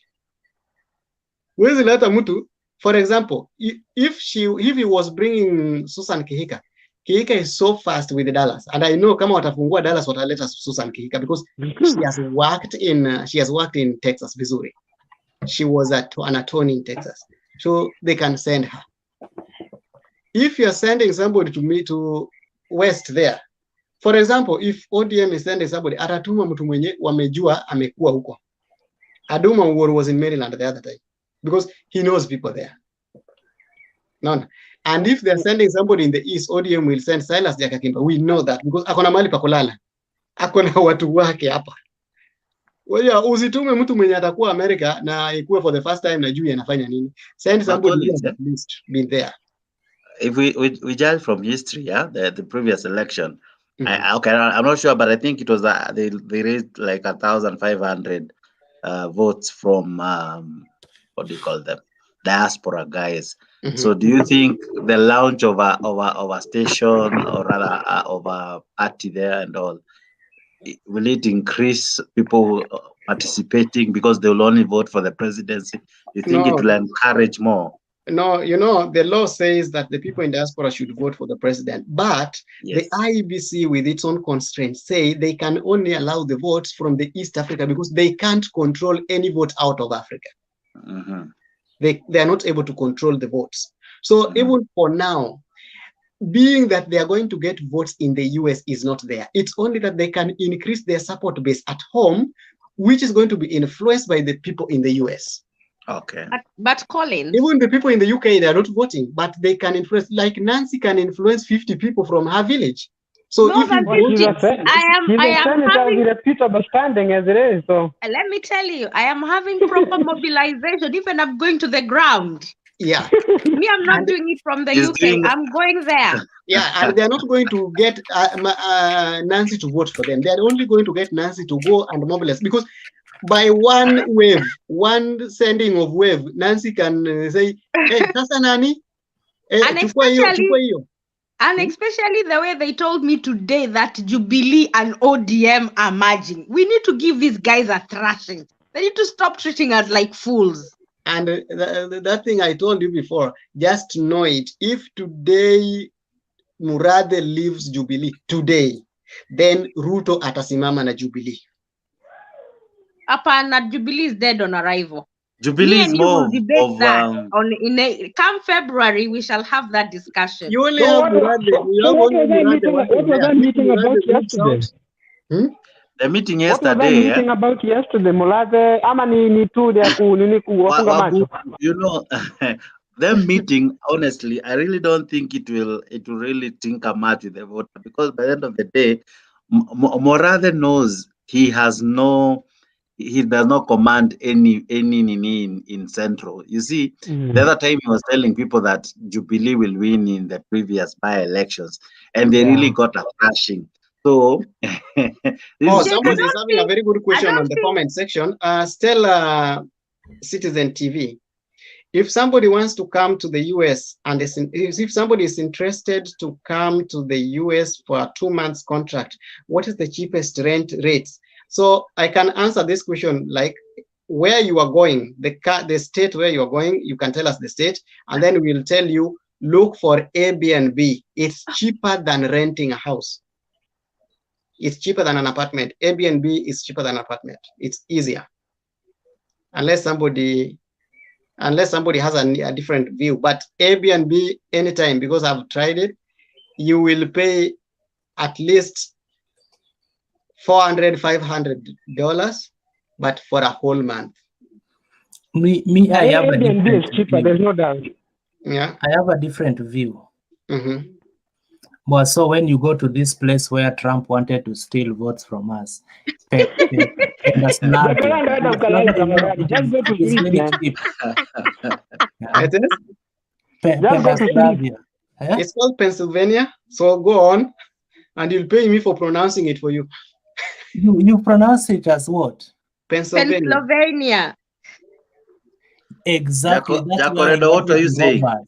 That You place see, is very you see, nice. even Tanga people are educated. So what's happening in PA? We call it PA here. So they're in Pennsylvania.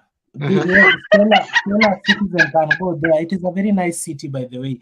Those people are very unique. They treat people equally. I saw them on TV. You saw them on TV. I worked there. So during election. Vitu ni different kwa ground. So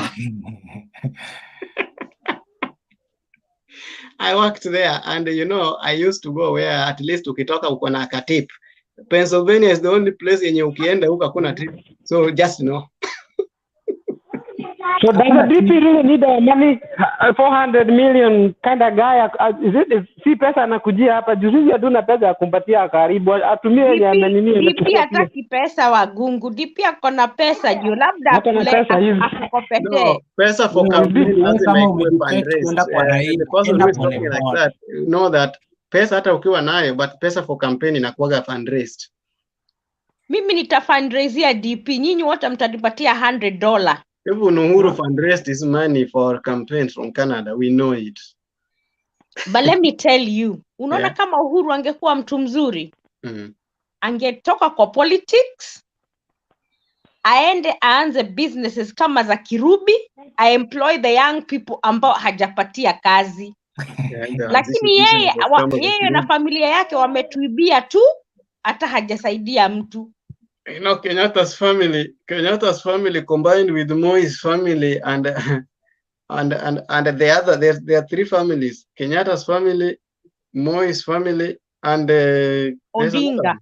Not Odinga. Odinga is not even the part three. If there are three families in combined together, they are richer than the country. They are richer than Kenya. They can fund Kenya. I was so impressed with Kirubi's. I used to see him as a bit arrogant because he's done some interview that he's made very controversial comments like marriage is a prison and all that. But after listening to all those people who spoke about his entrepreneurship, being a chairman, so Nancy I was enticed. Nancy are part of people who always go to hear where the dead is being praised. The dead can be praised even when our African setup allows us to praise the dead. No. But the things he's done, the things that he's done for people are amazing. I the didn't know that he's employed. He's the owner of this Miadi hair product and Arama. And you know what impressed me? He said he could never sell human hair. You know this hair from Asia, wigs and hizi nywele zinatolewa watu wale wamekufa zinaekwa kwa wig. Alisema yeye haezi uza hivyo. Yeye atafanya original human hair. I was so impressed by him. So for him it was not about money, it was about quality, and he believed in his product.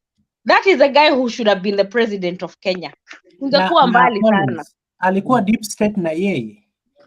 And I think from the people who have read about Kirubi and the people who listen to what being said about him, Kirubi was among the people who found him. He always sided with the government of the day, and he was funding every political party equally. Do you know that he was among the people who was funding the NASA at the same time he was funding the Jubilee Party? But it's about his business interest, though. You can't blame him. So that's what I'm telling you. He's not a deep state, but he's a deep state. I think that's what also Wanjigi is. And that's what Wanjigi is trying to do. He funded the Jubilee And then in the other time, he now funded the NASA, but his part of his money was, now he was funding Rachel Ruto when doing the prayers. Okay.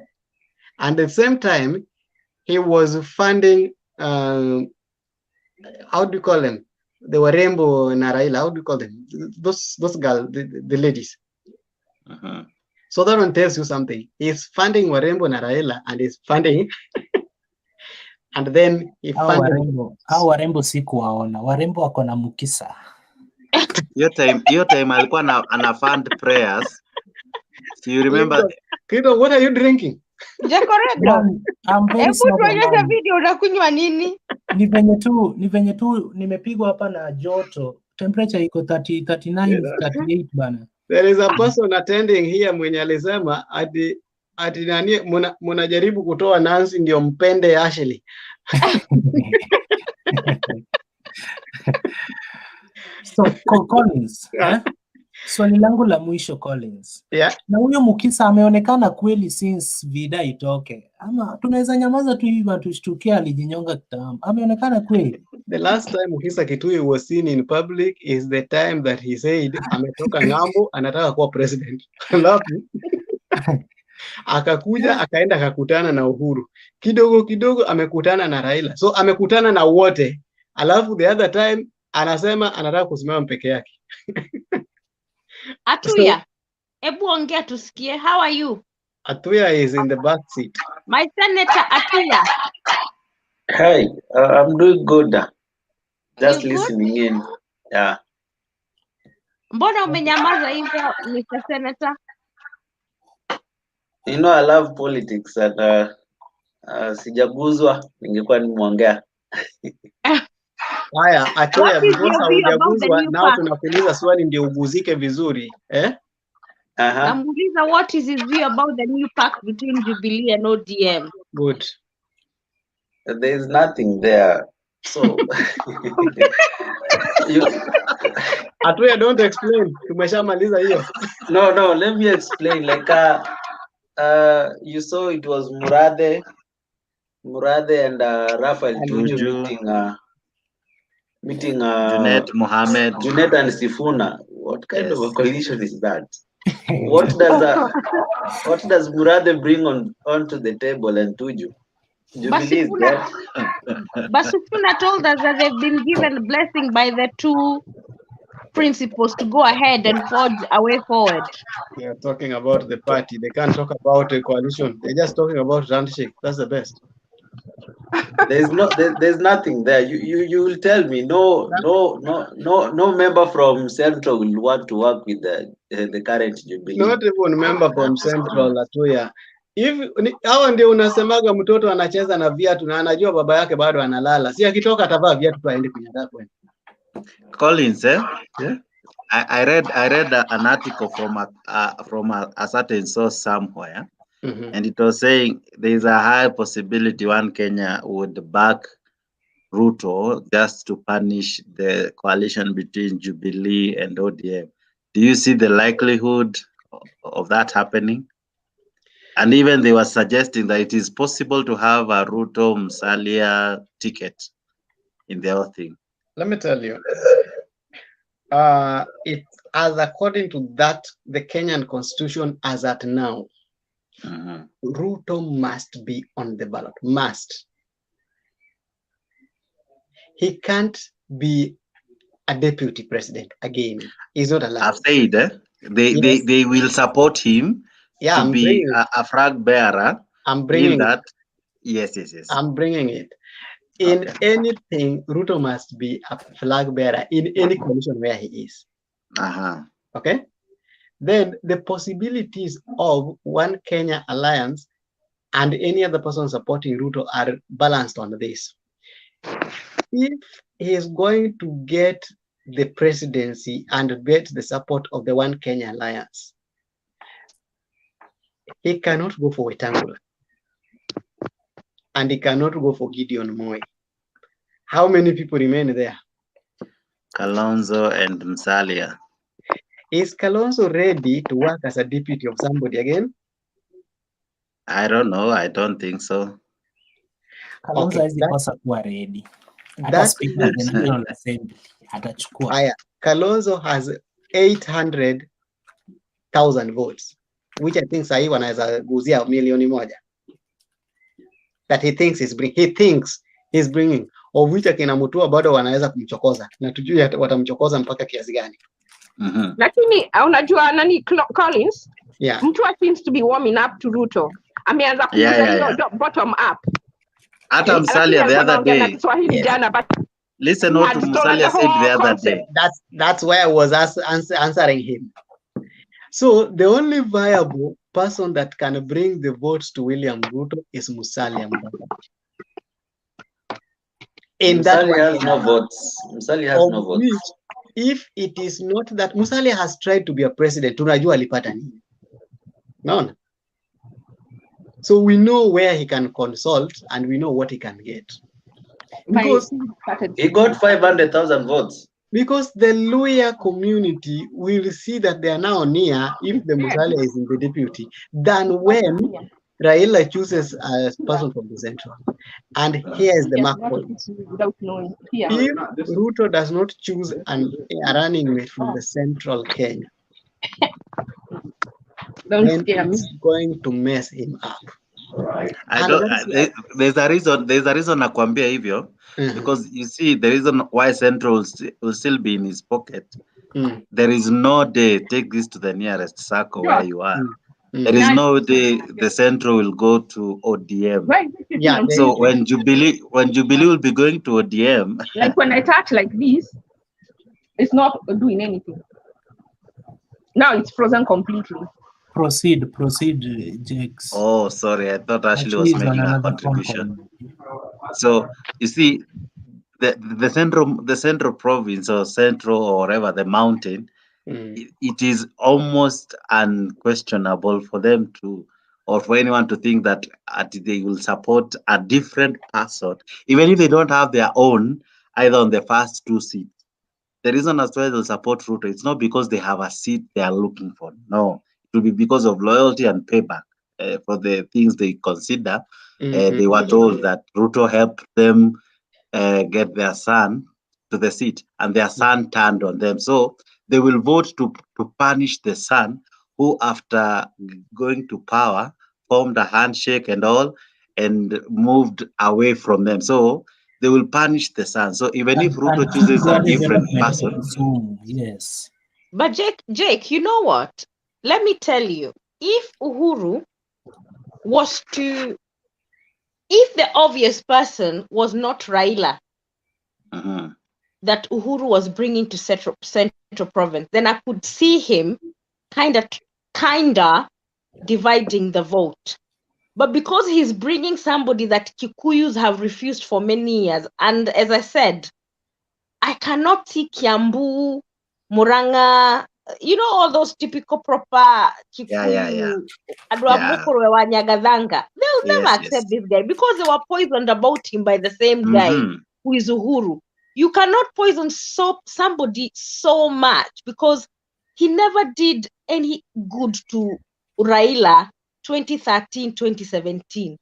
If you watch the clips that Uhuru, in fact, I think Raila has done himself, and I support Abdel Nasser when he said that Raila has done and undone so many years of good, and he's become like a stooge or a poodle by the handshake. Because how he fell for somebody who has destroyed his character, and again, support Uhuru when he's disobeying our constitution, will be remembered as the president. Abdul Nasir said, even Maraga said, he'll be remembered as a president who had no regard for our constitution. And Raila supports that and he's comfortable with that. I think he's been fooled, I'm sorry. So as I was saying, he got it wrong. Yeah. So if at the ballot we have two names, Ruto and Raila, it doesn't matter who will be the running mate for Ruto. He will still get the mountains vote, and it will be a tall order for Raila to garner as much. So basically, One Kenya Alliance if they will not create the third force, there will be the swing vote or the determining vote, whichever side they choose to support. And I don't see them as supporting Raila again. Jax, there is something that you people should understand. There is something called 50+1. So already, as at now, Ruto has the votes.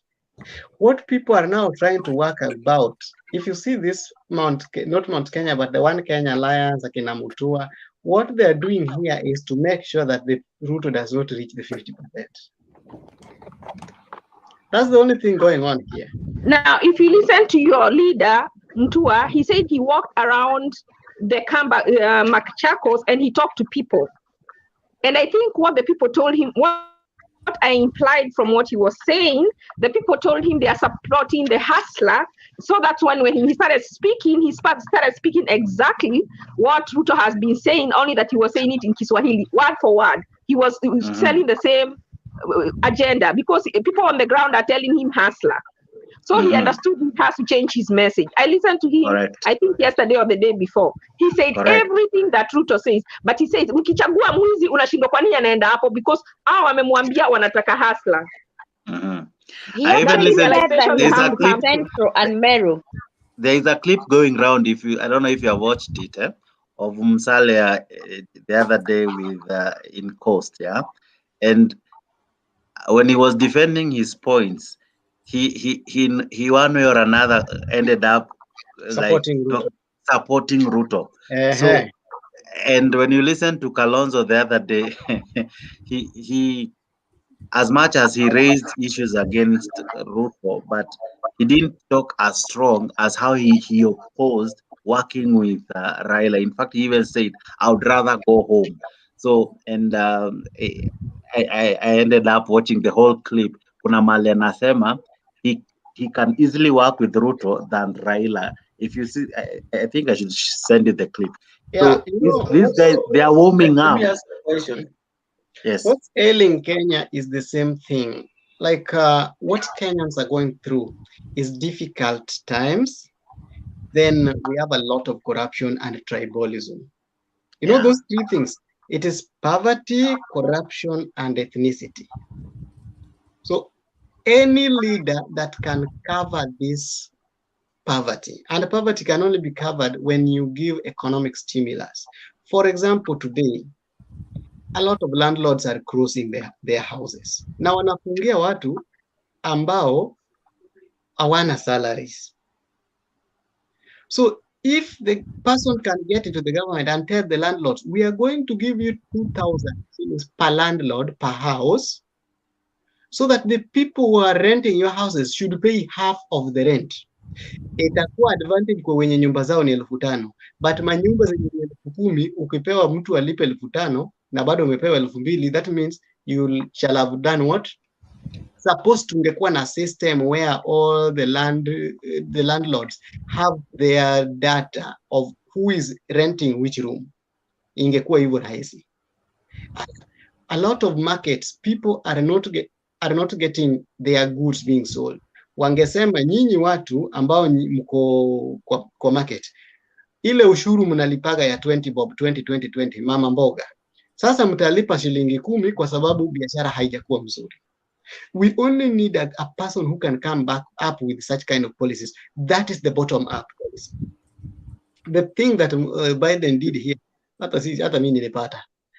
We were given 1,400. Everybody almost, except if you are earning more than 70,000, I think, or 75,000. And those of you who are not earning that, walipeana pesa. Trump alitupea 600, akatupea tena 1,200. Huyu alikuja akapeana hapa 1,400. So at least there is something working. Our government could have done the same thing, but the government cannot give money. So they can give the landlords, or they tell them you're not going to pay land rates this year, so that the land rates are not there. So they charge kila mtu half. Okay, for the employers, you're forgetting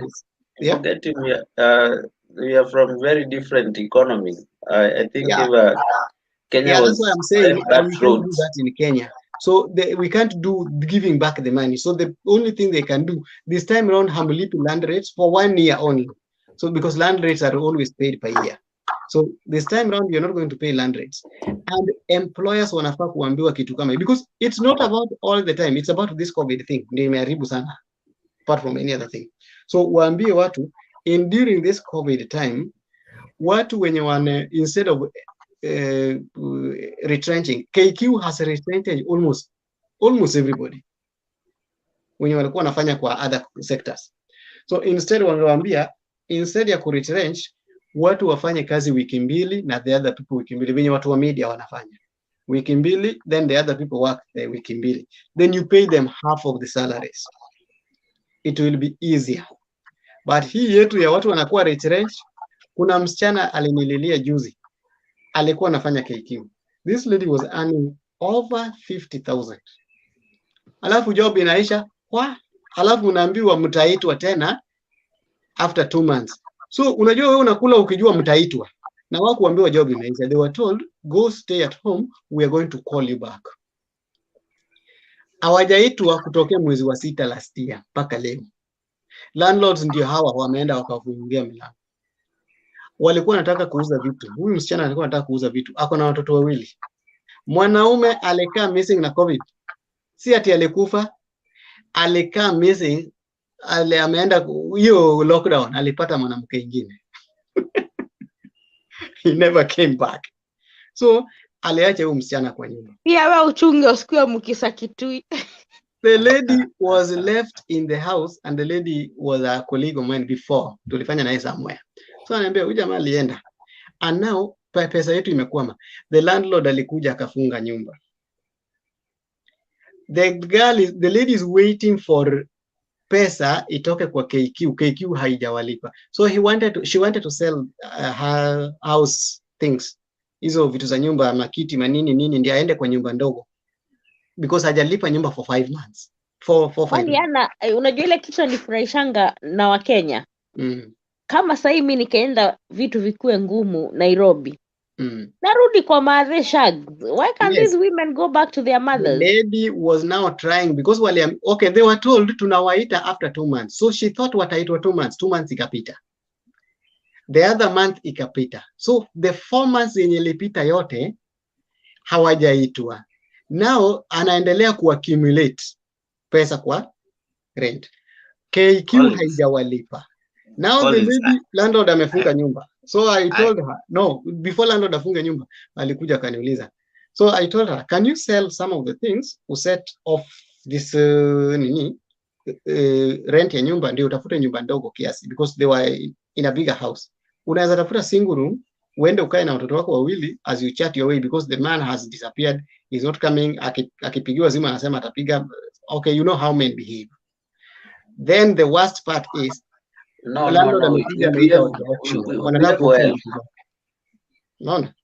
Behave well. Yeah. You see the problem, I think the problem yenye COVID ilifunza watu wengi. Mtu unalipo 50k unakaa keja ya 30-40k. So ile pesa unabakisha ni kidogo sana, even to kujifanyia yako kitu different, unaget. So what COVID did, it exposed so many lies that people have been living. I can tell you for free, nakumbuka kuna beshi tulisoma na yeye. Once we were through with Campo, the guy alipata job na NGO, and alikuwa nakaa keja ya 80k. Alafu he bought a very expensive car nini. So alikuwa anaishi maisha, unajua. So sisi wenye tu kupata such lucrative jobs, tulikuwa tuna feel kweni sisi tulikuwa tunacheza na books. This guy, you know. So when COVID ilimstrike yeye personally, sisi wenye tulipata hizi tu jobs funny, unakuta mtu alikuwa amejipanga, tu loans wenye ulichukua, you bought a piece of land, hata kama haujajenga poa, but at least you understand. Kuna mahali kuna mahali unaweza jificha, when the storm is over unaweza jitoa baadaye. So this guy, the other day, I think we met during a friend of ours funeral, and he had already sold the car, moved to a smaller house, less than 5,000, you know. So inakuwa like culture inamchange tena. So unarudi level ingine hata mbaya kuliko yenye, you know. So if ningeulizo, the time alikuwa na do mob, if angekuwa na ability ya kusave, even if not so much, but kiasi tu anunue place, ajenge place, you know. And that's why I think I love Kikuyus, because most of them, they tend to use their brains, and that makes the whole difference, you know. An economist once taught me, I was attending some lecture, and the economist told us, if you see your salary, the people who are employed for salaries, I know America, we don't have salaries. Mostly people are having the paychecks. If you see you are renting a house that is more than a third your salary, know that you're not using not serious. You're not serious. Jacoredo, you're not serious. If you're living in Kenya and your rent is more than a third your salary, you are messing yourself. Nimesikia, ndio maana mimi nimehama hapa jamani, naenda kwa nyumba ingine. Collins, nauliza. Yeah. Nimesikia Jakes akisema sababu ambayo inamfanya anapenda Wakikuyu. Sasa No, I'm married. I told you I married a Kikuyu. Yeah. Sasa Collins, mimi bado wari yangu ni na yule mwenye Mukisarization Kitui alikuwa kabila gani? Okay. Prostitution does not know tribe. It only knows what somebody is interested in. I think you answered. Collins, are you sure she was a prostitute? Whatever she is, she's just a malicious person. Any person who asks for money for sex is a prostitute, and we leave it at that point. That's an entrepreneur. And I do call them type. There is evidence that she asked for money. Anataka kitu cha 15 minutes atoke na Prado. Atuya is asking, Jacoredo will answer that. Atuya is asking, did she ask for money? Milioni bana, anataka atoke hapa aende anunue Prado. Sisi huko nyumbani fare yetu 230 ikiliwa, tunapiga kelele wiki moja. Kwa hivyo Jacoredo huwa anatuma fare. Eti alipe milioni mpaka akachukuliwa na usingizi yenye haikuwa. Kufikiria tu mimi ni presidential candidate, milioni nitoe. Chameni. So, Clinton, but Clinton, people have even done more than Nobody's that. asking me anything again. So can I?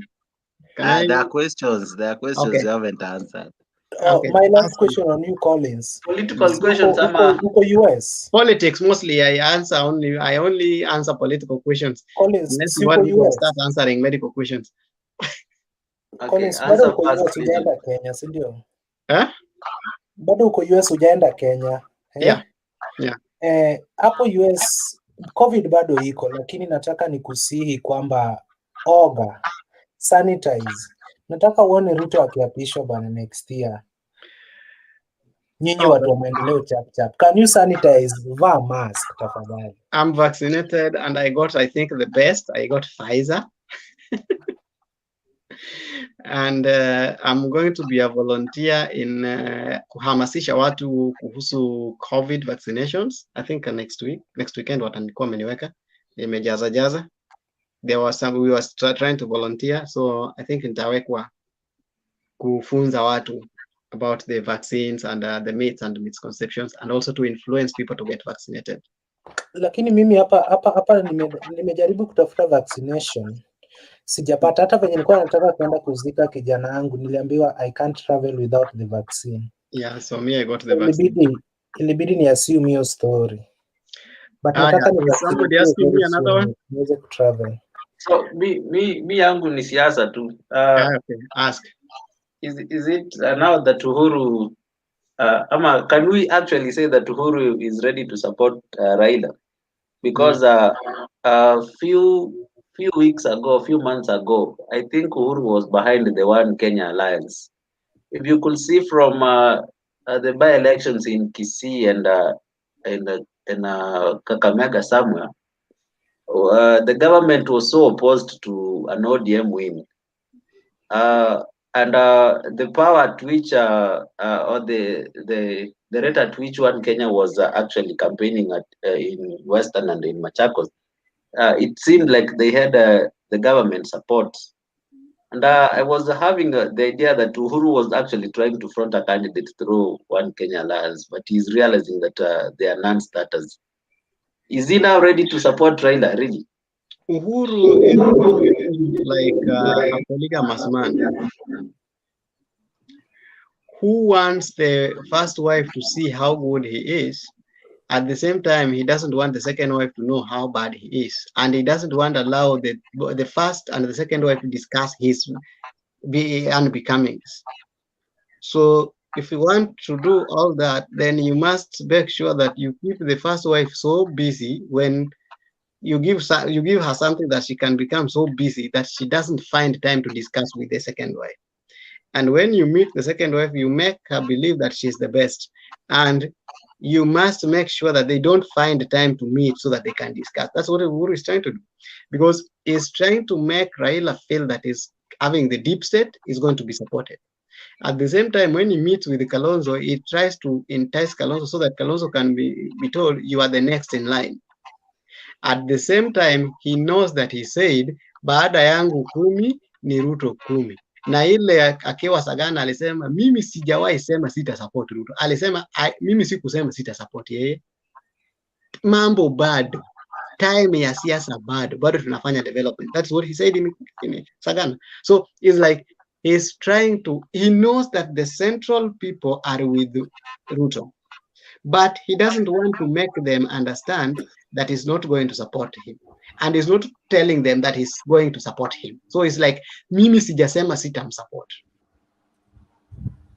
So he's trying to make them feel good that umekata tutakudiscipline. So because he's trying to avoid the discipline action, he's not going to support Raila. Instead, atabehave kama Kibaki. Kibaki ya kusupport anybody, akajifanya amesimama kando. But his people were pushing for Musalia Mudavadi. Jack, what do you think? But okay, I, in a way, I don't slightly agree or disagree. You see, the problem with Uhuru, he's acting the Moi way, the Moi of endorsing and putting a preferred candidate. But you know, the voter at times anachezanga different. Given that when Kibaki, as much as he had a liking of a candidate, he didn't really put it to the crowd. This is the man I would want to put forward.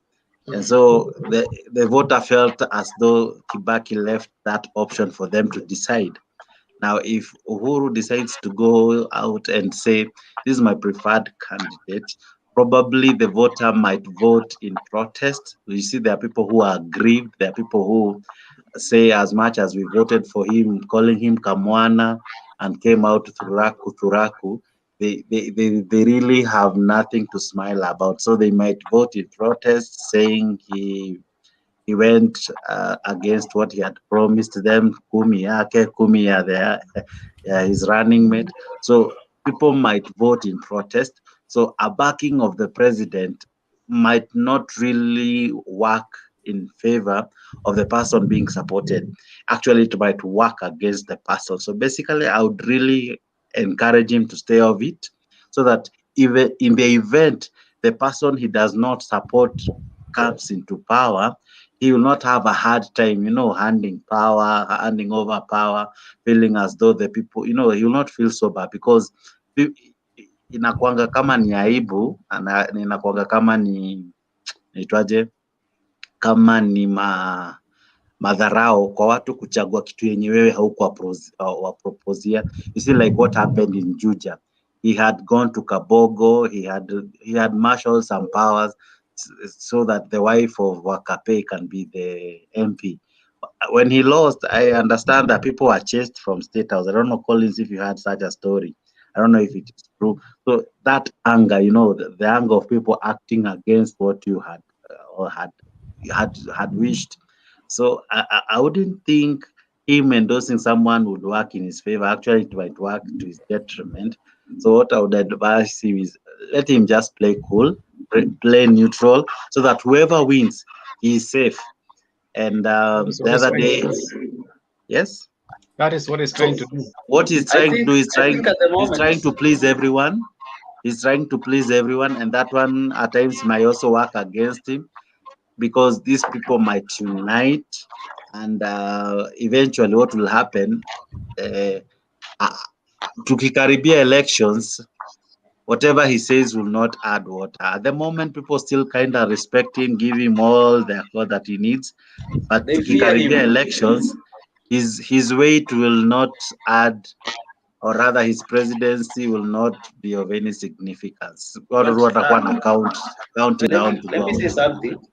Okay. I think it's clear that he will not be supporting William Ruto, and I think it rather stays that way for us, the ones who are on the other side, because I don't think with the way he has handled the economy of this country and the way he has misruled this country, disobeying court orders, I don't think it will come as an endorsement or as a blessing to any candidate come next year.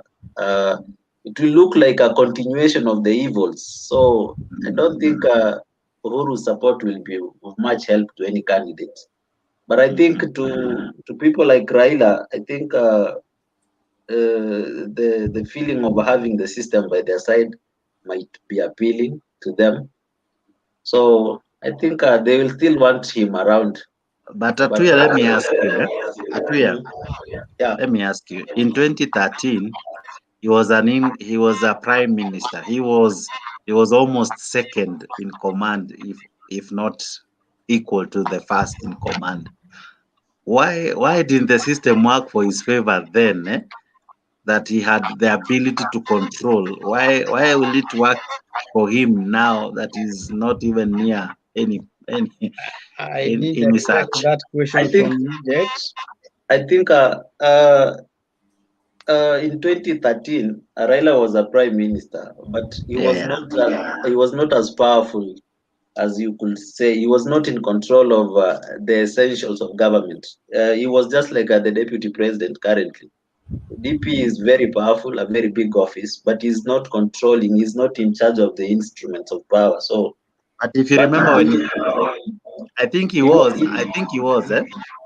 When you go to your archives, utakuta hata mambo za elections, he was the one answering the questions in parliament. He kind of was the one spearheading. In fact, even he was the one who was asked when is the election date.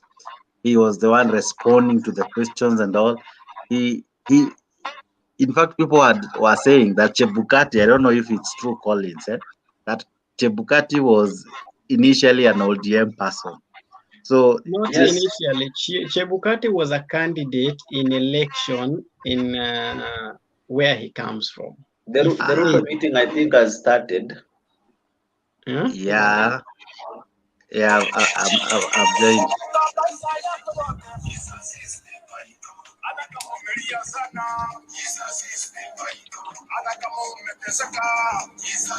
We have kisses in where you went to. I'm not sure. I think so. Let me see. I have joined the meeting, by the way. With the same link? Yeah, with the same link. Okay. But it's saying, please wait, the meeting host will soon invite you to the room. Yes. Okay. So I don't know if I have to download the Zoom. No, you don't have to. If you're using your laptop, you don't have to download the Zoom. What do I need to do? What I have done, you just hapo juu unaandika Zoom meeting. You go to Google, yes? Hapo juu unaandika Zoom meeting. Itakuletea several options, ndio? Let me see. Just on Google? Yeah, just on Google. Has the meeting started then? It hasn't started. Okay, I'm not sure because it's saying that the host will allow me in. So I'm yet to know. Yeah, unajua once that's how we always do, like, my classes are in Zoom. So when you wait. The host has started the meeting, but he's not yet to let us in. Yeah, it's yet. Anasema the host will let you in soon. How do you go to the Zoom meeting? What do you type? Mimi nilitype nini? Nimetype Zoom. Kama venye unaweza taka ku download a feature, ndio, then badala ya kudownload nika click join in a meeting. Then you put the credentials. And then you put the credentials. Let me check Sure, my put the name. credential, it takes you password. straight there. So you don't have to give what particular Zoom meeting you're joining? No. Sasa itakuja sasa design ya venye ukiko kwa hii stream wewe inakuja. It will let you create a name. Okay. Yeah, itakuja sasa venye stream ya dwe inakuja. Once umeshaweka Okay, hiyo. You have seen it, eh? Halafu Jex, nilikuwa na app ya Zoom kwa hii simu yangu, imeenda wapi? Mbona sioni? Okay, I don't know, me natumia lapi, so sijajaribu na phone. But I think ni same procedure na phone. Sasa phone unaenda kwa app. So uende tu Play Store, download app. You know what? You need a personal link name or to join the meeting ID. So you put your name. No, the meeting ID or personal link. Sasa hiyo link yenye tulipewa na wagungu. Oh, mimi sikukua saa hiyo. Nimeweka kwa private, angalia kwa private. Mine, because I left, mine is there's nothing showing on my private. Ndiyo nimekuwekea, ndiyo nimeweka. Jake, are you in uni in Kenya? Or what are you doing in Kenya? Me, I'm a student, but soon will be out. Which uni are you at? At Moi. What are you doing? I'm doing masters in med. Hey, that is so good. Well done. No wonder unaongeanga kama adhuri ya tatu. I try. Ndiyo nimekutumia Ashley. Okay, got it. Thanks. Auongeangi kama Rupia anatakanga kutuangusha kila siku. Unajua Rupia ni wale watu wanapenda baba damu, unajua. Rupia na blogger. He's a paid blogger actually. Rupia na nani anaitwa nani? Benson. Hey. T-shirt ataangaliwa vibaya, wacha nivae jacket. Oh God. There is to allow us in the meeting. I once attended a meeting here sometimes back, and I was like, somebody in the T-shirt is unapitwa tu.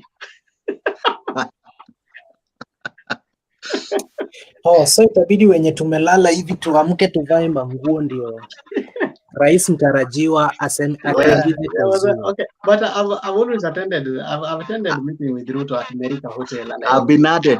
The meeting has started. Guys, if I don't want to attend the meeting, how do I? I wanna watch. Just join and mute. Also, I can't watch like the way you watch YouTube. Hapana. Jex, hiyo 81 ndio meeting ID. 8120 something. Wameshatuweka, they have already added us. We are there. But me, they've kicked me out. Watakuweka tu, just be there. Na tuko wengi. Mkishafika 100 ni hivyo. Mmesema nikishaweka Zoom meeting unafika wapi?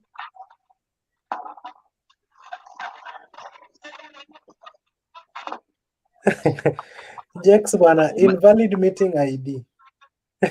Sasa ni ngumu because sasa inagoja mia nieke. Huyu anaitwa one digital Zoom meeting. Jacoredo.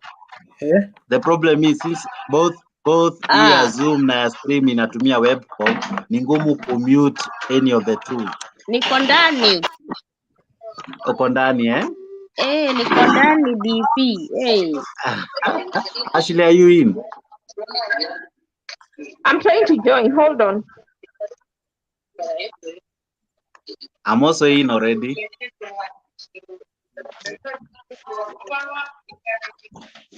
Hiyo dakika chache tushajiva.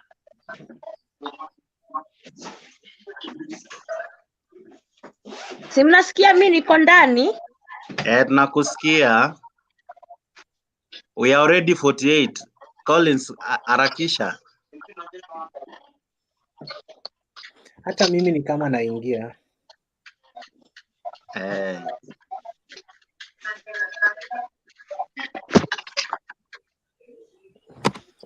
Jacoreto. Hey. See, we can keep this one on, eh? After the meeting, we can have a rebuttal or we can talk after the meeting kwa hii ama. Sio tutaianzisha upya ama. Haiwezi endelea ama itakuwa na issue.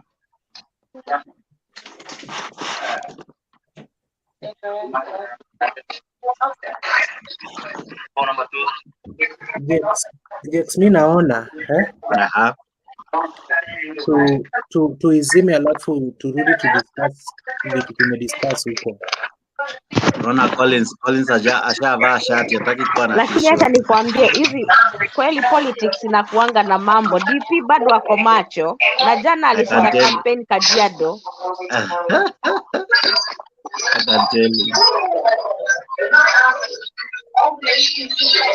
Naona tushavaa immediately.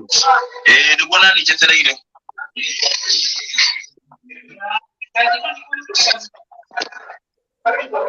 All right, bro.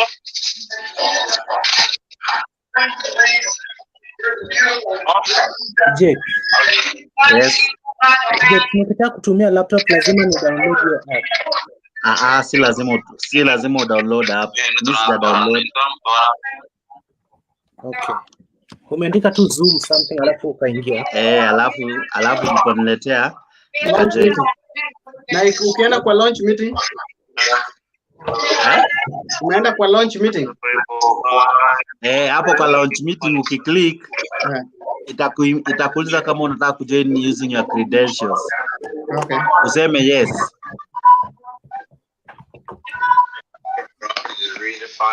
Why? It's not bringing me.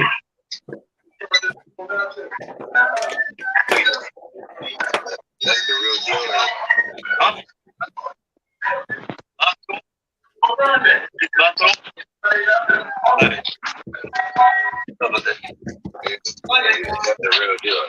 Collins, ile kitu funny. Kuna zingine naona hapa tu ni za jamaa wako around. I think so. Collins, umejoin? Haikuji, imefika kwa launch meeting na ikanyamaza. Now there are 57 people, so hurry up. You know, you can also join as a guest and download it. Kama mlikuwa mnatuonea.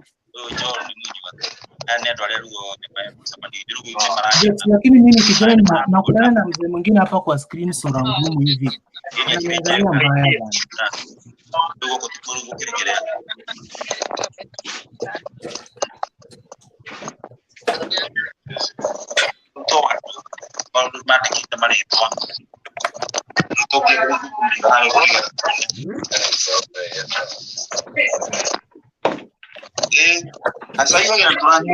Resources zangu zote ndio tuweke hapa.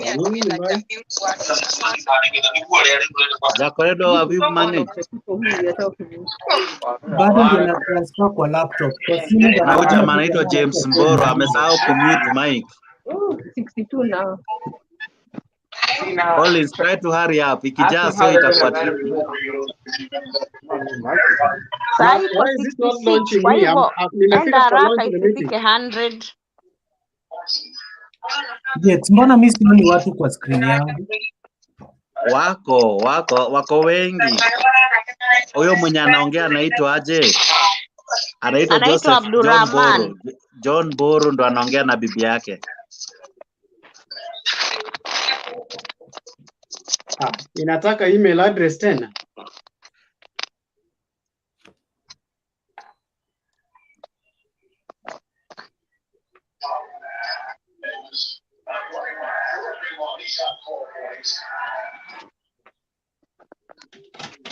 I hope somebody has not conspired against me.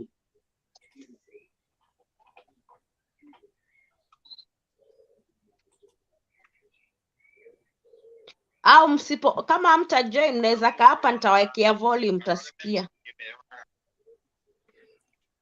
Nancy, nimefika place kuna join audio, start video, share. na hizo vitu zingine sijui nifinye wapi. Lakini meeting haijajaa, they should be able to let you in. There are 66 guys. Mimi niko kwa launch, just hapo kwa launch the meeting imekataa kusonga from there. Hapana, usiende kwa launch meeting, eka join, enda kwa Google. Enda kwa join, weke join meeting. Eka Zoom, alafu weke join. Usieke launch. Ukiweka join itakuwekea nini ya kuingia na Chrome. Yeah. Hapo kwa Chrome juu. Umepata eh? So ndio nimefanya na it's telling me to join the meeting na nikipiga join meeting. Sasa hapo kwa join ile code ulipewa. A little X. You can click out of it. Ile code ulipewa eh? That's where I'm messing up.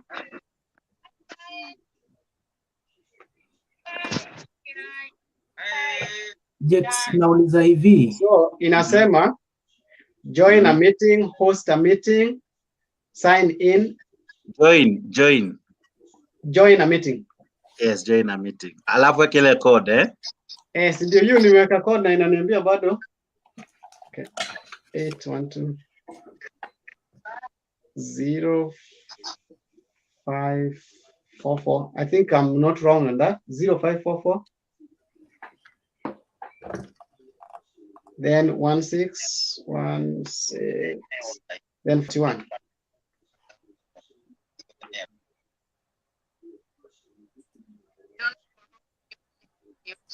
Na nikiweka hivyo inaniambia vituko. What's wrong with you?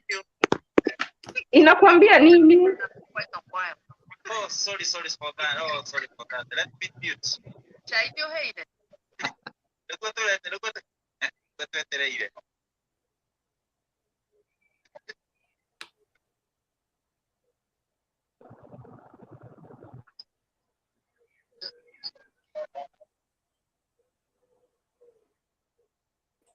Nani anapika chai? Ni huyo Mboro, John Mboro. Oh, Colin, Clinton, are you done? Are you successfully joining? Clinton? Huh? Did you successfully join? Ndio naingiza code sahi kwa laptop. Sawa. Naambiwa launch meeting. Sasa na launch nini tena?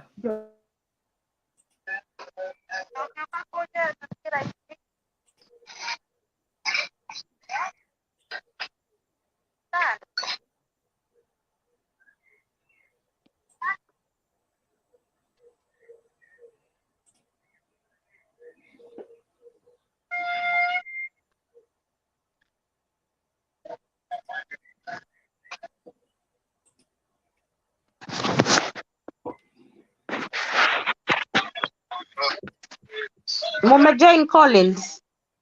Nimeona Atuya na Jakes, lakini sijaona Collins na Jacoredo.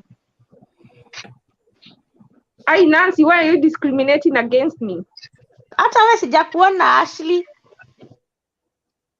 I'm there under the name anybody, just on top of Jakes. Anybody. Ashley, wewe unapenda privacy. Dude, I've never even seen her face.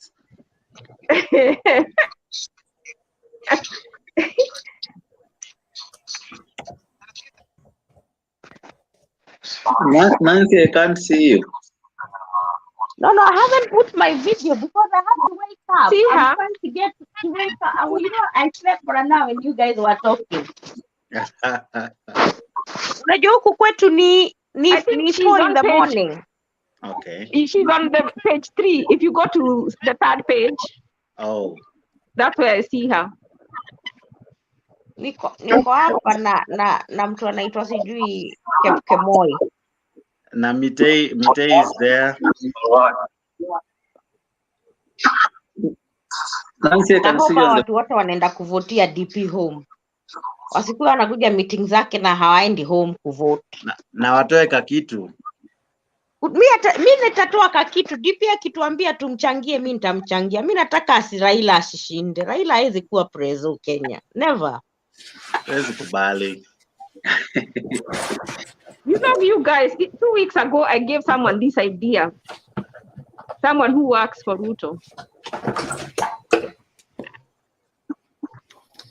The idea of fundraising. No, I told her they need to open an office in the US. So I don't know whether they had already had the plan. Yeah, they did. Anyway, let me shut up. They did. Yeah, because I saw the need. I was telling that person, you guys need to open an office in the US. I don't know if they will open in UK. I wish they also open in UK. It will be good. We need to become paid bloggers. Tusifanye kazi ya bure. Ashley, I can't see you. Skyward. I'm there over just on top of you under anybody. Yeah, I can't see anybody with no face. No, I cannot. Yeah, I've seen not you. put my face there. Nancy's also there. Ashley. Yes. Guy, everyone hao watu wa US mpaka kuna watu wako kwa hall wako wengi. Hawa one world digital media. Nimeona. Huyu jamaa anajiita One World. Yes. Mimi hizi vitu naona bana. I think that is where they are in Seattle. You're alive.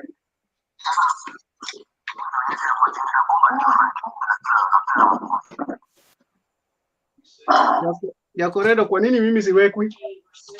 Hata mimi sijaingia bana, naona tu watu wananiangalia kwa screen na hata waongei ni picha. No, bado ijaanza. Nimeambiwa wait for the I think you went to the wrong place. Me, I went under download. When I was told to download, I downloaded it.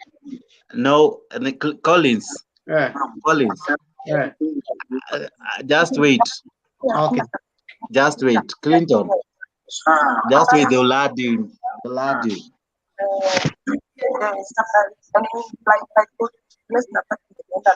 Atuya. You know what? Why don't you try another way? Like try to download. Because me, I didn't ask, no one asked me to wait. I just went in. It's 70. Let me download it faster because computer yangu inakuwaga nice.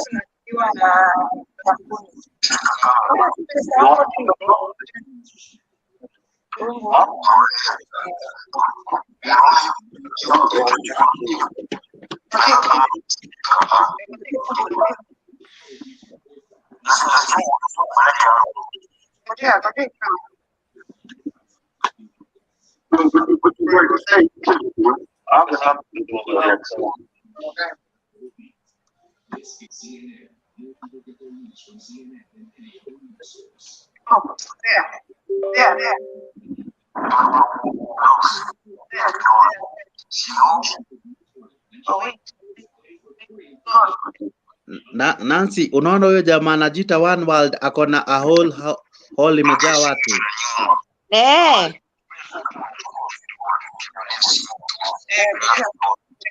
I think those are the moderators of the debate, Now you honorable Wanjiko. And there's one trying to connect with Itumbi, Yeah, he's trying to connect to Itumbi na Ayendi. Yeah.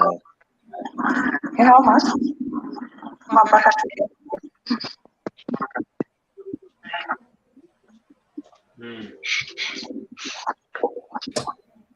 Wait there. Bado sijaingia.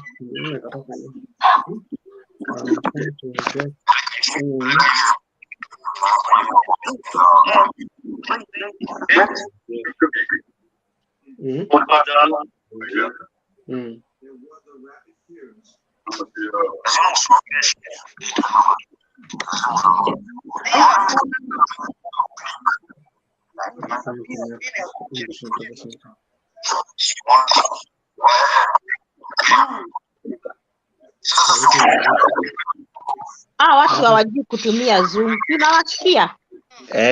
Wengi wajamute. Alafu unaona huyu mwenye anajiita Efri amevaa UDA t-shirt imejiandika hapo juu diaspora.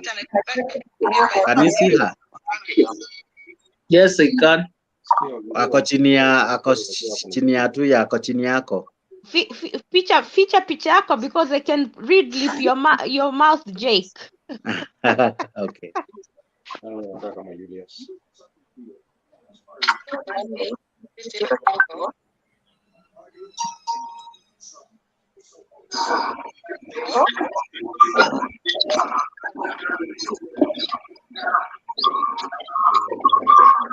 We are at 99.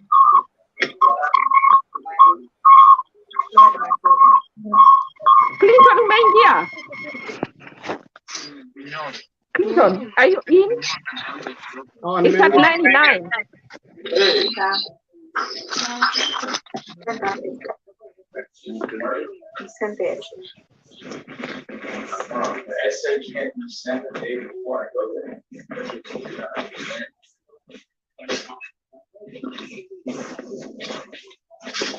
Aya. Sasa nimeingia. Bado nimemute but niko ndani. Okay, sawa. I have seen Itumbi is also in. But anatoka. Clinton umeweza, si tusaidie Clinton.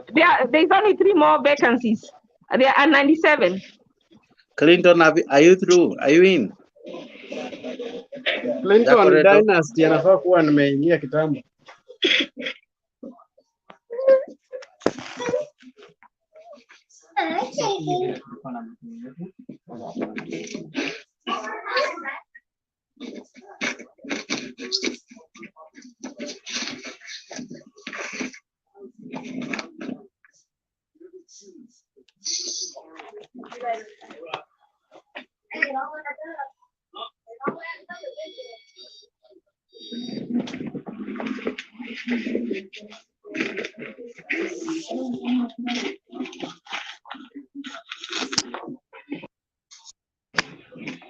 I hope hao watu wataambiwa watumie earphones because hii noise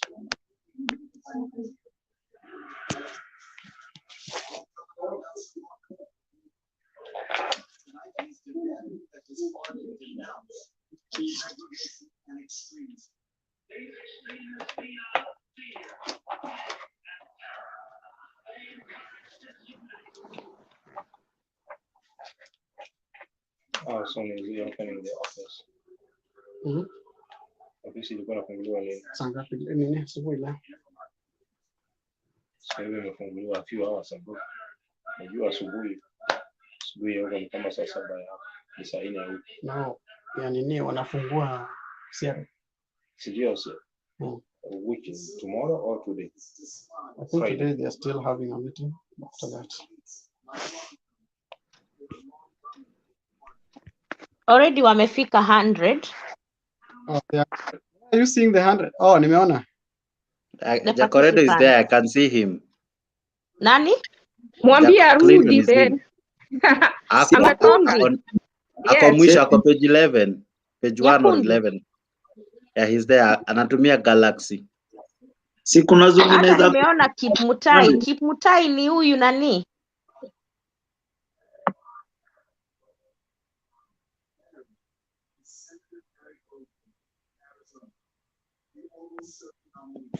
Collins is there. I can see him. We have people who are very serious up there.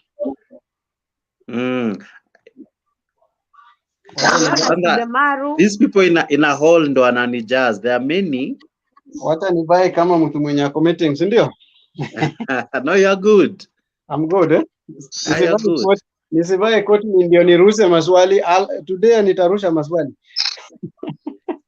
Wewe najua unataka kuchomea. Na ukilete maswali ya ODM hapa.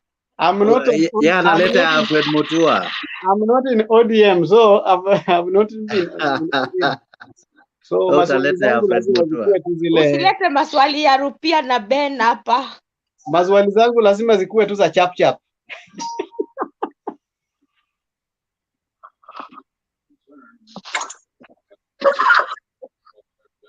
Ati kuna mtu anajiita house la 002. Anaitwa Felix Mboya. Kwani ya waanzi? No, si ni saa yenye walisema bado. It's 10. It's testing. Hello. 10 Eastern time.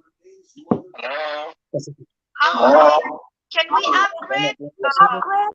Please? They only take 100. No, you can't. The Zoom takes only 100. There are a lot of people waiting outside. You need help with upgrading? This is Shiro. Zoom only takes 100. I don't think you can upgrade. Oh, yes. Yes, dear. Is You it? guys need help because there are a lot of people waiting. Nancy, you can. Oh, as in you pay a bit of membership. Okay, you pay a bit more and then you can be allowed the extra. Okay. Okay, we don't have the time. We need to let me know if you guys need help right away. So do we need to pay something for us to get in or what? No, but you're already in.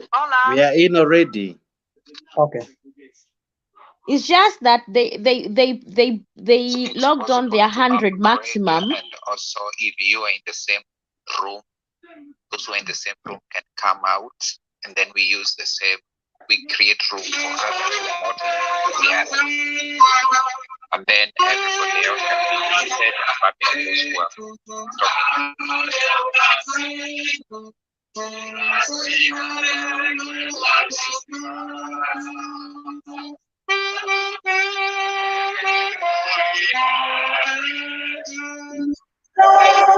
Ndio tusikie kila huko kwingine.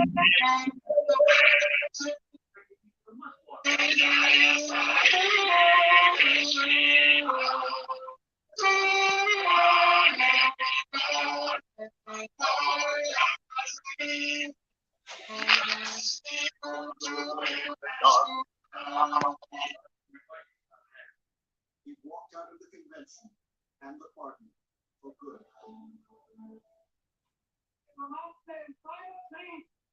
For any major crime, nominating a man who, in my opinion, is the biggest and a man that will take us moving forward.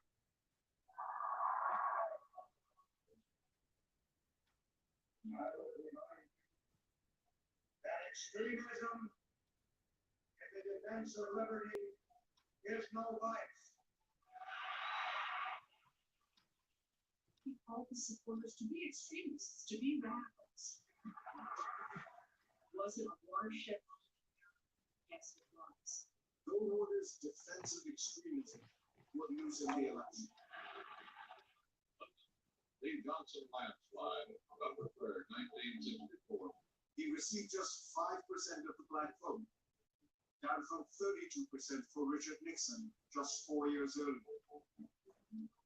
But Goldwater had changed history for the Republicans. He created what we now know as the right-wing base.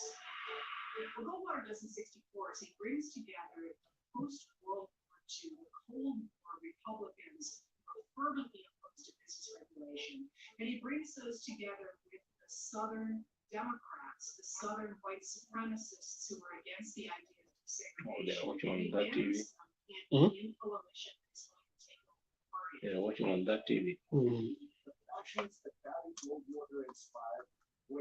so Ruto is coming on to do that TV.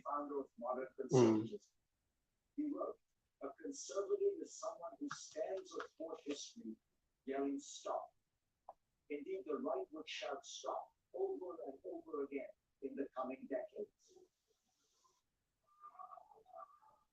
Those shouts echoed through the 1960s as America exploded.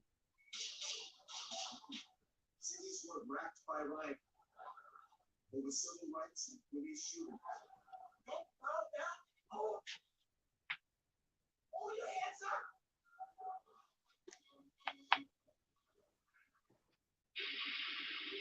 Thousands were dying in the jungles of Vietnam.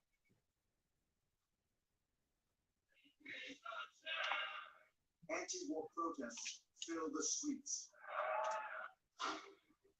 Enter presidential candidate Richard Nixon. He knew exactly how terrifying 1968 was to the right-wing base.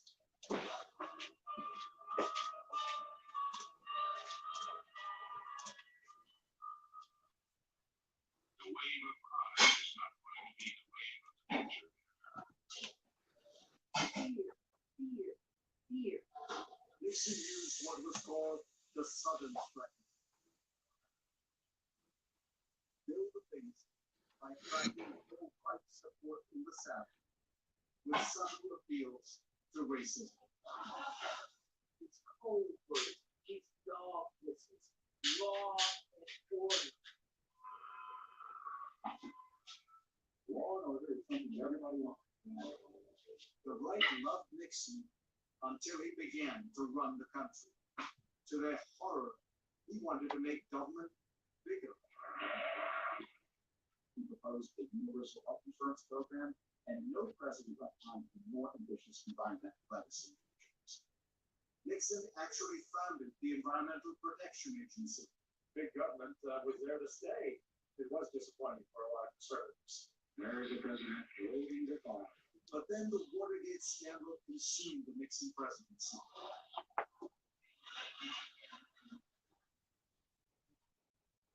It would be 1980 before conservatives found a new hero. Ronald Reagan was Goldwater reincarnated, only better looking and smoother talking. I think George Wells put it well. Barry Goldwater actually won. It just took him 16 years to count the votes. Ronald Reagan put the Goldwater message, but he put a sunnier face.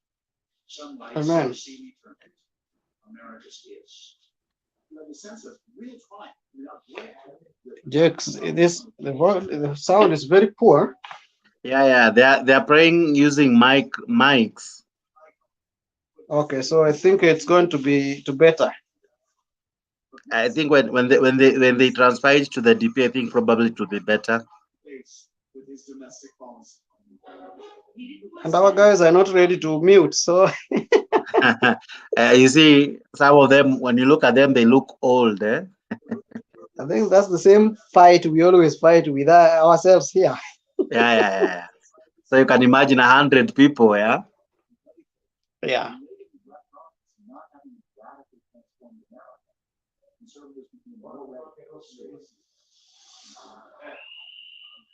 And right long for a fighter. And Reagan's successor, the elite and well-educated George H.W. Bush, did not fit the bill. Conservatives felt betrayed one more time.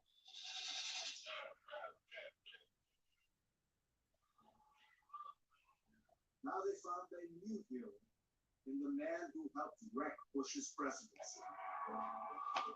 Bado ni speeches mpaka 8. Hiyo tutakaa.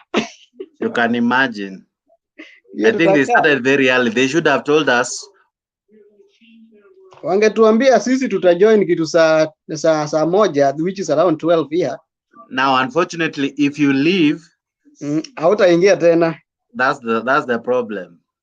So pengine nitafute chakula nikule kwanza, because I thought I could do it with a soda, na soda sasa haitaweza. Haitaweza. Naona tumeacha mimi na wewe. Yeah, so tufunge hii. Acha tuikae, maybe they'll join. Oh, okay. Acha tuikae. Unless Mtembei ya cancel kama hatujui. Okay. Wacha hii nilete food nikule. Anastaki kukula mbele ya kamera. Hawata kuona, si unajimute. Unajihide. Nimetoa nini? Hey, na wani watu walishampata mpaka t-shirt nini bana? Mpaka watu wanakaga serious aje. Wamevaa jumper ya UDA. Watu wako na jumper ya UDA hapa. Wametoa. Imeandikwa diaspora. Hebu angalia hapo juu. Yaani hii ni kama waliandika tu juzi. That's the good thing. They are really preparing early, and that will give them an early start. Kabla hata ODM watoe t-shirt.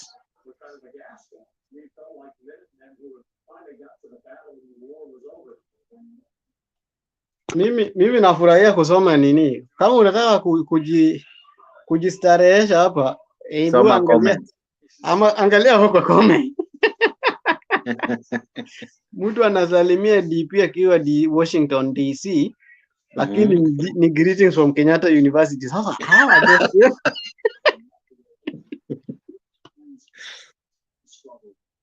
good morning DP from Washington University. Naona hapa chini. Sasa I'm watching you. Issue that Republicans have happily exploited that would finally push the party to the edge. A black president. Ndio TV yangu pia iko na makelele zake tu.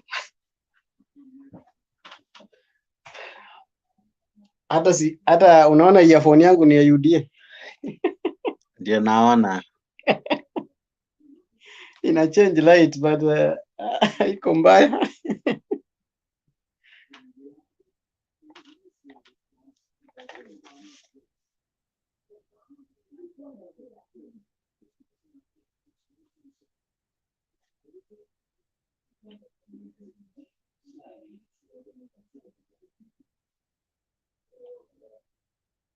Mtu ameweka speaker alafu ana cough. Kumbe umeisikia. Somebody is coughing na kuna microphone. Manze. Sasa leo ndio unataka kuona watu wenye wanajifanyaga wako hapo hawako.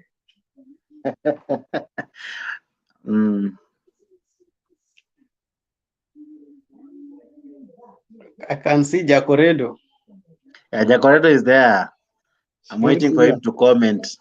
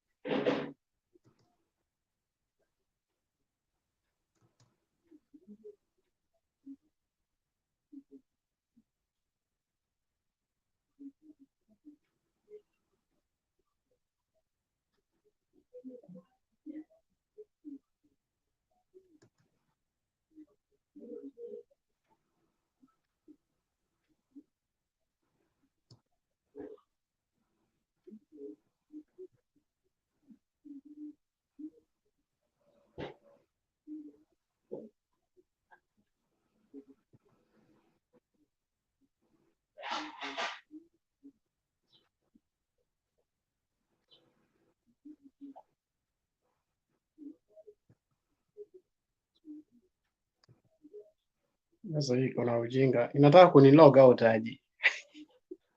Inataka kulog out. Imenirusha nje, nimejipata niko nje na ikarudi. Ilipokuambia nini usi accept ucancel usi nini itakutoa.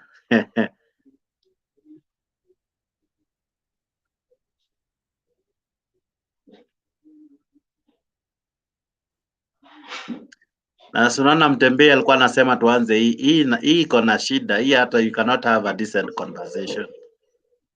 But inakuwaga sawa, hiyo ndio tunafanya nayo class yetu. Sasa unajua mara mingi class ni mtu mmoja anaongea.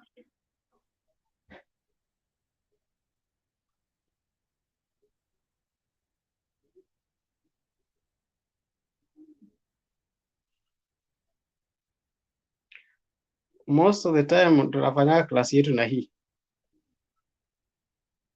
Na inakaga very effective.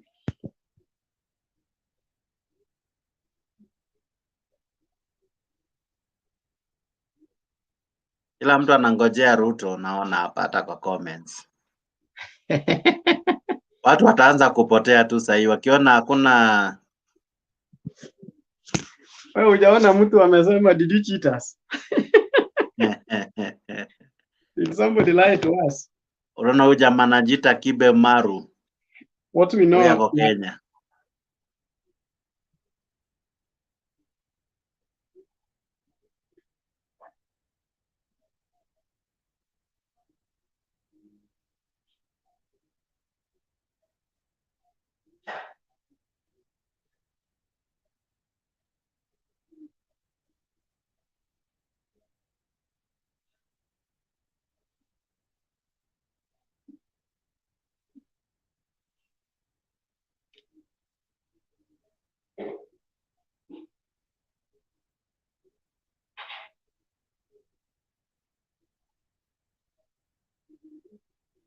Sasa tunatoa video.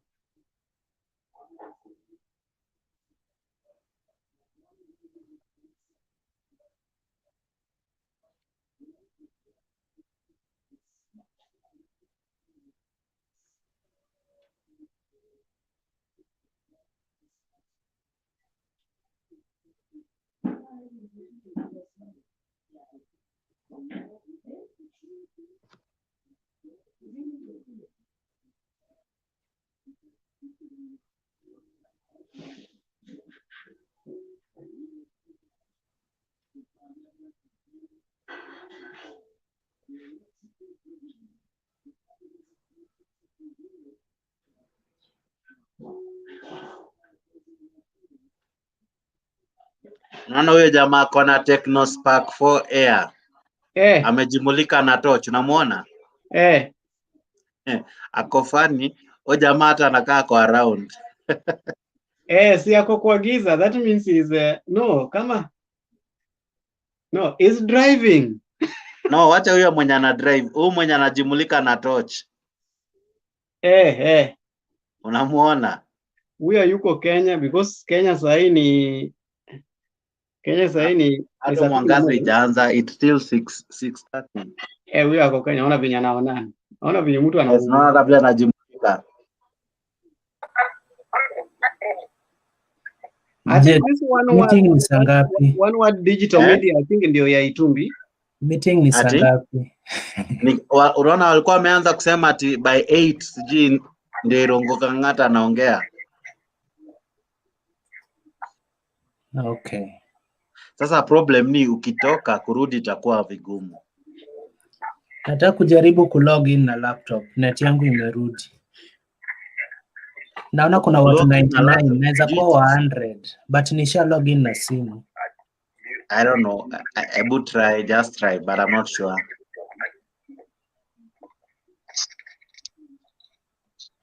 It has reached the maximum. They should mute everyone, then waache watu wengine wakae kando. And again, wakati tutakuwa tunauliza maswali, hatutakuwa na mavideo. Ni ngumu, unajua I think haina coordinator mmoja, hiyo ndio shida. Hii kitu tuna attend nayo classes na inakaga mzuri.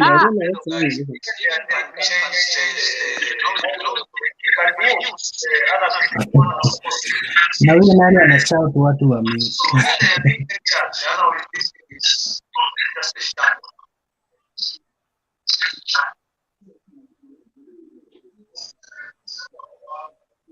Unajua we are always 100 na Zoom yetu inakaa the same. Irongo Kang'ata is the one talking. Huh? Irongo Kang'ata is the one talking. He's the one with the hoodie. Ni amevaa yellow. Na amevaa hood. No, hisi yeye. No, that is Irongo Kang'ata. Ah. Ndio yeye. Ni yeye. Sasa tumsikii, I don't know why. Na si wamweke kwa big screen hapa. Ni kwa nini in the wamemute? Imagine wamemumute. Watu wanataka teko na mtu wa kuwasaidia na hii maneno. Lakini tunaona congregation imejaa watu wazee. But Irungu amemute mic yake. Sasa hatuwezi msikiza. No, the person running this thing. Si wangekuja na Itumbi. These are something that wangekuja na Itumbi. There was a lady who was calling her. Unfortunately, sasa sijui kama walikuwa na link yeye using DP, I'm not sure.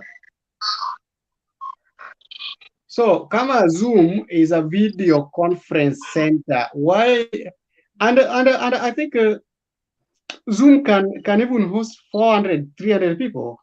When you pay for it. You know what they should have done? These people should have joined live, not put a video. Yeah, that's the problem. Wametujoinisha via video.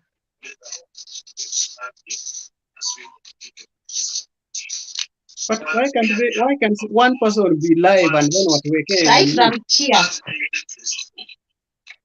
To establish what we call Seattle, Washington, diaspora, the first international office of UBA. When I say explanation, say UBA. I say UDA, say Assange. Explanation, UBA. Explanation, UBA.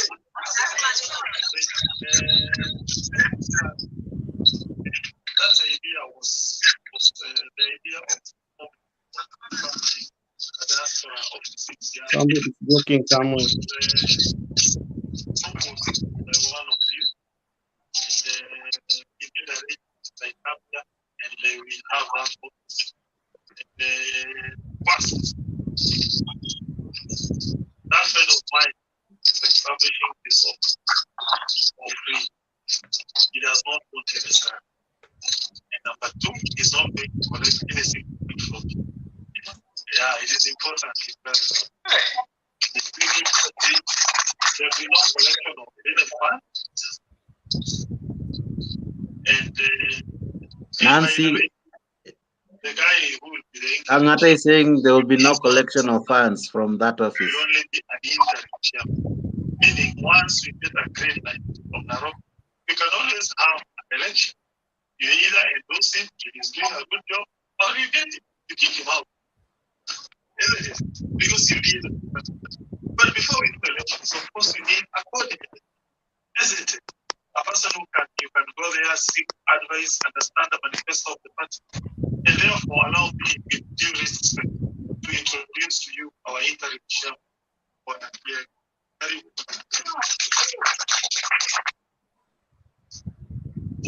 So the choice of my friend one is on interim basis is purely because here to assist in politics. And it's purely voluntary.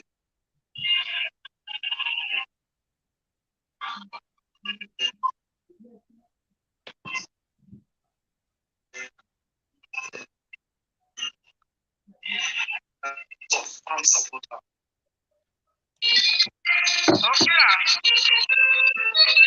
Jehovah guy. What? Sasa ameamua aje? Huyu mtu ni mjinga.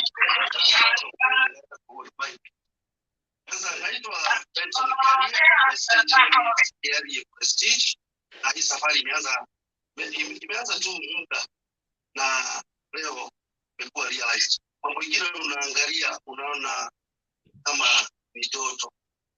Ningetaka nichukue muda mrefu niweze kusoma a 1 minute acceptance speech bali coordinate UDA party in hapa Seattle, America. Remember, we are the first born.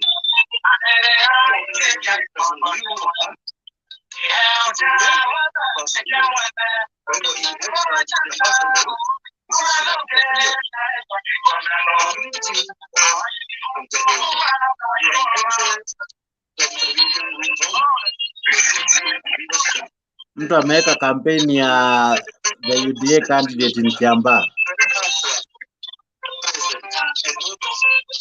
Hiyo sio fitness. Maana vitu kama hivi ninafanya watu. I don't know sijui ni nani ameamua kuweka wimbo. Unasikia kuna mtu anacheza ngoma kama ni mjinga, huyu Reno.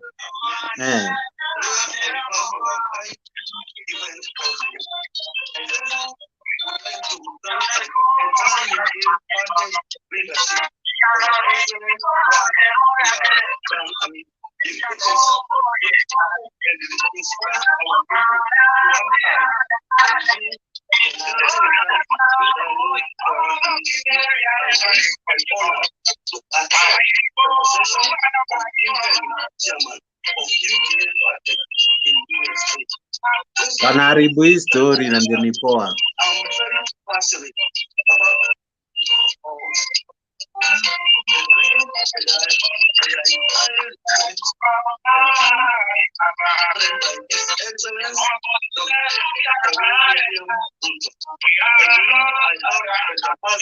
Wewe Reno, funga hiyo music yako.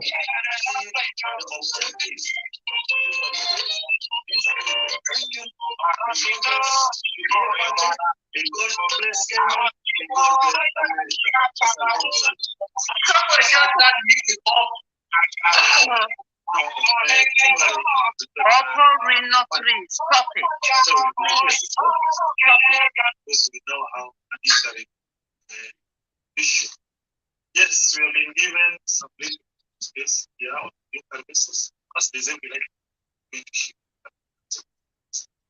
Once we take arrange, so we will be with you the physical.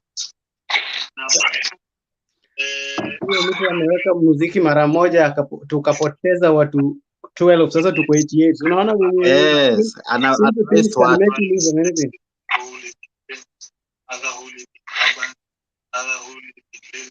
But unaona can you be able to see the poster behind? Unaona vile imeandikwa the grand opening iko na uso ya Kang'ata na ya Ruto. I cannot see the other person.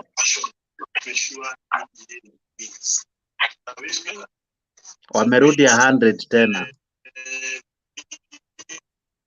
Watu walikuwa wanaogopa hii muziki. Unajua hata uielewi, isikiki vizuri. Eh? Ni muziki inatumika kwa kampeni ya the UDA candidate in Kiambaa.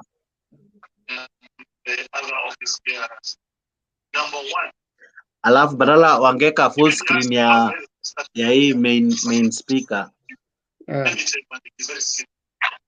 have a website and there's a link. You go into that link and you click. Atirungu Kang'ata was not the best candidate to open this office. Ukweli usemwe tu. I think ni kwa sababu maybe hata ile population iko hapo ndani kidogo so hajachangamka. Vibrant. Irungu is not vibrant. Wangetuma Dinyoro Yeah. No, Ndindi has never come to the US, so I never anything huku. So unaona huyu jamaa anajiita Kibe Maru, amevaa katisho ka UDA. You guys, do you think Chief Hasla na joining meeting? Yeah. Sijasikia malo amesema, but tutaona tu. But kwa Twitter amesema ana join. Anajua, but I don't know if he's joining, but anajua.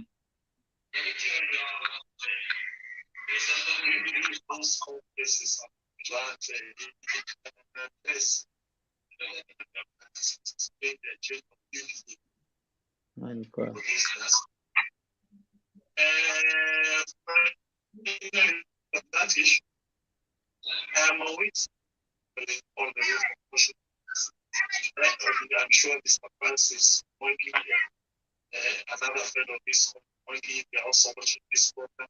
I've also seen that all the way from this Oregon, the other program who have offices over this. So I want to ensure the opening of this office does not negate or appreciate this other offices. Today, the only opening up Washington.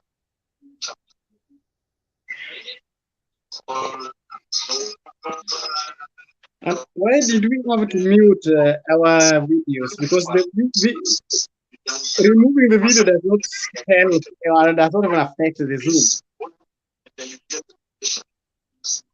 Yes. Why did we have to remove the video? I think jamaa hajui kutumia Zoom. The first question you answer the question is, when you talk of HASPresident, what do you mean that again? No. Yeah. Do you mean they are against the other? Huyo Kibe Maru ako serious. Amevaa tisho.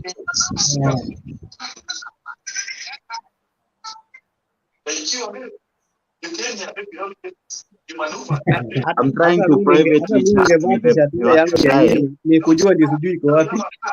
Najaribu ku private chat nione kama ataweka full screen.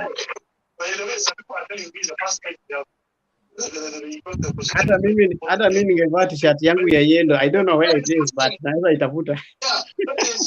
Sasa hakuna haja uvae t-shirt na kwenye moyo wako ni moyo. Skia Jacoredo is already dismissing me. We hatukutaki bana. Huwezi defect 1 month to election. Kaa huko. Well, I may be your top scorer. I may even be your top scorer in Moroni. You don't know. Huyu jamaa wako amerudi. Huyu jamaa wako amerudi. I think George ndio ako admin ya hii group.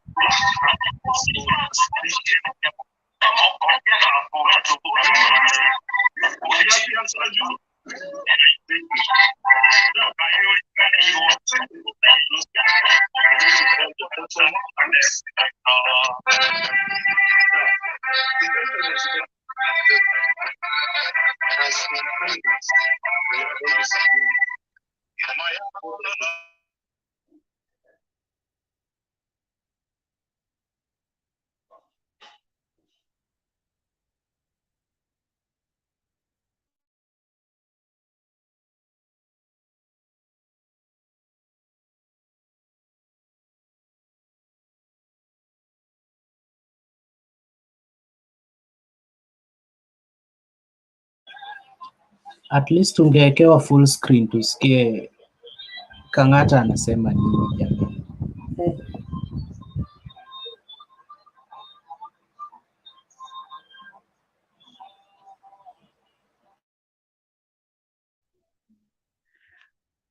This person mwenye ako na Oppo Reno 4, Reno 3 ako ndani ya hii meeting.